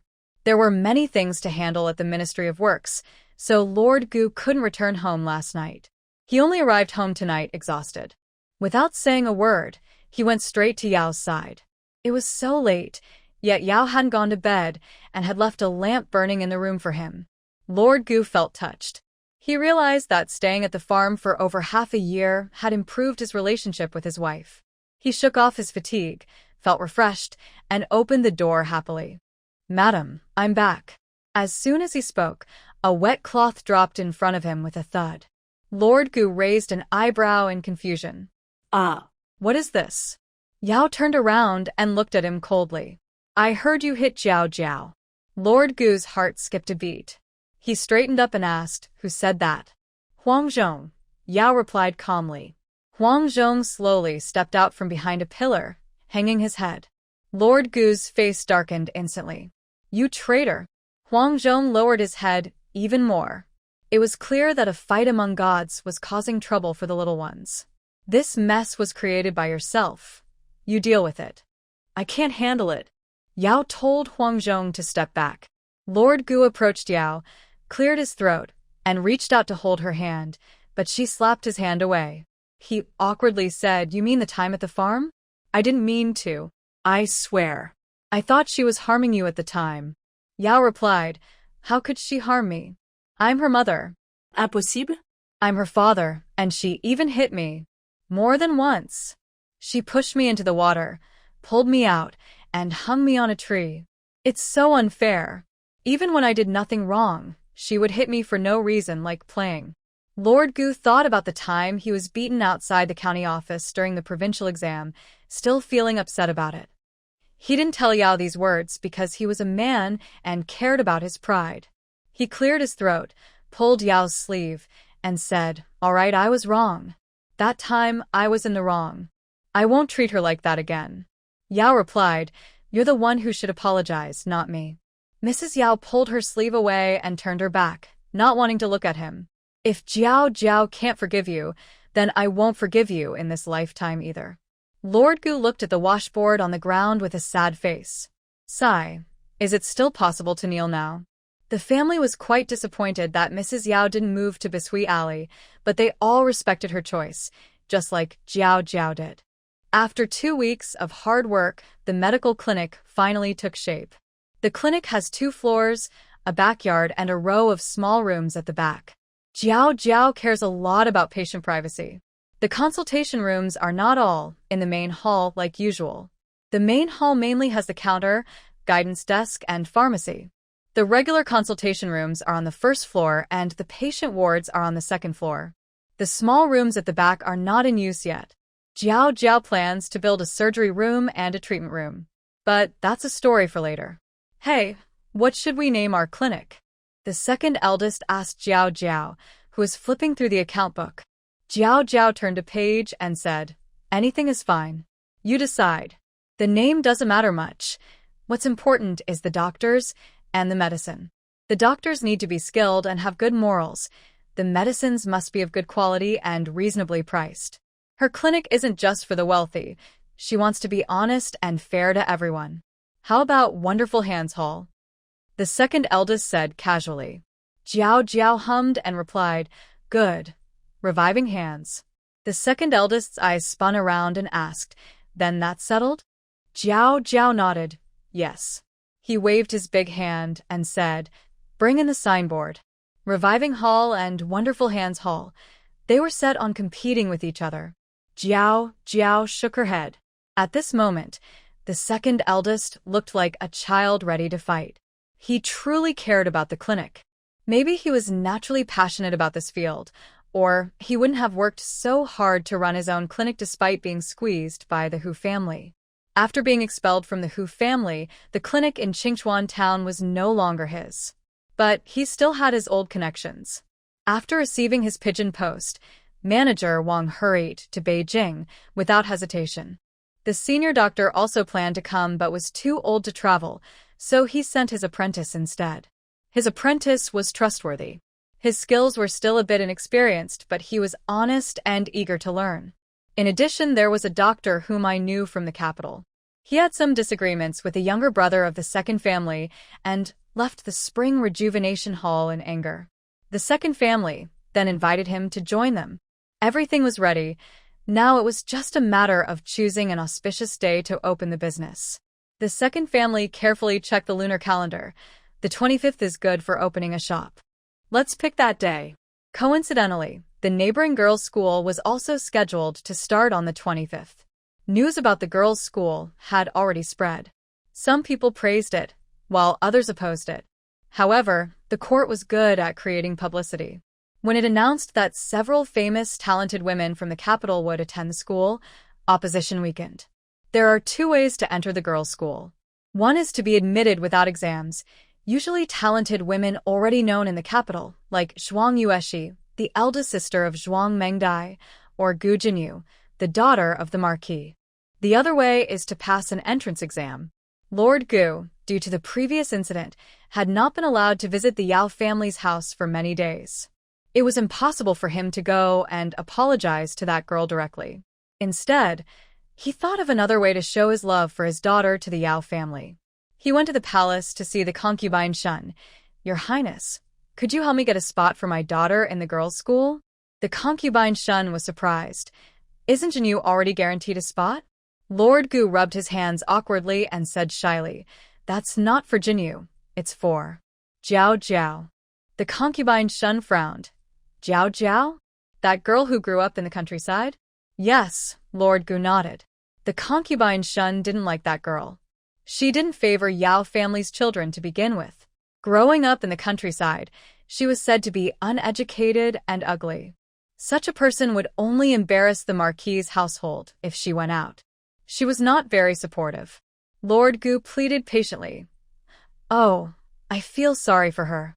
She's been wandering among common people for many years, suffered so much. As her father, I've never shown her any love. Now I can't even get her into school. The concubine Shun didn't believe her brother truly cared for that girl. If he did, why come to ask her only now, just before school starts? Why didn't he do it earlier? Did Yao family send you here? She asked. No, absolutely not. Lord Gu shook his head like a rattle. If he said it wasn't, then it wasn't. The concubine Shun didn't believe him, but since he was her brother, she still agreed to help. The concubine and the crown princess were not very familiar with each other. She went directly to see the emperor, who didn't say much and simply sent someone to bring her a school admission notice from the Eastern Palace. 143. Preparing her, second part. Lord Gu received the admission notice and immediately asked Huang Zhong to deliver it to Gu Jiao. He had already planned that on the first day of her school, he would take his wife to the girls' school to give her a big surprise. Seeing the effort he made for his daughter, his wife should believe in his love for her. Of course, he considered that the girl might not appreciate it. Being clever, he had already thought of a plan. Miss, Lord Gu said that if you agree to go to the girls' school, he will give you 500 taels of silver, Huang Zhong honestly told Gu Jiao. Gu Jiao was working when she heard this and put down her herbs. Are you sure? Huang Zhong nodded. Absolutely. I even brought the banknote. Gu Jiao said hand over the money first, then take the notice. Huang Zhong wondered why that sounded a little strange. He carefully said, Miss, you need to swear. Gu Jiao pointed to her finger. All right, I swear. I agree to go to the girls' school. Huang Zhong nodded with satisfaction and handed her both the notice and the silver. What Huang Zhong didn't know was that as soon as he left, Gu Jiao pasted the notice on the door of the clinic. School admission notices for sale, 100 taels each. Second master was surprised and asked, Do you really want to sell it? They also meant someone had already sent a notice before Huang Zhong arrived. That person was none other than Prince Sin, who had a connection with Gu Jiao in the county. Prince Sin had obtained the admission notice from Princess Zhuang, but didn't even bother to give it to Zhuang Mengdai. Instead, he directly sent it to Gu Jiao. Gu Jiao didn't hesitate and immediately posted it for sale. And it was already sold. Gu Jiao said casually, Yes, sell it. Why not? Then what was that conversation just now? Second master knew very well that Gu Jiao wouldn't actually go to the girls' school. Gu Jiao hummed and said, He asked me to agree, and I already did. What's the problem? Second master nearly dropped his jaw in shock. So the key was just agreeing? Not actually going to the girls' school afterward? Is that even okay? The father and daughter knew a little about each other. Now, second master truly felt sorry for Lord Gu. After all, he had been tricked by his daughter so many times. How could he not learn from it? The person coming to buy the second ticket appeared quickly, surprisingly also a familiar face, an unexpected acquaintance. Do you really have admission tickets for the neighboring girls' school? A wealthy young lady walked in proudly. Little Six felt unable to handle her alone, so he hurriedly called the second master over. The second master had never seen her before and, judging by her clothes and style, she didn't seem like an ordinary noble daughter. He dared not be careless and politely cupped his hands, saying, Yes, we have them. Miss, do you want to buy one? The girl arrogantly asked, How do I know your tickets are real? The second master smiled and said, Miss, you seem to be someone of status. We run a large medical clinic here. If the tickets are fake, just send someone to smash my clinic, and that will be the end of it. The girl looked up at the shiny new sign above and thought his words made sense. Their family is very powerful. If they really tried to cheat her, she would just destroy the shop and arrest everyone. She took out 100 taels of silver notes. Just as the second master was about to take them, Little Six hurried over and whispered something in his ear. The second master's brow twitched, and he paused with the money in his hand. What's wrong? The girl asked. The second master forced a smile and said, The admission ticket. 200 taels. Wasn't it written as 100? That was the previous price. Are you still overcharging? Oh, come on, do you want to buy it or not? If not, I will. Another person behind the girl also wanted to buy an admission ticket. This wasn't a plant from the clinic, but someone genuinely interested in purchasing. The girl glared fiercely and asked, Who said I won't buy? How much? The second master awkwardly held up, and the girl gasped in shock. Just as she was about to say, You're doubling the price, she saw the second master extend the remaining fingers. 500 taels. The second master looked like he was about to cry. Oh, Miss Gu, why are you trying to cheat us so badly? Aren't you afraid that this wealthy young lady will get angry and smash our clinic? The girl truly lost her temper. Do you believe I will smash your shop? Can't afford it? Step aside. I want to buy. The confident woman behind her said. 500 taels could buy a ticket to the girls' school, allowing her to meet talented women from all over the city. It was painful to pay so much, but for people like them who couldn't even get in, it was almost the only way out. Who says I can't afford it anymore? The girl clenched her teeth and took out 4 more silver notes from her purse, paying a sky-high price of 500 taels to buy the admission letter that Gu Jiao didn't want. Second Master Dong looked at the suddenly extra 500 taels in silver notes and felt it was a bit unreal. He took the notes to the consultation room behind the medicine cabinet and asked Gu Jiao, "Who is that girl? Do you know her?" Gu Jiao replied calmly, "Yes, she's Miss Zhuang, Zhuang Mengdai." Second Master Dong gasped in surprise. Which Zhuang family? Could it be the Zhuang family of the Grand Dowager? Gu Jiao thought carefully and said, maybe. What do you mean, maybe? Second Master Dong's legs went weak. My little sister-in-law, do you know who you're messing with? That's the granddaughter of the Grand Tutor and the great-niece of the Grand Dowager. Just a flick of her finger could crush our medical clinic. Not only did we hand over the letter willingly, but we also raised the price by 500 taels to cheat her. Second Master Dong suddenly collapsed dramatically, clutching his chest. The news of the ticket sale quickly spread to the girls' school, mainly because Zhuang Mengdai, the silly girl, kept telling everyone she also had an admission letter. She didn't say she bought it with money, but with her reputation for being clueless, everyone guessed there was something fishy. Coincidentally, today the crown princess, dressed in plain clothes, was passing by the girls' school on her way back. She overheard the commotion and sent a lady-in-waiting to investigate. The lady-in-waiting reported from the carriage, "Your Highness, outside there is actually a public sale of admission letters for the girls' school." Really? Although the girls' school wasn't founded by the crown princess, many things were handled by her, including designing and ordering the admission letters from the Imperial Palace Crafts Bureau. She knew roughly how many had been sent out and to whom, except for the ones the crown prince had given as favors. "How many were sold?" she asked. The lady-in-waiting replied, 2. The ones sold by that medical clinic. We don't know where they got the letters, but they sold them so easily. The crown princess frowned slightly. Who bought them? The lady-in-waiting reported. The first buyer was a maid who didn't see clearly, but from the descriptions from the shop boys, it was probably Miss Du from the Du family. The second buyer was Miss Zhuang Mengdai. Zhuang Mengdai was famous in the capital for being a fool. The Zhuang family was a scholarly family, and it was rare to have such a fool among them. Her sister, Zhuang Yueshi, was a true talented woman. However, when the crown princess initially gave Zhuang Yueshi an admission letter, some people wondered if Zhuang Yueshi would give the letter to her sister and take the exam herself. It seems Zhuang Yueshi did not do that.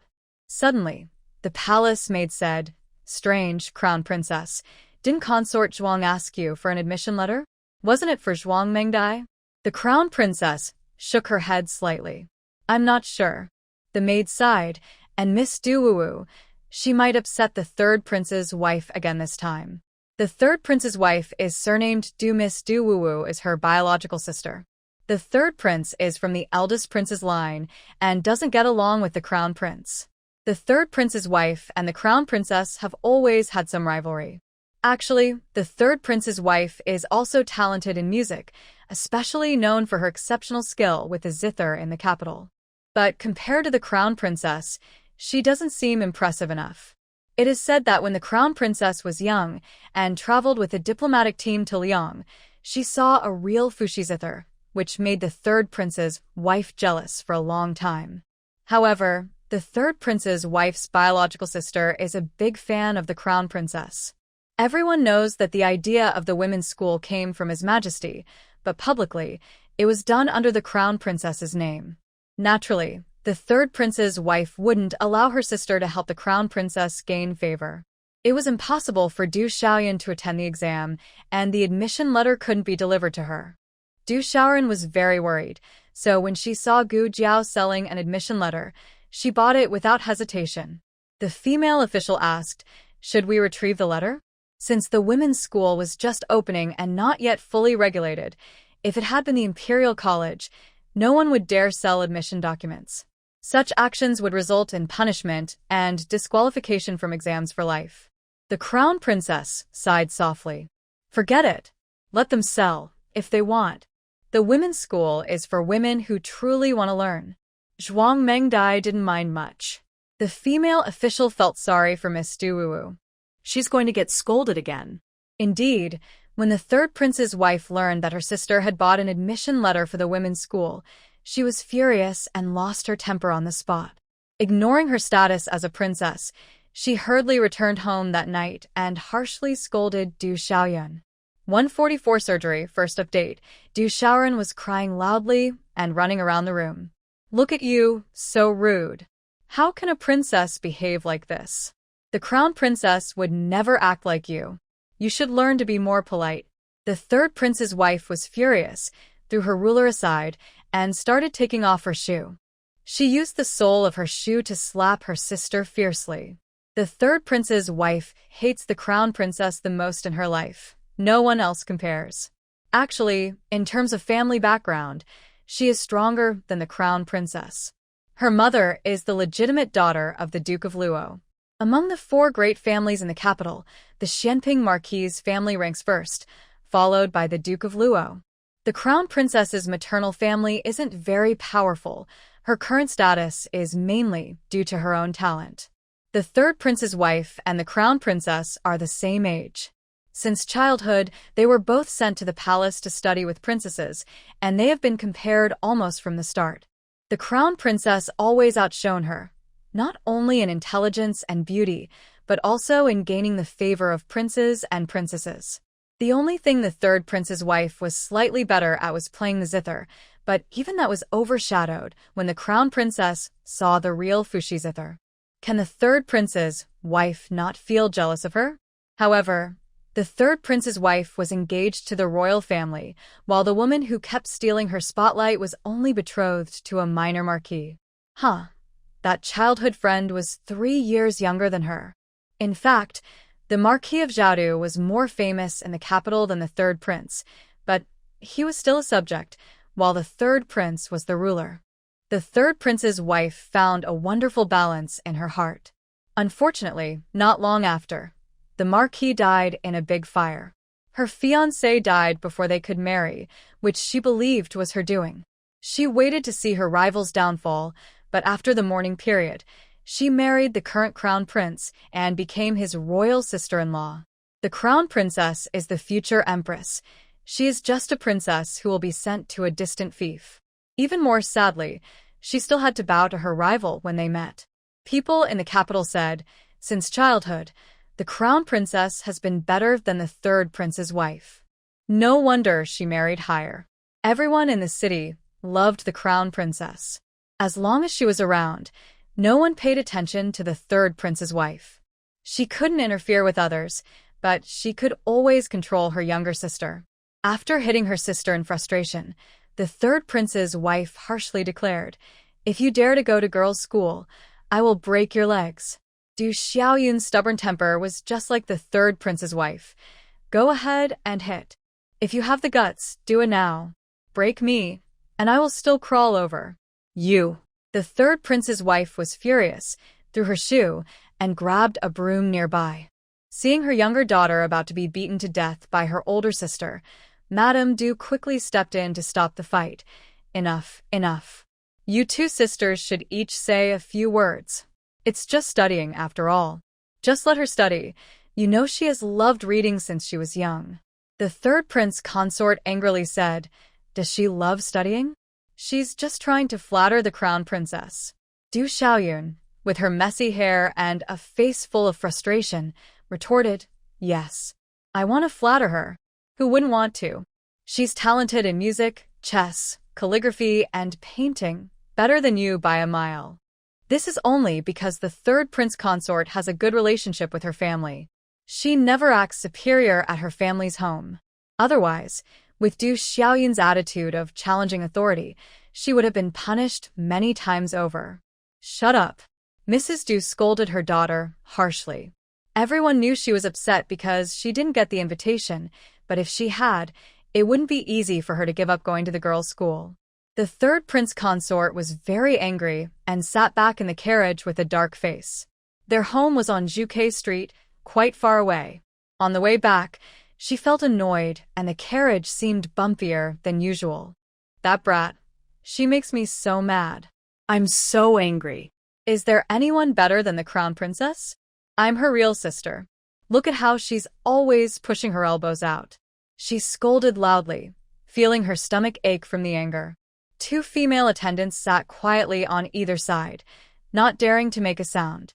Why don't you say something? The third prince consort frowned. The two attendants trembled slightly and looked at each other. Lady Su said, "But, your ladyship, are you sure it's okay to have beaten Miss Wu like that? She's your real sister. If this gets out..." What Lady Su really wanted to say was, "Your reputation is already worse than the crown princess's. If it gets any worse, there's nowhere left to hide." The third prince consort gritted her teeth and said, "Does she have any sense of being a real sister? Which sister always helps outsiders speak? I asked her to learn the zither from me, but she refused, saying I'm not as good as the crown princess. Ridiculous. Can she even understand that?" After speaking, she felt her stomach pain worsen. It was all because that girl made her so angry. She clutched her stomach, her brows tightly furrowed. The two attendants sensed something was wrong and asked, "Madam, are you all right?" Oh. The third prince consort couldn't help but groan, rubbing her stomach and holding onto the table edge. "Hurry and get back to the house and slow down the carriage." The two women were stunned.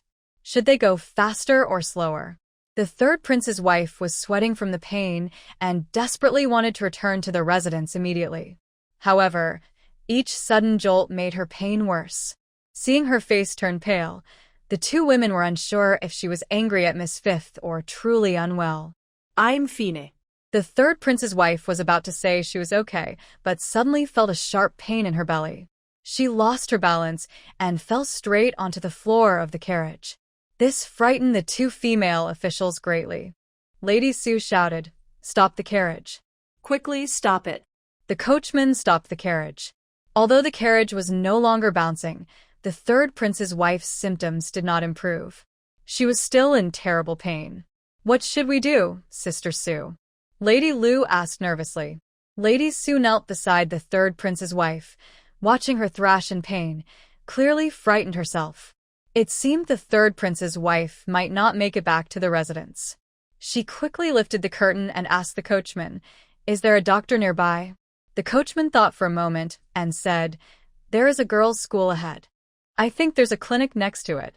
Lady Su hurriedly said, "Then go quickly." "Yes." The coachman drove the carriage toward the clinic. Lady Su hurriedly jumped down and asked, "Doctor? Is there a doctor?" Second Master Heir came out and said, "Miss, our clinic isn't open yet. Who are you?" Ah. Inside the carriage, the third prince's wife let out a painful scream. Second Master Heir's heart tightened, realizing she might not be just a minor illness, so he didn't want to call another clinic. He quickly went upstairs and found Gu Jiao, who was sweeping the side room. "There's a patient, a woman." Gu Jiao put down her broom and came downstairs. "Is the doctor here?" Lady Su asked. "This is the doctor," Second Master Heir pointed at Gu Jiao. "And medical girl?" Lady Su frowned. In the kingdom of Zhao there were doctors but also medical girls.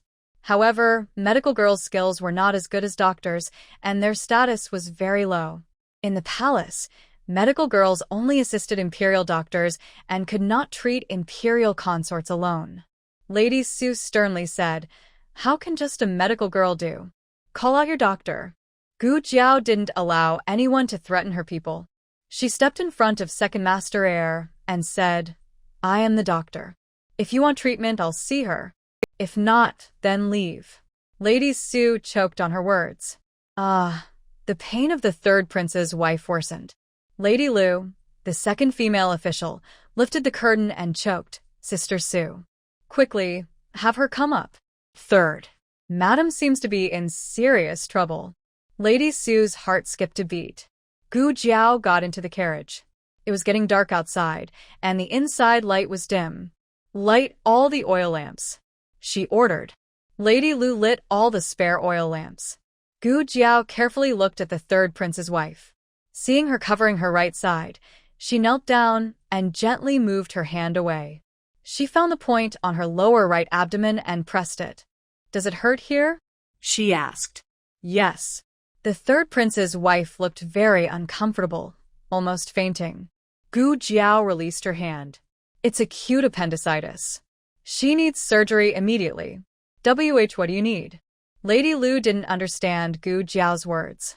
Gu Jiao looked at the suffering woman and said seriously, "Surgery. I need to cut open her belly and remove the inflamed appendix." Lady Lu was stunned and stammered. "Why you want to cut open Madam's belly?" The third prince's wife, pale, looked at Gu Jiao, waiting for an explanation.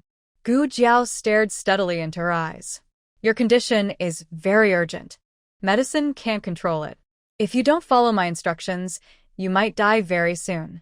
The danger of acute appendicitis is that if not treated in time, the appendix can burst, causing widespread peritonitis, which is very deadly." A flicker of fear crossed the third prince's wife's eyes. "No." Lady Su stepped onto the carriage and blocked her. "You're just a little healer, yet you want to cut open my lady's belly. I think you're just scaring us." "Tell me." "How much silver do you want?" "I'm not just scaring you.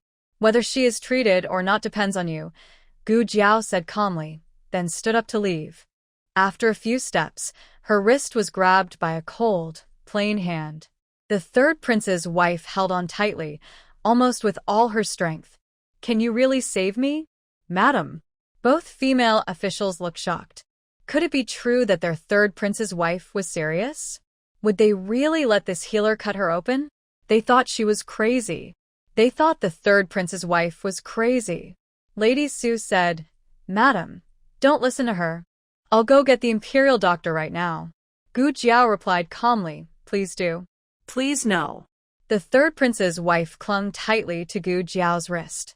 She had seen this illness before.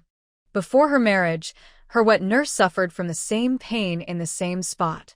The symptoms were identical. She had called the imperial doctor to treat her, but the doctor couldn't cure her, and her wet nurse died painfully. Now, she was also close to death. Lady Su said, "Madam, this can't happen. As the wife of the prince, she must not have any cuts or wounds on her body. During the palace selection, even a small flaw would cause her to be rejected. Although she is now married, she is still the prince's wife.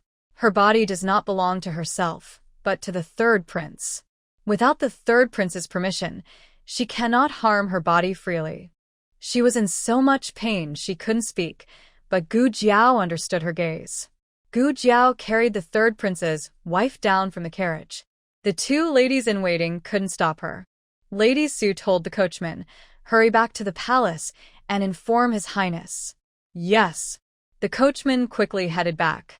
Gu Jiao took the woman into a side room and placed her on a makeshift operating table. The third prince's wife looked at her with fear. Gu Jiao was not good at sensing her family members' feelings, but she understood her patient instantly. She said, "Don't worry, I am confident. I have performed many surgeries. I am not an ordinary healer. My medical skills are very good. Your surgery isn't complicated, and it won't hurt. I will give you anesthesia, so you won't feel anything during the procedure." She spoke calmly to soothe her patient. The third prince's wife welled up with tears. She was afraid of death, pain, and many other things. Her life was not her own. It belonged to the entire royal family. Her body was not hers either. It belonged to the third prince. Without her husband's permission, she harmed her own body, and she would be scorned for it. Gu Jiao looked at her steadily and said, "Nothing is more important than your life. Your body belongs to you.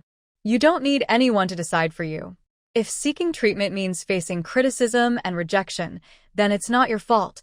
It's the fault of this world." Tears suddenly streamed down the third prince's wife's face. The surgery went smoothly. The small medicine box now contained new anesthesia, and the third prince's wife responded well to it. During the operation, she surprisingly fell asleep. When she woke up, she was wearing clean, dry clothes and lying on the bed in the side room. "Does it still hurt?" Gu Jiao asked. The third prince's wife shook her head. It didn't hurt that much anymore. After the effects of the anesthesia wear off, the wound will hurt, but it should be within a tolerable range, Gu Jiao said, then explained some post-surgery precautions. The third prince's consort does not have many friends in the capital. She is not sociable, and others do not like her, and she does not like them either. However, this young girl is different from most people she has met. The third prince's consort weakly opened her mouth and asked, "What is your name?" Gu Jiao. 145 bold and daring. Second update, soon, the people from the third prince's residence came looking for her. The third prince was in the imperial study. The coachman did not see him personally and had to call the guards from the residence. They heard the situation was very serious, and more than 10 guards arrived, along with a court doctor accompanying them.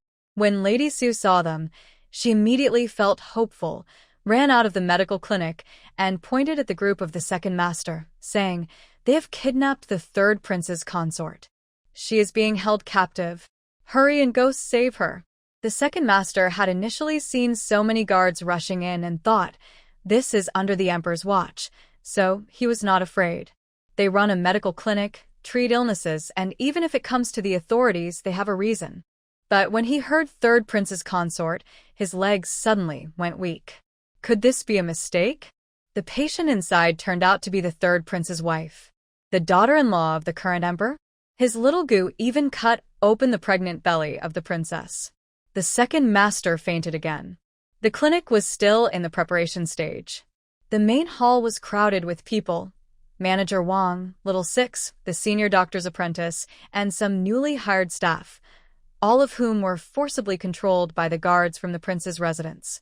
The leading guard was about to rush into the side room to rescue the third prince's consort when he heard the door creak open. The third prince's consort, holding Gu Jiao's hand, struggled to walk out, her other hand instinctively covering her wound. Her face was still pale but much better than when she was half dead in the carriage. The guards saw her, and all bowed in greeting. The third prince's consort looked at them coldly, weak but still commanding presence, and said, "Have you all turned against me? Hurry up and release her." The guards looked at each other in confusion. As the effects of the anesthesia gradually wore off, the third prince's consort felt the pain from her wound, but as Gu Jiao said, it was within her ability to bear. She clearly felt she had escaped death once again. She coldly looked at the room full of guards and said, "What now? My words seem to have no effect, don't they? Who gave you the courage to do this? Later, I will ask His Highness if he told you not to pay attention to me. Your subordinate dares not." The leading guard quickly sheathed his sword and signaled to the others. Everyone released the people from the clinic and put away their swords. Lady Su hurried over worriedly. "Third Imperial concubine, are you all right?" The third prince's consort, feeling weak, leaned on Gu Jiao. "I don't have the strength to fight you now. When I return to the mansion, I will deal with you." If the surgery hadn't already ended, this girl and her people rushing in could have caused her harm. Gu Jiao had thought of this, so she finished the surgery as quickly as possible. The third prince's consort didn't know Gu Jiao's carefulness, but she was grateful for her actions tonight. Gu Jiao had saved not only her life, but also her dignity. "Miss Gu, I will take my leave," she said weakly. Gu Jiao nodded. "Remove the stitches in 7 days." The third prince's consort nodded hard. "All right, I will remember." She was about to collapse at any moment. Lady Su and Lady Lu hurriedly took her from Gu Jiao's hands, helping her onto the carriage back to the mansion. 7 days later, the third prince's consort did not come to remove the stitches. Gu Jiao was not worried. Since she was the prince's consort, the mansion must have skilled doctors, and the palace also had imperial physicians. Removing stitches was a simple matter for them. On a sunny and breezy morning, the clinic opened. The family got up early to support the opening. Even the old lady, who usually slept until late morning, got up. However, because today the Imperial Academy and Qinghe Academy were not on holiday, Gu Jiao refused their requests for leave. She appreciated their kindness. The 4 of them, trying to skip class was so hard. The 4 brothers, carrying their book bags, reluctantly headed to the Imperial Academy and Qinghe Academy, looking hopeless. The old lady had nothing to do, so she took the carriage sent by second master and went to the clinic together. The sign for Maya Xiaotang was already hung up, waiting for Gu Jiao to unveil the red cloth. Gu Jiao was straightforward. She simply lifted the red cloth. The simple yet grand plaque had 3 shining golden characters, Maya Xiaotang. Second master was very happy. Although the rejuvenation hall was gone, now there was Maya Xiaotang. He was still truly the second master. Gu Jiao was also quite happy. The expenses in the capital were high, and just sitting around spending money was not good. Having a clinic meant she could start earning money. With money, she could let her 4 sons read more books and attend better schools. In the classroom, the 4 students who were struggling with school all sneezed at the same time. On the first day of the clinic's opening, all patients received free consultations. Herbal medicines were 20% off, tonics were 50% off, and a special bowl of longan and red date tea was given free of charge. This tea is made from high-quality dried red dates and longan meat with added goji berries. It helps boost energy, nourish blood, improve beauty, and most importantly, it tastes very good because of the sweet sugar. The elderly woman stayed by the stove, sipping bowl after bowl of the tea happily. Not many guests came, and the soup was already half gone. Today was also the start of the girls' school. Gu Jinyu woke up very early. When she dressed neatly and went to greet her parents, she saw that Lord Gu and Mrs. Yao were also ready, dressed properly, and looked like they were about to leave. Gu Jinyu was a little surprised. "Father, Mother, what are you doing?" Lord Gu smiled and said, "Isn't today the start of the girls' school?" Hearing this, Gu Jinyu understood. "Father, Mother, are you sending me to the girls' school?" Recently, her parents' relationship seemed a bit tense. Her mother seemed to have changed and started competing with Lady Ling in the household, which made her less concerned about her. She couldn't help but smile happily. "Father, Mother, you're so kind." Lord Gu affectionately patted her hand. "All right, it's getting late. We should leave now. Don't be late." If she was late, she wouldn't see that naughty girl entering the girls' school in a grand scene. He definitely wanted his wife to see with her own eyes how much effort he had put in for her. Hurry up, wife." If they were late, the surprise would be gone. Since last night, he had been talking about a surprise to Mrs. Yao, who thought it was something special. It turned out to be sending Jinyu to school. On the way, Mrs. Yao's mood was not very high.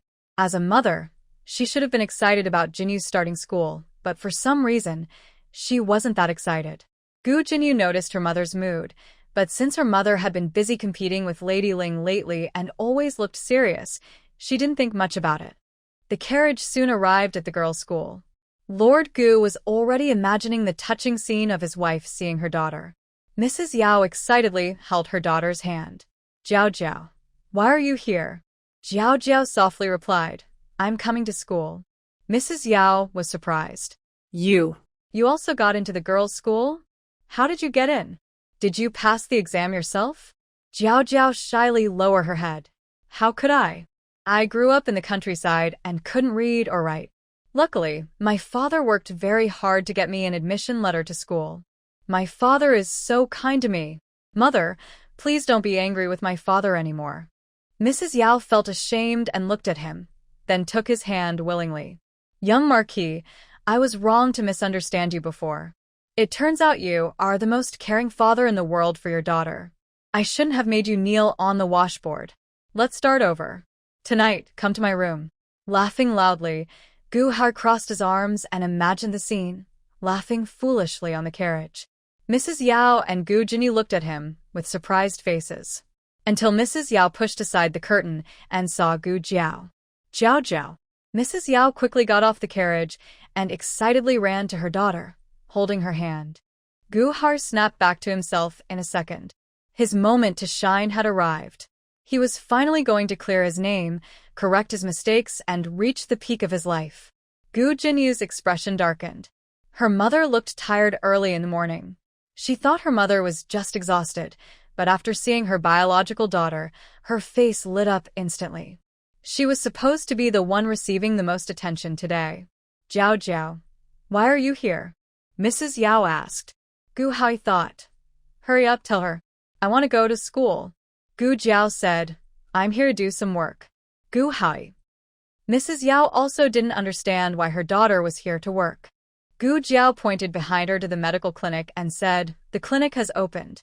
Mrs. Yao didn't know that her daughter had partnered with the second young master to open the clinic, and Gu Hai didn't know either. Last time, he sent Huang Zhong to Bishui Hudon to find Gu Jiao. When she wasn't at the residence, the old lady said Gu Jiao had gone to the medical clinic next to the girls' school. Huang Zhong reported back to Gu Hai afterward, and he just thought she had gone to work as a medicine girl again. Gu Hai was very angry. Isn't being a proud student better? He didn't want to be a bad father in front of Mrs. Yao, but he couldn't control his hot temper anymore. What are you thinking? Why didn't you go to school? Didn't you promise me? I gave you the admission letter and the money, and yet you came here instead? Gu Jinyu understood what was going on. It turned out her father secretly got an admission letter for Gu Jiao. She stepped forward and said, yes, sister. It's very hard to get into the girls' school. Without an admission letter, you can only take exams. Gu Jiao glanced at her lightly and said, oh, do you think I won't pass? Gu Jinyu looked upset and said, that's not what I mean. I think sister shouldn't waste dad's hard work. I definitely don't look down on sister. Actually, I mentioned to dad a long time ago that if sister wants, I can come help her review. Gu Jiao asked, then why didn't you come? Gu Jinyu was suddenly speechless. This was so unexpected. Who responds like that? Gu Jinyu forced a smile and said, then I will come every day to teach sister. Gu Jiao nonchalantly said, no need. I don't want to learn. Gu Jinyu. Then why did you ask just now? Lord Gu, seeing his precious daughter feeling wronged, said to Gu Jinyu, it's getting late. Jinyu, you should go to class now. Don't be late. Gu Jinyu bit her lip and softly replied, yes, father, mother. I'm going now. Sister, take care. After Gu Jinyu left, Mrs. Yao took her daughter's hand and entered the clinic.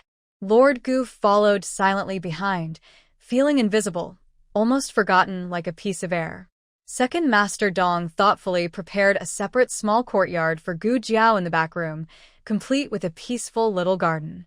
The mother and daughter entered the yard, and Lord Gu followed, but the door suddenly slammed shut, hitting his nose. He instantly swelled up like a pig's nose. Inside, Gu Jiao checked Mrs. Yao's pulse. Without the influence of the mandrake flower, Mrs. Yao's pulse improved a lot. Mrs. Yao's depression and hysteria were not caused by the mandrake, but the flower did worsen her condition. Thinking about it, she was glad she moved out of the Gu mansion at that time. Otherwise, she might not have survived until Gu Jiao appeared. Later, they talked about family affairs. There was an urgent mission at the military camp, and Gu Chongqing hadn't returned to the Gu mansion for several days. Gu Qinglin, though released from the ancestral hall by Gu Chongqing, still couldn't get out of bed. Gu Qingfeng went to school every day. Without Gu Qinglin causing trouble, he became much more obedient. The only person causing some headache was Aunt Ling, but it wasn't Mrs. Yao worrying about her, it was her worrying about Mrs. Yao. Recently, Mrs. Yao had been going to Songha Courtyard more and more, waking early and resting late, never missing a visit. Old Lady Gu found it amusing to set rules for her daughter-in-law and often called Mrs. Yao over to show her authority. But she was showing off inside the house, and outsiders didn't know, so they thought Mrs. Yao had suddenly gained favor. Every time Mrs. Yao came out of Madame Gu's room, she looked like she had gained a lot, making everyone believe the relationship between mother-in-law and daughter-in-law was very good. The servants in the mansion are good at reading people's faces. When Mrs. Yao was favored, the mood changed accordingly. At first, Mrs. Yao only received more charcoal than Madame Ling, but gradually, her meals became more lavish than Madame Ling's. Even her winter clothes and the clothes in her courtyard were prepared earlier. This was impossible in the past. However, Madame Ling had been managing the household for many years, so she was quite capable. Despite being bullied by Mrs. Yao, she remained calm. She's so steady, it's hard for me to find her weakness, Mrs. Yao said. It was her first time dealing with family disputes, so she lacked experience. At this moment, The elderly lady, who had been napping in the inner room, yawned and came out, roughly tossing a bag of medicine in front of Mrs. Yao. Use this. 146. A satisfying turn of events. First part. The mother and daughter looked at the strange medicine bag on the table, unsure what the old lady had given them. What is this? Mrs. Yao asked. The old lady stretched lazily and sat down in her chair. Arsenic. Mrs. Yao choked. Gu Jiao almost choked too. If she remembered correctly, the old lady had casually taken it out of her just now. Are old ladies this tough now? Carrying arsenic everywhere? Where did you get the arsenic? Gu Jiao asked. The old lady looked a bit guilty under the gaze and coughed softly. Just, some rat poison. She mumbled, but Gu Jiao understood. She was selling it. Recently, Gu Jiao found rats in the house, so she made some rat poison with arsenic. The rats disappeared, and they didn't show up again. She thought the rats had eaten all the poison, but it turned out the old lady had taken it to sell. Could it be that selling medicine for wounds was no longer enough? Now she was selling rat poison too? The old lady cleared her throat. The medicine works well. Everyone in the neighborhood has a pack. Gu Jiao, you've already spread it to the alley? Her mouth twitched in surprise. Oh, it smells so good. Is someone cooking? I'll go see in the kitchen. The old lady quickly slipped away. Yao Shi stood up and said, Yes, it smells so good. I will go take a look too. Gu Jiao's eyes fell on her hand holding the medicine bag. Is it safe to take arsenic to the kitchen? Yao Shi awkwardly smiled and said, I was going to throw it away. Oh. Gu Jiao pretended to believe her. Yao Shi caught up with the elderly lady, and they went to a quiet corner. Yao Shi held the medicine bag and asked humbly, Auntie, how exactly should I use this? The elderly lady first made a gesture as if giving medicine, then a gesture of drinking, and winked at Yao Shi. Just pretend, understand? Only you two. She can't speak clearly. Yao Shi looked confused but nodded. But how do I get rid of those maids? Ling's maid was always nearby. You can't really shake off her maid. You should let her do it herself, the elderly lady said, leaning in close and whispering a few words. Got it? Yao Shi suddenly understood. Brilliant, truly brilliant. After coming up with a plan, Yao Shi couldn't wait to leave. Watching her excited little figure walk away, the elderly lady felt deep confusion. What exactly did I do before? Why do I have so much bad intent? Yao Shi returned to her house with the arsenic. She was quite nervous about doing such a thing for the first time, but thinking about all the unfairness and blame she had borne over the years, she felt that no matter how scary it was, she could handle it. She first carried out the first step of her plan, luring the snake out of its hole. Ling's maid was very cautious, so it was unlikely she would be summoned alone unless she had some secret affair, like trying to Lord Gu. Yao Shi first spread the news that Lord Gu was on the back mountain. To make the message believable, she indeed tricked Lord Gu into going to the back mountain. When Ling's maid heard Lord Gu was on the mountain, she quickly dressed up and went alone to the back mountain to create a romantic accident with Lord Gu. But she didn't meet Lord Gu. Instead, she met Yao Shi, who had been waiting there early. Madam? Ling's maid was surprised and quickly adjusted her slightly slipping clothes. Yao Shi looked at her figure, which was about to be revealed, and smiled faintly. Auntie, why are you dressed like this? Are you coming to meet someone secretly? Ling's maid hurriedly wrapped her cloak tighter, covering herself completely, and said nervously, I was just taking a walk. There's nothing else, I'll go now. Yao smiled and said, Since you're here, why not come inside and sit for a while? Lord He will come looking for me after he finishes picking the fruit. With Yao present, Lady Ling couldn't show off her many skills, but she didn't want to leave just like that. After all, she was dressed very beautifully, and she was unwilling to let Lord He see her at least once. Lady Ling and Yao went to a nearby small wooden cabin. Lord He occasionally came to practice swordsmanship on the back mountain. Gu Chengfeng and Gu Chenglin also sometimes picked fruit there. The small cabin was built for them to rest. It looked small, but everything necessary was there. They sat facing each other. Yao poured tea for Lady Ling, secretly hiding a packet of medicine in her hand while Lady Ling wasn't paying attention. The old lady's plan was for Yao to use a hard-to-accept tactic, put poison in her cup, pretend to drink it, and act as if she was poisoned. In reality, she would just sprinkle it on herself and then falsely accuse Lady Ling of poisoning her. Since there was no third person, Lady Ling couldn't explain herself clearly. But clearly, Yao misunderstood the old lady's intentions. She took advantage of Lady Ling's unawareness and directly put rat poison into her cup. Lady Ling never expected Yao would openly try to poison her. She picked up the cup and drank without hesitation. And then, she suffered. The old lady sold rat poison, but it couldn't be used at full strength. Otherwise, she wouldn't make money. It was mixed with flour, making it fake rat poison. Not deadly, but enough to cause trouble for Lady Ling. Lady Ling collapsed, her nose crooked, her body twitching, foam coming from her mouth. People who knew said she was poisoned. Those who didn't know thought she had it at a young age. What was even worse was that her embarrassing state was seen by Lord Ho, who came looking for Yao. Lady Ling wished she could just disappear. What happened? What's wrong with her? Lord Ho asked, looking surprised. I don't know. Yao pretended to be clueless. Lord Ho immediately called servants to take Lady Ling back to the courtyard and summoned the family doctor to treat her. The family doctor diagnosed her with poisoning and hurried to induce vomiting. Yao had experienced this before, but the family doctor's skills were not as good as Gu Jiao's, and his equipment and medicine were not as advanced.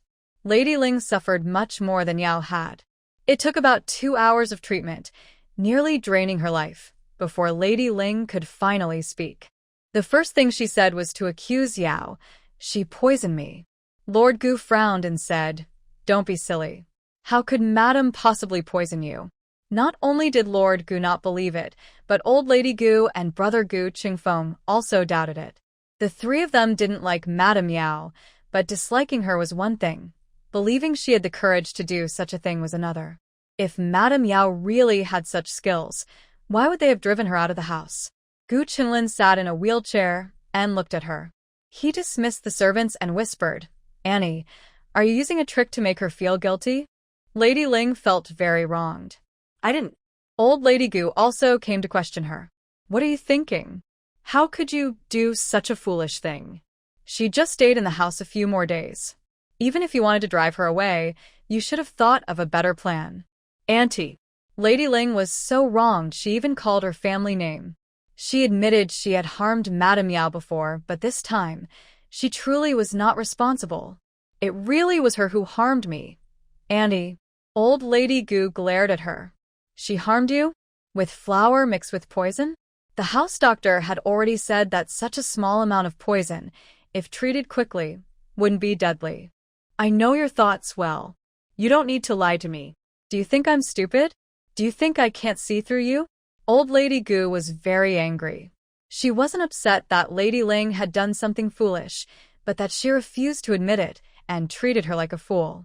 Old Lady Gu originally planned to stand up for Lady Ling, but now she changed her mind. Reflect on what you've done, she said, then turned and left in a huff. Auntie, even I can see that this trick has flaws.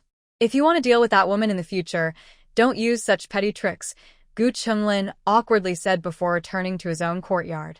Lady Ling was about to break down. She had been fighting that woman for over 10 years, and this was the only time she didn't. When she harmed someone, no one suspected her. But when she did nothing wrong, everyone in the house doubted her. Lady Ling was so angry her head ached. Gu Chongqing had been at the military camp for several days. Late at night, he finally returned to the Lord's residence, looking exhausted. As soon as he entered, his personal servant reported to Gu Chongqing about Lady Ling's poisoning. Really couldn't see it. She's so cruel to herself, willing to poison herself just to frame Madam. Isn't she afraid she might poison herself to death? Gu Chongqing pondered silently, without speaking. The young servant kept talking non-stop, mostly about how he didn't expect Lady Ling to be so cruel and to hurt the Madam. Honestly, Lady Ling is usually seen as a kind person in the household. She has been in charge of the meals for many years and rarely argues with the servants. However, Yao is considered even less harmless by the staff. How is Lady Ling doing now? Gu Chongqing asked. The servant noticed that this time, the young master called her Lady Ling, not Auntie, a small change that made it seem like his feelings for her had shifted. The servant didn't dare ask about his master's thoughts and simply answered, "The household doctor said the poison was mixed with flour. It won't be fatal, so Lady Ling is fine now, just needs some time to recover." Gu Chongqing looked expressionless and said, "That's good. Take good care of her. Don't let Lady Ling overexert herself." The servant was confused. What did he mean by that? Gu Chongqing went to Songhe Courtyard, claiming he was resting and punishing himself to temporarily withdraw Lady Ling's duties of preparing meals. Actually, it was unreasonable for a lady to oversee the kitchen duties. It was only because Lady Ling had strong backing and Yao was not in the household that she had managed to keep her position for 10 years. Old Madame Gu was still upset about the lies she told to deceive Lady Ling and was considering ways to discipline her. She nodded in agreement. So, after being poisoned and falsely accused by everyone in the household, Lady Ling also lost her right to oversee the meals. After the clinic opened, it snowed for 3 consecutive days. Many streets in the capital froze, making it hard for carriages to pass and pedestrians to walk. Xiao Jingkong had just come out of the house when he fell flat on his face. Oh, this time he wasn't to blame. The ground was just too slippery. He tried to get up a few times but couldn't, so he gave up and just lay there slightly sticking out his tongue. Suddenly, he felt something was wrong. His tongue was stuck. Gu Jiao came out of the kitchen and saw a cute little figure lying on the ground through the corridor. She walked over curiously. "It's cold on the ground. Get up quickly." Xiao Jingkong. "Eek, I can't get up." Gu Jiao squatted down and saw that the little guy's tongue was stuck to the icy ground. She asked, "How did you manage to get yourself into this state?" Xiao Jingkong felt utterly embarrassed. His proud and handsome image was seriously damaged now that Gu Jiao had seen him like this. He tried to pull his tongue free. Gu Jiao said, "Don't move around." Pulling it hard could hurt his tongue, so she went to the kitchen to get warm water. The warm water was not fully poured out, and Xiao Luling came out of the study. He saw the little guy on the ground and squatted down with a half-smile, watching the little one's awkward state. Little Jingkong was furious.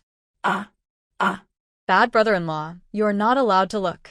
Soon, Gu Yan and Gu Xiaoshan also came out. They both came over to watch. Gu Yan laughed so hard, he nearly fell over. Gu Xiaoshan usually doesn't laugh unless he can't hold it in. Like now. Jingkong's hair was standing on end with anger. "You bad person, bad person, bad person." It felt like a century had passed before Gu Jiao brought warm water to help free his tongue. His tongue was numb and had no feeling. Gu Jiao picked him up. He was so embarrassed and felt like he had lost face. He covered his small face with his tiny hands and buried his face in Gu Jiao's arms, giving a few nicks to the back of a few heads.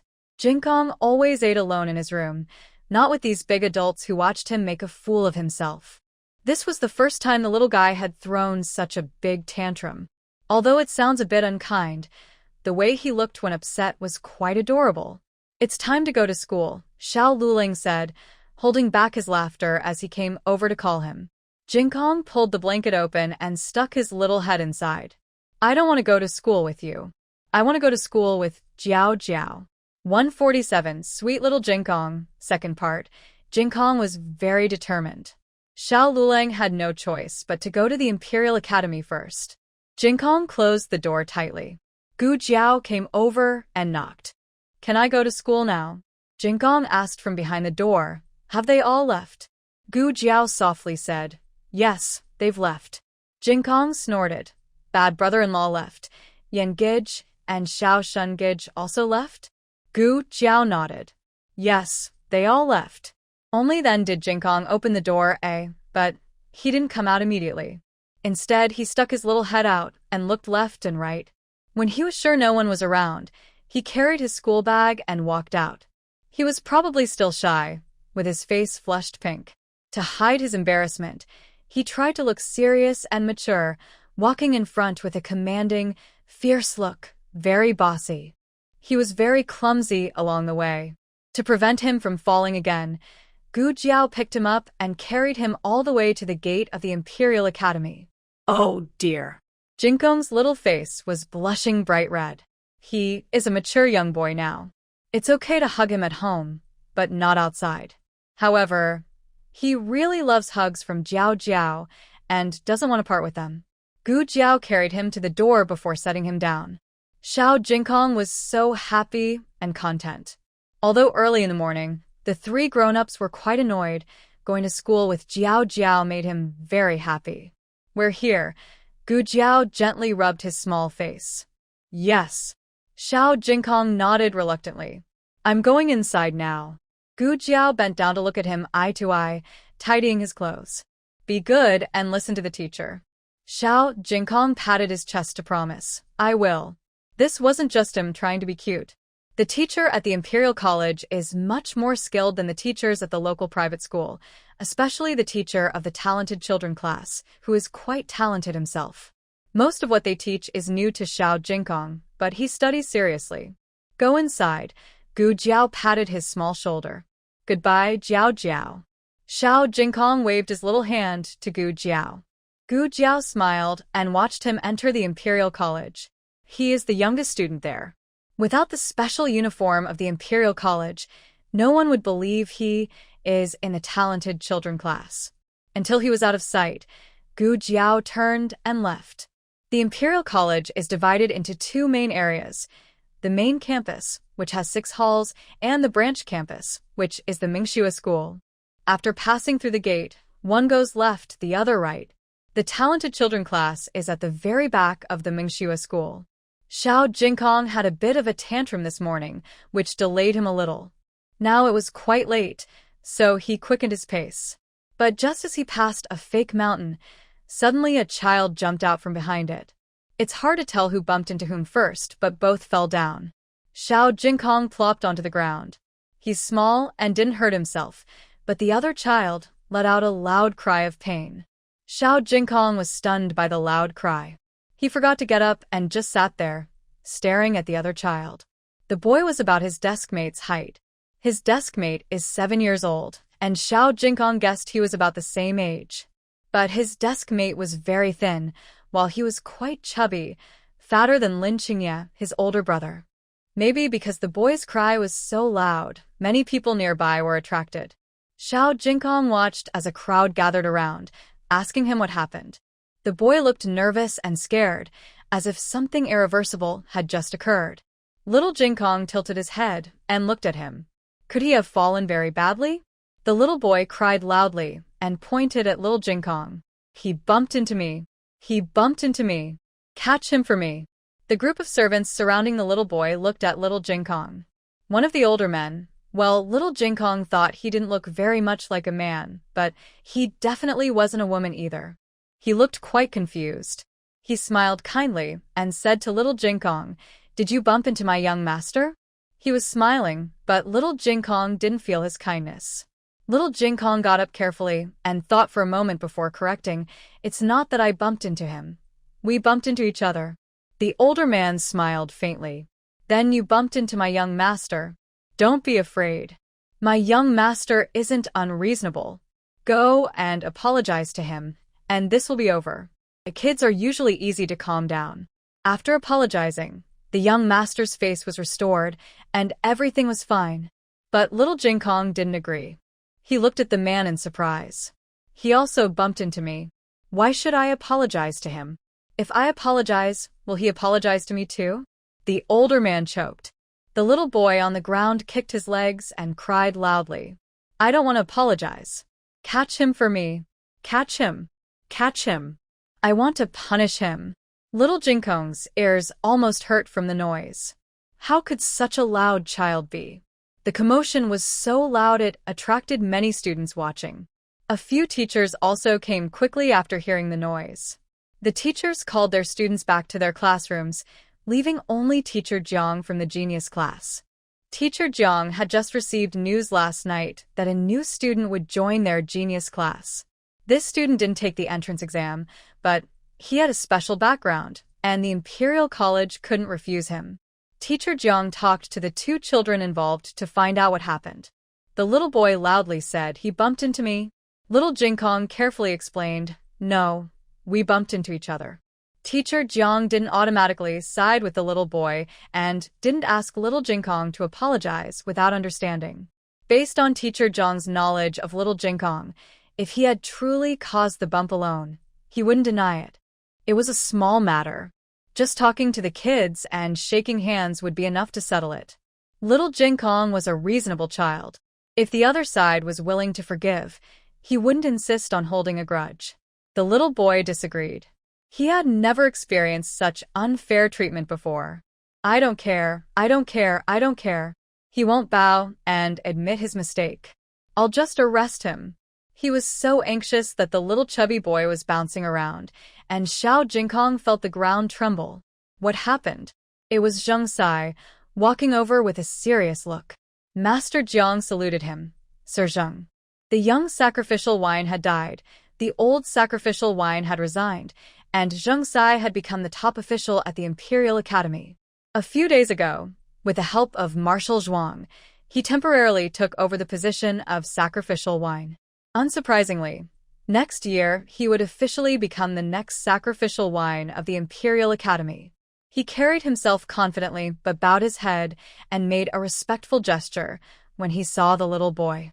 In Xiao Jinkong's mind, only juniors bow to seniors and students bow to teachers. This little boy was clearly neither Zheng Sai's elder nor his teacher. So, why did Zheng Sai bow to him? "May I ask what happened?" Zheng Sai asked with a gentle smile. The little boy stomped his foot and said, "I've said it many times. He bumped into me. He knocked me over." Xiao Jinkong frowned and said, "I've also said many times, we bumped into each other." "How rude. Who gave you permission to speak like that?" Walking around carelessly, bumping into people, and then blaming. Zheng Sai was about to use a certain term, but remembered the other person was a civilian student, so he quickly changed his words and said, "Them. Students of the Imperial Academy should be honest. Where have your manners, your sense of shame, and your rules gone?" Xiao Jinkong was very angry.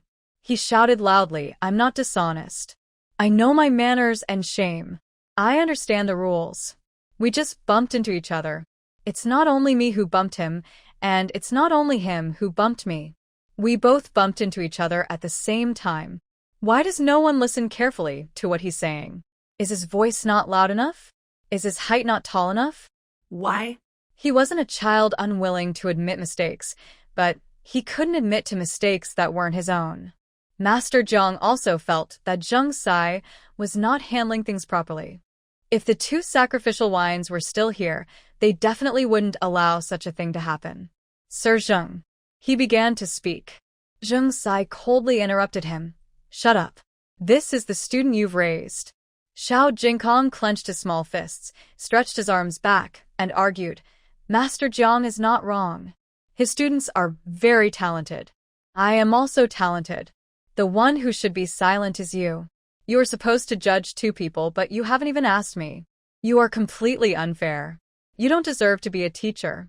Xiao Jinkong also became anxious and spoke many harsh words without holding back.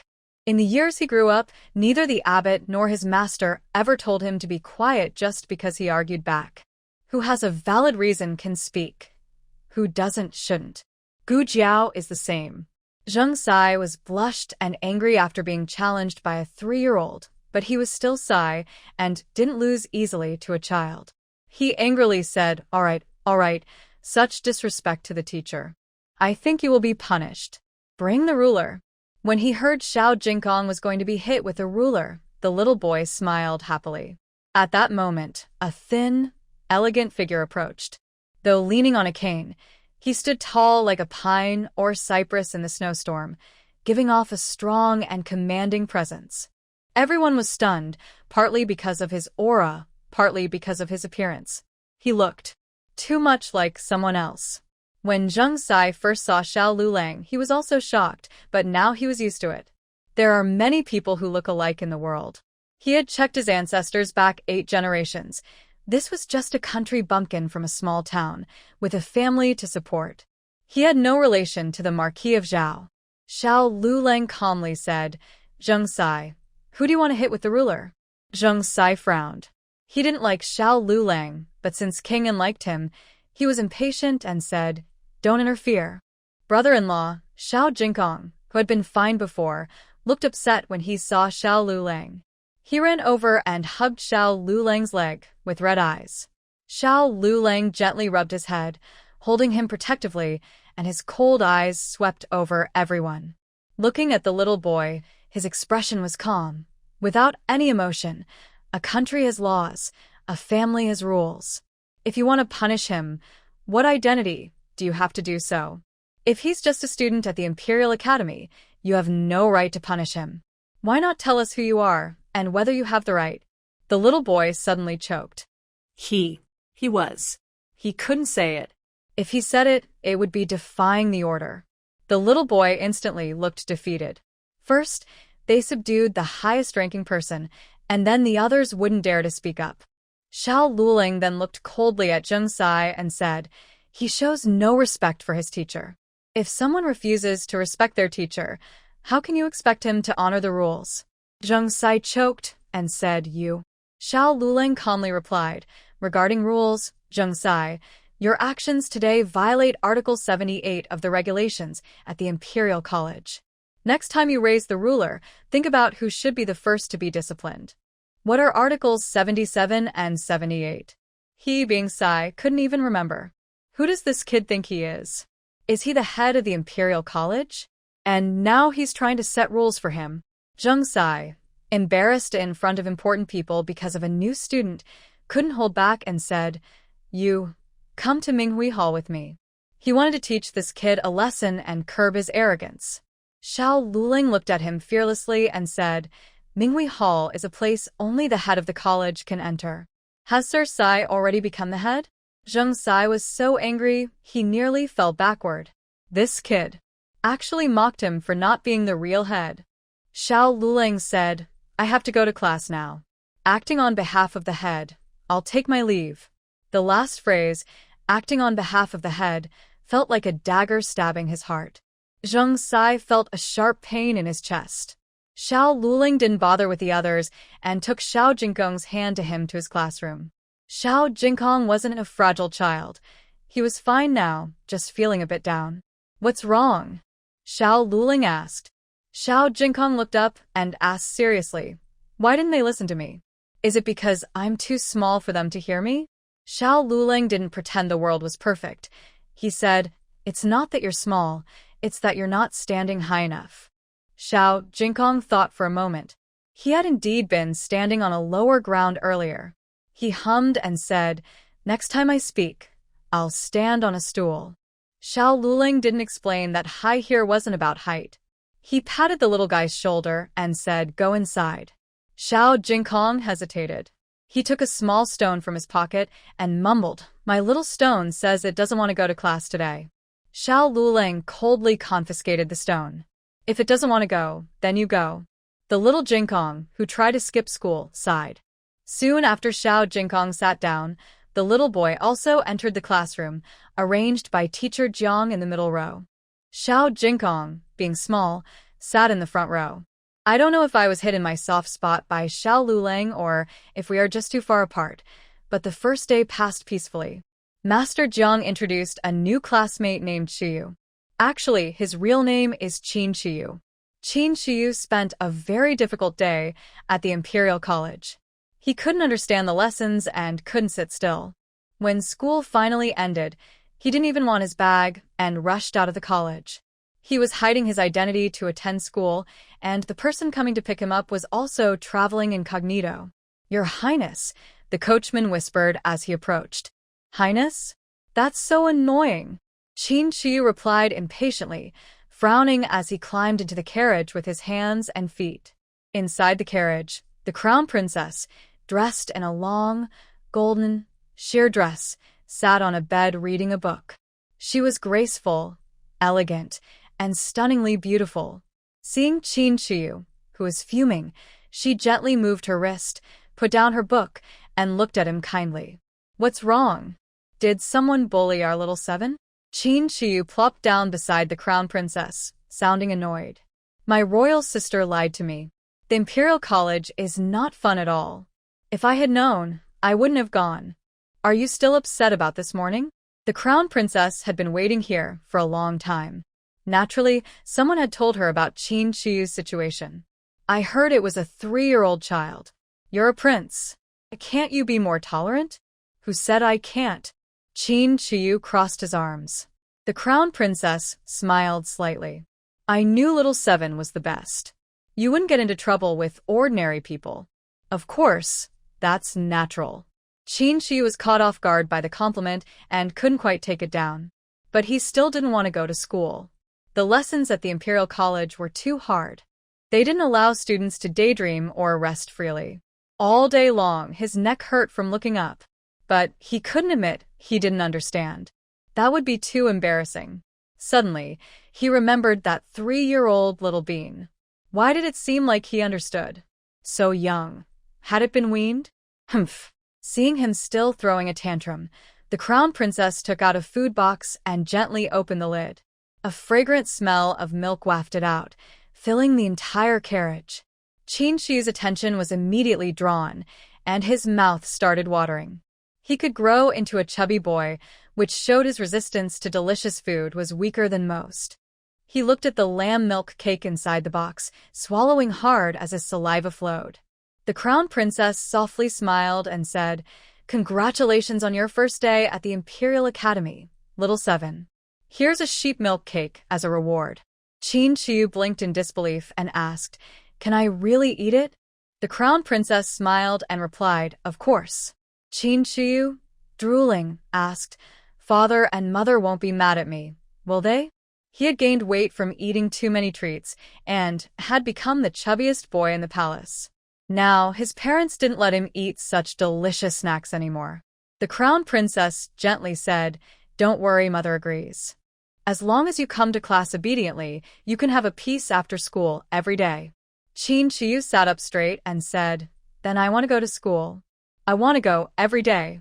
The crown princess gently pinched his small nose and said, "Not only do you need to go, but you must also study well. Listen carefully in class and don't bully others. You are a prince, a ruler. They are common people.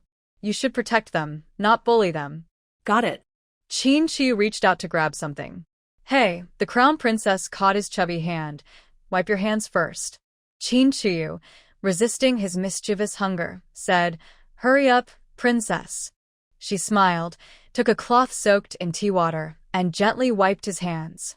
Only then did Qin Shiyu pick up the sheep milk cake from his lunchbox and start eating eagerly. A lady-in-waiting whispered nearby, "The crown princess has a way. Even Empress Dowager can't do anything about Prince Seven." The crown princess looked at Qin Shiyu with affection. He was focused on eating his cake and didn't notice their conversation. She said, "You can't say it like that. The Empress is a kind mother and doesn't want to be too strict with little Seven." Qin Shiyu was the youngest son of the Empress and the brother of the crown prince. Since birth, he held the position of the legitimate heir. Besides the crown prince, he was the most noble among the royal heirs. Others dared not provoke him, but if they did, they couldn't bring themselves to discipline him, which led to his spoiled and arrogant personality. The emperor was busy with state affairs, and in recent years, he rarely visited the harem. Recently, he took the crown prince on a secret trip to the south for several months. When he returned, he found Qin Shiyu had become even more spoiled. So, he made the tough decision to send Qin Shiyu to the Imperial Academy. He knew Qin Shiyu's nature well. To prevent the academy staff from treating him differently because of his royal status, he issued a secret order. Even Qin Shiyu himself was not allowed to reveal he was a prince. Anyone caught doing so would be sent to a small, dark room. When Xiao Luling forced Qin Shiyu to reveal his identity, he managed to scare Qin Shiyu quite a bit. However, Qin Shiyu was used to being dominant in the palace and didn't really see a 3-year-old as a threat. When his father no longer watched over him closely, he could always settle accounts with the little kid later. As Qin Shiyu ate, he gradually became distracted by the delicious food, and soon only thought of goat milk cake. Returned to the palace, the crown princess ordered.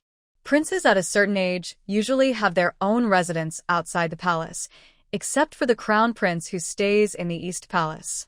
The seventh prince was still young and lived in the palace. The carriage moved slowly, and as it left the Imperial College, the crown princess casually glanced over. Just then, Xiao Lulang was walking out of the college, holding Xiao Jinkong's hand. The crown princess saw that familiar handsome face, and her eyes widened in surprise. She quickly pulled back the curtain of the carriage, staring intently at the young man in white among the crowd. She muttered in disbelief. How could it be? Zhao Zhao. Accompanying Xiao Jinkong's clear call, a girl in plain clothes, carrying a small basket, stepped forward. The girl wasn't wearing a veil. Her simple clothes weren't shabby, but not luxurious either. Her long black hair reached her waist, shiny like silk, styled into a bun with a white magnolia hairpin. She was a beautiful and cool girl. On her left cheek, there was a red birthmark, but she paid it no mind, calmly walking through the strange looks. She approached the little boy and the young man from the college, pinching the boy's cheek. The crown princess then noticed that the little boy was also incredibly adorable. But she didn't connect him with the little kid who had offended Qin Qiu. Zhao Zhao, Zhao Zhao. Xiao Jinkong was so happy to see Guo Jiao. Guo Jiao rubbed his little head. It had snowed on the way here, and although it had stopped now, snowflakes still clung to her hair. Xiao Lulang hesitated briefly, but then gently reached out his slender, jade-like finger to brush the snow off her hair. Guo Jiao didn't move and obediently let him do it. She looked quite well-behaved. The scene of the family of three was warm and a little eye-catching. The crown princess pinched her fingertips, then saw the girl take out a bag of warm roasted chestnuts from her basket and offer one to him. The boy ate it without hesitation. Is it tasty? Guo Jiao asked. Yes, sweet, Xiao Lulang replied. I don't know who is considered sweeter. Gu Jiao gave all her roasted chestnuts to Xiao Jinkong, who was hugging them. Xiao Jinkong, like a little squirrel searching for food, chewed happily. The family of three walked away peacefully. The crown princess lowered the curtain. He was already dead. He didn't eat chestnuts. No matter how much he looked like him, he would never be him. Madam Crown Princess, what's wrong? The female official asked, noticing her pale face. She looked normal and said, It's very cold. Let's go back to the palace. Meanwhile, Xiao Lulang had completely offended Zheng Si after challenging him at Mingxue. Zheng Si had truly earned his high position with real talent. His writing was excellent, and even the emperor, who didn't usually like the eight-legged essays, occasionally praised him. But talent in writing was one thing, virtue was another. Zheng Si held a grudge because Xiao Lulang had embarrassed him in front of the seventh prince and others. He secretly started to make things difficult for Xiao Lulang. First, Xiao Lulang scored the lowest in the monthly exam at Ruxing Hall. The rules of the Imperial College stated that anyone failing twice would be downgraded. This meant if Xiao Lulang became last again, he would be expelled from Ruxing Hall. The teachers were puzzled why Xiao Lulang performed so poorly, but since the exam was graded by the acting sacrificial wine himself, they thought it couldn't be wrong. The exam was just the beginning. Soon, Xiao Lulang noticed that when he ate at the Imperial College, his dishes always seemed to be mysteriously smaller. Feng Lin said strangely, That's not right. Why is your food so little? It was as if he was only given a leaf of vegetable in a big bowl of soup. Then, someone kept bumping into Xiao Lulang for no reason. Once, a student from the Imperial College bumped into him on the corridor, spilling ink all over him. Watch where you're walking. Feng Lin shouted. I'm sorry. I'm sorry. The person kept apologizing. This was the third time today. The person looked clearly frightened and trembling, probably threatened by someone. Xiao Lulang glanced at him coldly, said nothing, and went to change into clean clothes at Feng Lin and Lin Qingye's quarters. When he came out, someone had taken his cane without him knowing. The path was slippery, and without his cane, Xiao Lulang fell several times over the short 100 steps from his quarters to Ruxing Hall. People around him laughed. It seemed like a big snow was brewing. The sky was very gray, and under its gloom, the Imperial College also revealed its darker side. Xiao Luling got up from the snow, looking very disheveled, but his spine was still straight. He raised his head and looked at Minghui Hall on the third floor of the Imperial College. On the walkway in front of the hall, Zheng Sai leaned on the railing, calmly watching Xiao Luling. "Are you begging?"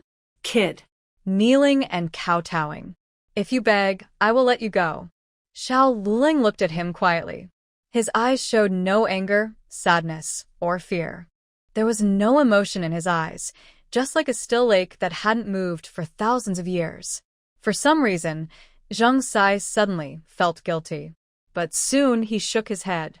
He was just a country bumpkin, so he could bully him. Who asked him to be so careless and embarrass himself in front of everyone? In the Imperial College, he was like the sky. No one could challenge his authority.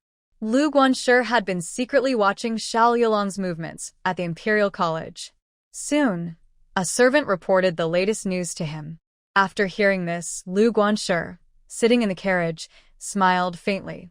"I told you before, it's not easy to survive in the capital. All right, go meet that young master." Today, Xiao Jingkong had no classes. Xiao Luling went home alone after school.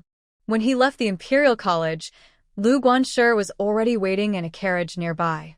"Master Lu, the young master is here," the servant reminded him. Lu Guanshi got out of the carriage, approached Xiao Luling, and greeted him with a gentle smile. "Young master, we meet again." Xiao Luling shot him a glance. What do you want now? Lu Guanshi smiled and said, "I heard about what happened at the Imperial College. It must have been you." Xiao Luling replied, "No need to watch others laugh at me." Lu Guanshi said, "A mere supervisor can be easily crushed by a noble. If you're willing to return to the residence, I promise that starting tomorrow, this person will no longer be at the Imperial College." Xiao Luling ignored him and started walking toward home. Lu Guanshi smiled faintly. "Young master, why bother? Yes, the former nobleman did not take good care of your family and didn't bring you back sooner, but it's not all his fault. The incident 4 years ago wasn't his fault either. He only learned the truth afterward. Once he knew, he started looking for you. Your mother's death made him very sad, and he also heard about your older brother. Fortunately, you are safe." Xiao Luling clenched his fists tightly.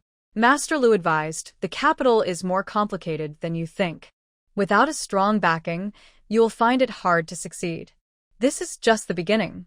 If you keep going like this, you'll be worn down completely. So, young master, you should obediently return to the estate. Isn't it better to be the son of Marquis Xianping? Why suffer outside?" Fate, second update. Young Master Xiao Lu looked at him coldly. "Are these words your idea, or his?" Does he really call his own father that? Does he even know who his real father is? He is a noble martial hero, second only to the emperor, above 10,000 others. Since ancient times, there has never been a prince consort who still holds a government position, except Marquis Xianping. He single-handedly controls the entire Zhuang family clan. The current emperor trusts him most.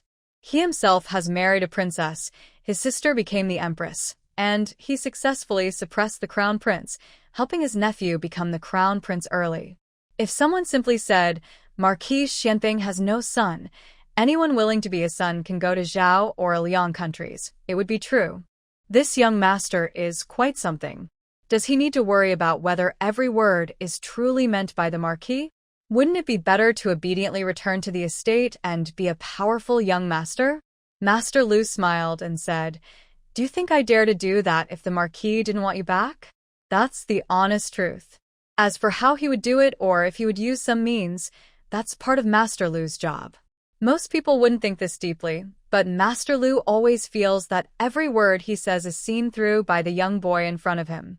This feeling isn't very pleasant. Master Lu frowned slightly, then smiled and said, "Young master, it's almost February.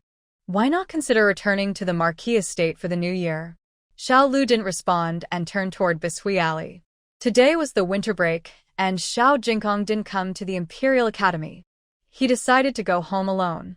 His cane was found, and he changed his clothes, with no sign of being bullied at the academy. Seeing his stubborn back, the young servant asked, Master Lu, are we really not going to help the young master? Just watch him get bullied at the academy? Master Lu hesitated for a moment. Every time he thought he could control the situation, the other side always managed to slip away from his grasp. The young servant said, Manager Lu, shall we? Manager Lu raised his hand to stop him. Wait a bit. I don't believe he can still be so tough at the Imperial Academy. The capital city isn't a small town, and Zheng Sai isn't just a local official. He thought this was all the trouble there was. But there are many people like Zheng Sai. One day, he would give in. The servant reminded him, Manager Lu, young master is very stubborn. Should we think of other ways? You promised the Marquis you'd bring young master home for the new year. There's only a month left. Hearing this, Manager Lu frowned. At first, he didn't think it was a big problem. He even boasted in front of the Marquis that he could handle it. When they went to the county town, it wasn't summer yet. He thought there was plenty of time and wasn't in a rush. But suddenly half a year had passed. But what other options did they have? The servant hesitated. Isn't young master already married? Maybe that young lady would be willing to become the Marquis's wife. Manager Lu squinted. Are you talking about the daughter of the fallen noble family from Dingen Marquis's estate? Since she was his young master's wife, Manager Lu would naturally want to investigate her background. Moreover, the Dingen Marquis's estate didn't hide her well. It was easy to find out she was the real daughter, and that Gu Jinyu was a mistaken daughter who was swapped at birth. Manager Lu hadn't paid much attention to this daughter before.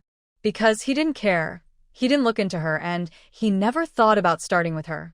Seeing that Manager Lu was listening, the servant quickly continued, That young lady grew up in the countryside. I heard she's quite timid and doesn't dare to go back to the Marquis's estate. But she treats young master very well.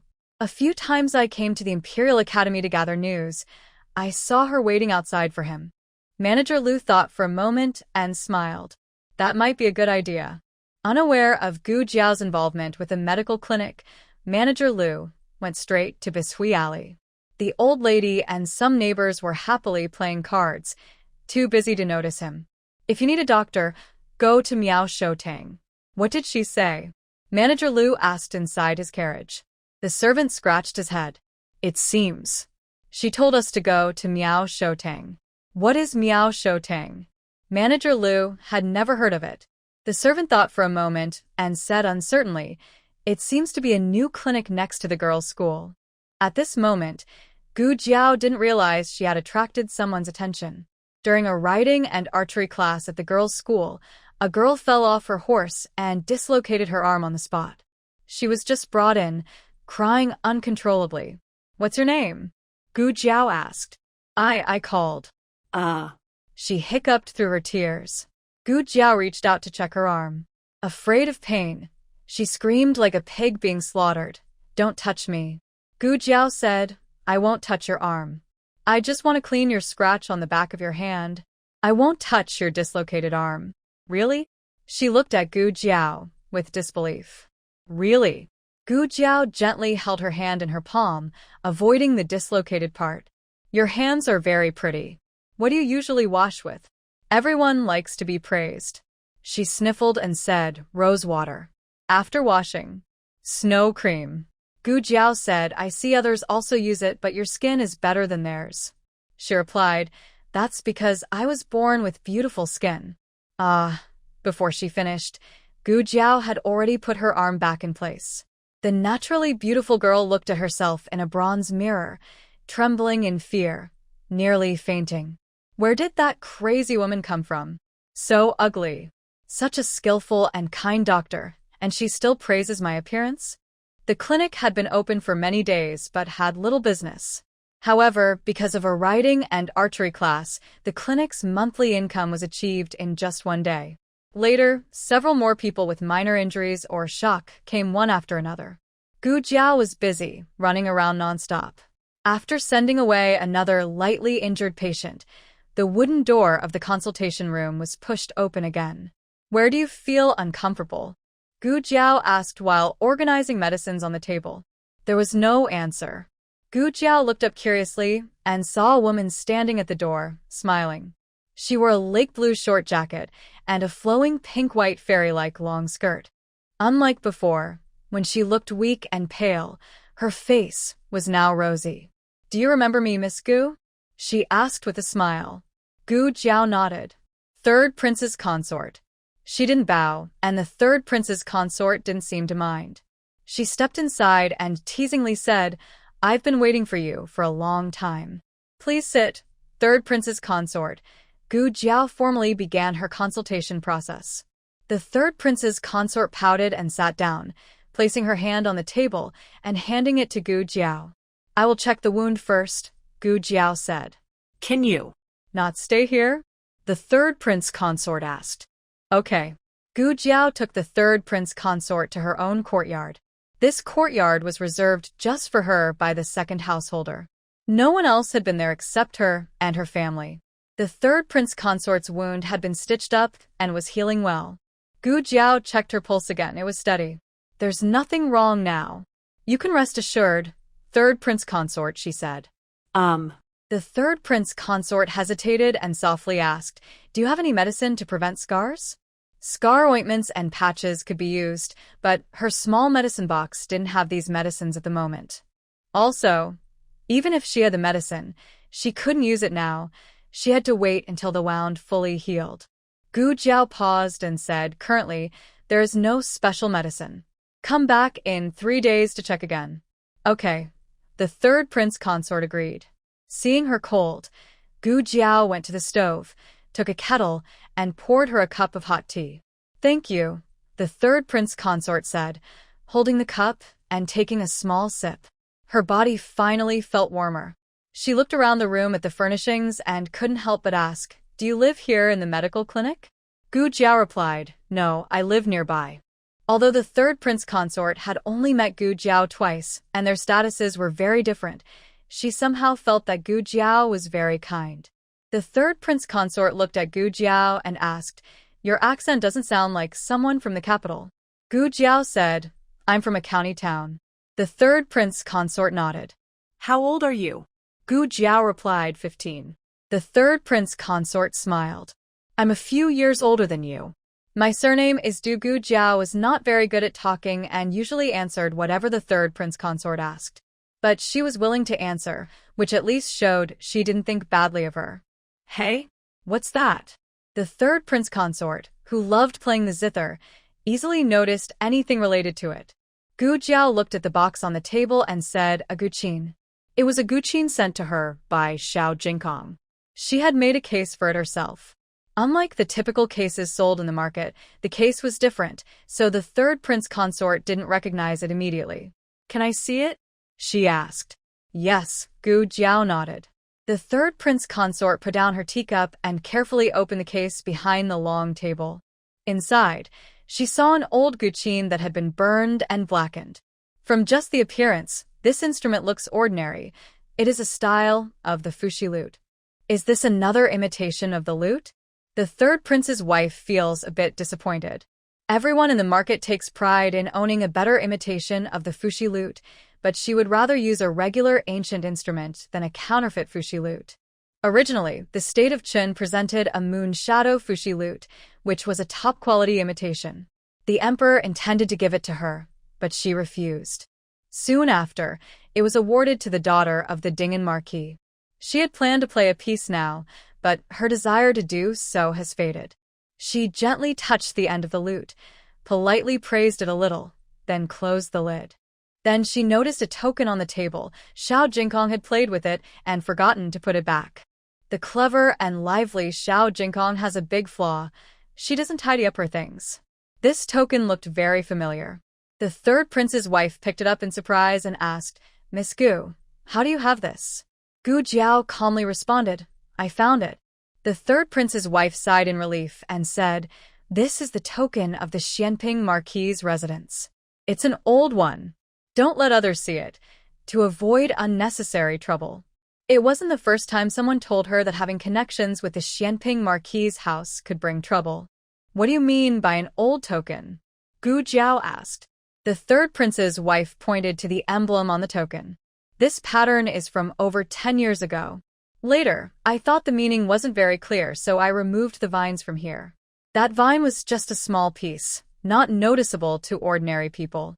But as a princess's wife, she must understand all symbols related to the royal family. The token looked quite old, but Gu Jiao didn't expect it to be so aged. They talked for a while longer, and the third prince's wife took her leave. Meanwhile, the girls' school had finished for the day.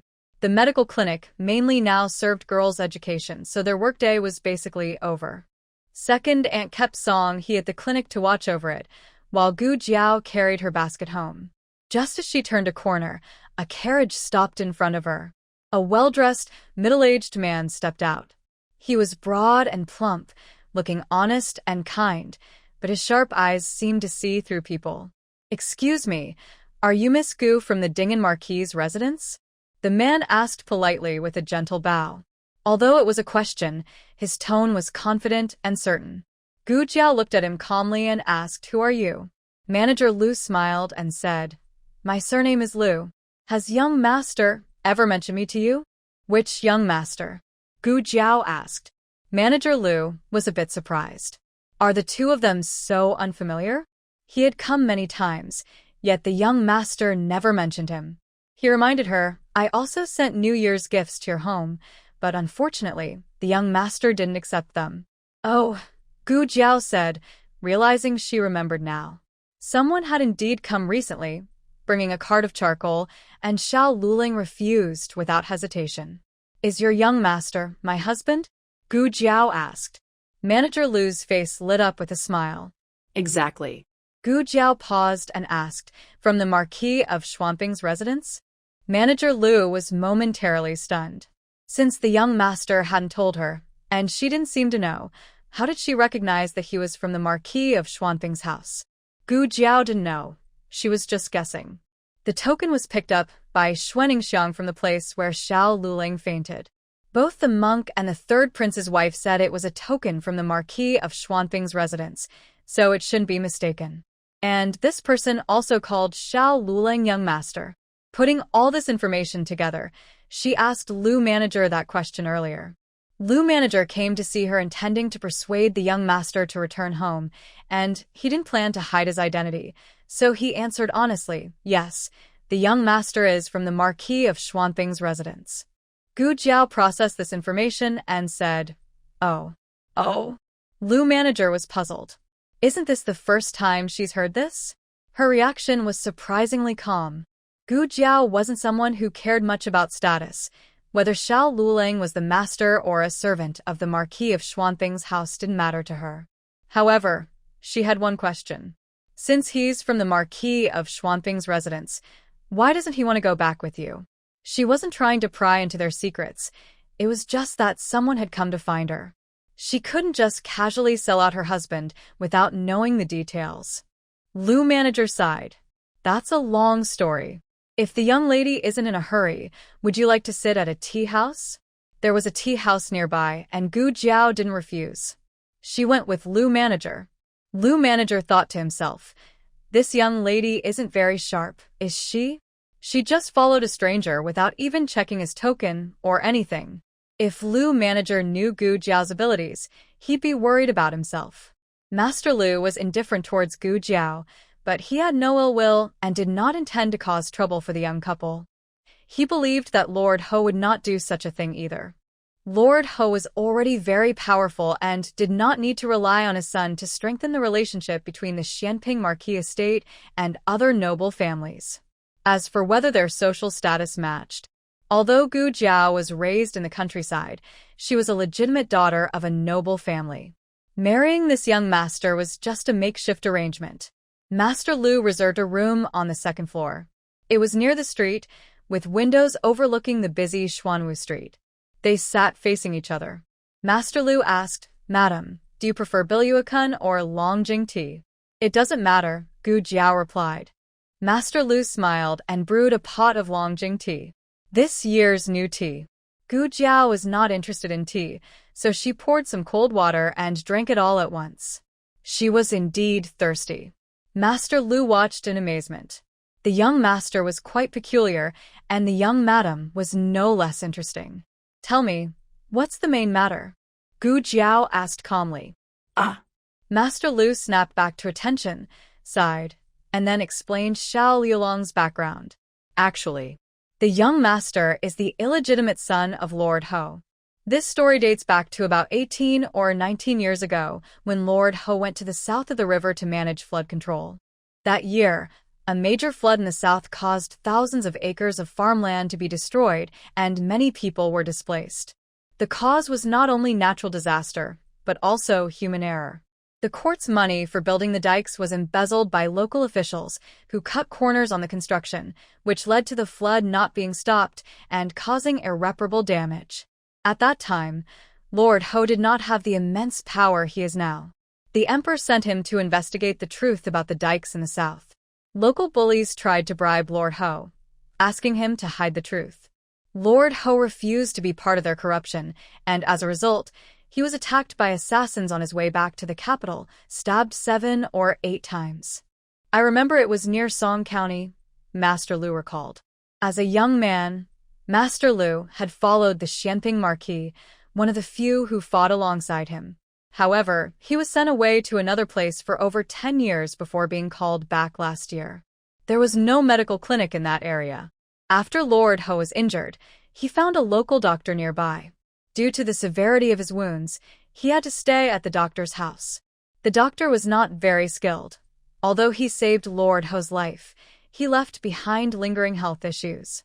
Of course, that is a story for another time. While Lord Confronting was recovering at the doctor's house, a family of 3 lived next door. The husband was a gambler and a drinker, and their young son was only a few years old. Almost every day, Lord Confronting could hear the sounds of the man scolding and hitting his wife and child. However, this was their private matter, and Lord Confronting felt he should not interfere. One day, the man lost money gambling and ended up selling his child to someone else. The woman clung to the man's leg, begging him not to take the child away. The man then beat her severely, almost killing her. Unable to bear it, Lord Confronting, who was young and impulsive at the time, went over and fought the man. The man ran away, but was killed by debt collectors on the way. The woman was left a widow. Lord Confronting felt sorry for her and gave her some silver. Coincidentally, the doctor's relatives were victims of a big flood and came to seek refuge with the doctor. The doctor's family had no place to stay, and Lord Confronting needed to stay nearby to treat his injuries, so he couldn't go far. The woman said, "If you don't mind, please come stay at my house." After that, what happened next doesn't need Lu Steward to explain. Gu Jiao could imagine it herself. Lord Confronting stayed there for half a year, until his injuries healed completely. He asked her if she wanted to go to the capital with him. She hesitated. Lord Confronting didn't like to force people, so he gave her a token and told her that if she ever changed her mind, she could come to the capital to find him. Lu Steward sighed. Lord Confronting. He still doesn't understand women very well. Gu Jiao, not being involved, chose not to comment. Lu Steward continued. They were apart for many years. If it weren't for 4 years ago, when the young master brought that token and some of Lord Confronting's old clothes to find him, Lord Confronting wouldn't have known she was pregnant and had secretly given birth to their son. Gu Jiao asked, "So, Xiao Luling only went to the capital 4 years ago?" Lu Steward nodded. "That's right." Gu Jiao asked, "Did he stay in the capital for a long time?" Lu Steward shook his head regretfully. "No, the timing wasn't good. There were several murder cases in the capital, and Lord Confronting was stuck at the Ministry of Justice and couldn't return home. When he finally returned to the manor, another big event happened. The young master passed away. He was Lord Confronting's only legitimate son. That was very hard for him, and he didn't see any outsiders. At that time, the young master had handed over some items to a servant of the manor, and after a long while, the servant reported to Lord Confronting. By then, the young master had already left the capital. Gu Jiao paused. So, he only stayed in the capital for a few months? Lu Steward recalled, probably less than a month. Gu Jiao looked thoughtful and said, "Oh." Manager Lu said, the young master's mother only told him about his background just before she died. The young master and his half-brother went to the capital to find their father. They didn't expect not to meet him, and his brother accidentally came into contact with a leprosy patient. The young master was worried his brother would be taken to Leprosy Mountain, so he quickly left the city with his brother. Gu Jiao nodded and said, I see. Yes. Manager Lu didn't understand what I see meant here. Gu Jiao looked at him and said, keep going. Manager Lu continued. Later, the Marquis sent people to find the young master's whereabouts. It wasn't until last year that they learned he was studying at Tianqiang Academy in the county.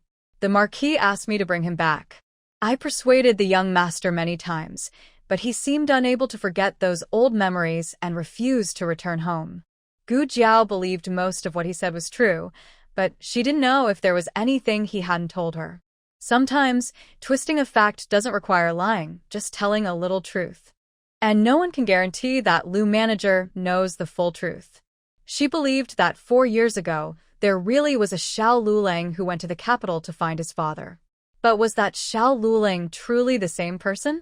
Gu Jiao took a sip of tea and said, unfortunately, if he doesn't want to return home, I can't do anything.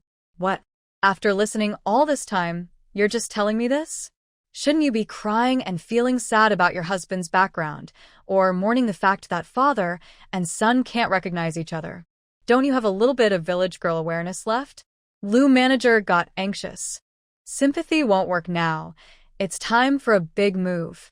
He made up his mind and said, seriously, do you know that the young master was bullied at the Imperial Academy? What is the Imperial Academy? Many of the city's noble children study there, and the teachers and officials all have powerful backgrounds. The young master wants to stand against them alone, which is impossible. Even if the young lady doesn't think about herself, she should think about the young master. As the son of the Marquis of Xianping, he can walk anywhere in the capital, not just the Imperial Academy. Gu Jiao's expression finally changed, but not with emotion. Her face was filled with killing intent and coldness. She stood up and looked down at Lu manager sitting on the mat. Tell your Marquis that I will protect my own husband myself. Someone dares to bully her husband? Good. Very good. Gu Jiao returned to Bishui Alley. Xiao Luling had already washed the soiled clothes, leaving no trace of being bullied on his face. Gu Jiao looked at the clothes fluttering in the cold wind, her gaze gradually growing colder. The next day, Gu Jiao found Feng Lin. Feng Lin was surprised. Xiao Jingkong said you wanted to see me. What's the matter? Gu Jiao explained her purpose. Feng Lin's eyes became evasive. Luling didn't want me to tell you what happened at the Imperial Academy. Gu Jiao said nothing, just stared at him steadily. Feng Lin used to dislike her very much, but now he liked her just as much. Not romantically, but like family. In the end, Feng Lin gave in and sighed. All right, there is indeed something going on. Luling offended Zheng Sai. How he offended Zheng Sai was unclear. Not many knew about Xiao Jingkong and Qin Chi's matters. Luling didn't say anything, and Feng Lin had no way to find out. Xiao Luling was now an outstanding student who didn't hide his abilities, or he wouldn't have been able to enter the Leasing. However, he scored the last in the monthly exam, which was said to be graded by Zheng Sai. Others might not understand Xiao Yulong's true strength. Feng Lin and Lin Qingye had attended his classes and didn't believe his grades could suddenly fall so badly. Feng Lin said, Lin Qingye asked me if Zheng Sai was giving Luling a hard time. Anso, Wan Qi, Chen Dio, Luozu, Zhao Hai. Feng Lin listed several names, all of whom had bullied Xiao Luling in recent days. Gu Jiao wrote their names in her small notebook. Some of them had been coerced, so Gu Jiao crossed out their names. In the end, only 4 names remained: Luo Du, Zhao Rui, Zhou Fengping, and Zheng Sai. Luo Du and Zhao Rui were students. Zhou Fengping was a scholar official. Leasing was the head of the 6 halls, and generally, no one would casually bully students from Leasing. Zhou Fengping was Zheng Sai's subordinate, and Zheng Sai was about to become the new sacrificial official. Zhou Fengping hoped to become the next scholar official and followed Zheng Sai's lead. As for Luo Du and Zhao Rui, they had some influence in the capital. One was the young master of the Luo Marquis estate, and the other was the son of the Minister of Works, who was also Gu Hao's immediate superior. But in Gu Jiao's eyes, none of this mattered. No one could bully her husband. Gu Hao was busy with the annual evaluation, trying every day to please his superiors. What he didn't know was that just after he gave a generous gift, his daughter had beaten the young son of the family into a pig's head. And it was to someone whose parents didn't even recognize him. On the way back home, Lord Gu looked up at the sky with a puzzled expression. Why did he feel uneasy despite giving so many gifts? It was as if a big disaster was about to happen. This feeling grew stronger after Gu Jiao harshly scolded the young master of the Duke of Luo's estate. Lord Gu's back felt icy cold. He hadn't done anything wrong, so why did he feel like he was doomed? After Gu Jiao finished scolding Zhou Fengping, the head of the Imperial Academy, Lord Gu couldn't even swallow his water comfortably in the house, his teeth clenched tightly. He was very nervous, trembling with fear. In a dark alley, Gu Jiao took out a small notebook and crossed out Zhou Fengping's name for the third time. Her gaze fell on the last name, and she sneered wickedly, curling her lips in a sinister smile.